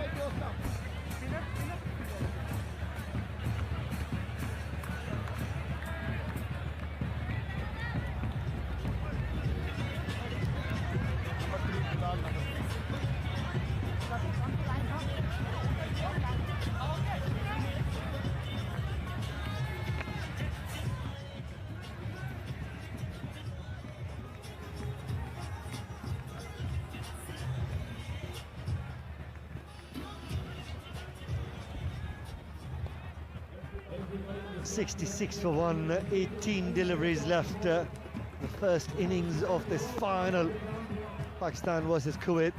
Bilal to start the fourth over. Just waited on it, straight, powerful striking. Just too much time on that occasion from Bilal. That was a hit-me ball. Way too slow. And Samad waiting for it, and finally thumps it over the top. Easy pickings. It just shuffles outside the off stump and down on one knee. Same result, back-to-back sixes. Samad, every single time he's looked to play a big hit, he's found the middle of the bat. Yeah, I know we're talking about Kuwait just missing the mark at the moment with the ball, but full credit to Pakistan. They are making them pay. They don't look nervous one bit. They beat the Aussies, they're full of confidence, and they have continued in that form. They have started this final beautifully. Pack house here in the Hong Kong ground. 3 out of 3. Samad, just to remind everybody, Pakistan against the same side has hit 6 sixes in the competition, the first game of this season. So that was Abbas Afridi, and I think Nikhil spot on. Samad well on the way. Watch out. Pakistani crowd, they are dancing in the aisles, and Bilal is under pressure coming round the wicket. You just hear the crowd go, ooh. I don't think he wanted to take the single then. I think he was saying, Abbas, you go back down that end. I want to face the next couple of balls. It's just that sort of easy pace from Bilal, and in the slot. That's what making it easy. In the gap, and we'll take 4. Abbas. Nowhere near the middle of the bat, but Abbas Afridi, when he swings the bat, most occasions, either it goes over the top, or even not even near the bat, go for a boundary. It's not much helping the bowler there. There's no spin at all. He's tossing him up, and he's bowling a length that the batters want. Everybody enjoying the final of the Hong Kong sixes. It's been entertaining. Make no mistake about it. Abbas Afridi once again in the slot, easy pace, and dispatches it for 6. 95 for 1.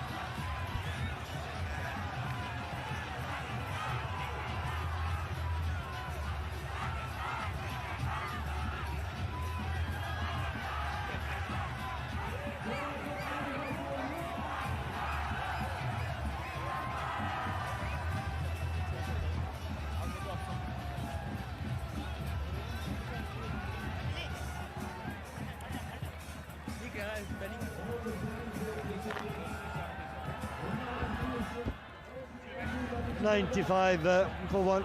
Dozen deliveries left in the first innings of the final.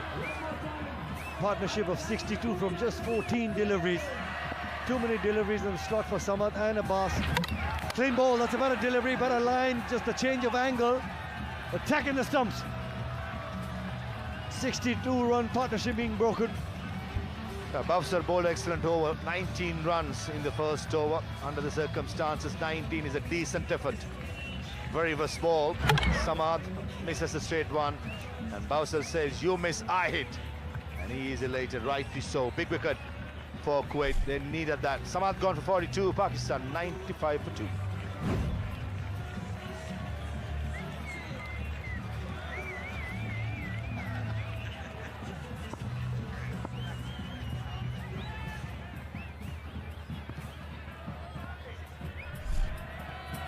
Shahid Aziz, the new man in, a swing and a miss. Could this be the over that changes fortunes for the Kuwait side? It's brilliant bowling. Again, no spin, but he's going wide of the crease, using that angle in towards the stumps. So cramping the right-hander for room. Very smart bowling. Picks up a big wicket there. Bottom hand coming into effect, but does it have the distance? Not really. Really well judged. Really well judged catch. This could possibly be the over that changes fortunes for the Kuwait side. A probably change of momentum as well. Bilal, the fielder, at long off, had the presence of mind where the boundary rope was, held his cool. That was a seam-up delivery by Bowser. Trying to do the right thing as he's trying to go straight as possible, and that was a good catch. Under pressure, cool as a cucumber. Gone without scoring. Aziz, 95 for 3.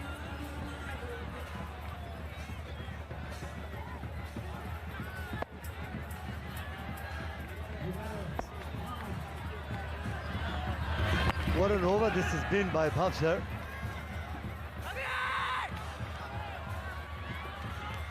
Two wickets, dot ball, couple of leg byes. Well, we talk about the innings that wins you a game. There's nothing wrong with this over, let me tell you. 2 wickets and 2 leg byes and a dot ball. Absolutely phenomenal. Could be game defining. Picks up another wicket here. What a fight back.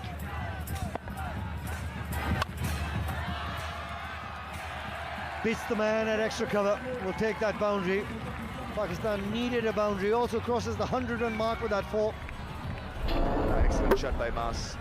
Not coming into the front foot. Still head. Good body position. 1 bounce to the boundary. So far, Bowser has bowled well in this over, but I thought the last delivery way too short and outside the yaw stump. 101 for 3, where a couple of overs before 150 was threatening. Let me tell you, if Bowser can manage to bowl a decent delivery here, not conceding a 6 or a 4, and if Kuwait can stop the run rate for about 20 runs, we'll have a game in hand. Short outside the off stump, begging to be hit. Finishes the over with a 6, 107 for 3.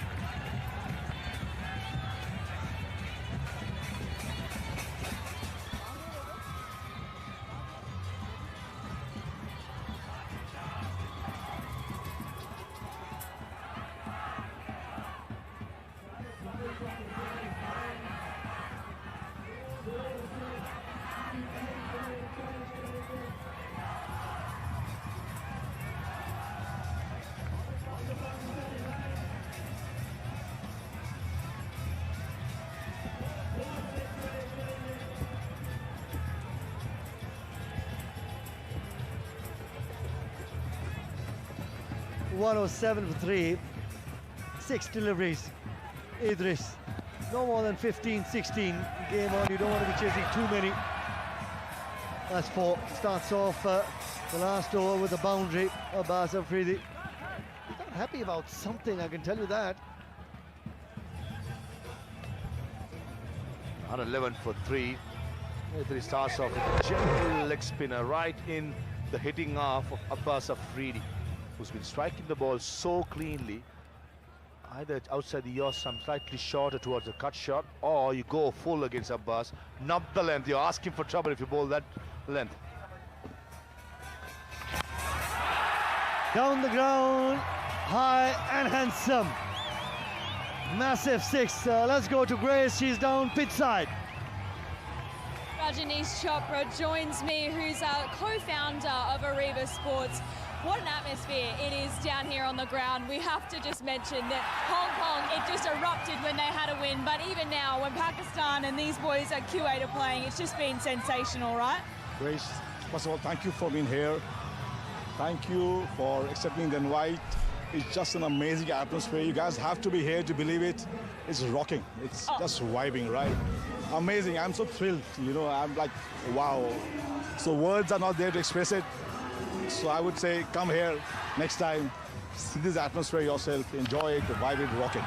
There's so much that goes on behind the scenes, so what everyone just watches at home in terms of the cricket, and you're really the head of making sure that everything is in sync, in line for us to enjoy this wonderful game that we call cricket. Absolutely. I'm not actually the only head. There are many factors which go into it, and I will take this opportunity to thank Cricket Hong Kong, my partners at Arriva Sports. Salman is sitting over right here, Abhishek is over here. We put in a lot of long hours over here to make this happen. Sportsworks for carrying such a beautiful broadcast. My broadcast partners, every sponsor, every one of you, comms, players, amazing. Thank you so very much. Oh no, thank you so much, and thank you to all the team. We're going to head back to the comm box now. Thank you, Grace. With Rajni Chopra, co-founder Arriva Sports. Abbas just finished his half century of 11 deliveries. 1 over this has been for Pakistan. Big over this, the last over, 28 from it, 135 for 3. I'll tell you what, to get that silverware in your hands, Kuwait, it's a big, tall ask to chase down 135. There'll be some run chase. Wow, what a performance. What a start from Pakistan. Again, have a look at that top 3. Talk about set the foundation. Abbas, he's been an absolute superstar this entire tournament. And what a batting innings in the final. A bowling effort for Kuwait. I thought Bowser was excellent. Only 29 runs of his 2 overs. Rest of them, they got some treatment. All of them over 20 runs economy. Finishing with 135 for 3 with 5 extras. Can Kuwait get that 136 and get their hands on the silverware? The chase on the other side of this short little break.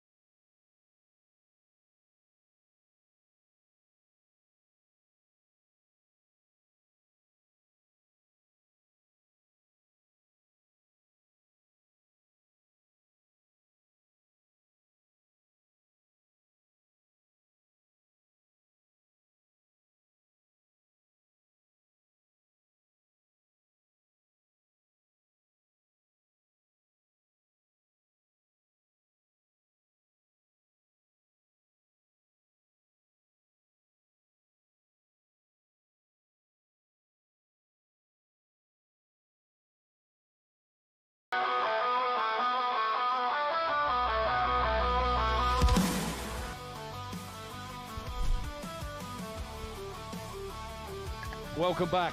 It is Pakistan who find themselves in quite a commanding position, having set a total of 136 for Kuwait to try and knock off.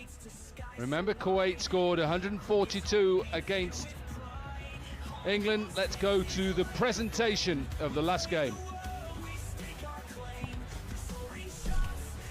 Really good performance from Azaz Khan. What a performance to retire out for 50, then come back in and take the game away from Bangladesh. Really good for the home nation. Congratulations on winning the plate champions of the Hong Kong Sixes 2025. And absolutely it is party time in Hong Kong. Never mind it's Sunday and it's work tomorrow. Forget that. Forget the alarm clock, get partying. Atmosphere has been electric today. Really good to see all supporters coming in. There is a lot of Pakistani supporters, Wakar units, and they are hoping that they can just win this game and go one further than they did last year and win the competition. Yeah, they've won this tournament 5 times previously, so they would love to make it 6. They were runners-up in the previous Hong Kong Sixes, but they're in very, very good position to win this one. 136 runs required by Kuwait in 36 deliveries. That's a big ask. 22.67 every over they need to get. They need a real good start to challenge this score. Pakistan played really good cricket throughout the tournament. One game they've lost against India, which was rained off with the help of Duckworth Lewis. India won that game, but all in all, Pakistan played a magnificent cricket, winning against Australia, winning against South Africa. They've been outstanding. The young side, a lot of support, good all-round side, and well led by Abbas Afridi, who's been in excellent form with the bat, with the ball. And these two meet Hafsar. He's got to really give a good start. They have to go from the word go. From the very first delivery, they have to look for boundaries if they want to win this game. Shahid Aziz will take a new ball. He's been taking a new ball every game for Pakistan. Oh, good start. Really good start. Remember how Kuwait went to England in that semi-final. They batted first and put a huge total on the board. And for Pakistan now, even though 135, we've seen bigger scores this season, it's about starting well as a bowler and putting Kuwait, who, let's face it, have not been in this position before, under pressure. Yeah, when you're playing a big finale, ideally you would love to put runs on the board. Played it nicely, played it late, allowed the ball to come, used the short boundary on the offside. The first 6 of the inning by Kuwait. Idris was the man who just opened the face of the blade the last second, and 6 on that. It's a short boundary, but it went very quickly. Well, he's nearly actually bowled a perfect delivery, gone wide. If he leaves it the batter, it's a wide. The bowler thinks, oh, I've got him to play at that. I'm happy with a 4, but because it's so short, goes at 6. Oh, now then, just have to check on high. It's given a wide. For me, I thought it had hit the pad or the thigh pad or the glove. It was more of a no ball than wide, actually. He has bowled a beamer previously. It was wet that day. This was very close to a no ball. They bowled 4 wides, didn't they, against Australia as well in that first over. Smash towards us. Just watch it sail for another 6. Keep going, Idris. That's what they need. Again, slow delivery into the pitch. Sat up very nicely for Idris to just hammer it away for 6. Second 6 of the over. Still 3 deliveries remaining. Mohammed's gone with that full toss again. Luckily, again, it looks like it's just a wide and not a no ball for height. He's trying to get a little bit too much pace. He's trying to really get it into that hole, similar to what you did throughout your career, Yorkers. Yeah, he's got a action which really pushes the ball into the right-hander. When you're playing shorter versions, you don't really care about where your wrist is. You're looking to ball dot deliveries, and sometimes you get it wrong. And that's what happened again. This has to be over his waist height. Beautiful shot, nicely picked away for 6. The batter is just pleading for a no ball. This is the 3rd time we've seen. Very close call. And I think of this one, I think he's got a point. As soon as he hits it, Idris, he says to the square leg umpire, this is over waist height. Absolutely it's over waist height. It should be 6. It should be a free hit. He's got a point. Yeah, the question is why not going to the 3rd umpire? We're going to the 3rd umpire for a run out. For the 6. It is top edge for 6. What a start. We talk about an associate nation playing against Pakistan in a final of Hong Kong 6s, and at the moment they're 26 off the first 5 balls. That's what they've been doing throughout the tournament. They've been playing some quality cricket. Almost beat Pakistan in the opening game and then beating England. So they're full of confidence. Pakistan got a decent total on the board, but who knows? First over has been amazing. That is outstanding. Could have been a couple of more deliveries in that over, but not the case. 32 without loss, Kuwait.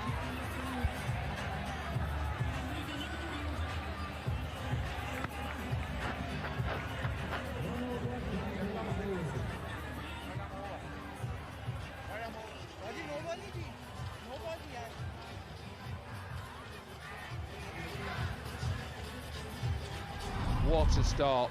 What a position Kuwait find themselves in. 5 times champions Pakistan set the total, and I would have said, the team would have said, come on, let's start well. They haven't, and Idris has 30 off 6. His strike rate, of course, is 500. Mohammad Shahzad then. But it can all soon change round as a bowler, and we know that.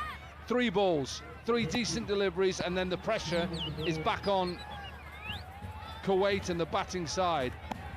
Bavzar then with his first.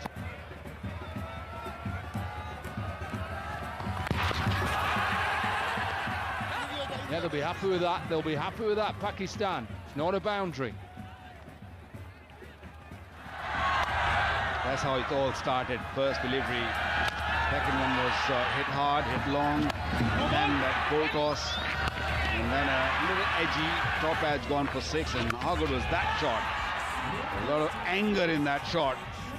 32 of the first over. That's a superb start. You can't ask for a better start. Adnan Idris striking at 500. Wow. Absolutely fantastic. This is dreamland for Kuwait, the way that where they find themselves now. That is good. Very good from Shahzad. Hold your nerve as a bowler. You've got to hold your nerve. Yeah, you got to really stay calm as a bowler. Yes, the first over wasn't that great, but time for Shahzad to just return with a good over. Take that required run rate up. 22 now. It was 20 a minute ago. So things can change very quickly, as Koki says. 103 required of 28 deliveries. Brilliant. I talked about the first 3 deliveries can turn the match on its head. It has again. Idris goes, Pakistan have their first. Simple. Very, very simple. Bowl straight, bowl full, you'll get the reward. And that's what Shahzad did. Nice and full, hitting the middle timber. And Adnan Adris, who played beautifully, gone for 30. It's 33 for 1.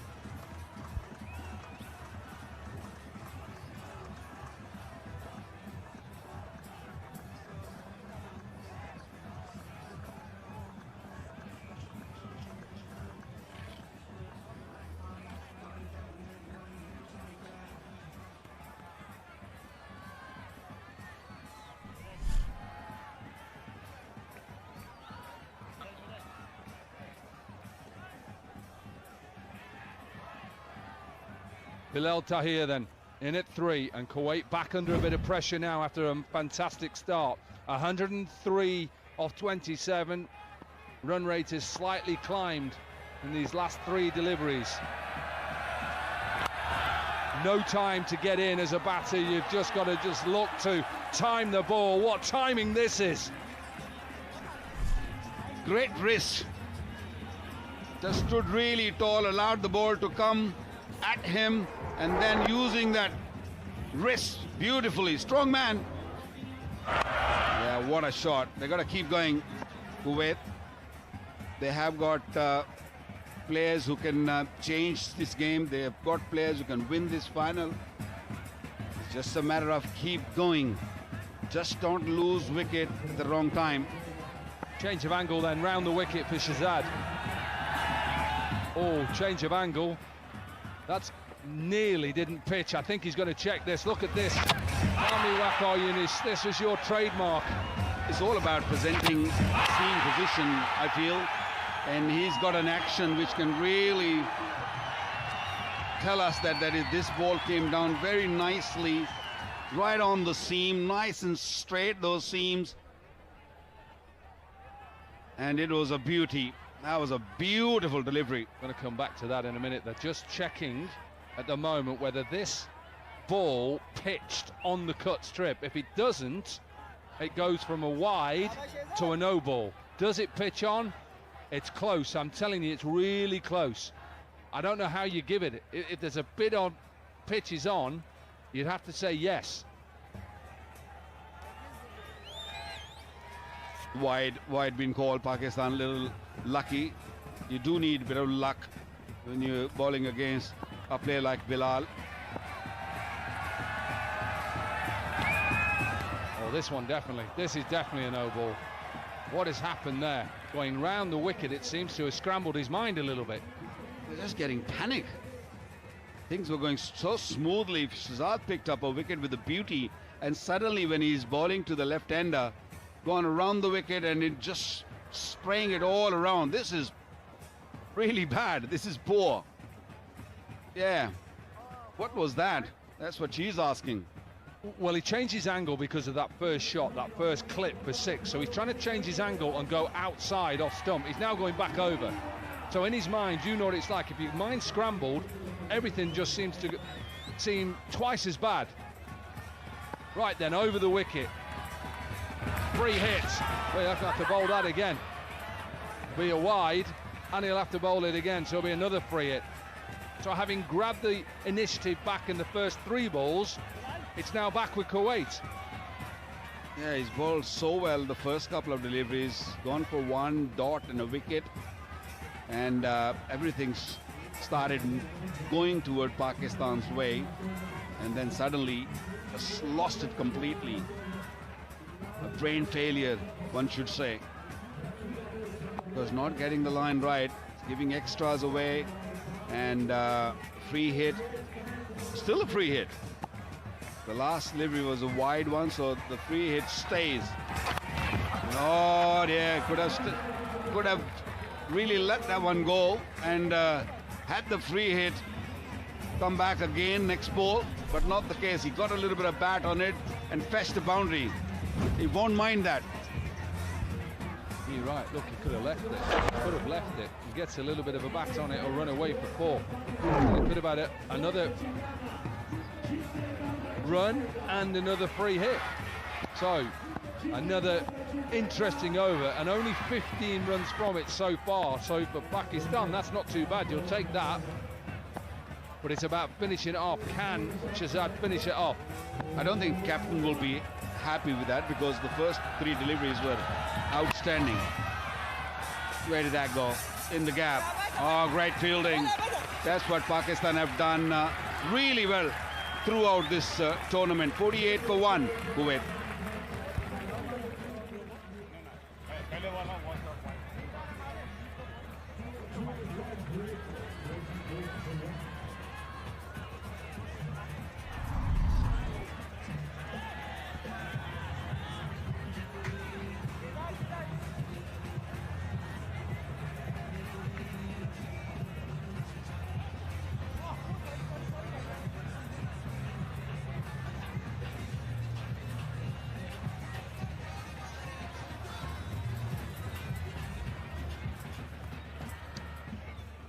.48 for 1 then is where Kuwait find themselves.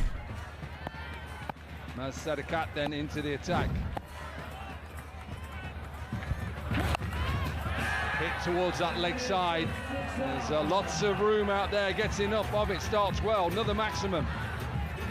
Maz has been a really good bowler for Pakistan in the previous games, but he's bowled well to the right-handers. Not being put under pressure like this in a finale. The first ball on the legs, dealt nicely. Oh, a little bit wide, got a bat on it. He's just pushing it across.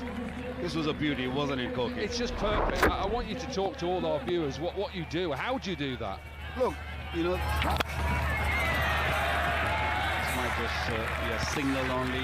Pakistan very happy in this over.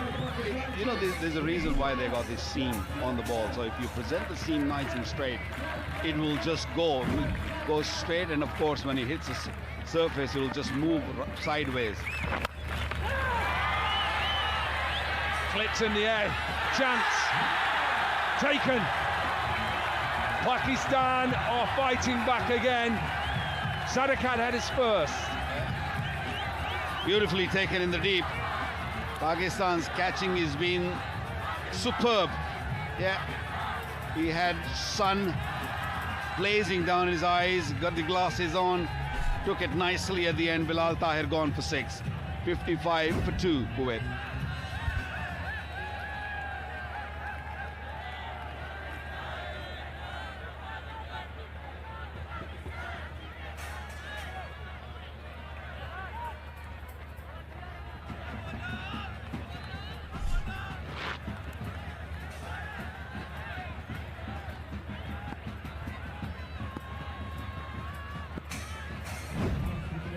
Two down then. Number 4 comes in, full toss. Has he got enough of it? No. One bounce. All of a sudden now, start well. Kuwait with a 6, then a dot, then a single, and then this wicket. The crucial bit is that once you're in, you've got to stay out there. You cannot leave it to your partner. Things are not easy when a new batter comes in. Cheeky. Might get a boundary on that. Excellent over for Pakistan. Only 12 runs gone. It's 60 for 2.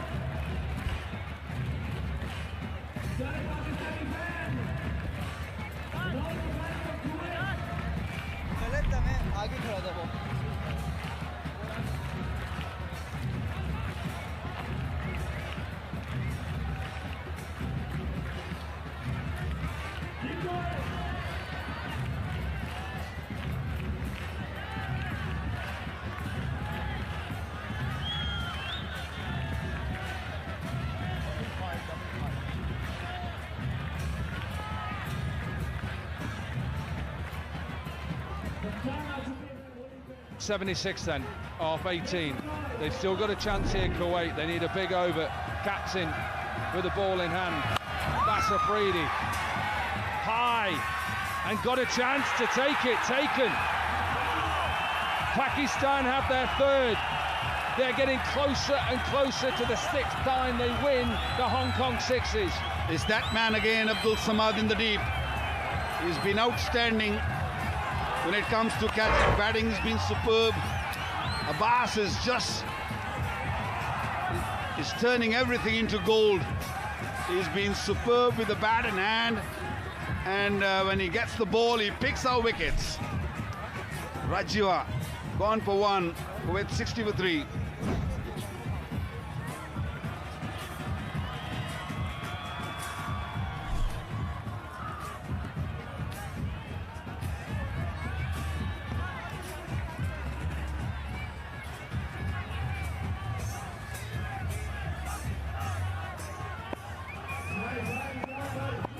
Yasin Patel then in at 5, under pressure now, Kuwait. Pakistan are on top of this game. In their history of winning this competition, WAKA, they've got a chance again here. I think they'll feel that they're in control now. Required run rate almost 30 now. And with this bowling lineup and where they're fielding, they'll feel that they got things in control. That's a big ask now for Kuwait to win from here.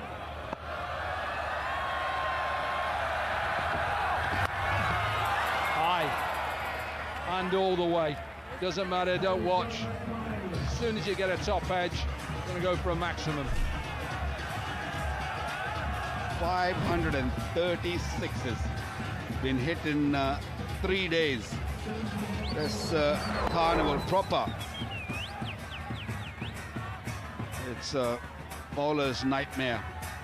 Not easy for the bowlers to survive at this level. If you can just get a wicket or 2, things can change quickly. But at this stage, I still feel Pakistan very much the favourites.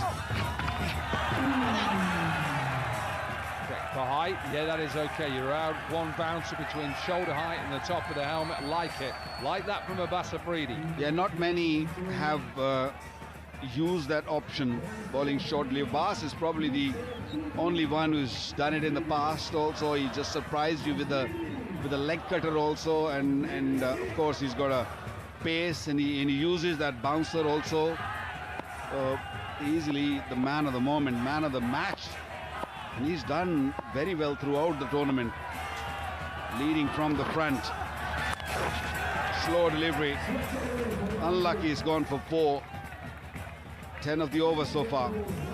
But again, it's not the damage that Kuwait need. Even though it's a 4, required rate is up to 30. So as a bowler, you've just got to think nothing, no 6s. I don't give away 6s here to win this game comfortably. I think all Pakistan have to do is, yes, boundaries are going to come. If they can just sneak in a couple of dot deliveries every over, I think they're winning this game.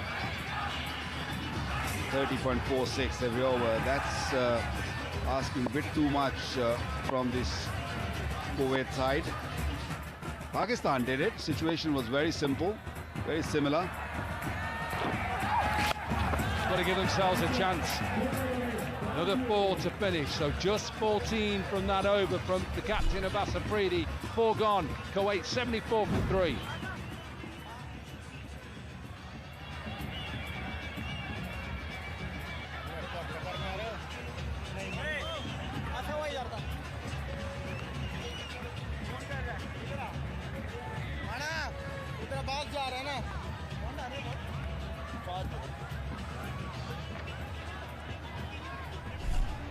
Disappointment at the moment in there, hope in there at the moment that Kuwait can do what Pakistan did to them earlier on. 1 big over, 36. Still then they've got to keep going, but they've got to keep thinking that. Dadakat now with another over. First over went for 12, so that's not too bad. Whatever happens to Kuwait, whether they lose this game, whether they win this game, they should be very proud of how they've played throughout this competition, and brilliant for associate cricket as well.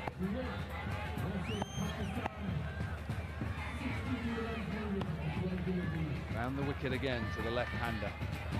Yeah, fantastic. Can't be a wide, fantastic bowling. Use that line on the offside. That's good planning by Abbas and his men, and decided to go across, ball away from the from the batter.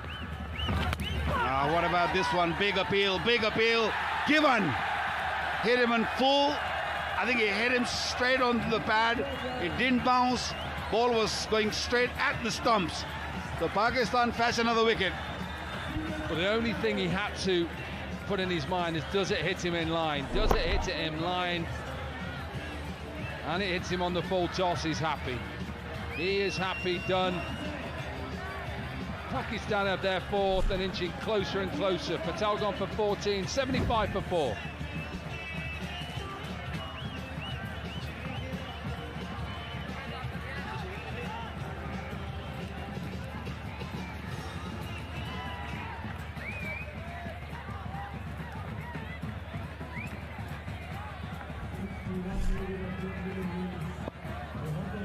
Mohamed Shahzad then, last man in at the moment. 61 from 10 required. Absolutely brilliant. Plum again! What a bowler! Pakistan are on the verge. That's a great change of bowling. Mars has been superb. His ball nice and straight. He doesn't do too many variations, but all he does is just keep it simple. Keep it simple, keep it straight, hit on the back leg, but that's definitely hitting middle leg. What an over. And Kuwait on the verge of losing this game. They've lost 5 wickets, and now it's last man standing.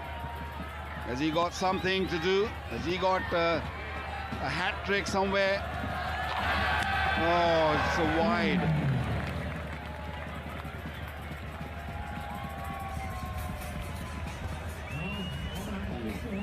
Just wasted. This was the first one. Hitting full toss, ball was travelling, going straight head stump. The second one, this one just flipped away for 6. They've got to keep going. Yeah, 54 from 8 though. Game has really gone away for Kuwait, but like I said, they've got to be very proud of where they are right now. They've beaten some good teams, they've played some good cricket, but credit to Pakistan. Could have felt a little bit beaten up when the rain intervened in that India game, but they didn't. They've got themselves back up, they've got themselves winning, and having lost out last year to Sri Lanka in the final, it is Pakistan's this year.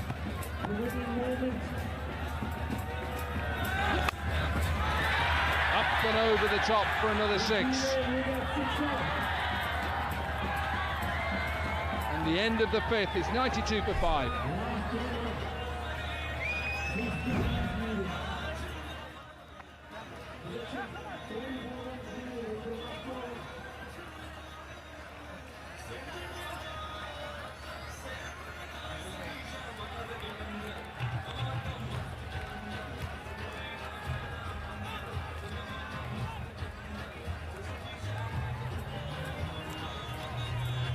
.44 then from the last over. Unless some dramatics happen, it is Pakistan. And the crowd are enjoying it. They have made noise all day. It's not just Pakistani supporters, Sri Lankans, Kuwaitis, Hong Kongs. They have all enjoyed a great Hong Kong 6s. Out. History in making. Pakistan winning the Hong Kong 6s for the 6th time. Great scenes, worthy winners. Played some superb cricket throughout the tournament, in rain, in sunshine, under pressure. They've been superb. Probably the fittest side in the tournament. Good all-rounders, very well led by Abbas Afridi. Amazing scenes. They came to win and they won it comfortably.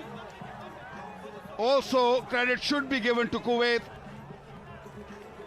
qualifying for the final, getting to this stage. I think they deserve big round of applause. But Abbas was superb. Very first delivery, wanted to go over cover, hit it straight to the man, comfortable catch, and that's it. Big evening for a young Pakistani team. They've created a history. Pakistan, the only side who won this tournament 6 times. That is simply outstanding. Yeah, and respect between the two teams as well. I think Pakistan realised that Kuwait have played a major part in this year's Hong Kong Sixes 2025. They should be very proud of what they've done, but it surely is the better team, the best team that has won this year's Hong Kong Sixes 2025 for the 6th time. It's Pakistan.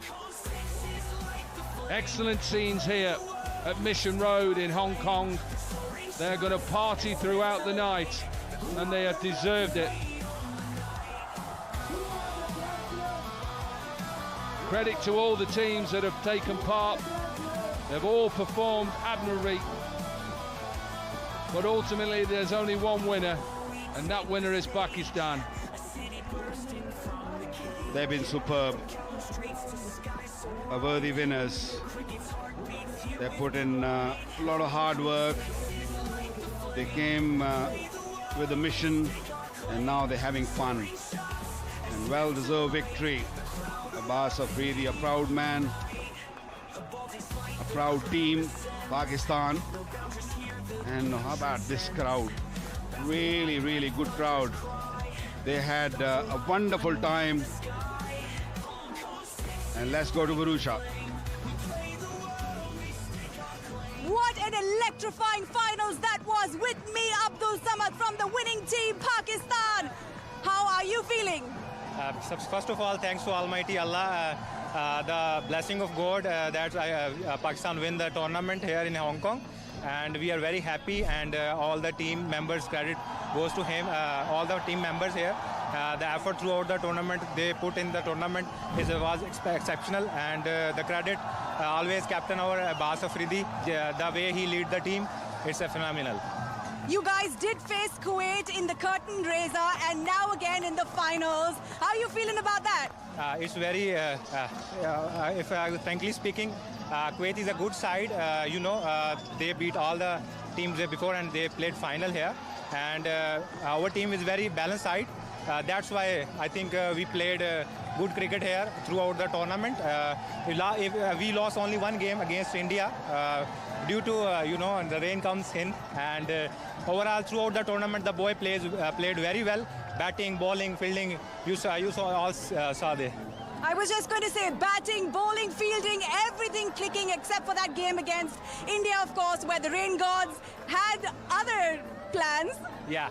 Of course, it's God's plans, and we just play a game of cricket against India, and we are very happy that we representing Pakistan here in Hong Kong, the beautiful Hong Kong, and we really enjoyed here. Hong Kong has been absolutely amazing. The crowds, the fans are here in large numbers to support you guys. Something for the fans just before we leave the stadium. Yeah. Of course, the fans are very phenomenal, and the way they supported us throughout the tournament, the credit goes to our fan.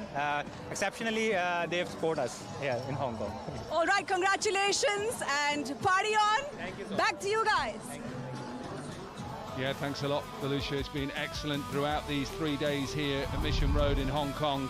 And just to summarise what we've just seen, Pakistan got 135 for 3 in their innings and set them 134 Kuwait. They got off to a decent start. Idris with 30 really off that first over off 8 balls, 33 off 12, and ended up 92 for 6.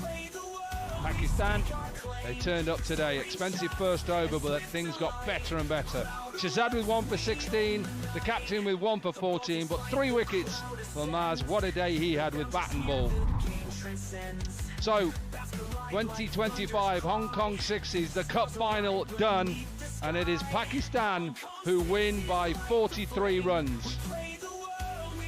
We're going to take a quick break, and on the other side we'll hopefully be getting ready for the presentation.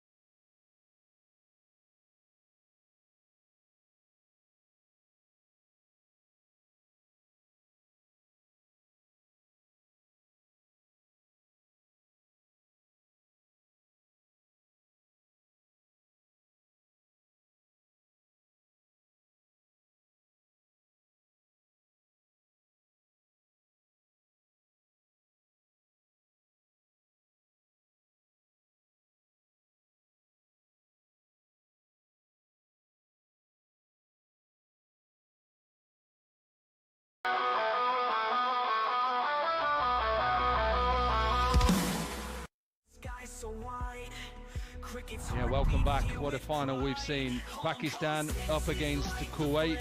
Remember, Pakistan were 5-time winners before this. They lost last year against Sri Lanka. They set a total of 135 for 3. 50 from Abbas Afridi. And then Kuwait, no, they didn't get there. 92 for 6. So it's Pakistan won by 43 runs. Right, it's time for the studio show. Well, what a fantastic finals day we have just witnessed for the Hong Kong Sixers, and it was Pakistan that have come home with the win. And joining me this evening are two legends of the game, Mr. Maharouf and Waqar Younis. Boys, what a result though. Oh my goodness, electric play from Pakistan all around. I'll let Waqar go first. I just want to know where Koki is, because yesterday I remember when he was standing here with me, he was just all about Australia, England and Sri Lanka and blah, blah, blah, blah. Come on, Pakistan, we always knew that they are the best side and they played the best cricket, and I think they deserve it. He was giving it to you, wasn't he? I know, he was. Oh, what a result, though. Honestly, Kuwait, they actually had a really sensational tournament, hey, but Pakistan were the ones that took it home today. I mean, the way this tournament started, Pakistan, Kuwait went down to the wire, went down to the last ball, and that was a curtain raiser. And come the final, it was the same atmosphere, same intense, and word on Abbas Afridi. Yeah. I think he captained the side really well, one for the future. I understand it's just six-side cricket, but I see a lot of good things about Abbas Afridi being a leader. In the final, he stood up, he batted well, he bowled well, and Waqar said, I think Pakistan certainly deserved to be the winners after the way they played the first game. Not only that he played himself really, really well, he fielded well, he was top-notch, but I think his leadership, his captaincy, the changes he's made with the bowling. I mean, sometimes he'll come and bowl 2 overs, sometimes he's given Mars 2 overs in the middle. Yeah. So he was selfless. He's just given the other guys opportunity. This is a young Pakistani lot. You know, they're all playing A-team cricket, and some of them played for Pakistan. So they're very much in the mix. They're really searching and looking for a opportunity up at the top. So I think this will really give them a lot of confidence. And I think Abbas was just superb with the bat, with the ball. As a captain, I think he's done nothing wrong. He was superb. I first saw Abbas Afridi in 2019 in the under-19 setup, and he had pace, he had the batting prowess of being an all-rounder, and he played the T20 2020 under-19 World Cup, one of the best performers of Pakistan. Ever since then till now, he has gone strength by strength. I think this must maybe the opening that he's been waiting for a while. I think his bowling always been good. His batting has really stepped up. Last couple of seasons he didn't get much opportunity, even in the PSL also.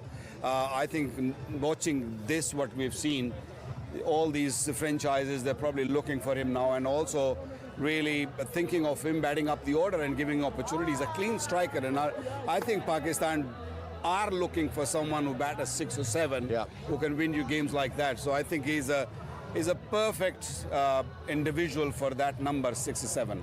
They seem like they're a really well all-rounded side. Yeah. I mean, we saw that they were sensational with the bat, but also their bowling was something that really stood out to a lot of us watching.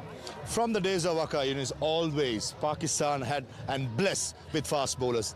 No doubt about it. I mean, he will agree with me. And even this side went for runs, but whenever the crucial positions were, the fast bowler actually delivered. Even Mars, the left-arm spinner, he was bowling like a seamer. He was bowling nice and full. Yeah. So, Pakistan, when they get to the groove, when they have the momentum, watch out. They can easily clear the ground. They can good ball Yorkers, good bouncers, slow ball into the pitch. Two to watch out for. So, certainly, in my opinion, these are winners. Nothing against the Aussies, though. I'm half Aussie. But I tell you, the cricket they played against Australia was something very, very special. And I think from that game, they knew it, or they had this confidence, coming into the final and winning this one.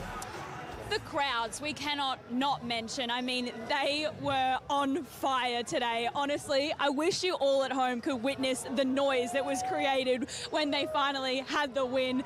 What a moment that was. A few running onto the field as well. I mean, the best example, Grace, and I told Waqar as well, some of the Sri Lankans have travelled from Melbourne to just to play and come and play the puppet band. That shows the attention towards Hong Kong Sixers, and not only Sri Lankan side, and whenever the other sides were playing, the puppet band was on full swing. So I think this is what Hong Kong Sixers is all about. I mean, everyone, wherever we've been from the last 3 days, they were talking about the Hong Kong Sixers. So I reckon 12 teams, I don't know when was the last time 12 teams played. Maybe next year 16 teams, you never know. You never know, that's absolutely right. I think the two parties really deserves the credit here. And I think one, of course, the crowd. Yeah. They came in numbers, and of course they enjoyed themselves, they enjoyed good cricket and had great fun. And then secondly, I would say the ground staff. Oh, yes, They've done a 100%. fantastic job, especially on the first day. We had so much rain, and we were thinking that we might not have any cricket in the next 3 days. And, you know, keeping things dry and making sure it produce a real good surface, pitch where you scored 120, 130, even 140. So I think these two parties deserves a big round of applause. No, you're Just so reminding right. all our viewers, one pitch was used all 3 days. Yeah. That's how good the pitch was. Exactly, and especially with the conditions that we had, there's been some sensational work from everyone that's, you know, made this tournament come to life. We can't not talk about Kuwait though. I mean, for them to get to this position against the Pakistani side, which we knew was strong, but they didn't look like they were, you know, holding back, did they? They thought that they had a real big chance to have a win. Off air, me and Wakabai were talking about Kuwait's chances, and both of us agreed they have a real good chance, looking at how they performed in the previous games. But on the day, I think this is where Kuwait was found wanted, because I don't think they'll have this kind of pressure situation. But whereas Pakistani players playing the PSL, playing in the A side, some of them have played for the national team, would have had that experience behind them. So that would have played a major role, in my opinion, Wakabai. I think Kuwait will be very proud of themselves, the way they played the entire tournament. I mean, their batters really, showed their skills and what they're capable of, and their bowling also. You know, unfortunately, couldn't win the tournament, against a really good side. But the pressure gets to you when you play on a big stage, and you have never been in such situation, and we saw that pressure on them when they had the ball in hand. You know, they were not really finding the right length. You know, they were puzzled. They were under pressure. So I thought overall they will take plenty from this tournament, and I think the entire Kuwait, the Kuwait Cricket Board, they'll be really, really proud of the Kuwait side, because Australia, South Africa, England, I mean, you name it, they're all top sides in the tournament, and they managed to get right at the top and playing the final. So, they're so proud. I think they played an excellent cricket, and hopefully when they come next year, they'll be even stronger. It's why Hong Kong Sixers and tournaments like this are so important for smaller cricketing nations to really get the opportunity to play against, the bigger cricketing nations like Pakistan, Australia, England, South Africa that you mentioned. It's a great opportunity for youngsters and the progression of the sport in other countries as well. I've seen players in the past making their career playing Hong Kong Sixers. If I may name one, Russell Arnold, long years ago, he hit a six of the last ball. I can't remember the year. And from there onward, Russell became a legend of Sri Lanka cricket. So I've seen many who has played sixes, played for the national side, and became legends. So that's how big cricket Hong Kong Sixers is. And as you correctly said, it's a bigger for the associate country. So the entire world is watching. This coverage was watched by the entire world. So doesn't get bigger than that. Definitely not. How about Hong Kong having a win though? That was also a key moment of the day here today. They just shone, and they had that confidence and walking around engaging with the crowd. Everyone was on their feet. Yeah, home team. I mean, winning a plate, I think that is something they will also enjoy. We saw when they picked up the trophy, and they, how pumped they were, and the way they won. The beauty part was how they won that tournament. I mean, a youngster came in, scored a 50, went out, came back, scored 85, and won his team a game. I think this tournament has been outstanding. Overall, just so many good players we have seen in this tournament, and I'm sure there's a World Cup coming around the corner. They're all going to qualify. There are more teams coming in the World Cup. So I feel that these players, once they play more cricket against these top nations who've been playing cricket for a long period, I think they'll get better and better. Oh, well, thank you so much to boys for joining us. And what a moment we've had here. Pakistan have won Hong Kong Sixers, and we couldn't be more thrilled for them. We'll be back very soon. Don't go anywhere.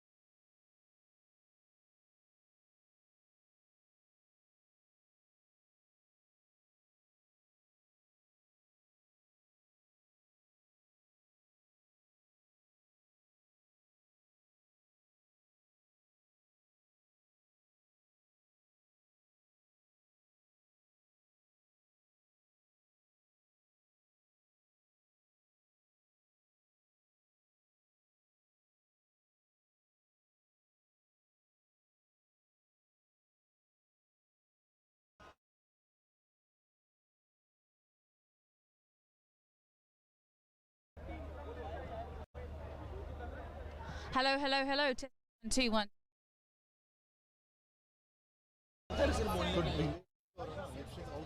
25 between Pakistan and Kuwait. Keep talking.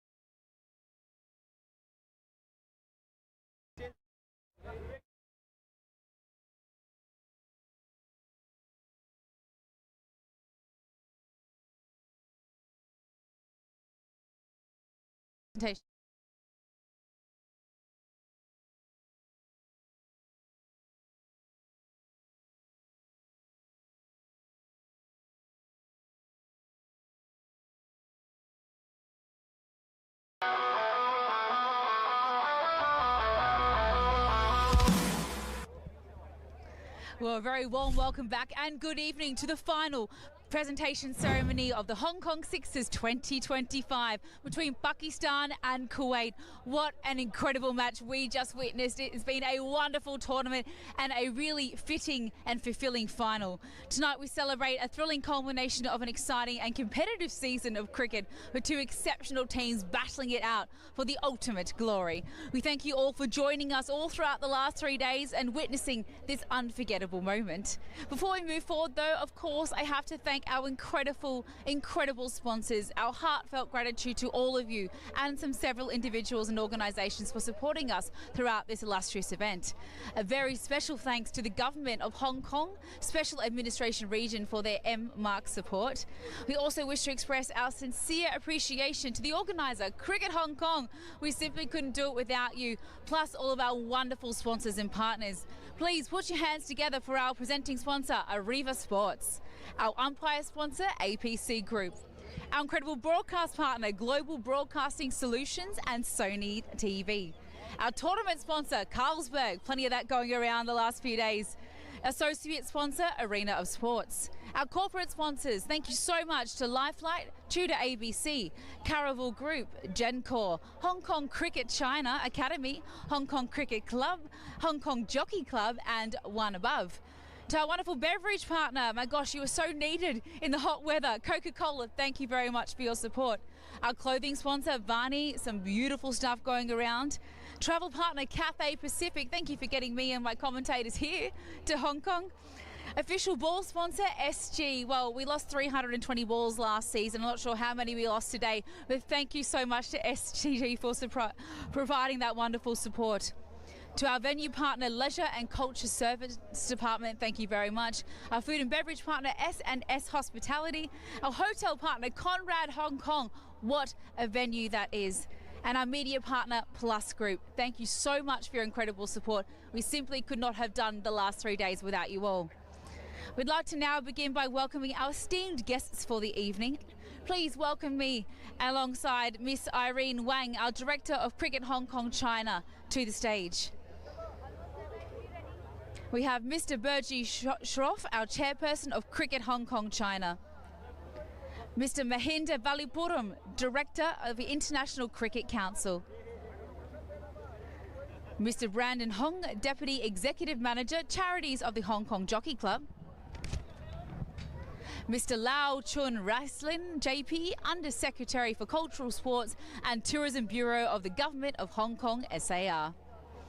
Post-match awards though, after an incredible final. First up it is our Player of the Match award, and may I now please request Mr. Mahinda Valipuram to present the trophy.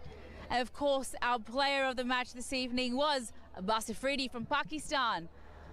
Incredible work by him. Not an easy format of the game, but he was belligerent with the ball, backing it up with the bat once again, and also captaining, leading his side from the front. Epic effort by him. Congratulations, Abbas Afridi, our Player of the Match there in the final. We'd also now like to appreciate the head curator, Mr. Jashim Uddin, and his team for the dedication and the incredible effort in maintaining world-class pitches that saw so many games of cricket back-to-back all throughout the season. We'd also love to acknowledge our match officials for their exemplary service throughout the league. I now invite Ms. Irene Wang to award the medals to Mr. Match Referee, Mr. S. Gundy.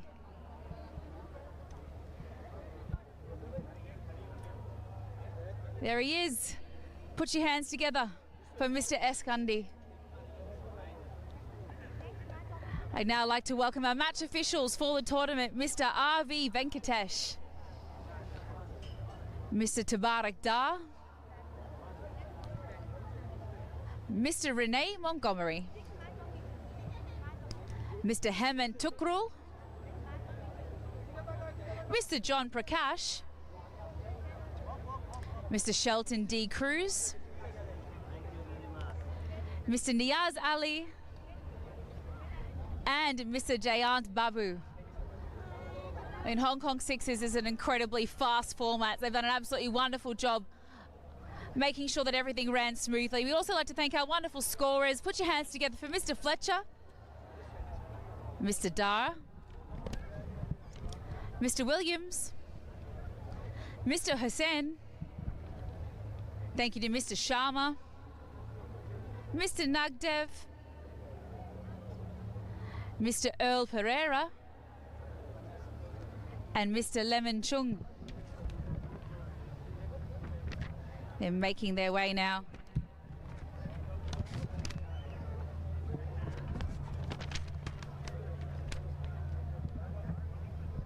They're making their way now. What an incredible effort by all of these people involved. You know, this truly is cricket's fastest format. 6 overs of the most furious cricket you can imagine. It can't be easy making sure that everything runs smoothly, but they've done an absolutely incredible job posing for photos, memories for a lifetime.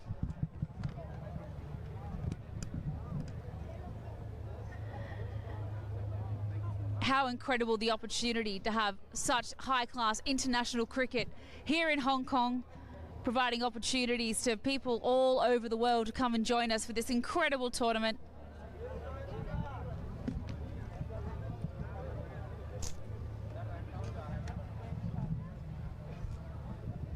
So this is the last of our match officials receiving their medals now. And then I think once again we should put our hands together for our incredible scorers. We've got Mr. Fletcher, Mr. Dar. Thank you again to Mr. Williams, Mr. Hassan, Mr. Sharma. Thank you to Mr. Nagdev, Mr. Earl Pereira, Mr. Lemon Chung,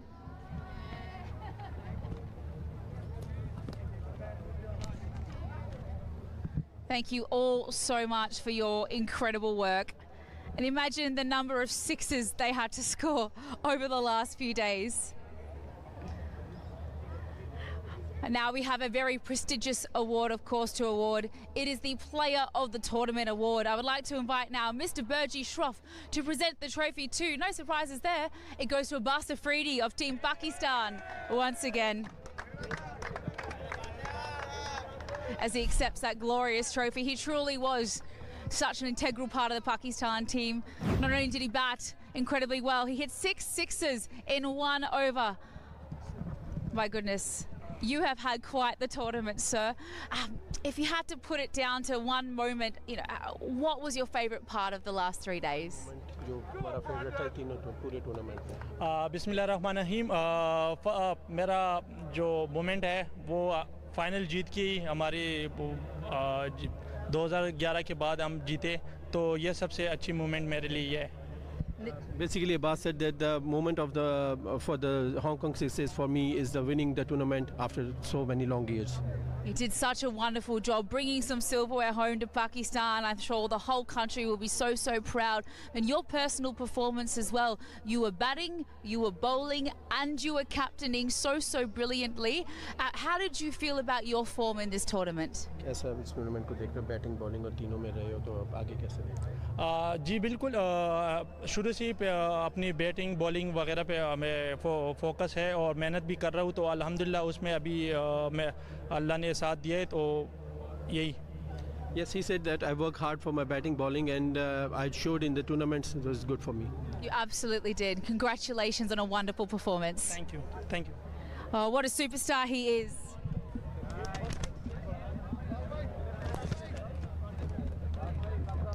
It is time now to honour our incredible runners-up today. May I now please request Mr. Brandon Hong to hand over the runners-up medals to Team Kuwait. Now, what a moment it is for this side to be a part of this final. Please, let's congratulate Meet Babsa. We have Bilal Khan, Adnan Idris, Mohammed Shafiq, Ravitra Sandurawan Se Silva, and Qasim Ali, with of course the captain being Yasin Patel.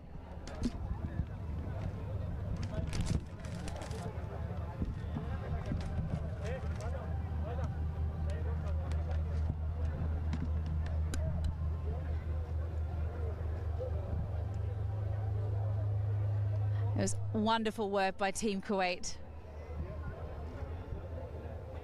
And let's not forget, in the very first game, they lost 2 of their players to a very serious injury. So the way that this team has rebuilt, being from an associate nation, putting together such an incredible performance is truly something to be incredibly proud of. It's wonderful, wonderful to see one of the up-and-coming forces in cricket doing so well in this tournament.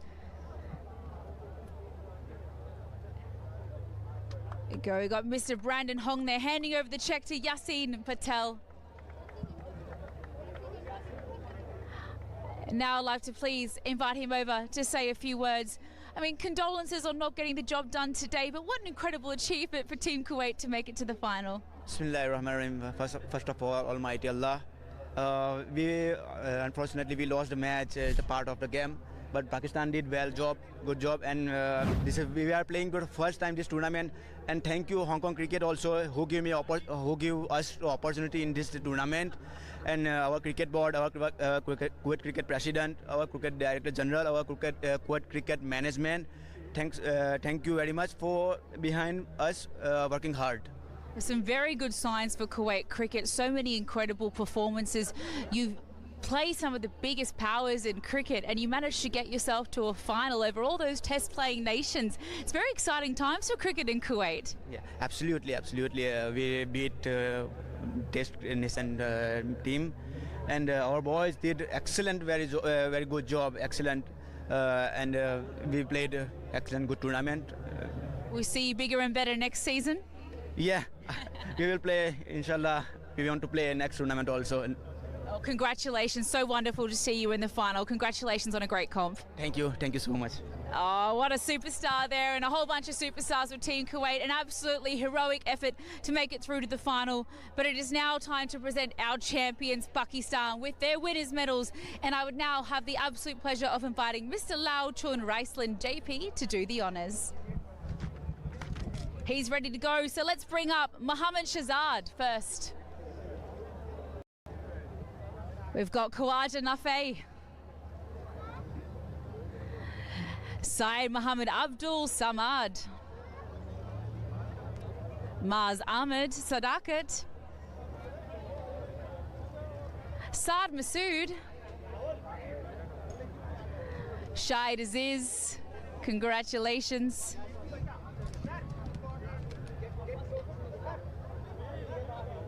Yes, making his way. And finally, Abbas Afridi. Seen a bit of him this evening, haven't we?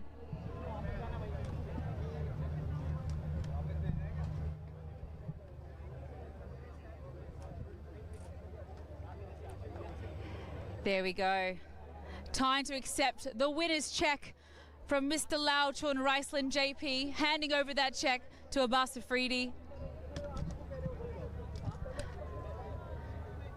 And I think we'll get just a couple more words from the winning captain if you wouldn't mind, just on the success of the tournament.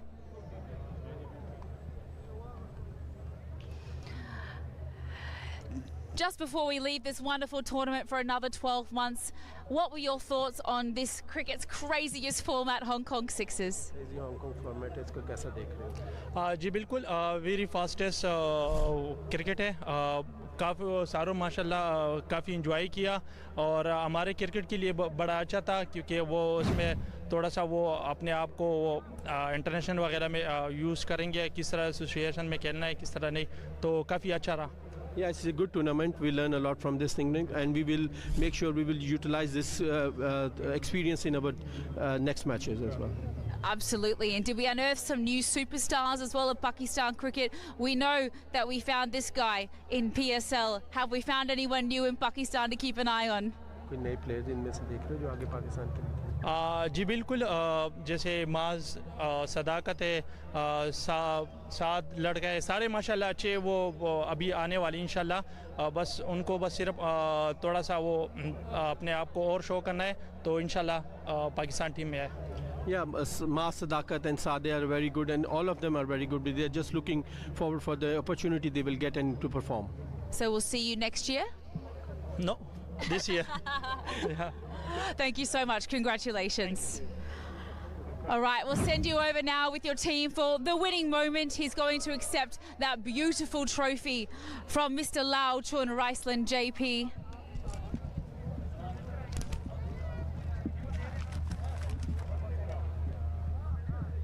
All right, here we go. The moment we've all been waiting for, the Champions Trophy presentation. Come and join him, Team Pakistan. Pakistan are your Hong Kong Sixers 2025 Champions Trophy. That is all from the presentation. Absolutely brilliant from Abbas Afridi and all the Pakistani players. They have deserved to win their 6th Hong Kong Sixes competition.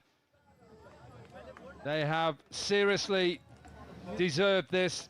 They took on a very promising and very up-and-coming Kuwait side, and they won by 43 runs. A fantastic tournament throughout for Pakistan. There's been some solid performances throughout. Associate countries who've done well as well. So Abbas Afridi wins as captain for the 6th time. A very happy Pakistani team that will go and show the cup to all the supporters that have stayed in. They're going to that pitch as well. What a surface we've had throughout. The same pitch throughout. Thoroughly deserved it. And it is Pakistan that will win their 6th competition, 6th time. Most times than any other team. And quite rightly so. They are going to take this moment in. They're going to enjoy it. And they have thoroughly enjoyed it. We hope you've enjoyed the Hong Kong Sixes 2025. We'll see you again very soon.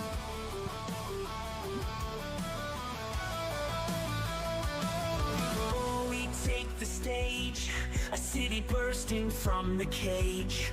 From Kowloon streets to skies so wide, cricket's heart beats here with pride. Hong Kong Sixes light the flame. We play the world, we stake our claim. Soaring shots and swift delight.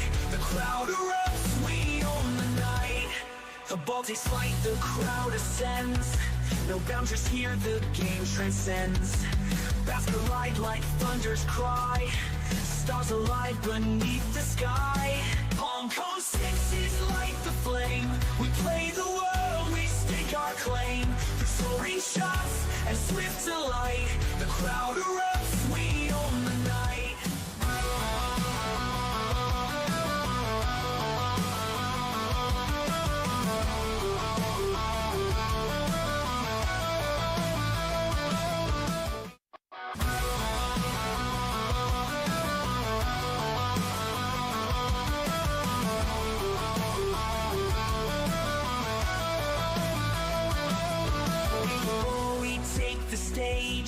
A city bursts bursting from the cage.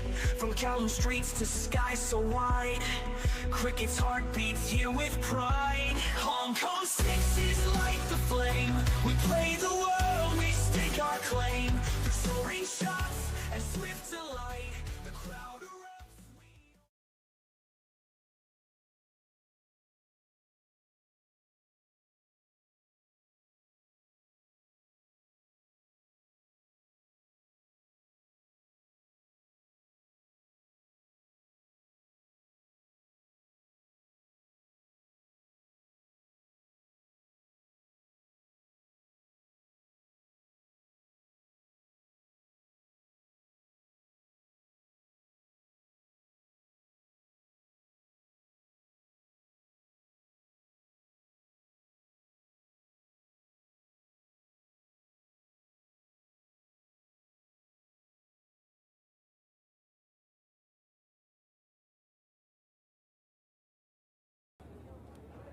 UAE humble Nepal by 43 runs. It's a great margin indeed to send a statement to everyone. Hello and welcome to the post-match presentation. Without further ado, let me introduce you to the post-match presentation party. To give away the player of the match, we have Mr. Anup Gidwani, board member, Cricket Hong Kong, China. Very warm welcome, sir. And that glitzy trophy belongs to the trophy cabinet of our player of the match today, Nilansh Keshwani, 73 of 15. And picked up a wicket as well. Some striking of the cricket ball, and he made 6 hitting look so simple. Nilansh, firstly the transition that we've seen, the way you adapt to 6-over format, what are the things that you had to work on? Look, obviously I had to work on my strength a lot, I think, in this off-season that I had. But yeah, I mean, cricket's all about see ball, hit ball, so I feel like the more I simplified my game, the better it worked out for me. Easier said than done. See ball, hit ball. You were reading the slower deliveries very easily. It felt like you almost were into the mind of the bowler.